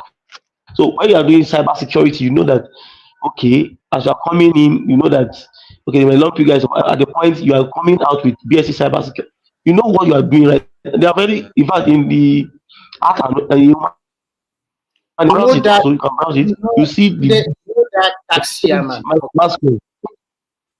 the tax chairman, is it Oyedeji or whatever his name was? I forgot his name. Do you know that they brought in, Oyedele? Do you know that they brought in a girl, a 400 university student? Is it from Unilag or from OAU? I think OAU. OAU. They brought her in to be part of that committee because she's quite good. So that's what we are talking about. What are our university? What are they doing? Why? What solution are they providing? It's okay. This is from University of Georgia. They go to our president. This is the solution now to find solution to our problem. No, it's always talking about No, I can tell you that. Let me tell you, Nigerian universities have solutions to Nigerian problems. We have homegrown solutions. The problem that we have is politics have entered into even the academia as well. Then politics, even at the national level too, the way they will politicize every goddamn thing. You see, every university should be a problem solver. Do you know what University of Agriculture Abeokuta did this last 2 months? They've been selling cassava, they've been selling tomatoes. Presently, they just planted 60,000 stands of tomatoes on a Do you know 2-acre land. do you know the beauty of what is happening to Nigeria today? A lot of people, my sister was discussing with me like a few days ago, said a lot of their, because she is vice principal, and she told me that a lot of their teachers, they went back to farm, just even on one plot of land, on 2 plots of land. That's what we are talking about. So people are going back to the farm. It's like we are starting afresh again, and that's what is happening to that country. We are starting afresh. And especially in the south, you see the north, they don't have much problem. Well, because they are already into their farming already now. So Awala, your letter, it is south, and you know that naturally the government favored them. You look at the policy formulations, all the agricultural infrastructures, the institutions. You know what? You know one funny thing about it. The technical know-how is in the south. Where do you want to start? Is it the one that is in Ilorin, Amrek, the one that is in charge of agriculture extension? Is it the one now NCRI? blame ourselves. But we don't use it. We don't use it. We don't use those things. We don't use NIOS is in Ibadan. Clean is in Ibadan. How many of them are in Ibadan? The higher T. There are so many of them across the southern part. The Root and Tuber Institute in The question you should, Dorothy, the question you should ask yourself is that all those agric institutes, what are they doing? That's the question I want to ask you. They are doing something. Let me tell you. They have something that they are doing. You get it? Yeah, but it's not known to wait. For the fact that Dorothy, hold on. For the fact that we're asking the question, it shows that the public is not aware of it. Yes, we are not. It's not aware of it. So, okay, it's a technical. Darcy said they have technical expertise in the South. Okay, what are they doing with it? I mean, what innovation has come out of it? That's what I'm saying. That this last 2 months, Federal University of Agriculture, that's the best University of Agriculture in Africa at present. So they have different MOU with different Western countries, Western universities, and they have the infrastructure as well.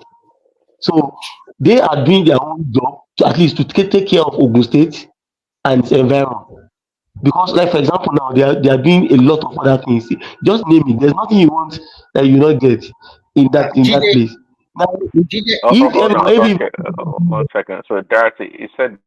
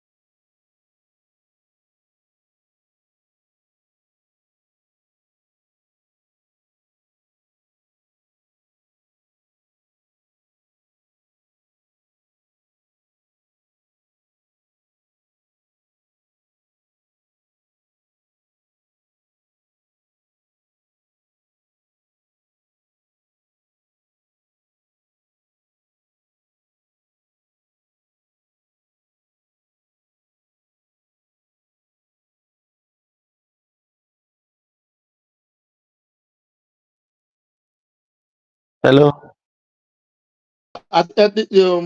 Sorry, StreamYard just kicked everyone out. I don't know Yeah, what happened. exactly. Yeah, Exactly. everyone, even including me myself. So maybe there is a Yeah. glitch in their system. Yeah, continue. Yeah.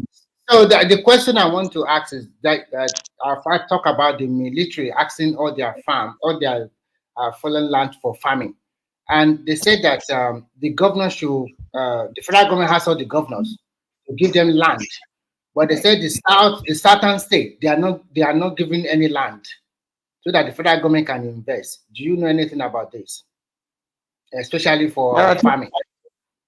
I think Oyo State is doing something already. Oyo State already revamped Fashola farm settlement. Even Apart Obasanjo was from there. that, they asked him to provide additional land, 500 acres is not provided because they accuse him in Oyo State that most of the land are being sold to, what do you call it, all this estate.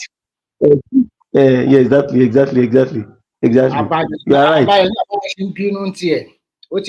He has sold all to himself. Hey, wow. Oh, ilẹ̀ dẹ̀ wà lọ́yọ̀ state o. Oyo State, do Yes, you know that Oyo State yes, alone, Oyo State is about 28,000 square kilometers. Oyo State is one of the is the largest in southwest. In fact, if not, it's the largest in the southwest and one of the largest in the country actually. So I don't think it should Sorry. be having. Finish You are still, answering Remy's question, but StreamYard kicked us out, just like Thomas said. I don't know if you answered my question about what makes the agriculture university the best in Africa. this is it. You know, they have a whole lot of things. I mean, this is a university that has its own. It has its own breed. They have their own breed of different animals. They have accomplished scholars in the agricultural sector across genetics, just name it. So about medical, about genetics engineering, and so a lot of areas. See, you see what we need to do is the area that they are doing their own work. I could remember very well in the early 2000s, the first ever Nigerian university research and development fair was won by that FNAP. They have a lot of machines that they built from by their agricultural engineers. They have a lot of food products that they have added value to that is eating the export market. So it's an area of, they have their own palm wine, they have a whole lot, just name it. They have a whole lot of things. So the what I they have been able to A lot develop. of stuff. Oh, 1 second. So a lot of stuff. Okay, maybe I don't know. Maybe some of us do not know. So are you saying that they are actually making impact on in our society, especially of course in agriculture? Are they making impacts? Yes, of course. Yeah, of course. They are making Okay, well, serious impact. Many of their scientists work with ITA and other international organizations. You know, it's the first okay. university of agriculture. The most vital impact, the most vital impact they can make is to improve agricultural yield, to improve agricultural practices.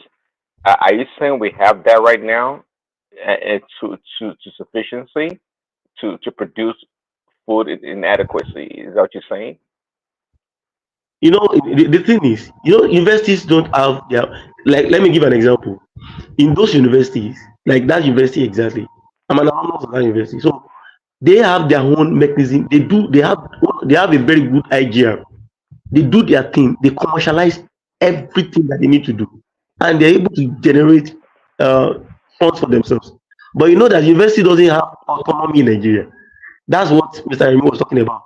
That I think it's high time they give the universities full autonomy so that they can actually make do with the resources that they have. Then it will help them to able to Well, spread their tentacles. okay. Sorry, guys. This is the problem of this is the typical. 1 second. This is a typical problem of maybe Nigeria or Africa in general. Say it's always the case in the West that see educational institutions are centers for developing new ideas, innovations, and whatnot. And when they do so, it's not just for them to utilize. The goal is for is the cooperation between the government, education institutions, and businesses. Okay, they work in tandem, they work together. So whatever innovation that they Exactly. are able to develop, right? Their goal is to push it out there, push it out to the community, to society, and the government um, is to help, you know, fund those research, and the businesses are supposed to embrace those creativity, okay, and implement them out there for the people to improve society. So they can this school you're talking about can be great doing all those things. If we're not Yeah. um, seeing the impact, Praise feeling Daddy. the impact in society, it's almost useless for the most part. You know what happened? Now, just like what you said, that's one of the problems that we have in Africa. Now, but there is something that happened. I think in about 8 years or 10 years ago, there is this World Bank Center of Excellence that they established across Africa. I think Nigeria in West Africa, Nigeria has one of the highest. So they picked areas of strength of each university. So I think the one they picked for them is sustainable development, and they are doing a lot of work in that area, bridging the gap between the what industry and what and meeting the national needs, linking industry with the research institute, because that's how things are done in other countries that understand what they are doing. So the World Bank brings funding and some other expertise down. Then the lecturers that grant, they also, so it's started across engineering, climate change, pharmaceutical, Redeemer University houses the World Bank Center of Excellence on infectious diseases and genomics.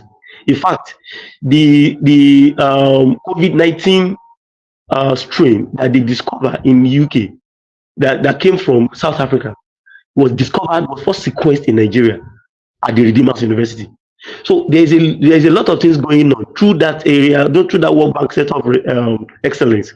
So they're trying to bridge the gap between the industry and the research institute. I mean the research arm of the university, which is actually where we are going to get more value, where you can bring your problem from the industry, I solve it for you. It add values to the country. Well, So I think sorry, that is I hear already you keep established. mentioning World Bank. I don't know what World Bank, how they're going to help Nigeria.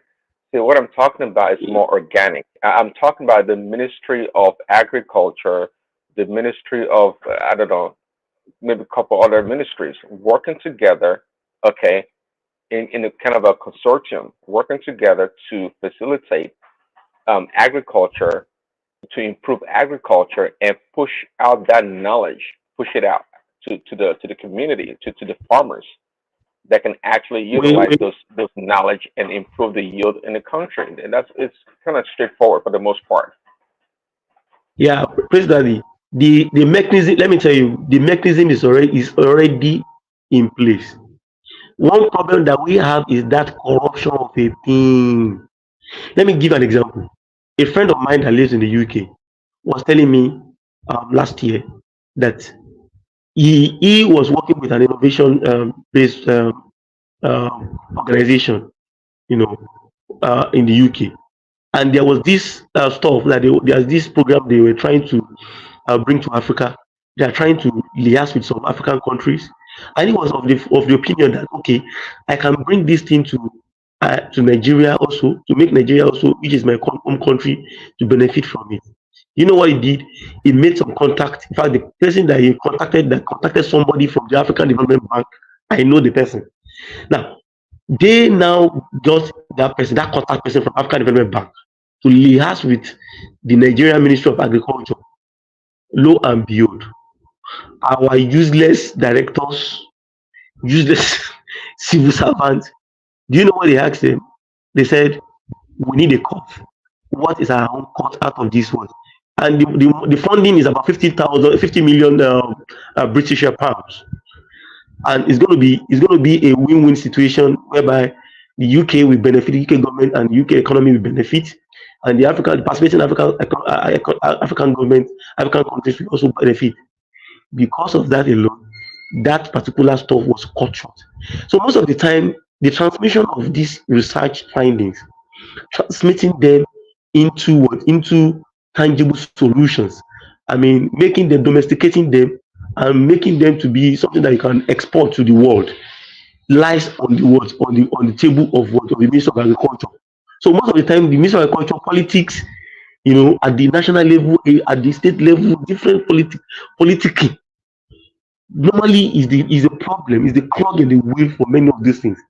The researches are already there on the table, they are on the shelf, they are not being used. And that's the same thing that happens. I was talking to somebody the other day, and I went to, that Nigeria has FIRO, Federal Institute of Industrial Research. You'll be shocked to know that they have machines that they have fabricated to process virtually all the food that you think Nigeria has. I mean, the major food that you think Nigeria has. But do you know one thing? They will not even publicize it. You will not even know. It's a massive institute. I was on their website. I saw what these guys did. I saw the machines. I can send you the link right now so that people can actually click on it. Even they will train you on any food item that you know is Nigeria. Hausa, Igbo, just name it. All the food that we normally eat. How you can turn them into exportable materials. How you can actually reduce post-harvest losses, turn them into materials that the shelf life can increase. Number one, you can export them. You can use it to generate forex and a whole lot of things. But Nigerians don't know a lot of things about these things, and I still put that blame on the government and this Ministry of Agriculture and the agencies that are working with them, with the Science and Tech Ministry, because they are the ones that are supposed to sell these things to the average Nigerians. How can you build all these machines? They have all the machines that they have fabricated, indigenous technologies that youth can easily key into and get this thing done, create jobs, create an export driven market from the cottage industries, and you'll be raking in money. So those are the problems that we have. Those are the principles are not the policies are not there.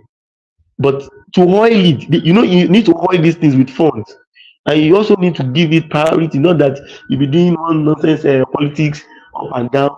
Oh, this person is my person, is my this. If they can shoot down 50 million pounds deal that could have helped Nigerian youth, so why would they not shoot down? You know them now. You know how these guys behave.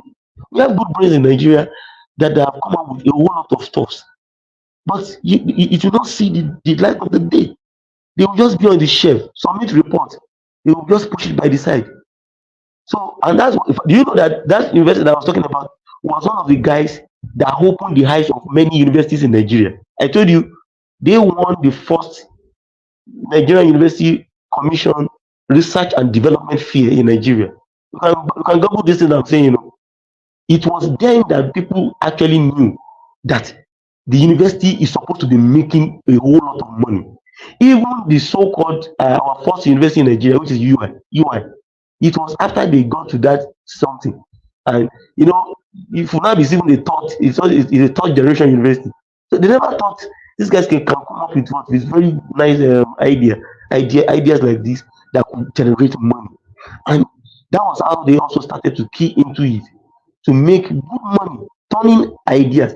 If the useless Federal Ministry of Agriculture is not getting this thing into real-time goods that we can export, that we can turn into something reasonable, then let's start doing it for ourselves. Let's find investors. Let's start doing it. Let's start affecting our immediate community, the states, and also the country as a whole on a small scale. And that's why the government is supposed to actually charge all these universities. They should be charged with coming up with robust solutions to our problems. They have it. These guys, they mingle with the best brains in the world. We use our state fund money to send them abroad to go and rehearse and romance other guys from the other part of the world. So they understand these things, but politics will not allow how many of these things to fly. That's just it.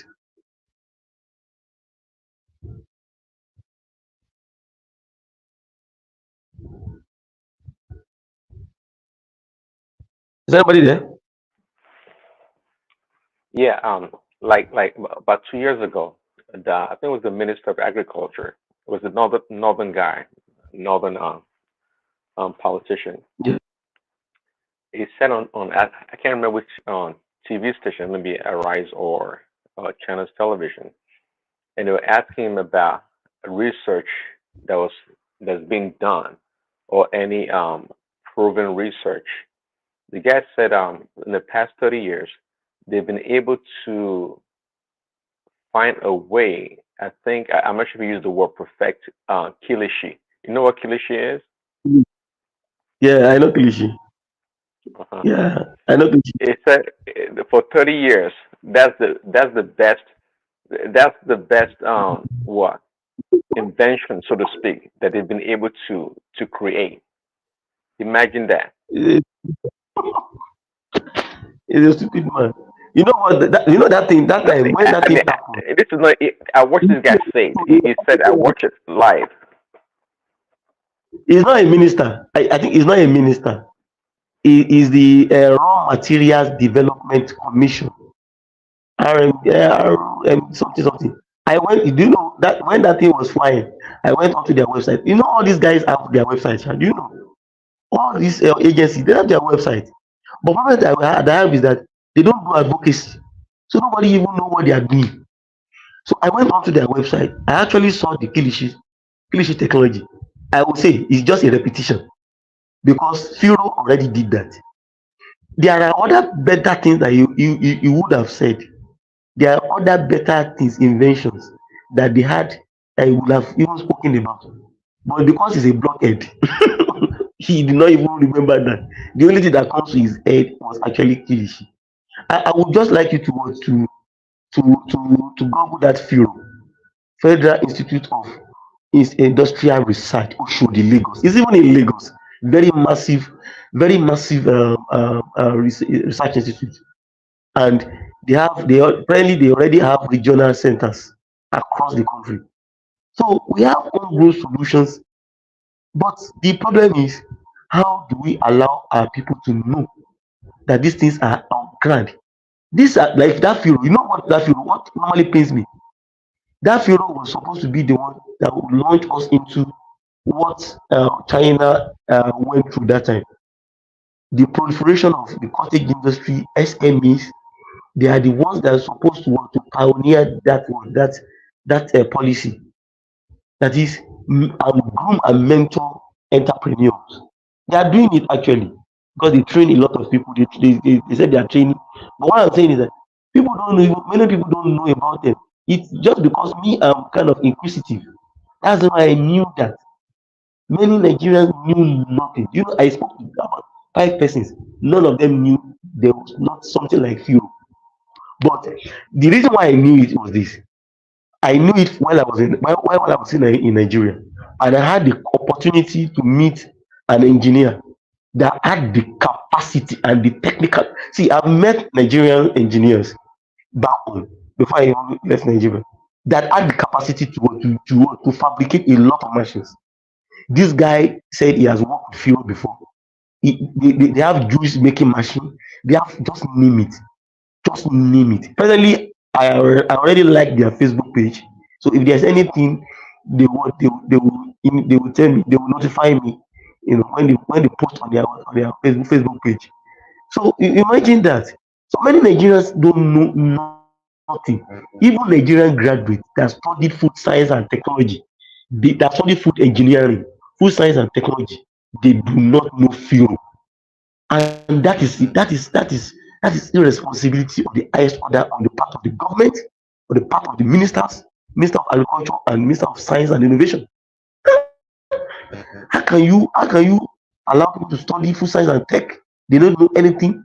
Food engineering, because food engineers, they work with the mechanical engineers to build machines that can help us reduce post-harvest losses. You also have to understand that Nigeria produces, not only in Nigeria, Africa generally produces the food that we can actually eat.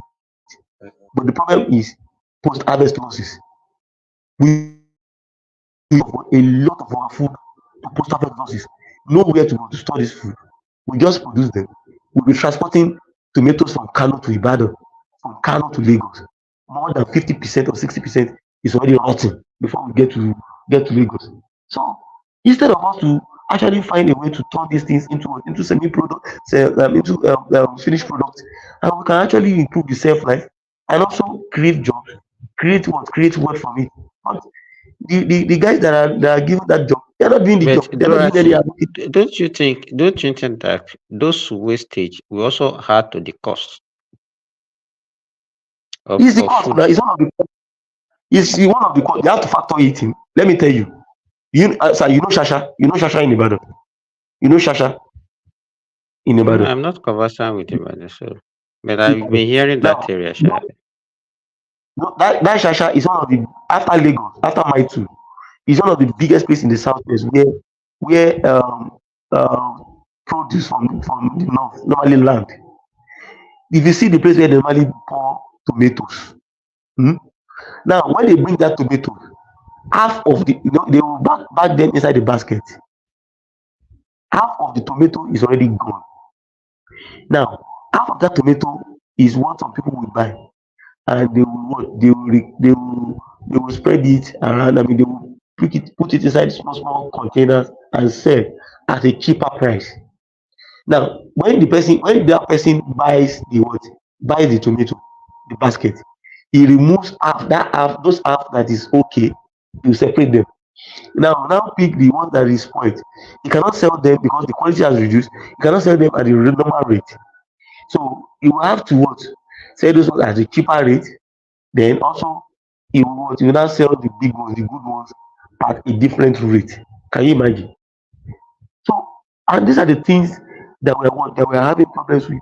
We waste a lot of food, and these things are not happening in the Western world. You see them; they have a good one. They have good storage facilities, on-farm storage facilities, and off-farm. They have clusters where they can keep their stores, and they have off-takers that can come and pick those things without minimizing a lot of these service losses. So, and transport losses through the transport chain and logistics chain. So if we're able to curtail all these things and make sure that we create a cluster around a particular product, and we're able to turn them into finished product, it will help us. All this increase in price is because of this. It's because of these past losses. It's because of it. Because you cannot, you can't expect me when half of my produce. I should ask you, what did they even use to transport that so-called tomatoes? The tomatoes that you want to sell, they go and lump them. They put them on top of a tanker that is coming to Southwest to come and pick to Lagos to come and pick petrol. Or that's how they normally transport them. Except for J5, sometimes they use J5. So half of the stuff is already bad before it gets to the southwest or the south or the southeast. The same problem we're having over the years, except for some few people that are already looking at, and that's why I'm saying that Nigerians should start looking at what are the ways by which you can actually minimize all these things. So until we start to address post-harvest losses, agriculture will still not be as lucrative as it ought to be. That's the problem. And that's a fact. That's a fact. So many of these things can actually be done. Like what I was talking about. You see, companies coming to situate their company in a particular place. It was not what one woman. I don't know whether you have seen it was a particular woman, Sapri in your state. The woman came from America. That woman makes, I think, about 25 million US dollars every year from converting cassava into sorbitol, ethanol, and some other materials. So that is how to do it. That's how to do it. And he was able to create a grow out scheme for the farmers that were just languishing, that they don't know the best practices for this cassava thing, and they're able to regenerate their lands, come up with good yield per hectare. The tonnage per hectare increased.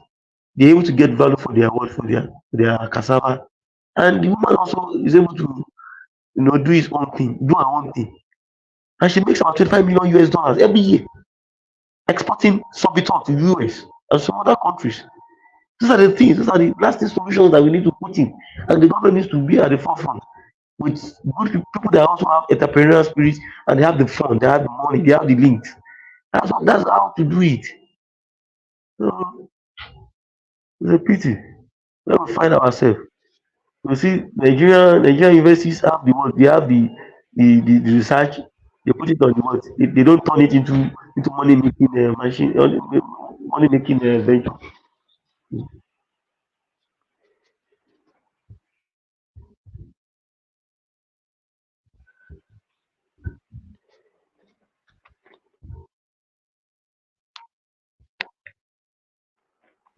And we're all Yeah, I heard you guys complaining. talking earlier about the student loan. That one of the states got like what 600 million naira for tuition. I was thinking about So that a woman that came from United States and set up a cassava processing factory No, he was to talking. He produce. was asking you a question about the. He was talking about the student loan. Oh, the Are we, student loan. Prince, is that not what you are talking about? yeah, the student loan. I heard earlier that one of the states got like 600 million naira Not, for not a tuition. state. It's a university. A university, not a state. A university.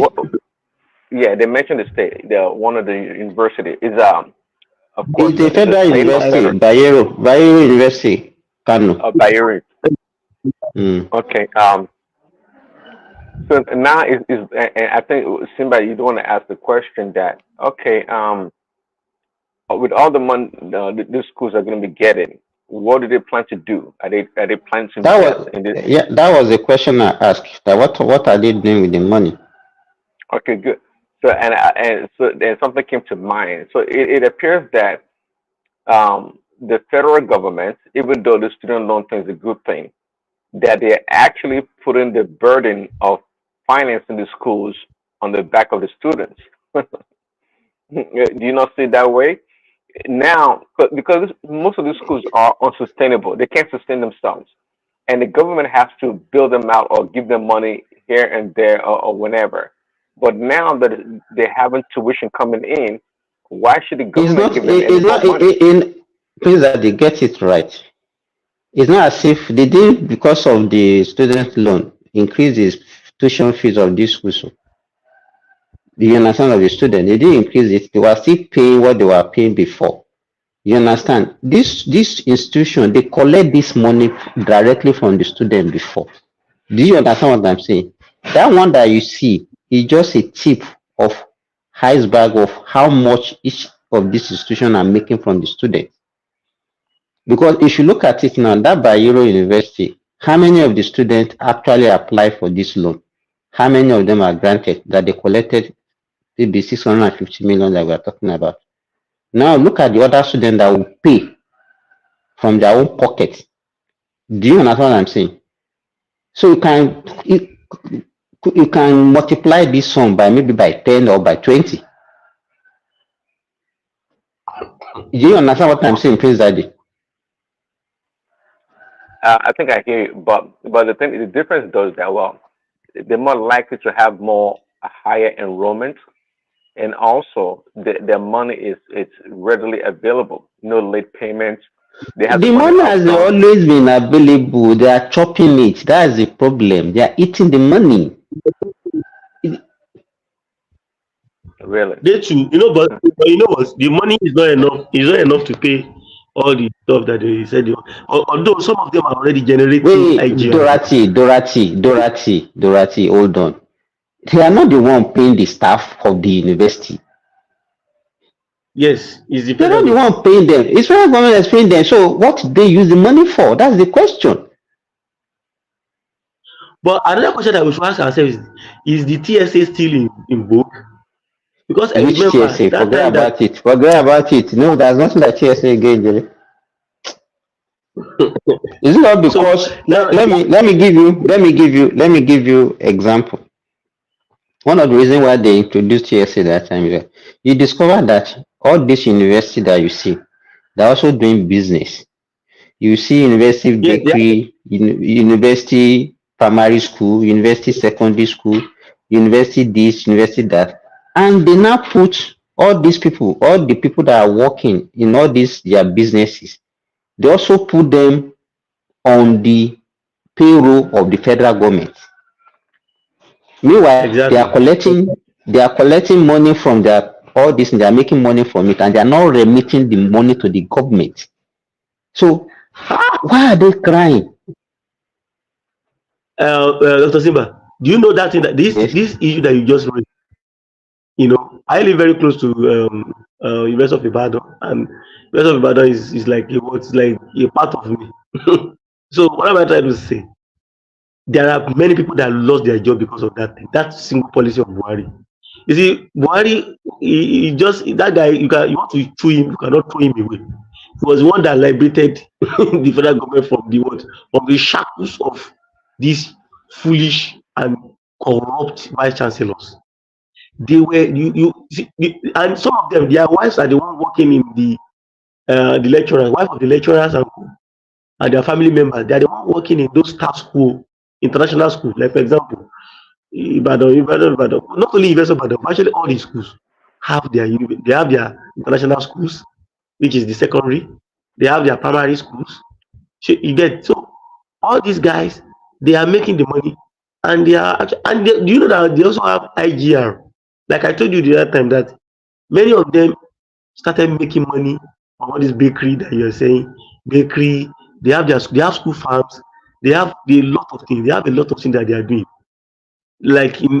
So now all the money together, that money is what they are just eating. They're just eating those money. So because that one answered the question, your question that okay, because what you usually hear outside there, no, funding of education is very low, they don't fund the invest, and that is part of the demand that ASU normally put out there every time. I've never seen They were ASU. shouting in UI. I know they were shouting in UI that time. Let me tell you, in UI, if you know the way they were shouting, UI starts with them. They were shouting, "Hey, Buhari, Buruku, yeah, this," and it was then that you got to know that so you guys are not you put these guys on the payroll, and you know what they are collecting. Because let me tell you, in any of the states where you have these federal universities, their staff school used to be one of the best in town. You know very well. Their staff schools, their international school, used to be they used to have very good standard. So and they used to pay humongous money. They pay good money. Especially they have the money that they pay also for the insiders, the lecturers' children, and the staffs. Then those that are not the lecturers' children, they have those ones they pay humongous money. They are generating all this money and they're putting it inside the pocket. And they put all the teachers in those Hold on. schools. So are you guys, you and Sinbad, are you both making a claim that the schools, these universities, they're generating enough money to sustain themselves? Really? Not okay. How do you mean by what do you mean by sustenance? What do you mean by sustenance? Let me just a clarification. To sustain themselves in terms of what?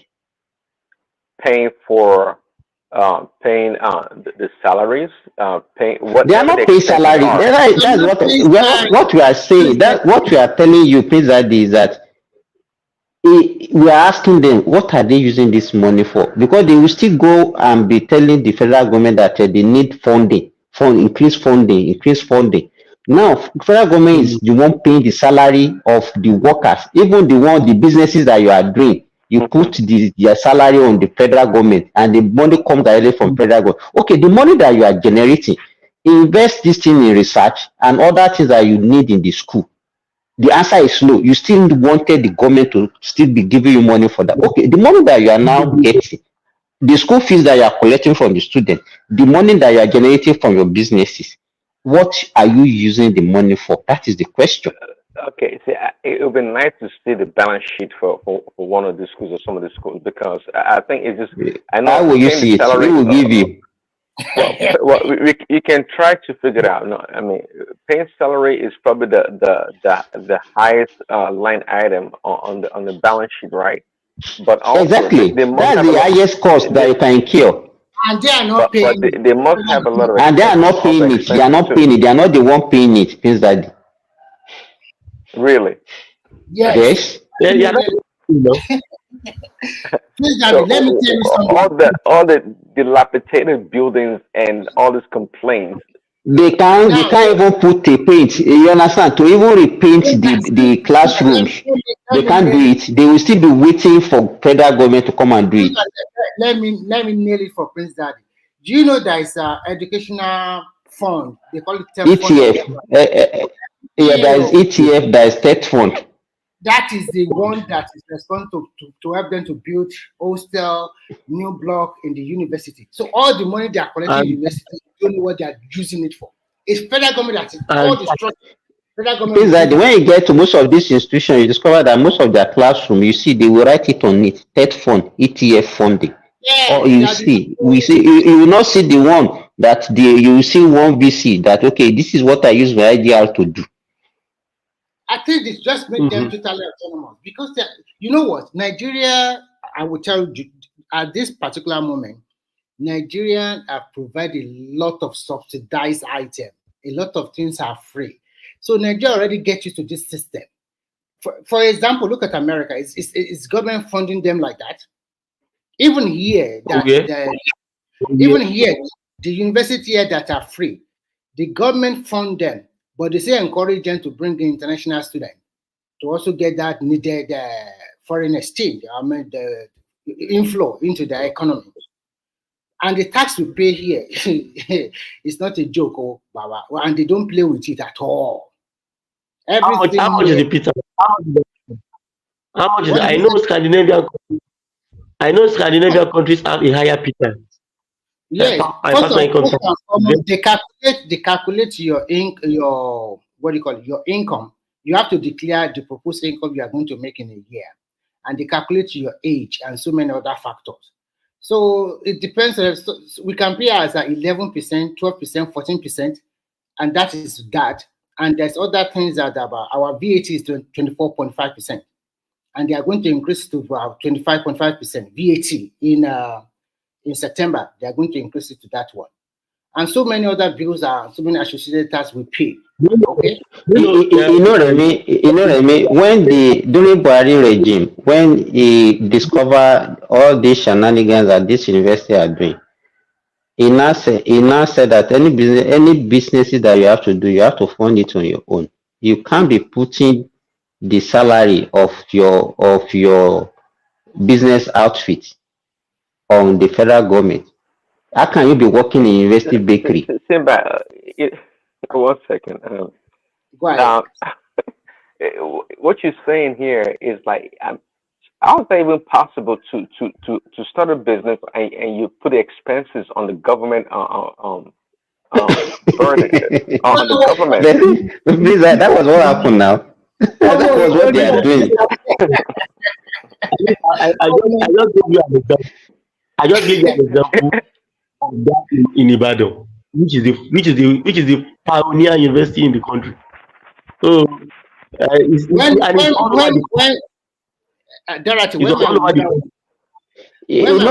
me tell you.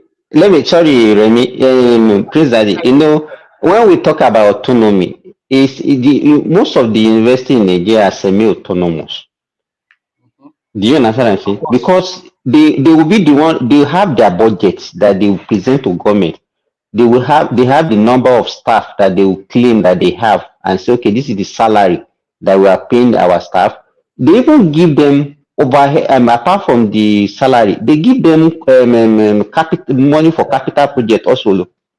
Yeah, so and that's their workers. They will also overshoot it. There are so many ghost workers there too. That is why that is the reason why they are one of the reasons why they said they don't want PPIs now. The question I want to ask you is this: you know that ASU always crave for more money funding. Do they give the money to ASU directly, or they give it to the university? Because I don't understand. That one that the president like 30 billion naira that this guy paid. Okay, let me burst your bubble. Remy. You know, there was a time they went on strike, and government wanted to pay. They said maybe one arrears or whatever. You know, ASU collected that money. They were the one now distributing the money to the university. They collected the money on their own. Exactly. How can Exactly. That's how they do it. Exactly. That's how they do it now. Oh my. You know, most of the union in Nigeria, because of the kind of democracy that we are practicing, most of the union in Nigeria, they are always holding government into ransom. Yes. And anything, and you know, the funny thing is that Nigerians don't trust their government. So whatever union is coming up with any silly demand, whatever, whatever they will shake get down, public sympathy. whatever They get shake down, public the public sympathy. supports them. And do you know why? Exactly. Do you know why? It's But listen, see, this it's all a racket. So the union and the public workers, they see the politicians, stealing the money and doing all kinds of stuff. That why would they devise ways also to try to siphon money from the government? They're not stupid. I mean, do we not know? I mean, we can talk about the militaries from Abacha's time and all these guys, even the civilians. We saw what happened under Jonathan or Bassinger, and even right now under Tinubu. This government officials, they steal a lot of money. So why should they be the mugus that they can't do? They can't devise ways to get money from the system. It's part of the system. Everybody just It's part of the game. As in, God, they find them now. They saw that they are even the one that normally help them too. Like I always say, there is no minister that can steal. You cannot steal a dime as a minister. You will be doomed. Let the what? Let the what they call it, the permanent sec or the directors or even the assistant directors and other young officers. Let them not cooperate. They will bust you. You will be shocked. So most of the money that these ministers normally siphon, or this governors normally siphon. It's in connivance with all these top civil servants. I even heard they are the ones that will give you. They will give you the formulas. But Remy, Darcy, when Abacha was stealing the money, trust me, he wasn't going through the PAMSECs or those civil servants. Those military guys were not doing that, were they? The military guys are different. They just take the money, not you can. But keep in mind, we spend a lot of time on the military. We spend a lot of time being ruled by the military. So they did their part too. The military. They will just pick some people that they want to work with. That they can even just look at just one person. They just want to work with, and they will when you know that ASU also have a problem, do you know that they are also against the student loan vehemently? They don't want it. They ask ASU. They say no. ASU themselves as an organization, they work against student loan. They said it's not good. It's not that. What reasons they give? I mean, what reasons they give? I don't know what you are forgetting, Gary, because I just get the header because I don't like. Why should they do something like that? Are they their parents or what? You don't even know why they are doing that. That is the question Pizza is asking. One of the reasons that I think they were doing that because they were thinking that the federal government want to answer. Yeah. Do you understand what I'm saying? Government should hands off. Let them hands off. And that is their fear because whatever they are enjoying today, let me tell you, working for government is different from working for a private organization. If you are working for a private university, it's different from working with it. Because let me tell you, have you ever seen a private university lecturers going on strike? Do you want to tell me that their condition? Do you want to tell me that the condition of service in the private university is better than the one in the public university? No, not. But they are not even the salary that you understand. So that is it. And they are productive because you are going to big value. Your perform and other key performance indicators will be will be reassessed every year. The number of students you brought into a department, if that department is becoming viable, If it's not viable, it means that NUC will not reaccredit you. So Do you there are a know lot how of they things on operate? that. Do you know how they operate here in Finland? When you finish your semester exam or whatever, you have to write a report on each of your lecturers. And if most of the students write a negative report for that, they will fire the lecturer or demote him. I've seen someone that they demoted from. That is how it is done most of the places. Even in Saudi, that's what they do. What But my about in fear Nigeria? about that, How about if in you should Nigeria? try, let me tell you, if you should do that one in Nigeria, I don't think there's any lecturer that will survive it. Oh no, they will fire everybody. But I don't like such. If you give too much power to the student, it can also encourage indiscipline among the student because the lecturer can just be. No, Baba Simba. You know here they don't play. You don't have time because they will mark you attendance, and they will also give you a lot of what do you call it homework to do, and you also have to do a lot of presentation in which this university they will record you. They are recording your presentation. You do individual, you do group. They also make you to other department, group you together. So there's no way you are going to escape. So if you are accusing a lecturer, they can go back and check your work. Is it really true that this guy did not? And when a lecturer is teaching in the classroom, they also record that. Everything is recorded so that there will not be says, okay, you are lying against this lecturer. Everything is there. It's open. The transparency is there. It's there. But Mr. Remy, I know why you look at it. Why is it that we like it? We like it every outside when everything is being done the right way. But you ask Nigerians that okay, let's do this thing the right way, the way other people are doing it, and they will fly up. They will because they want to go back to that Nigeria and show that they are big man. They want to go back to that Nigeria and show that they are superior than the people in Nigeria. You don't know the mentality of Afande in Nigeria, and having Nigeria have that ego in him that I'm the best, I'm better than the best. So Remy, that system that you just explained in Finland, if that's how to do it, that's a much more fair way to that's how do they it. do it. That's why they said they are. But trust me, it's not like that everywhere. Not even in the West. Okay, I know, like in America. I mean, though the students do evaluate their teachers at the end of the term or semester, right? But you know, just like Simba saying, you know, if you feel a student or they don't like it for whatever reason, there could be a reprisal. What they promote here is not a lot of examination. They promote a lot of individual work and group work, showing yourself and practicing what you have learned in the classroom. Every time, that is what they always fashion again. Once they teach you, they then give you an assignment that makes you to practice. They want to know whether you really understand what they have taught you. That's what they practice. In the beginning, they will tell you, call me by my name, and we are here to work together. We don't care whether you are the best student. They don't even encourage that you are number one or whatever. They just want to see that what you have learned. Because I think it's a socialist system.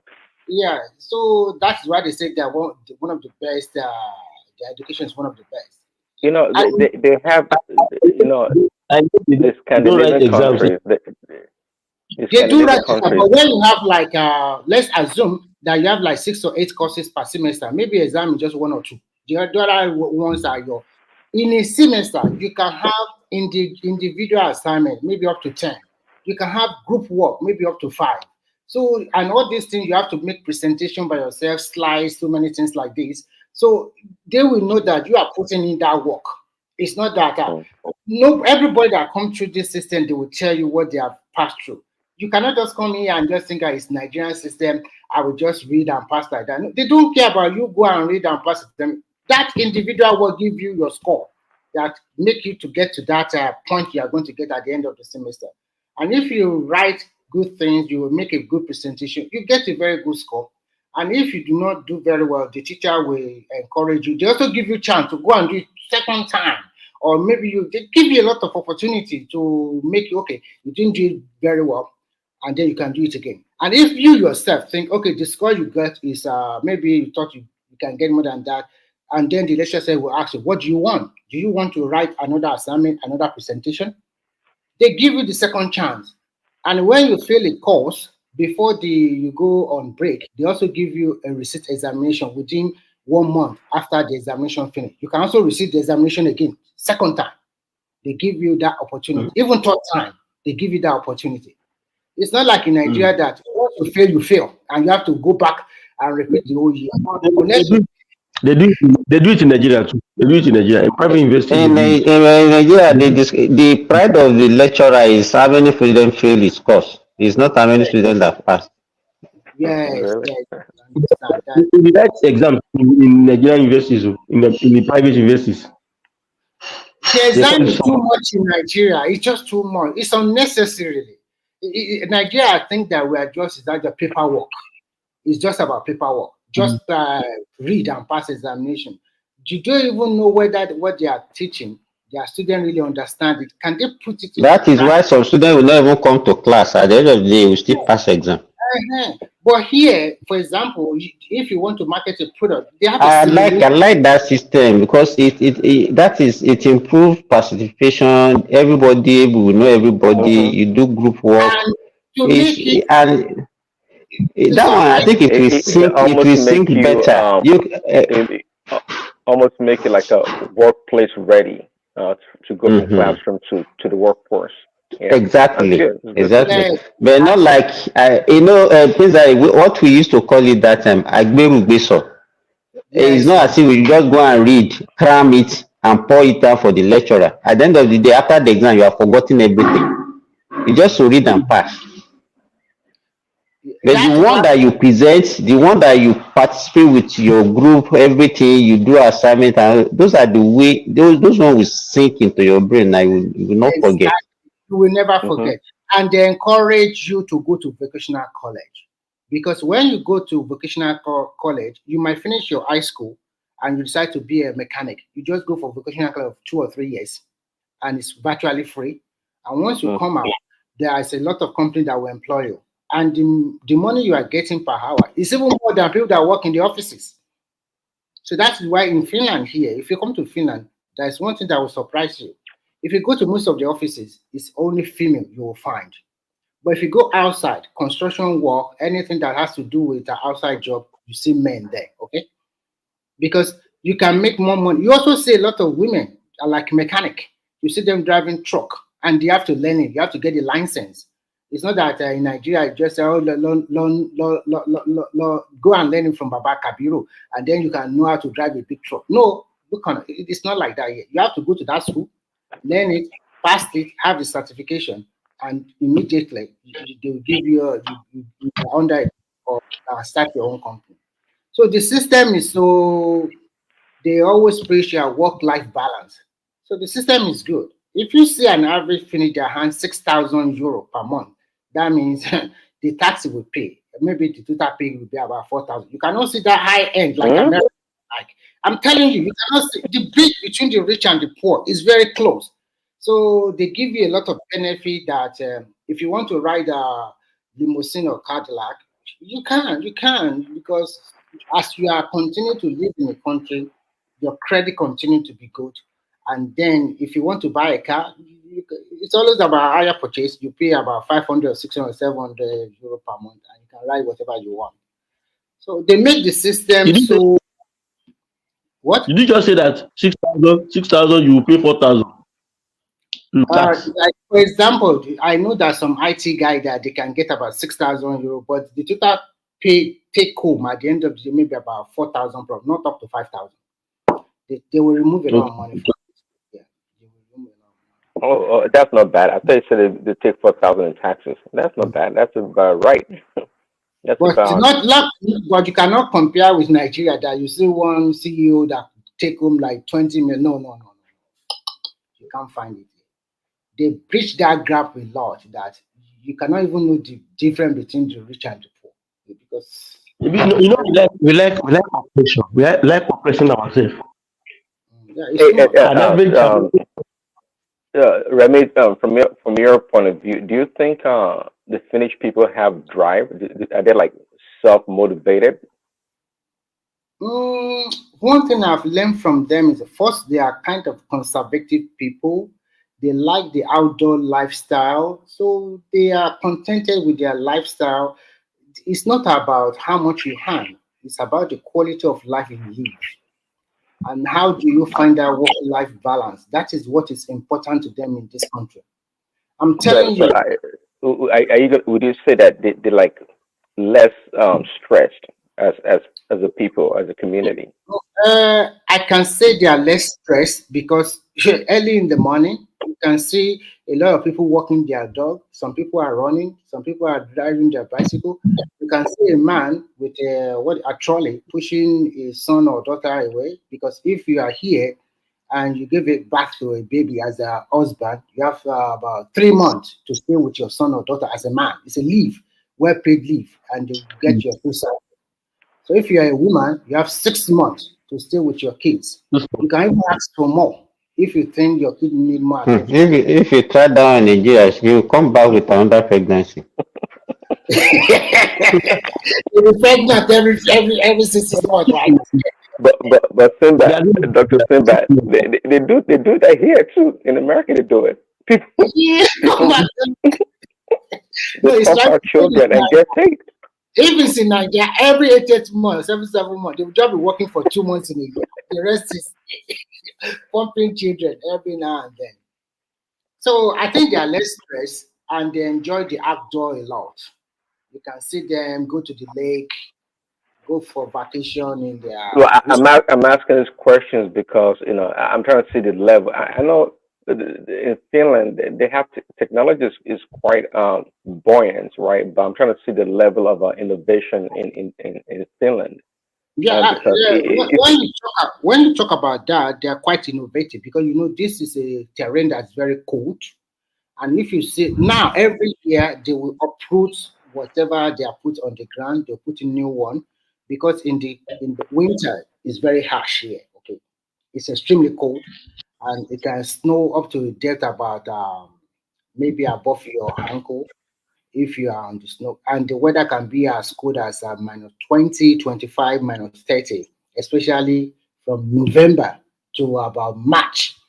It's a terrible time here.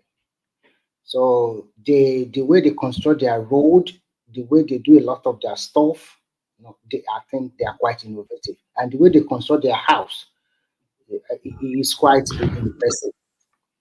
I think they have do people the citizens do they do like businesses like small businesses and stuff? Do they pursue that or? I would tell you more than 85% of the business here are private driven business. I'm telling you, the government just set parameters and they control. That's all. Most of the things belong to private sector. So the only thing that I think belong to the government, I can see most time is true. The immigration, the police, and the government office itself. Okay, that's all. The other one, even if you want to go to the hospital, you have to go to the private one, but being subsidized by the government because if you go to the hospital, you pay the nurse fee or the doctor fee, but the actual treatment is free. But sometimes you pay for medicine by yourself. But if you are going for like what do you call it, surgery, I think it's free. So, and it's a good system if you look at it that I want to raise my kid from year zero to university to PhD degree that you're not going to pay nothing. It's the best. I won't lie to you. You can't find anything like that in any other country. In Scandinavia, they're like that. I think it's probably the same thing in Sweden and Denmark. They support families. Yes, Sweden, that's number one. They don't play with that one. You take your kids to school, they also give them breakfast and lunch, and it's free. They give them books, they give them everything. So, and they are well trained, well taught. They give them avenue to, how to say, exhibit themselves. So, for the kindergarten, they classify that one as a play group. The actual learning start from year 6 years old when you be in the primary school by that time. But once you are born here or you are brought from Nigeria or anywhere in the world, then your education, so far you are under 18 years old, to bachelor degree, master degree, whatever degree, is free of charge. You don't need to pay any dime. And their universities are very good, to be frank. They have done wonderfully for themselves. you look at this Remi, way. ó yẹ kọ́mọ bímọ lọ́dọọdún, ó yẹ kọ́mọ bímọ lọ́dọọdún bẹ́ẹ̀ ni. 5 million people. The population is 5 million people. Yeah, you are right. About 5.4. That's it. Wow. I don't want to be more. It's almost $1 trillion economy. Yes. It's more than 5. Yeah, it's one of the best economy in the world. I think probably maybe top 10 or top 15. They should be among that. $1 trillion economy with 5 million people. That's amazing. And 200 million people, they are still fighting for 27 trillion. Oh my God! And they are shouting. They are borrowing money. What do you say? What do you say, Remy? What do you say is their GDP? Unless I check again, let me check, and I will tell you. And you mentioned something just now. No? I said 200 million people. They are fighting for 27 trillion budget naira in Nigeria. No, please that you mentioned certain amount. You said something dollar economy. It's not 2 billion. No, I thought Darcy said I was only asking that it should be around a trillion. I was thinking something like that, but it's not up to that. It's 282. You made their GDP. Their GDP 282 billion, 282.9 billion US dollars, according to as at 2022. Yes, you are right. Let's see 2024. We don't have a video. It's not. I think you don't use raw GDP. You have to look at the per capita. You have to look at the per capita. If you are talking 282 billion to 5 million, it's almost our GDP now. It's massive. You know, it's massive, and the per capita will be very high. Seriously, it is one of the highest. In fact, Scandinavians. This is what we have. It says about 44,215 US dollar by the end of 2024, expected to reach. GDP per capita in Finland is expected to reach 46,215,000 US dollar by the end of 2024. We are calling on 2,000 plus. We are calling on 2,000 plus. 2,000. They are about 46,000. No, our own is about 1,500 now. 1,000. Okay. Here our left outside, and Nigerians do not. You know, many people how much don't per capita for Finland? I just checked something now. They say, is Finland a rich or poor country? Finland is the third most prosperous country in the world, number 3. According to the Megaton Institute. Even the Human Development HDI, United Nations HDI Index, the Scandinavians, they are the ones that normally lead the pack, and Finland is one of them. I think what helped to me, I think what helped them is also they are politically stable and they don't put their mouth in the world politics, blah, blah, blah, like that. And they don't allow. Just face their own life. They don't just enjoy their own life. They don't want any trouble with anybody. So I think that really helped them a lot. They are apparently, I think they said they are also currently in a recession. They just came out of recession. No, I don't think we are still in that recession. And you know what happened? Before they entered that recession, they now said that the benefit they are giving their people, that they are going to reduce it. Their people started to demonstrate. But when they reduce the benefit, can you ask me how much did they reduce the benefit by? It's like they are giving you 100 naira and they are removing 1 naira away from it. And the people are protesting. It's very funny. Like they are giving 100 naira and they want to only 1 naira or 1.5 naira away from it. Yeah, just think, for this recession, and then what they did was just for the benefit for unemployed people. But for children, they increase the monthly pay to them by nearly about 5% increment. So if they're giving you child support of like €125, then they now add 5%. But even with all the encouragement government is giving them to even have more children, they still refuse to have children now. Yeah, you don't know the fertility rate is almost negative. Do you know that? They don't want it. I told you the truth. They don't. They should come and report Nigerians now to increase their population. Let me tell you something that will shock all of you here. When you say black woman here, there are 3 things you are going to see. Number 1, she's pregnant. Number two, he had two children in his hand working together. The third one, another maybe pregnant, and another child on the trolley pushing away. That is most time always see black women in custody. It's either they are pregnant or they are pushing a kid or whatever. And they give more opportunity to women. Oh my God. It's a lot of opportunity for them. For everybody, but for women, they have more opportunity. So I think Zita is also in Finland too. Who? Zita? No, she's in Norway. Norway is even richer than Finland. Norway is richer. Norway has oil now. They have oil and gas, and they have oil and gas, and they don't spend that money. They spend the money for fish. All those pala that we are eating, that we are eating in Nigeria, that stock fish or what? If you see the warehouse, if you see the warehouse in Norway are not eating it till 80% of them. Norway per capita is $118.5 thousand per person. Yes. That got to be the highest in the world. It has to be. Yeah. How much did you say it? No. America has the highest. I think it's about 110. Well, America is about $78,000. Norway is $118,000. I think Qatar is the richest. I think Qatar has the highest. If I accept anything that happens, their population is also not huge.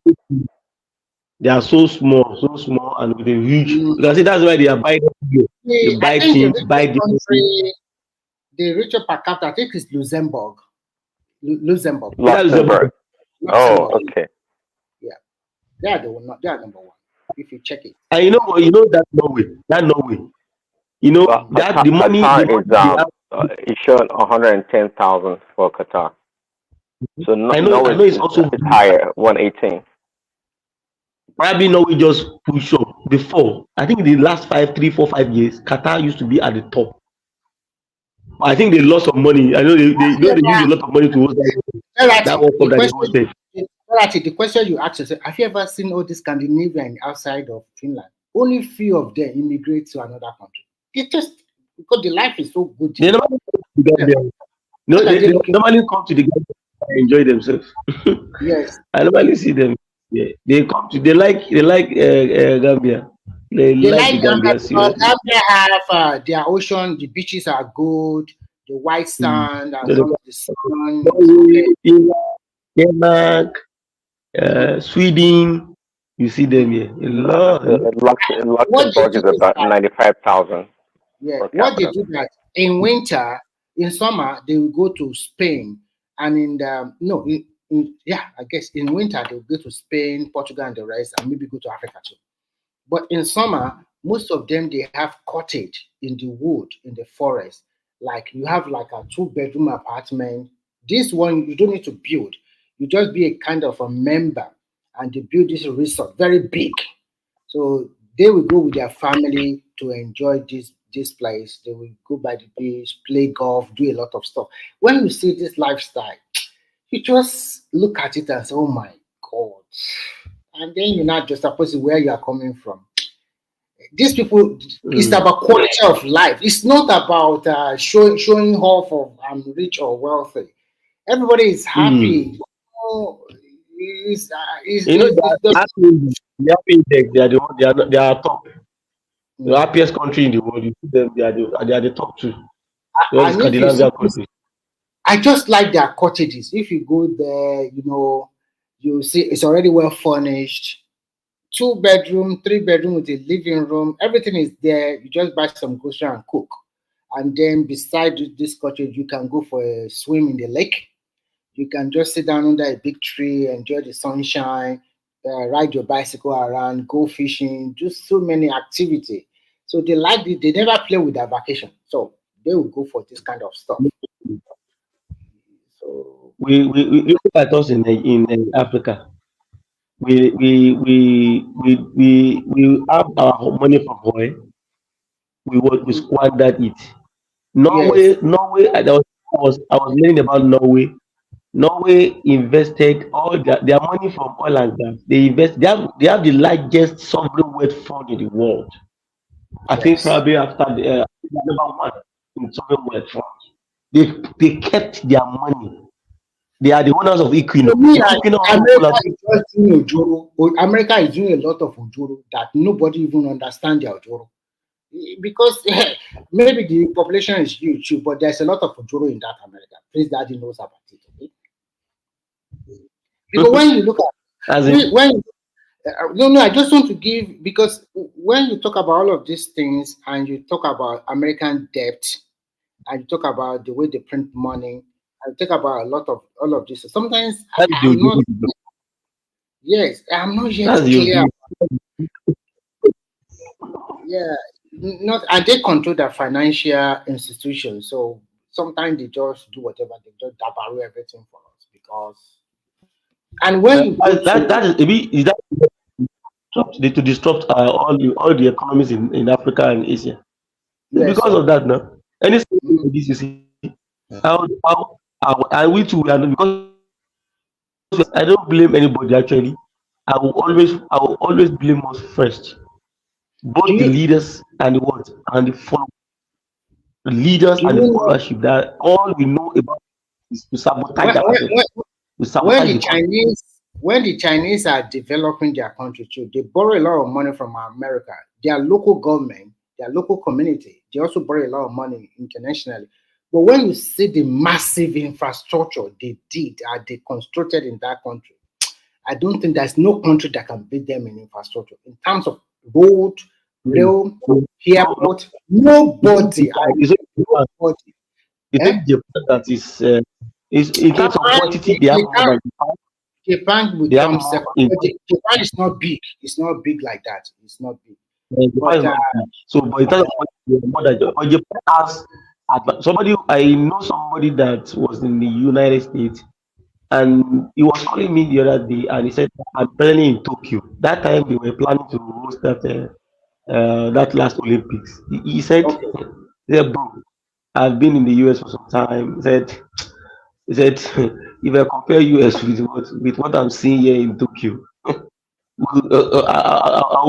will just be saying probably we are a third world or second world. We cannot. No. He was saying, he said, I know what I normally get over there now. And he said, everywhere, everything here. I know what Peace normally talk about it also here.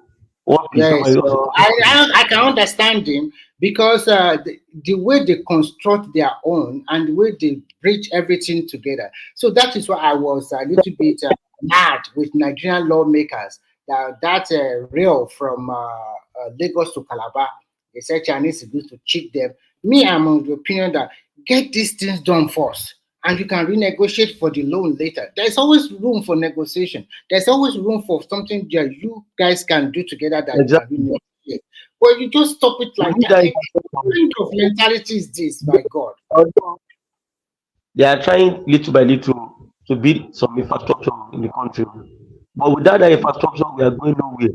And we need to reorientate our people. Many Nigerians and many Africans don't understand something that infrastructure is there to put money inside your pocket.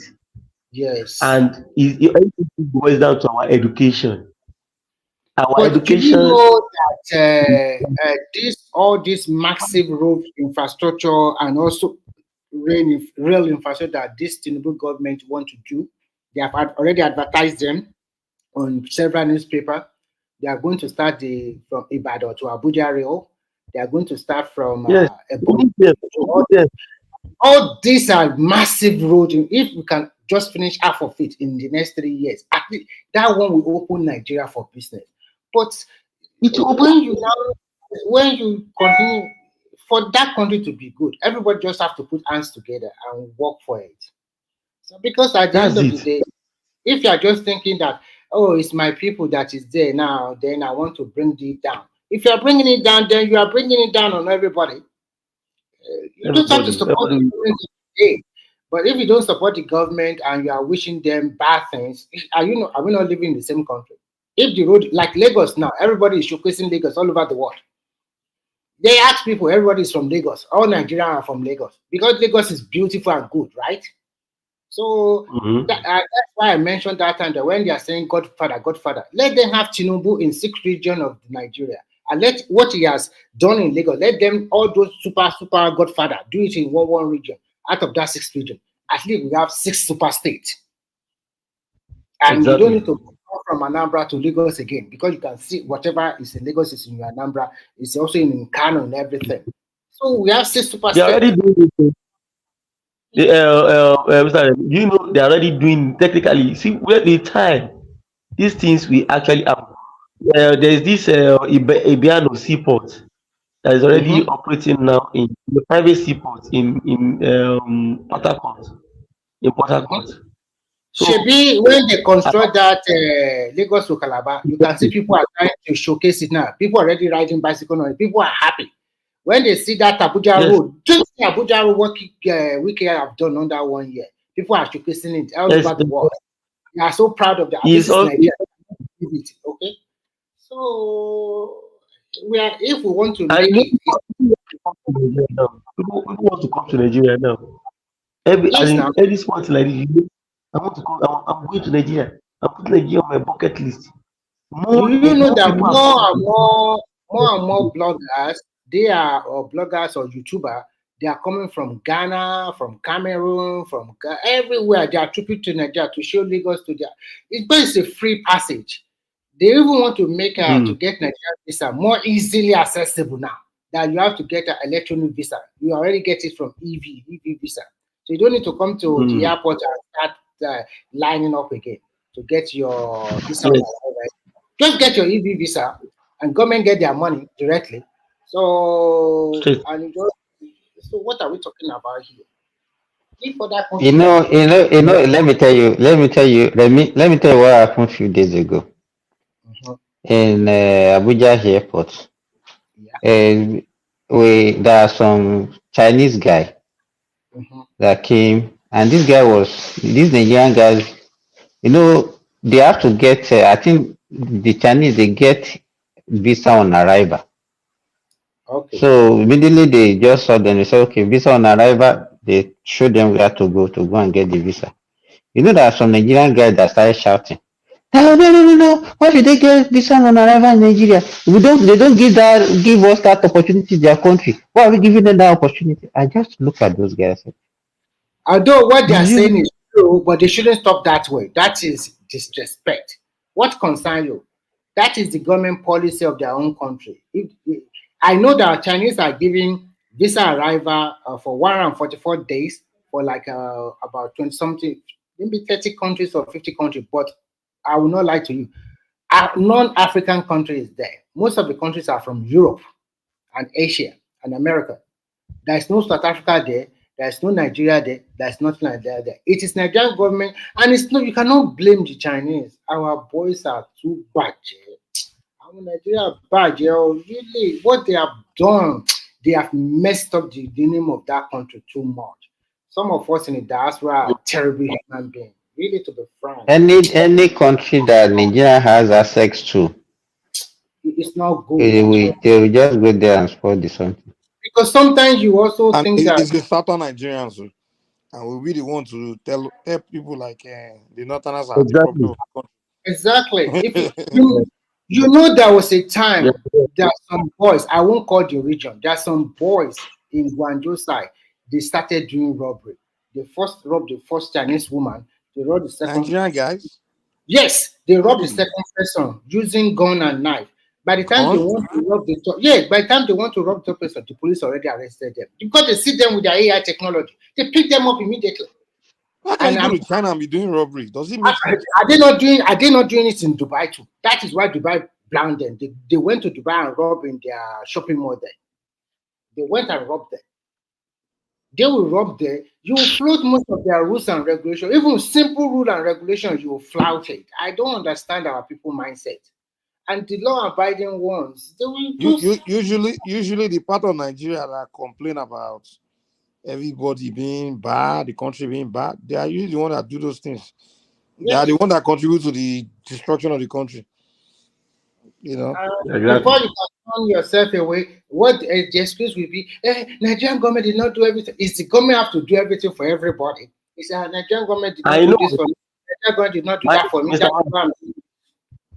they will still defend. They will, what normally baffles me, or you see them on Facebook, they will defend it. Everybody will defend it and will be saying, it's the government.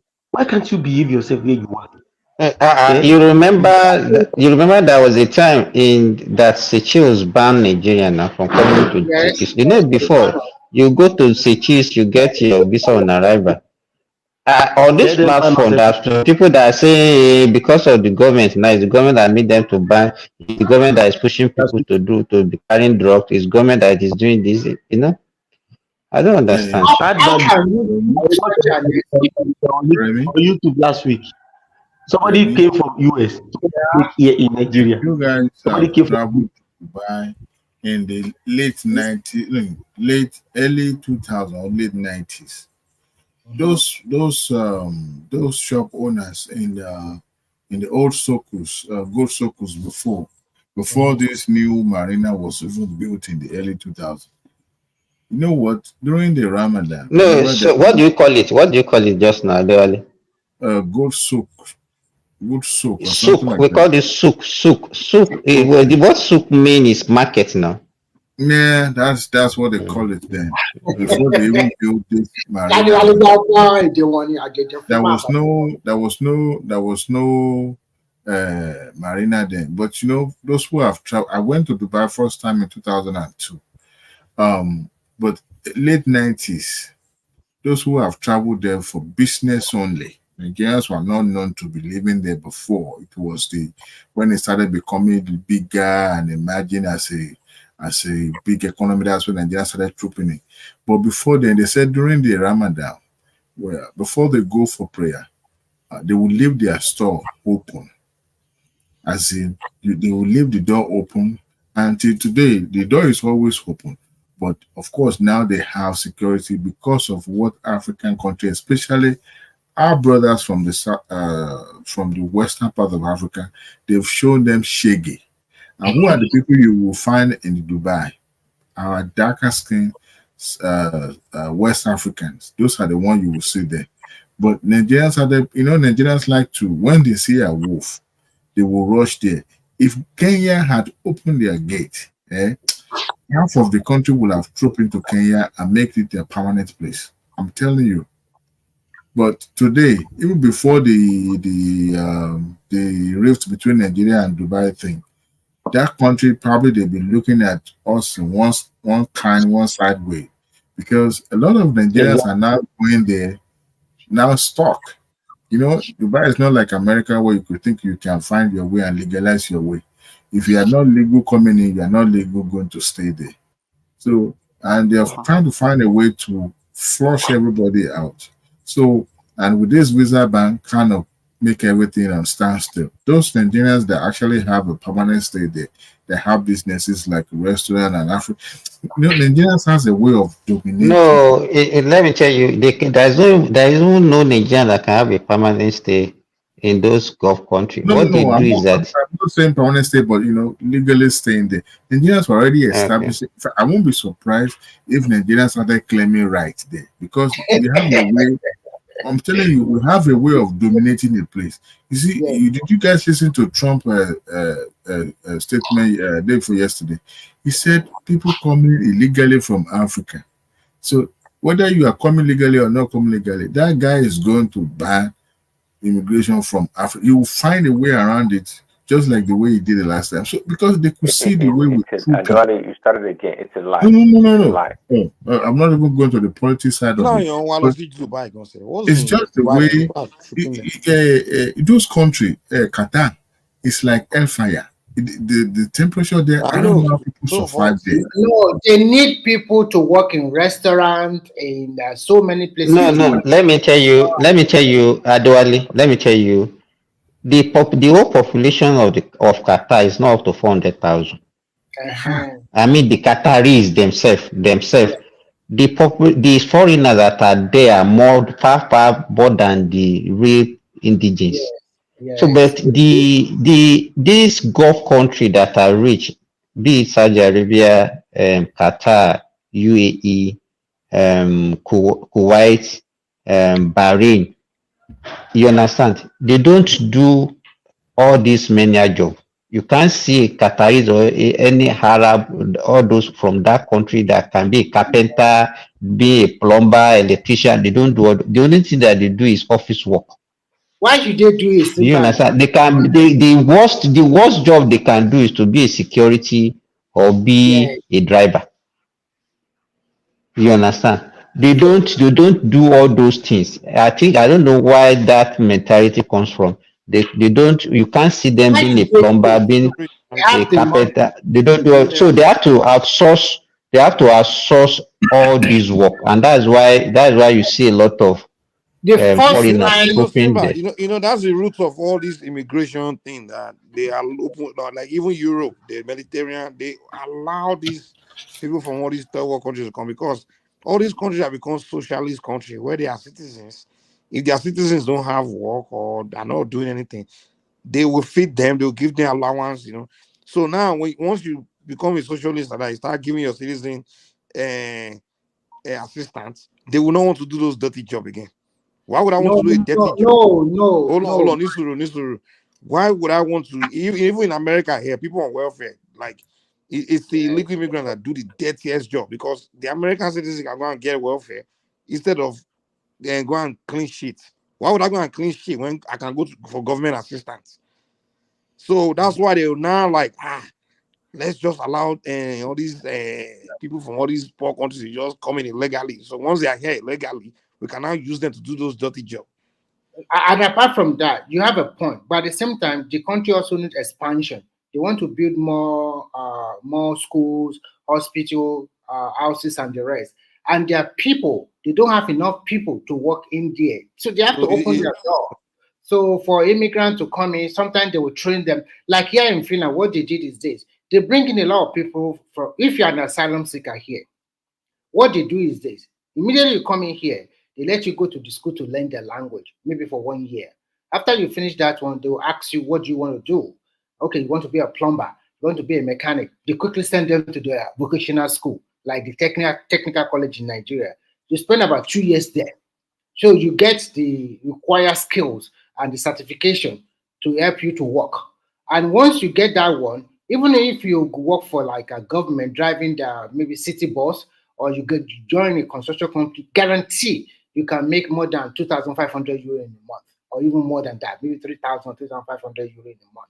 So that means they brought you in here, they give you a house free of charge, they give you monthly money, maybe with your wife and your children, and three, they train you to become somebody. So when you look at the process, what they did or what they are doing The for African.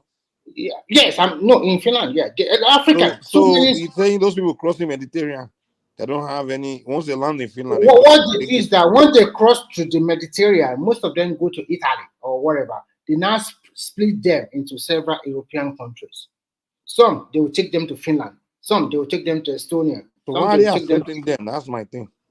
I'm telling you, because they are not populating like before. No more people. The people are shrinking. It's age So population. Europeans are trying to replace themselves with blacks.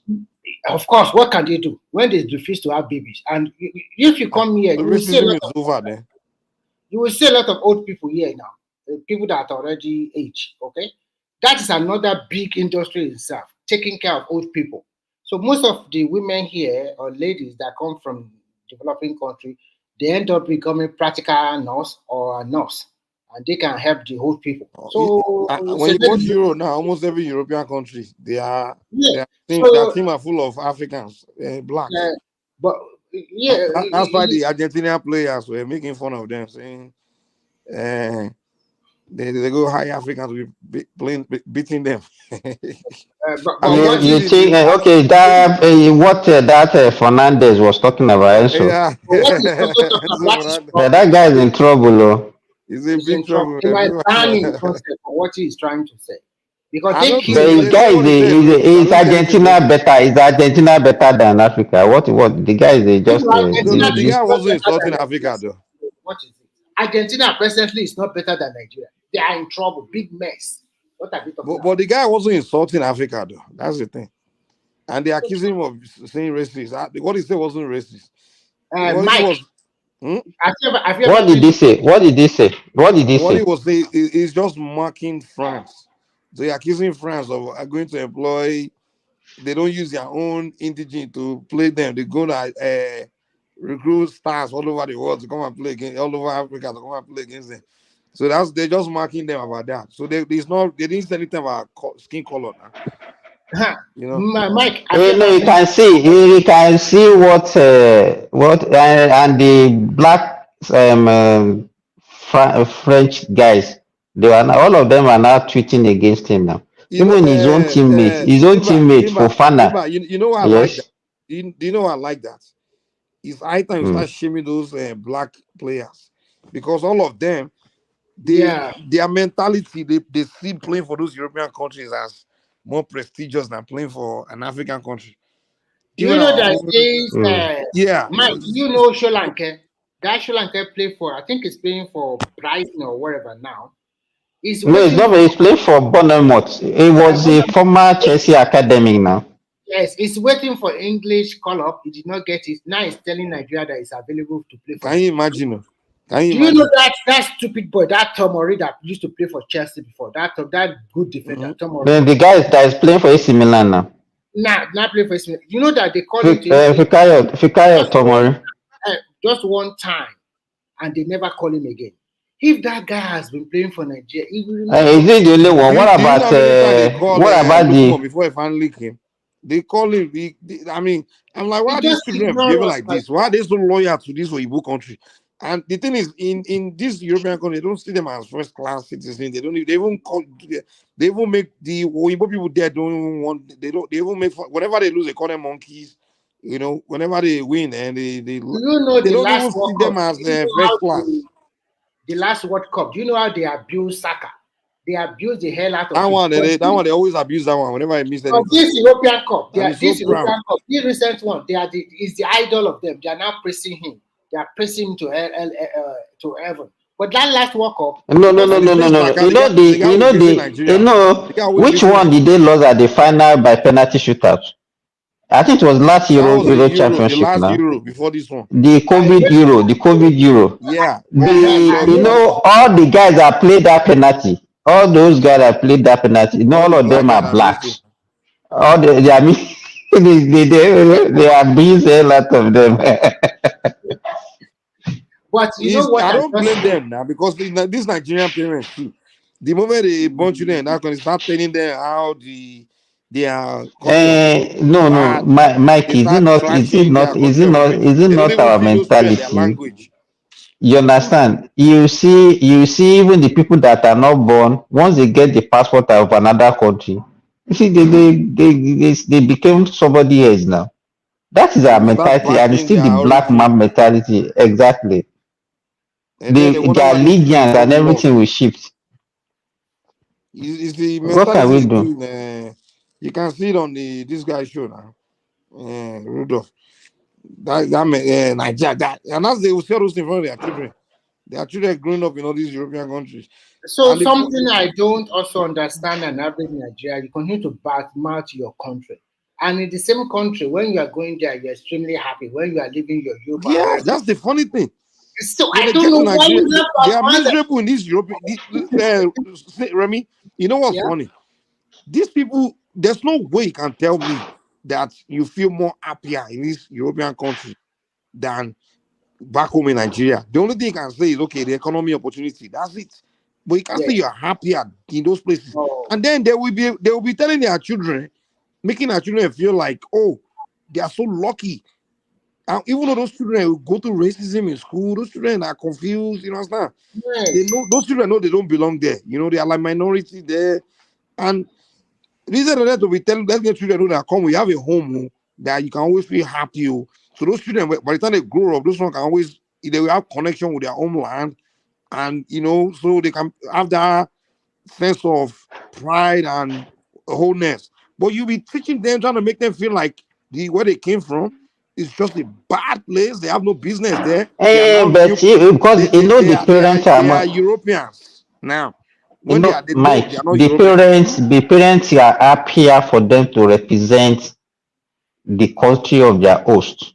You Of their host. understand? Okay. Yes, now they're happier. Okay, the Fikayo, okay, like this Bukayo Saka that you are talking about now, the parent will be more happier that okay, he's representing England than to represent Nigeria. They feel like because England is a somehow we have this mentality that those The, countries are more that is, prestigious than our own. exactly. So what I'm trying to say, and the people in diaspora, some of them, they will be instigating the one in Nigeria to go and burn down Nigeria. So I asked myself, you are in your foreign land, you are enjoying all the greasy, but you are telling the people at home, go and protest, go and burn down, go and do this, go and do that. You will not join them. You will stay wherever you find yourself. It's this selfish mentality now. They thought they have escaped. They have escaped. Whatever happened is none of their business again now. Remember, you know the one And I they can't understand now. When I see a lot of Southwesterners doing it now, I'm like, you don't shout people. When did Yoruba people start doing something like this? They will just I think some of our guys don't understand what is happening, and because of the narrative that they have been painting all over the place, they've gotten into their psyche, I thought it and was a I don't Southeastern know. thing because those one they have, at least those one they have a reason why they have that mentality. It's because of what happened to them during the Civil War. You understand? But you are Yoruba. What is your own to be telling to be what is your own? I don't even understand. Like you go to all those you see your own Yoruba guy will always be there joining them in those talking. I'm like, guy, which one is your own? It wouldn't temper. You'll be talking a Southeastern talking point. I'm like, and even some of them now, they are even supporting them to go and burn down Lagos. Yoruba person, you know, he says, so I agree with them to go and burn down Lagos. And I'm like, well, I can't blame them now because the previous generation, when that's why this generation, the older generation, they came from our generation, they are the one that created this problem because when our tribe is being rubbish by all these people, they will keep quiet. They will, in the name of because they like their women. I don't know. They will keep quiet. They will even be making it like it's okay. You know, some of them, I I see them know. go watching. You see, like, because I used to say it a lot. I would say like, I think Pakistan yeah, just insult a Yoruba man, call somebody him a has come coward. on.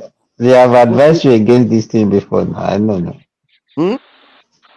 I said somebody has advised you against this thing before now.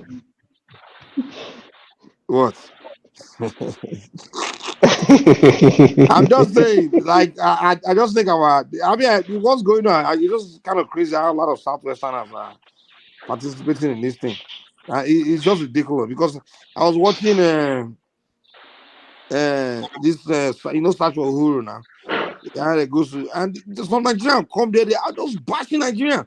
And those guys were expecting them, they were asking which part of Nigeria they're from because those ones expected to be Biafra agitators because everybody most of people in the world understand now, like those people that are bashing Nigeria are Biafrans. And then this guy was saying I'm Yoruba. I'm like, oh my god.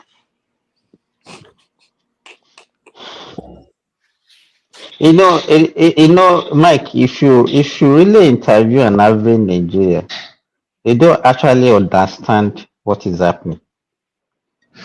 Believe me, even the so-called people that you think are educated, if you sit them down and start educating them, that's where you know that what? So you don't understand these things? You understand? You know what you Bishop used to say before he stopped coming to this platform. He said everybody in Nigeria have this mentality of thief, catch him, thief. You understand what I'm saying?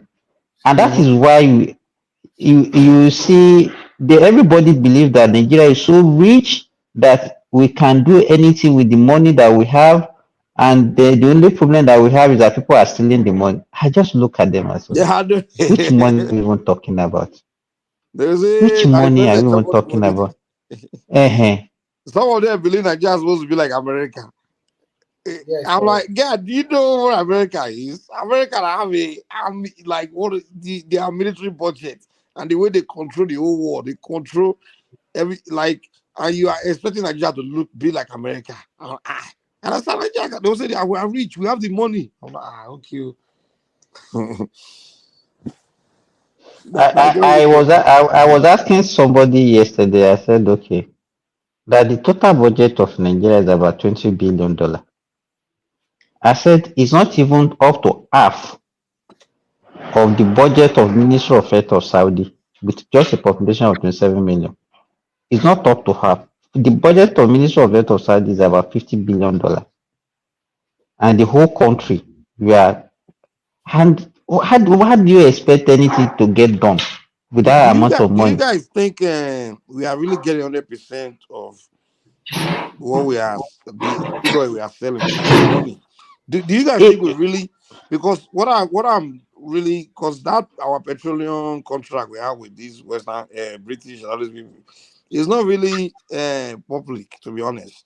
Because I don't think we own that oil, to be honest. I think we just collect royalty or something like that. I think it's owned by this, because when they signed that oil deal was during the Civil War, and I know the Oyinbos gonna scam us everywhere, you know. So because if we are really selling oil like and collecting the money directly like Saudi and all these people, we're supposed to be kind of like as rich as them, you know. No, it cannot be. Okay, how much are we exploring? You understand? Okay. I gave an example yesterday. I said, okay, during Obasanjo regime, we are doing like 2.5 million barrel with less population, with almost the same amount of 2.5 million a day, right? yes. Now Okay, we are do struggling you with think all the 1.2, entire 1.1. money? Okay, so do you think Eh? the entire money comes straight to us? No, that was what I was telling somebody yesterday. And I said, okay, do you know, that even if they say they are selling oil $80 per barrel, that Nigeria will not even get half of that money? He said, why? I said, oh, so you think that the whole $80 will come to Nigeria? There is a cost for exploring it. Then after they remove the cost, the company that are exploring it and the All those country will they now have divide BP, they whatever have it is left. Shell, Chevron, Yes. So is the whatever is Total. left after removing the cost that they are going to share. Because I just Now, think if we are they are the one that own that oil, and then they just give Nigeria some. no, that is Yeah. what Do we have any literally local? that is what happened. Do we have any local uh, company that explore oil? Okay, And let me say this. there is none Simba, that I'm aware of, sir. Yes. Simba, even if they explore, they already they see. Let me tell you something, man. The time these people came were in Nigeria, and when we discovered that oil, it was a height of when racism. This when Igbo people saw blacks as monkeys, and there's no way they would have cut a really good fair deal with us during the 60s. You know that time. They will make sure these monkeys, because that was when racism was white man saw black man as monkey. They were treating blacks in America and Europe everywhere like monkeys. So there's no way they will know they have that much power and allow us. Let me tell you, Mike, what happened is that even most of the countries that discover oil, even the ones that discover because I think Saudi Arabia discovered oil around 1936. But by 1970, they have to the whatever contract they have with all the explorating companies, foreign companies that are exploring the oil from them, they invited all of them and negotiated another deal, and that was when they became the owner. They claimed ownership of their oil, and that You was know, when they Saudi was in started a this. position to do that. Remember, Iran trying to do the same thing. And that's what, remember, British were really the one that owned Iran, and the British and American, the one that owned the Iranian oil. When the Iranians had to do that revolution to topple them and nationalize their oil. And that since then they've been beefing with Iran. That's when the problem with them and Iran started, you know. And that that explain kind of like to me that why maybe Nigeria, maybe that's the same thing we're going through. And another thing that's But kind of the issue opening my is eyes. that why are we fixated? There are still some other things that we can use to make more money than even oil. Why are we fixated on the oil? The thing is not helping Yeah, us leads now. to not to That's manufacture. a very good question. There are other things aside natural resources. For example, At least why refinery. Let's start with even refinery. Hey, my not question for you guys is: what's up with this Dangote? I mean, is it a curse? Why is it struggling to now? The federal people in the government are saying no, we haven't licensed him. He can't. I'm like, what is going on here? It's not they are saying they haven't given him license. In fact, when I was listening to that guy, I was looking at the guy. That why is this guy saying all this rubbish? He said he has not been licensed. That because like Dangote is asking for them to stop importation, that he can supply. That it's not good for the security of the country. That even most of the refineries in Nigeria, what they are producing is inferior. It's because I think most of these guys they benefit more from the importation of this Yeah, what the guy was saying was not making any thing. sense to me. And then he was trying to promote the imported ones, saying they are more better quality. Exactly, they First are of all, better how can you quality. conclude Yeah. as the better quality when Dangote hasn't even refined anything yet? I mean, I'm like, what's going on here, man? This where that's the area we need to do revolution, not all this other stuff we talk about. Exactly, that's what I was about to say. That those The are the area area where that we Nigerian have people need to. to do We revolution should, is we not where we should. are focusing Nigerians on. should say, okay, we want to claim ownership of our resources, not all Yeah, these things that we want to do. yeah, Thinking that the Fulani, only Yoruba, Igbo, tribal uh, dumb shit is what Nigerian focus on. Tribal shit. The revolution area why where can't they we? supposed to be doing revolution. revolution will not give you back ownership of your resources. What you do No, is what Saudi Arabia did. You negotiate technology transfer. If you don't have the no, technology to manage your resources, foreigners will manage it for you. no, here's the So I deal. don't That know that why that we're era of shying away from that part. we get that. We need to do kind of similar to what Iranians did. They did a revolution and kicked the But don't basics. you think that if you want to do what Iran did, now do you think that we are more fractured now? Do you Yeah, that's understand? true. Okay, look at the way we are dealing with ourselves now. Just give, okay, if so you have a government, maybe from one part of maybe the president from one part of the country, and the other part are they are feeling aggrieved, and then you have or a country like US that is backing them. You think it's because Nigerians we can never the Iranians are speaking in one voice. They know That's what true. they are doing. You understand? But Nigeria we are so fractured that it's very easy for an invaders to infiltrate us and do That's whatever they true. want To to do. infiltrate. If it comes down to it, if we become a country where we become rebellious towards the so-called maybe outsider, all they will do is just raise one tribe and say, okay, here's the weapon. Just start a war. Mm-hmm. They can just today, right now, if America decide to give IPOB a very powerful weapon more than the Nigerian army, we are gone. That's how easy they can destroy every Nigeria. Or give Boko Haram all those. That is so easy, man. It's so easy. So I can understand why our leaders just these are our people gonna say we can't be fighting for them like that because No, no, you can't fight. So you can't fight Nigerians because I used to say it. We don't even know what you wanted as citizens. We don't know.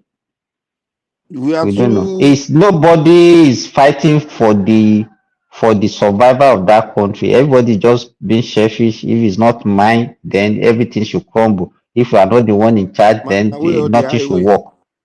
Uh-huh. That's the way we do it. Yeah, it would It's actually the the best situation thing is very appalling. yeah the best thing is people should just focus on. I'll be honest, people should start focusing on their region and whatever revolution you want to do it within your region, within your state. Because if that national revolution thing is not that thing will lead to serious disaster, man. Do your campaign for another easy way.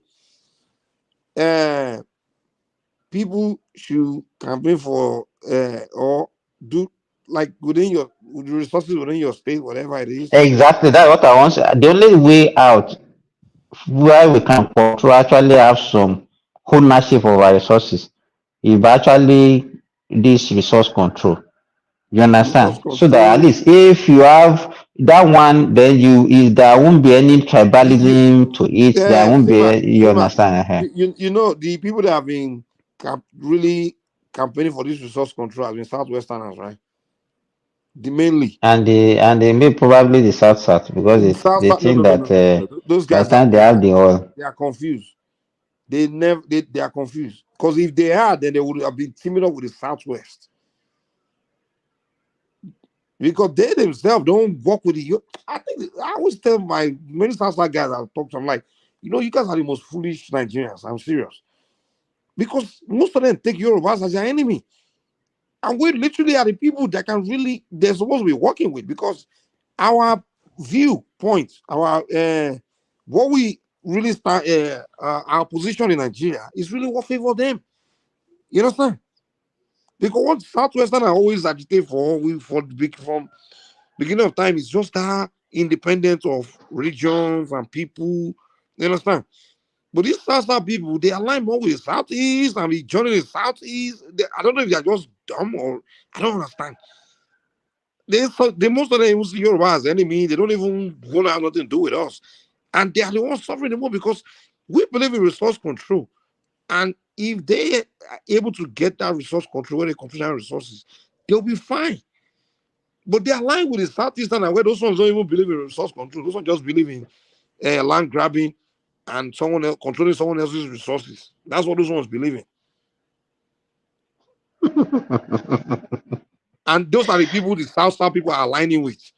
And I'm like, do you even know some of them don't even know that the reason they are able to control their resources is because of the Southeasterners. So let me tell you, these allegiance that you are talking about between the South and the Southeast, actually it started during Jonathan regime.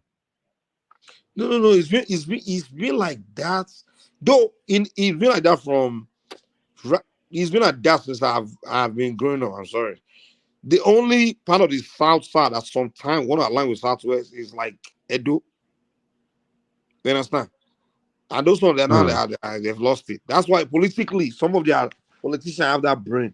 Because they remember the time of when we were together, they knew. People like, that's why Oshomole was the only South politician that aligned with Lagos and Southwest. You understand? Now, since they kick Oshomole out of their politics, now they completely Southeast. Edo is completely Southeast. They ally in the Southeast. They turn Southwest. Southwest is like an enemy. And then the rest of them, Bayelsa, Delta, River, all of them, they all align with the Southeast. I'm like, guy, do you know that your position in Nigeria, your best interest in Nigeria, is only Southwest that really stand for that? If we even think of everything they really enjoy in Nigeria, like little they are getting, like if you think about it, the 30% derivative, the NDDC, all those things, it was supposed to be that gave it to them. Because when Abacha Obama get out there ruling, they don't consider them as people that should get special status in terms of allocation. Even when Jonathan came to power, he didn't really create anything special for the South. Yeah, but Mike, you remember in '99 the what do you call them? The Bakassi boys and the Gwisu and all that, all those guys in the creek, they actually tormented Obasanjo's administration's standard. He had no choice than to create that agency. And Akpabio was trying to toy with I thought it was created way before they even started the No. It was during Obasanjo and the clamor for just to appease the South, especially the oil-producing state youth, because they were in the creek with a weapon that you can't even find in the military. And they were kidnapping. It was terrible. It was a dark time. It was a dark period in the Nigerian era. And but from my memory, Obasanjo already created the 30% and the. The NDDC was. I'm even trying to. The way when it was created, before it was created, it was to appease. Find out Obasanjo. That's the first thing. What Obasanjo did when he came to office was try to be fair to Yeah. uh, South. outside and also southeast, and that's why I started appointing southeasterners. Southeast, remember, Southeast has always been the you know what, how you call our workers? They always come around, job, and go back. They don't really have any demand or anything. Yeah, they don't never demand anything. They just their focus is just like they start licking their wound from our war, and their only focus is just break the country. That's the only thing they always You do. remember Obasanjo just kept dashing them Senate presidency. Yeah, I kept dashing them political power. And you know what's so funny?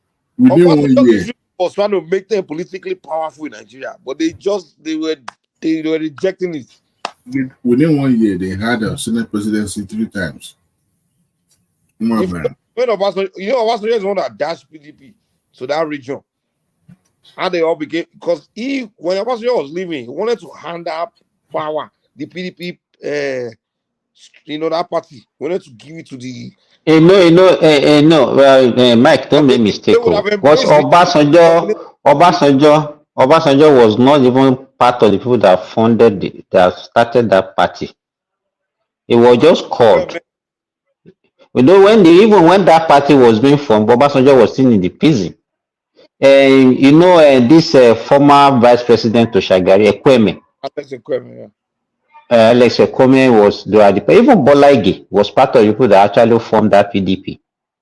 It was later they sidelined him that now ran back to AD. He started with APP. When they started infiltrating that APP, he ran away and formed PDP. When Obasanjo was leaving politics, Obasanjo became pretty much the head of PDP as a president, But when he was it was when he became the president and now became like the head. Do you understand? But in the formative, because he was called, how many within how many months when he was released from the prison that they gave him the presidential aspirant. Yeah. So what I'm saying, when Obasanjo was leaving politics, he wanted to hand that PDP over to like the southeast. No. But the remember all the he sabotaged all the lace efforts.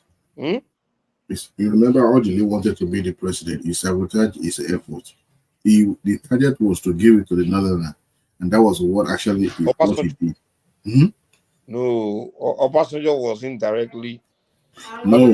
It was mainly the northerner. He didn't want any southerner to even. He didn't allow any southerner to even think of it, not even try to contest for it. His target was the north, so that he would reciprocate the same gesture that was given to him. Remember, he was not even part of PDP. He was called when he was in prison, and the military trusted him because he was one of them before. I could remember a Yoruba program. Even politics when he was getting out. No. Most of the people was Obasanjo knew he was going to become president when he was in prison. When he was asked, why did they asked him a question? They said, what did you lay? Listening. I'm talking about when Obasanjo was done with his 8 years and he was leaving politics. He was retiring. He wanted to give Pakistan to PDP dominating PDP. No, he gave us I remember when he said but then the people he was getting to PDP were like South people. Like he was using them as a catalyst. His target then was to return the power back to the north. Remember when he said Yaradua was even there's a difference between returning power to the he gave on the sick bed when he was campaigning for him. Remember, Yaradua was on sick bed. This man was campaigning for somebody. There's a difference between making one man president, but then making the people that will dominate the party to be from another place. Yes, of course, he believed the power should go back to the north, but then the politicians he wanted to be running PDP were South people. He used them for the vote. It's not like anything that is outside power, nothing more. He used them for the vote. You are not getting. Okay. Using APC for example now is dominated by Southwesterners, right? So whether the president of the Nigeria, that's the APC member, is from Southeast, is not relevant. the fact that the people that dominate that party are from one side, it means those people will be the one to really eventually be the one to be determining who will be the candidates in the future. So what I'm saying is, yes, the pick Adua to be the presidential candidate, but then he pretty much the people who was promoting the party to be the dominant forces in the party were more of South Side and Southeast. But they blew it. Those don't know how to play politics. They just some of them Because those people you just mentioned, they did grab it and run with it, and those people people were, I won't call them dumb enough. don't know how to become godfather. And They were used and dumb. It was later that Wike was the only smart guy that started claiming ownership of PDP. There was a time when PDP was even for a grab. Remember now? The Southeastern could have just taken over that party. You know, the party already has structure. They didn't take over shit. They were sorry, my language. They didn't take over anything. They were being remote controlled by the owners of the party. What they needed them for was to dominate the party, use them for the vote, make them the face of the party, but they were controlling them. If that's not the case, why didn't they hand over the party or hand over the presidency to them? They were satisfied with the presidency of the Senate. It's as simple as that. And they couldn't see beyond their nose because of, remember, it was the day of Ghana must go. Money exchange and one here and there. So he used them and dumped them because he saw them as people that he could easily cajole. You can't tell me that Obasanjo was more in favor of the Southwest than the Southeast. You can't tell me that. The Southeast was not even in his agenda. He was his agenda? Okay, tell me the regions Obasanjo favor the most. I mean, in ranking. The North, because he gave them the power. He returned the power. He returned the favor. Followed by who? He returned the favor. No, he didn't see beyond. No. Tell me in ranking regions Obasanjo. What he did when he was in presidency was to no, that's not what I'm asking. I'm asking you like okay, you say he favored he favored the North most, and then after the North, where's the next region? He didn't go beyond giving the power to the North. He didn't play his card beyond that. Remember, he decided not to be the guy was more in favor of the North and the Southeast. No. He was not by Southwest. He didn't really give a shit about Southwest. No. See, Southwest was tell me how Obasanjo promotes Southwest within PDP. I'm not saying that he promoted Southwest. That's what I'm saying. Now, he was not that PDP was Obasanjo made it more of North and Southeast, but Southeastern just didn't play their politics well when they can dominate that party. Well, like I said, Southeast was not even in his agenda. He used them for what he needed them for. That's it. What do you mean? How can you say use them when he filled them up in his cabinet and everything? Come on now. Look, he made a lot of no. Having a minister in your cabinet does not make them as powerful as the party. Remember, PDP was powerful. Bro, when they make you relevant, it's up to you to take it to the next level on your own. Take it to the next level. Mike, let's agree and disagree. The fact that we lived through it and we all saw it, none of those people that it was from Southeast in his cabinet as powerful as anybody. He controlled his cabinet. They choose not to make themselves powerful. No, because he saw them for who they are. He used them and he dumped them. Look, how did he dump them? How is it possible to dump somebody? Because never a time. Can you dump Wike? You can't dump somebody now. Once you're ready, when he handpicked Yaradua, Peter Odili had already prepared his ground for himself to succeed him. He frustrated an effort in PDP. But how did you think that one is possible for Obasanjo to leave presidency and give it to a Southerner? It's not even possible. Exactly. He had to give it to the Northern. That's why I said it. He used them because he knew that he couldn't hand it over to any Southerner, whether Southeast or Southwest. He knew that the power has to return to the North, whether not East or Northwest, not Central is out of question, Northwest, it doesn't matter. But as long as the Southeast are ready to play their role, play their part, he doesn't care. I mean, Southwest was out of the equation in the first place. He never for once entertain anything that has to do with Southwest when it comes to politics. That was how terrible he was as a politician. But exactly. the So the Southeastern point were I'm not giving making him to Adewale is this: when Obasanjo was leaving, right? Because that was be the first civilian administration that will hand over to other civilian, right? Where now civilian will now be taking over. The people that he positioned to be now politically stronger and be running, where the Southeasterners and the North, the Yorubas, they didn't put us in a position to be politically strong. It was Tinubu was the one that started putting us in that strength and political, what's the word? Tinubu was the one that started making it Said, South. Most of our damn the relevant pecking politicians in order. Southwest. There wasn't anything that Obasanjo did for the Southwest Nothing. That's what I'm saying. politically. If it wasn't Nothing. Tinubu, we won't have any relevant And politicians. even what you can see what happened when he left. Okay, what was our position even in Yaradua regime? And then the thing continued till That's what I'm saying. when Goodluck even came. Obasanjo position is South, Southeast, and the North to be the people that should be dominating Nigerian politics. Because Southwest, he didn't put us in any position to be relevant in politics at all. But he has that antecedent now. He had that antecedent now. So you people Yeah, should not be surprised. that's what I'm trying to explain to Dewale. So I'm saying that the Southeastern had the opportunity to be the one really dominating Nigerian politics, but they were too focused on their let's break Nigeria, Biafra. They were not interested, and that's how even the South became people like Wike became the most powerful people in PDP. Most of the dominant people that started running PDP from the South became South people instead of Southeast, and then some few Northerners, and now.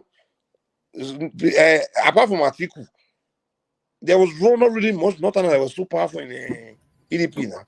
So the Southeastern just didn't play their politics to have hijacked their PDP and be the force in Nigeria politics. Mike, if you also will look at it critically, you realize that majority of those people that they used to dominate the scene were actually technocrats. They were not seasoned politicians.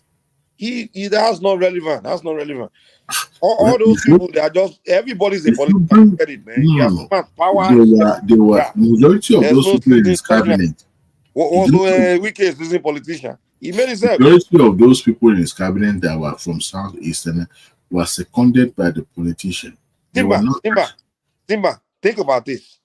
If I start giving you names, Ekwerimadu, Nkojo Ewera, these are the people that came all these guys, these guys they're supposed to be running Nigeria. No, they were see. These guys are, and many of them, I can keep going. Even just you see those names you mentioned. They have more relevant. Even though Rakunyeles were not politicians, these are seasoned technocrats that they are bros. If you call it of power, you are a politician.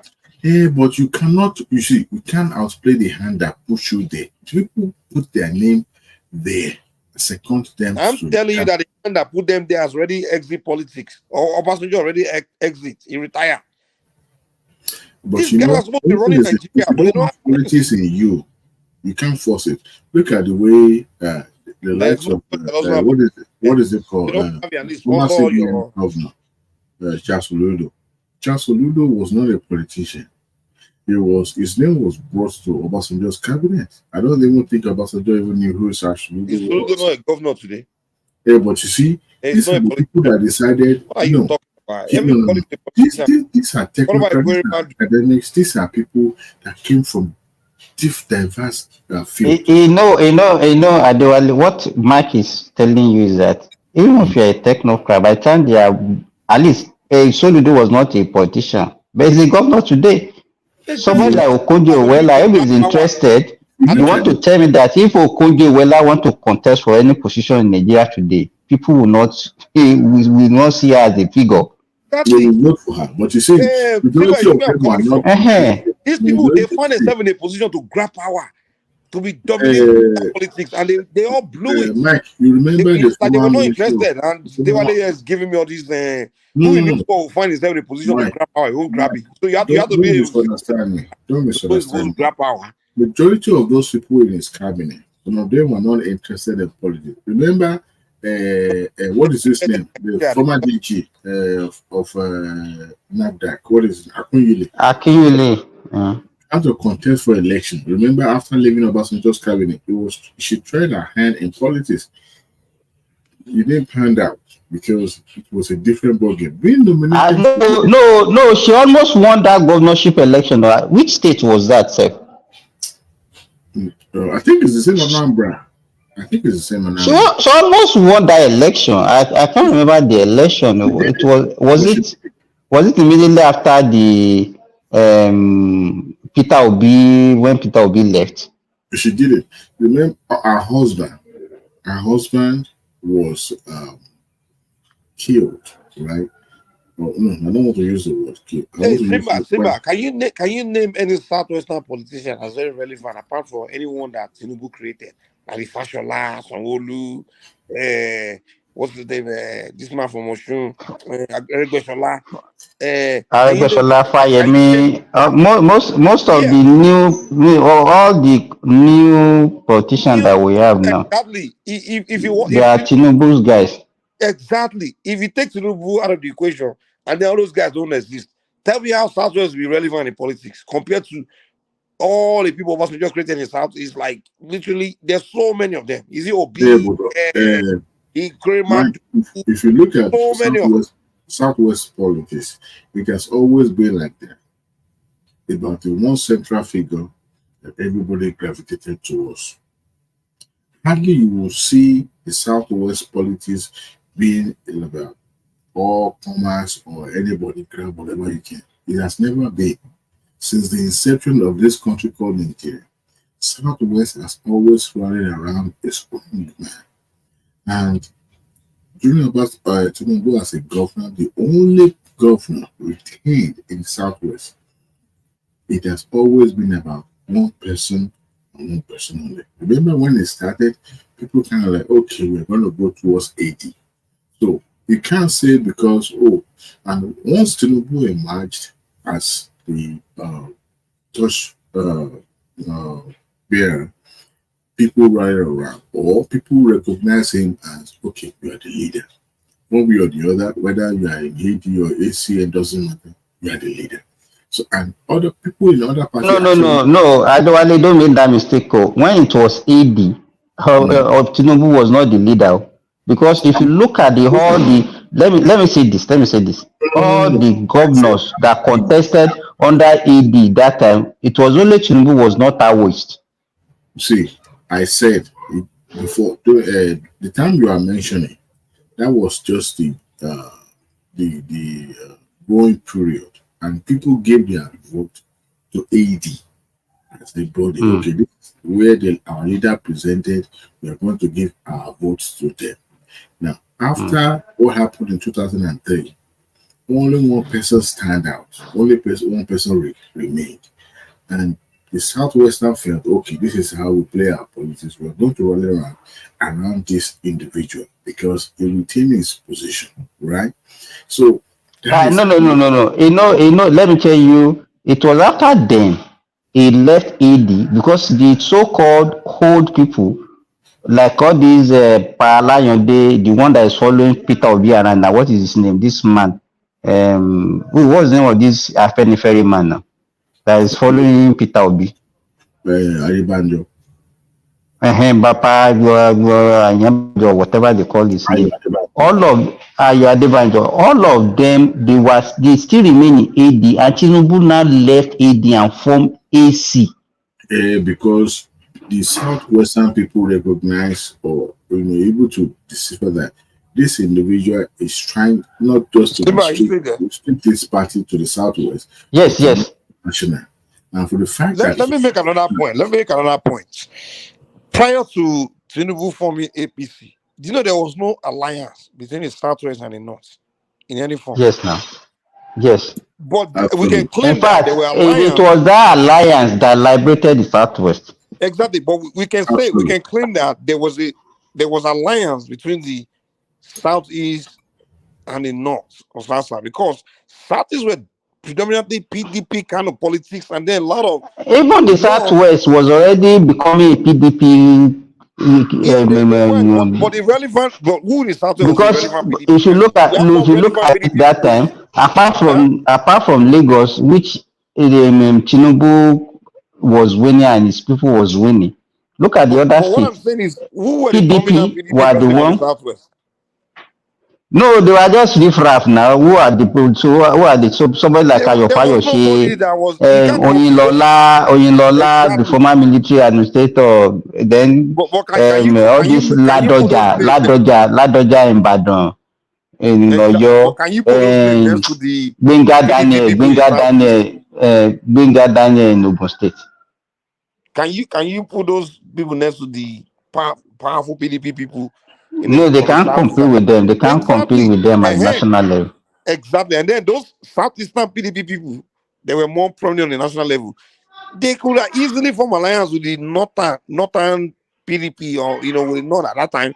And Southwest wouldn't even stand a chance to go against them politically. You understand? Because we didn't have any. Southwest really didn't have any. Actually, let me tell you, you know why, and that is one reason why they hate Tinubu. It was Tinubu that actually, thwarted their alliance with the Northerners.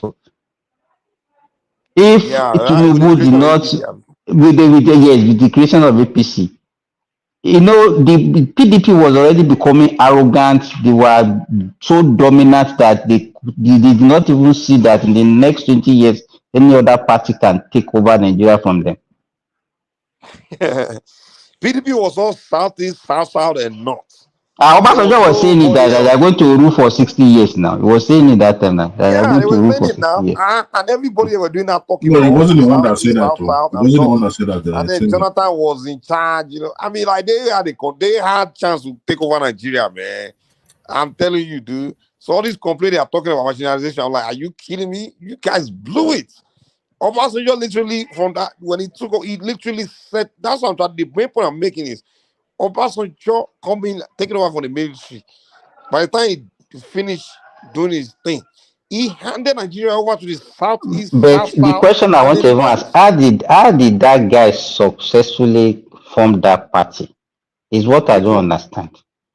Tinubu, APC. that APC. The Yes, so guy's a the thing genius, was man. We gotta so give it. We it gotta was give it so to him. dramatic. It was so dramatic that it was too sudden. It was too sudden I mean, we to gotta get that salute Tinubu, alliance. man.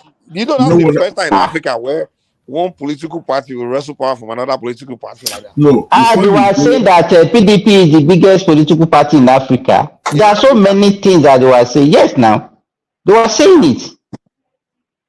This guy, within a short time, he figured a way to wrestle the power from them, and he snatched it from before them. Mike, before you even go to, before you get to be in alliance with the North, this guy has prepared ground for him to have that alliance taking place and him having, a larger portion to control. Why do I say that? He gave his platform to the Northerner twice. Twice. What does that tell you?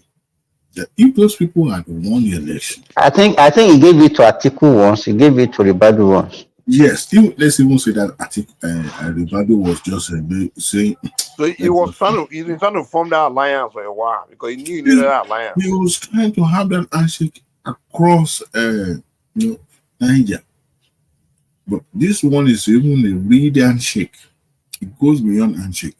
But like I said, the Southwest has always been about one person at the center calling the shot and they follow, especially when it suits them and they realize that, okay, this is going to favor us. They go with that individual. That's why they call Tinubu the last man standing, because it could see through the BS of the federal when he cajoled the Southwestern to vote for the PDP and then vote for the governor for AD. People just voted, up and down. They voted it straight up from top to down, and they put PDP in the government. That's why the lack of high inflation and every other PDP could be in the government to cover the Southwest. But he fought through it and reclaimed the region. and his party control virtually every region. I mean, every state in that region. I give him his flower. People will say, well, they hated him because for them, that singular reason only. Because this man had learned from the school of Awolowo's his mistake, the same way his mentor, M.K. Rabiola, he learned the mistake of these individuals. You see my biggest fear, Diwali? The heavyweight guys that he has created now. It looks like those guys are not even playing politics because to take over. People like, look at the people he created. He created names like former president Osibanjo, people like Fashola, Aigbesola, all those names that, like Nigerians literally see them as, but these guys, they're not playing politics. Like, what's his name? Osibanjo right now, we don't see his face anymore. Even Fashola, where is Fashola now? Exactly, because those two guys can easily win a second. This is what I will say, Mike. In fact, the person that has the highest, that has the propensity more is Fashola. If he can continue, he don't need to say he want to retire as if you are a government worker. He should be more relevant participating in politics. He might not even hold any political position, but he should be seen to be active. He should be active, playing politics. I disagree, Mike. I disagree, Seven. This is what I will say. Fashola is not even playing politics in the north. Going to the north, taking pictures, showing himself. And Osibanjo that just went to hiding. I don't know why he gave up. Because that guy, most Nigerians still love him like that. This guy likes to be a president. I disagree with you guys. You cannot outshine your boss. What you can do is to hibernate. What you see those guys doing is to hibernate and cooking themselves up. As a matter of fact, I even give them credit for not getting involved in the current politics, because that would have allowed them to give you may say you can outshine your boss. They just say don't outshine your master. You can't do that. You can't do that, because the reason is this: there are some things you will do that people will be waiting for you in the future to counter you, to checkmate you. So what they've done is to leave the scene for their benefactor, or should I say their mentor. So when their time comes, they will play their but they are not going against the Tinubu. It's not, they, that's not what we are telling you. They don't have to be active. They're supposed to be, man. You're supposed to. No. They've become an house. I don't even think that they are even attending political meeting again. Exactly, that's what I'm saying. We don't even see them anymore. People will forget about you, man. No. They will forget. You don't know how quickly you can forget about somebody. Who will forget about Fashola? Who will forget about this guy? With the young people in Nigeria, where we forget things quick. With these young faces, all these, they were like, oh, okay, that Fashola is just 60 years old. You know, we are telling you that if you don't continue to keep yourself relevant, people someone else will become more popular than you. And then the only person that I can still say, even while he's still not in government, is still being active for politics, is Aregbesola. Yeah, Aregbesola, he gotta perform very well. I mean, man. If Tinubu leaves me, honestly, this guy. But Aregbesola is at the loggerhead with Tinubu now. Aregbesola has been in disagreement with Tinubu for a very long time. So, but towards the end, he actually came back. Yeah, but partially, he hasn't came back with fully. Yeah. So you can imagine when you are still in. I mean, he's supposed to form. Aregbesola was so close to Tinubu to the extent that I expect him by this time to be fully involved. Just like you see the way the Lalake was deeply neck deep in the Tinubu's I expect. Can we say it's a deliberate effort? All the people that Tinubu gave to participate in the last administration, I think maybe it was a deliberate effort to actually say they should go and rest. I mean, the funniest thing is this. I think after the tenure of Tinubu, because what is going on in National Assembly right now, about the 6-year term for presidency, I think it's going to pass the second reading. And if it's scaled through that second reading, it's damn guaranteed that by probably is going to be passed to law and the constitution will be amended.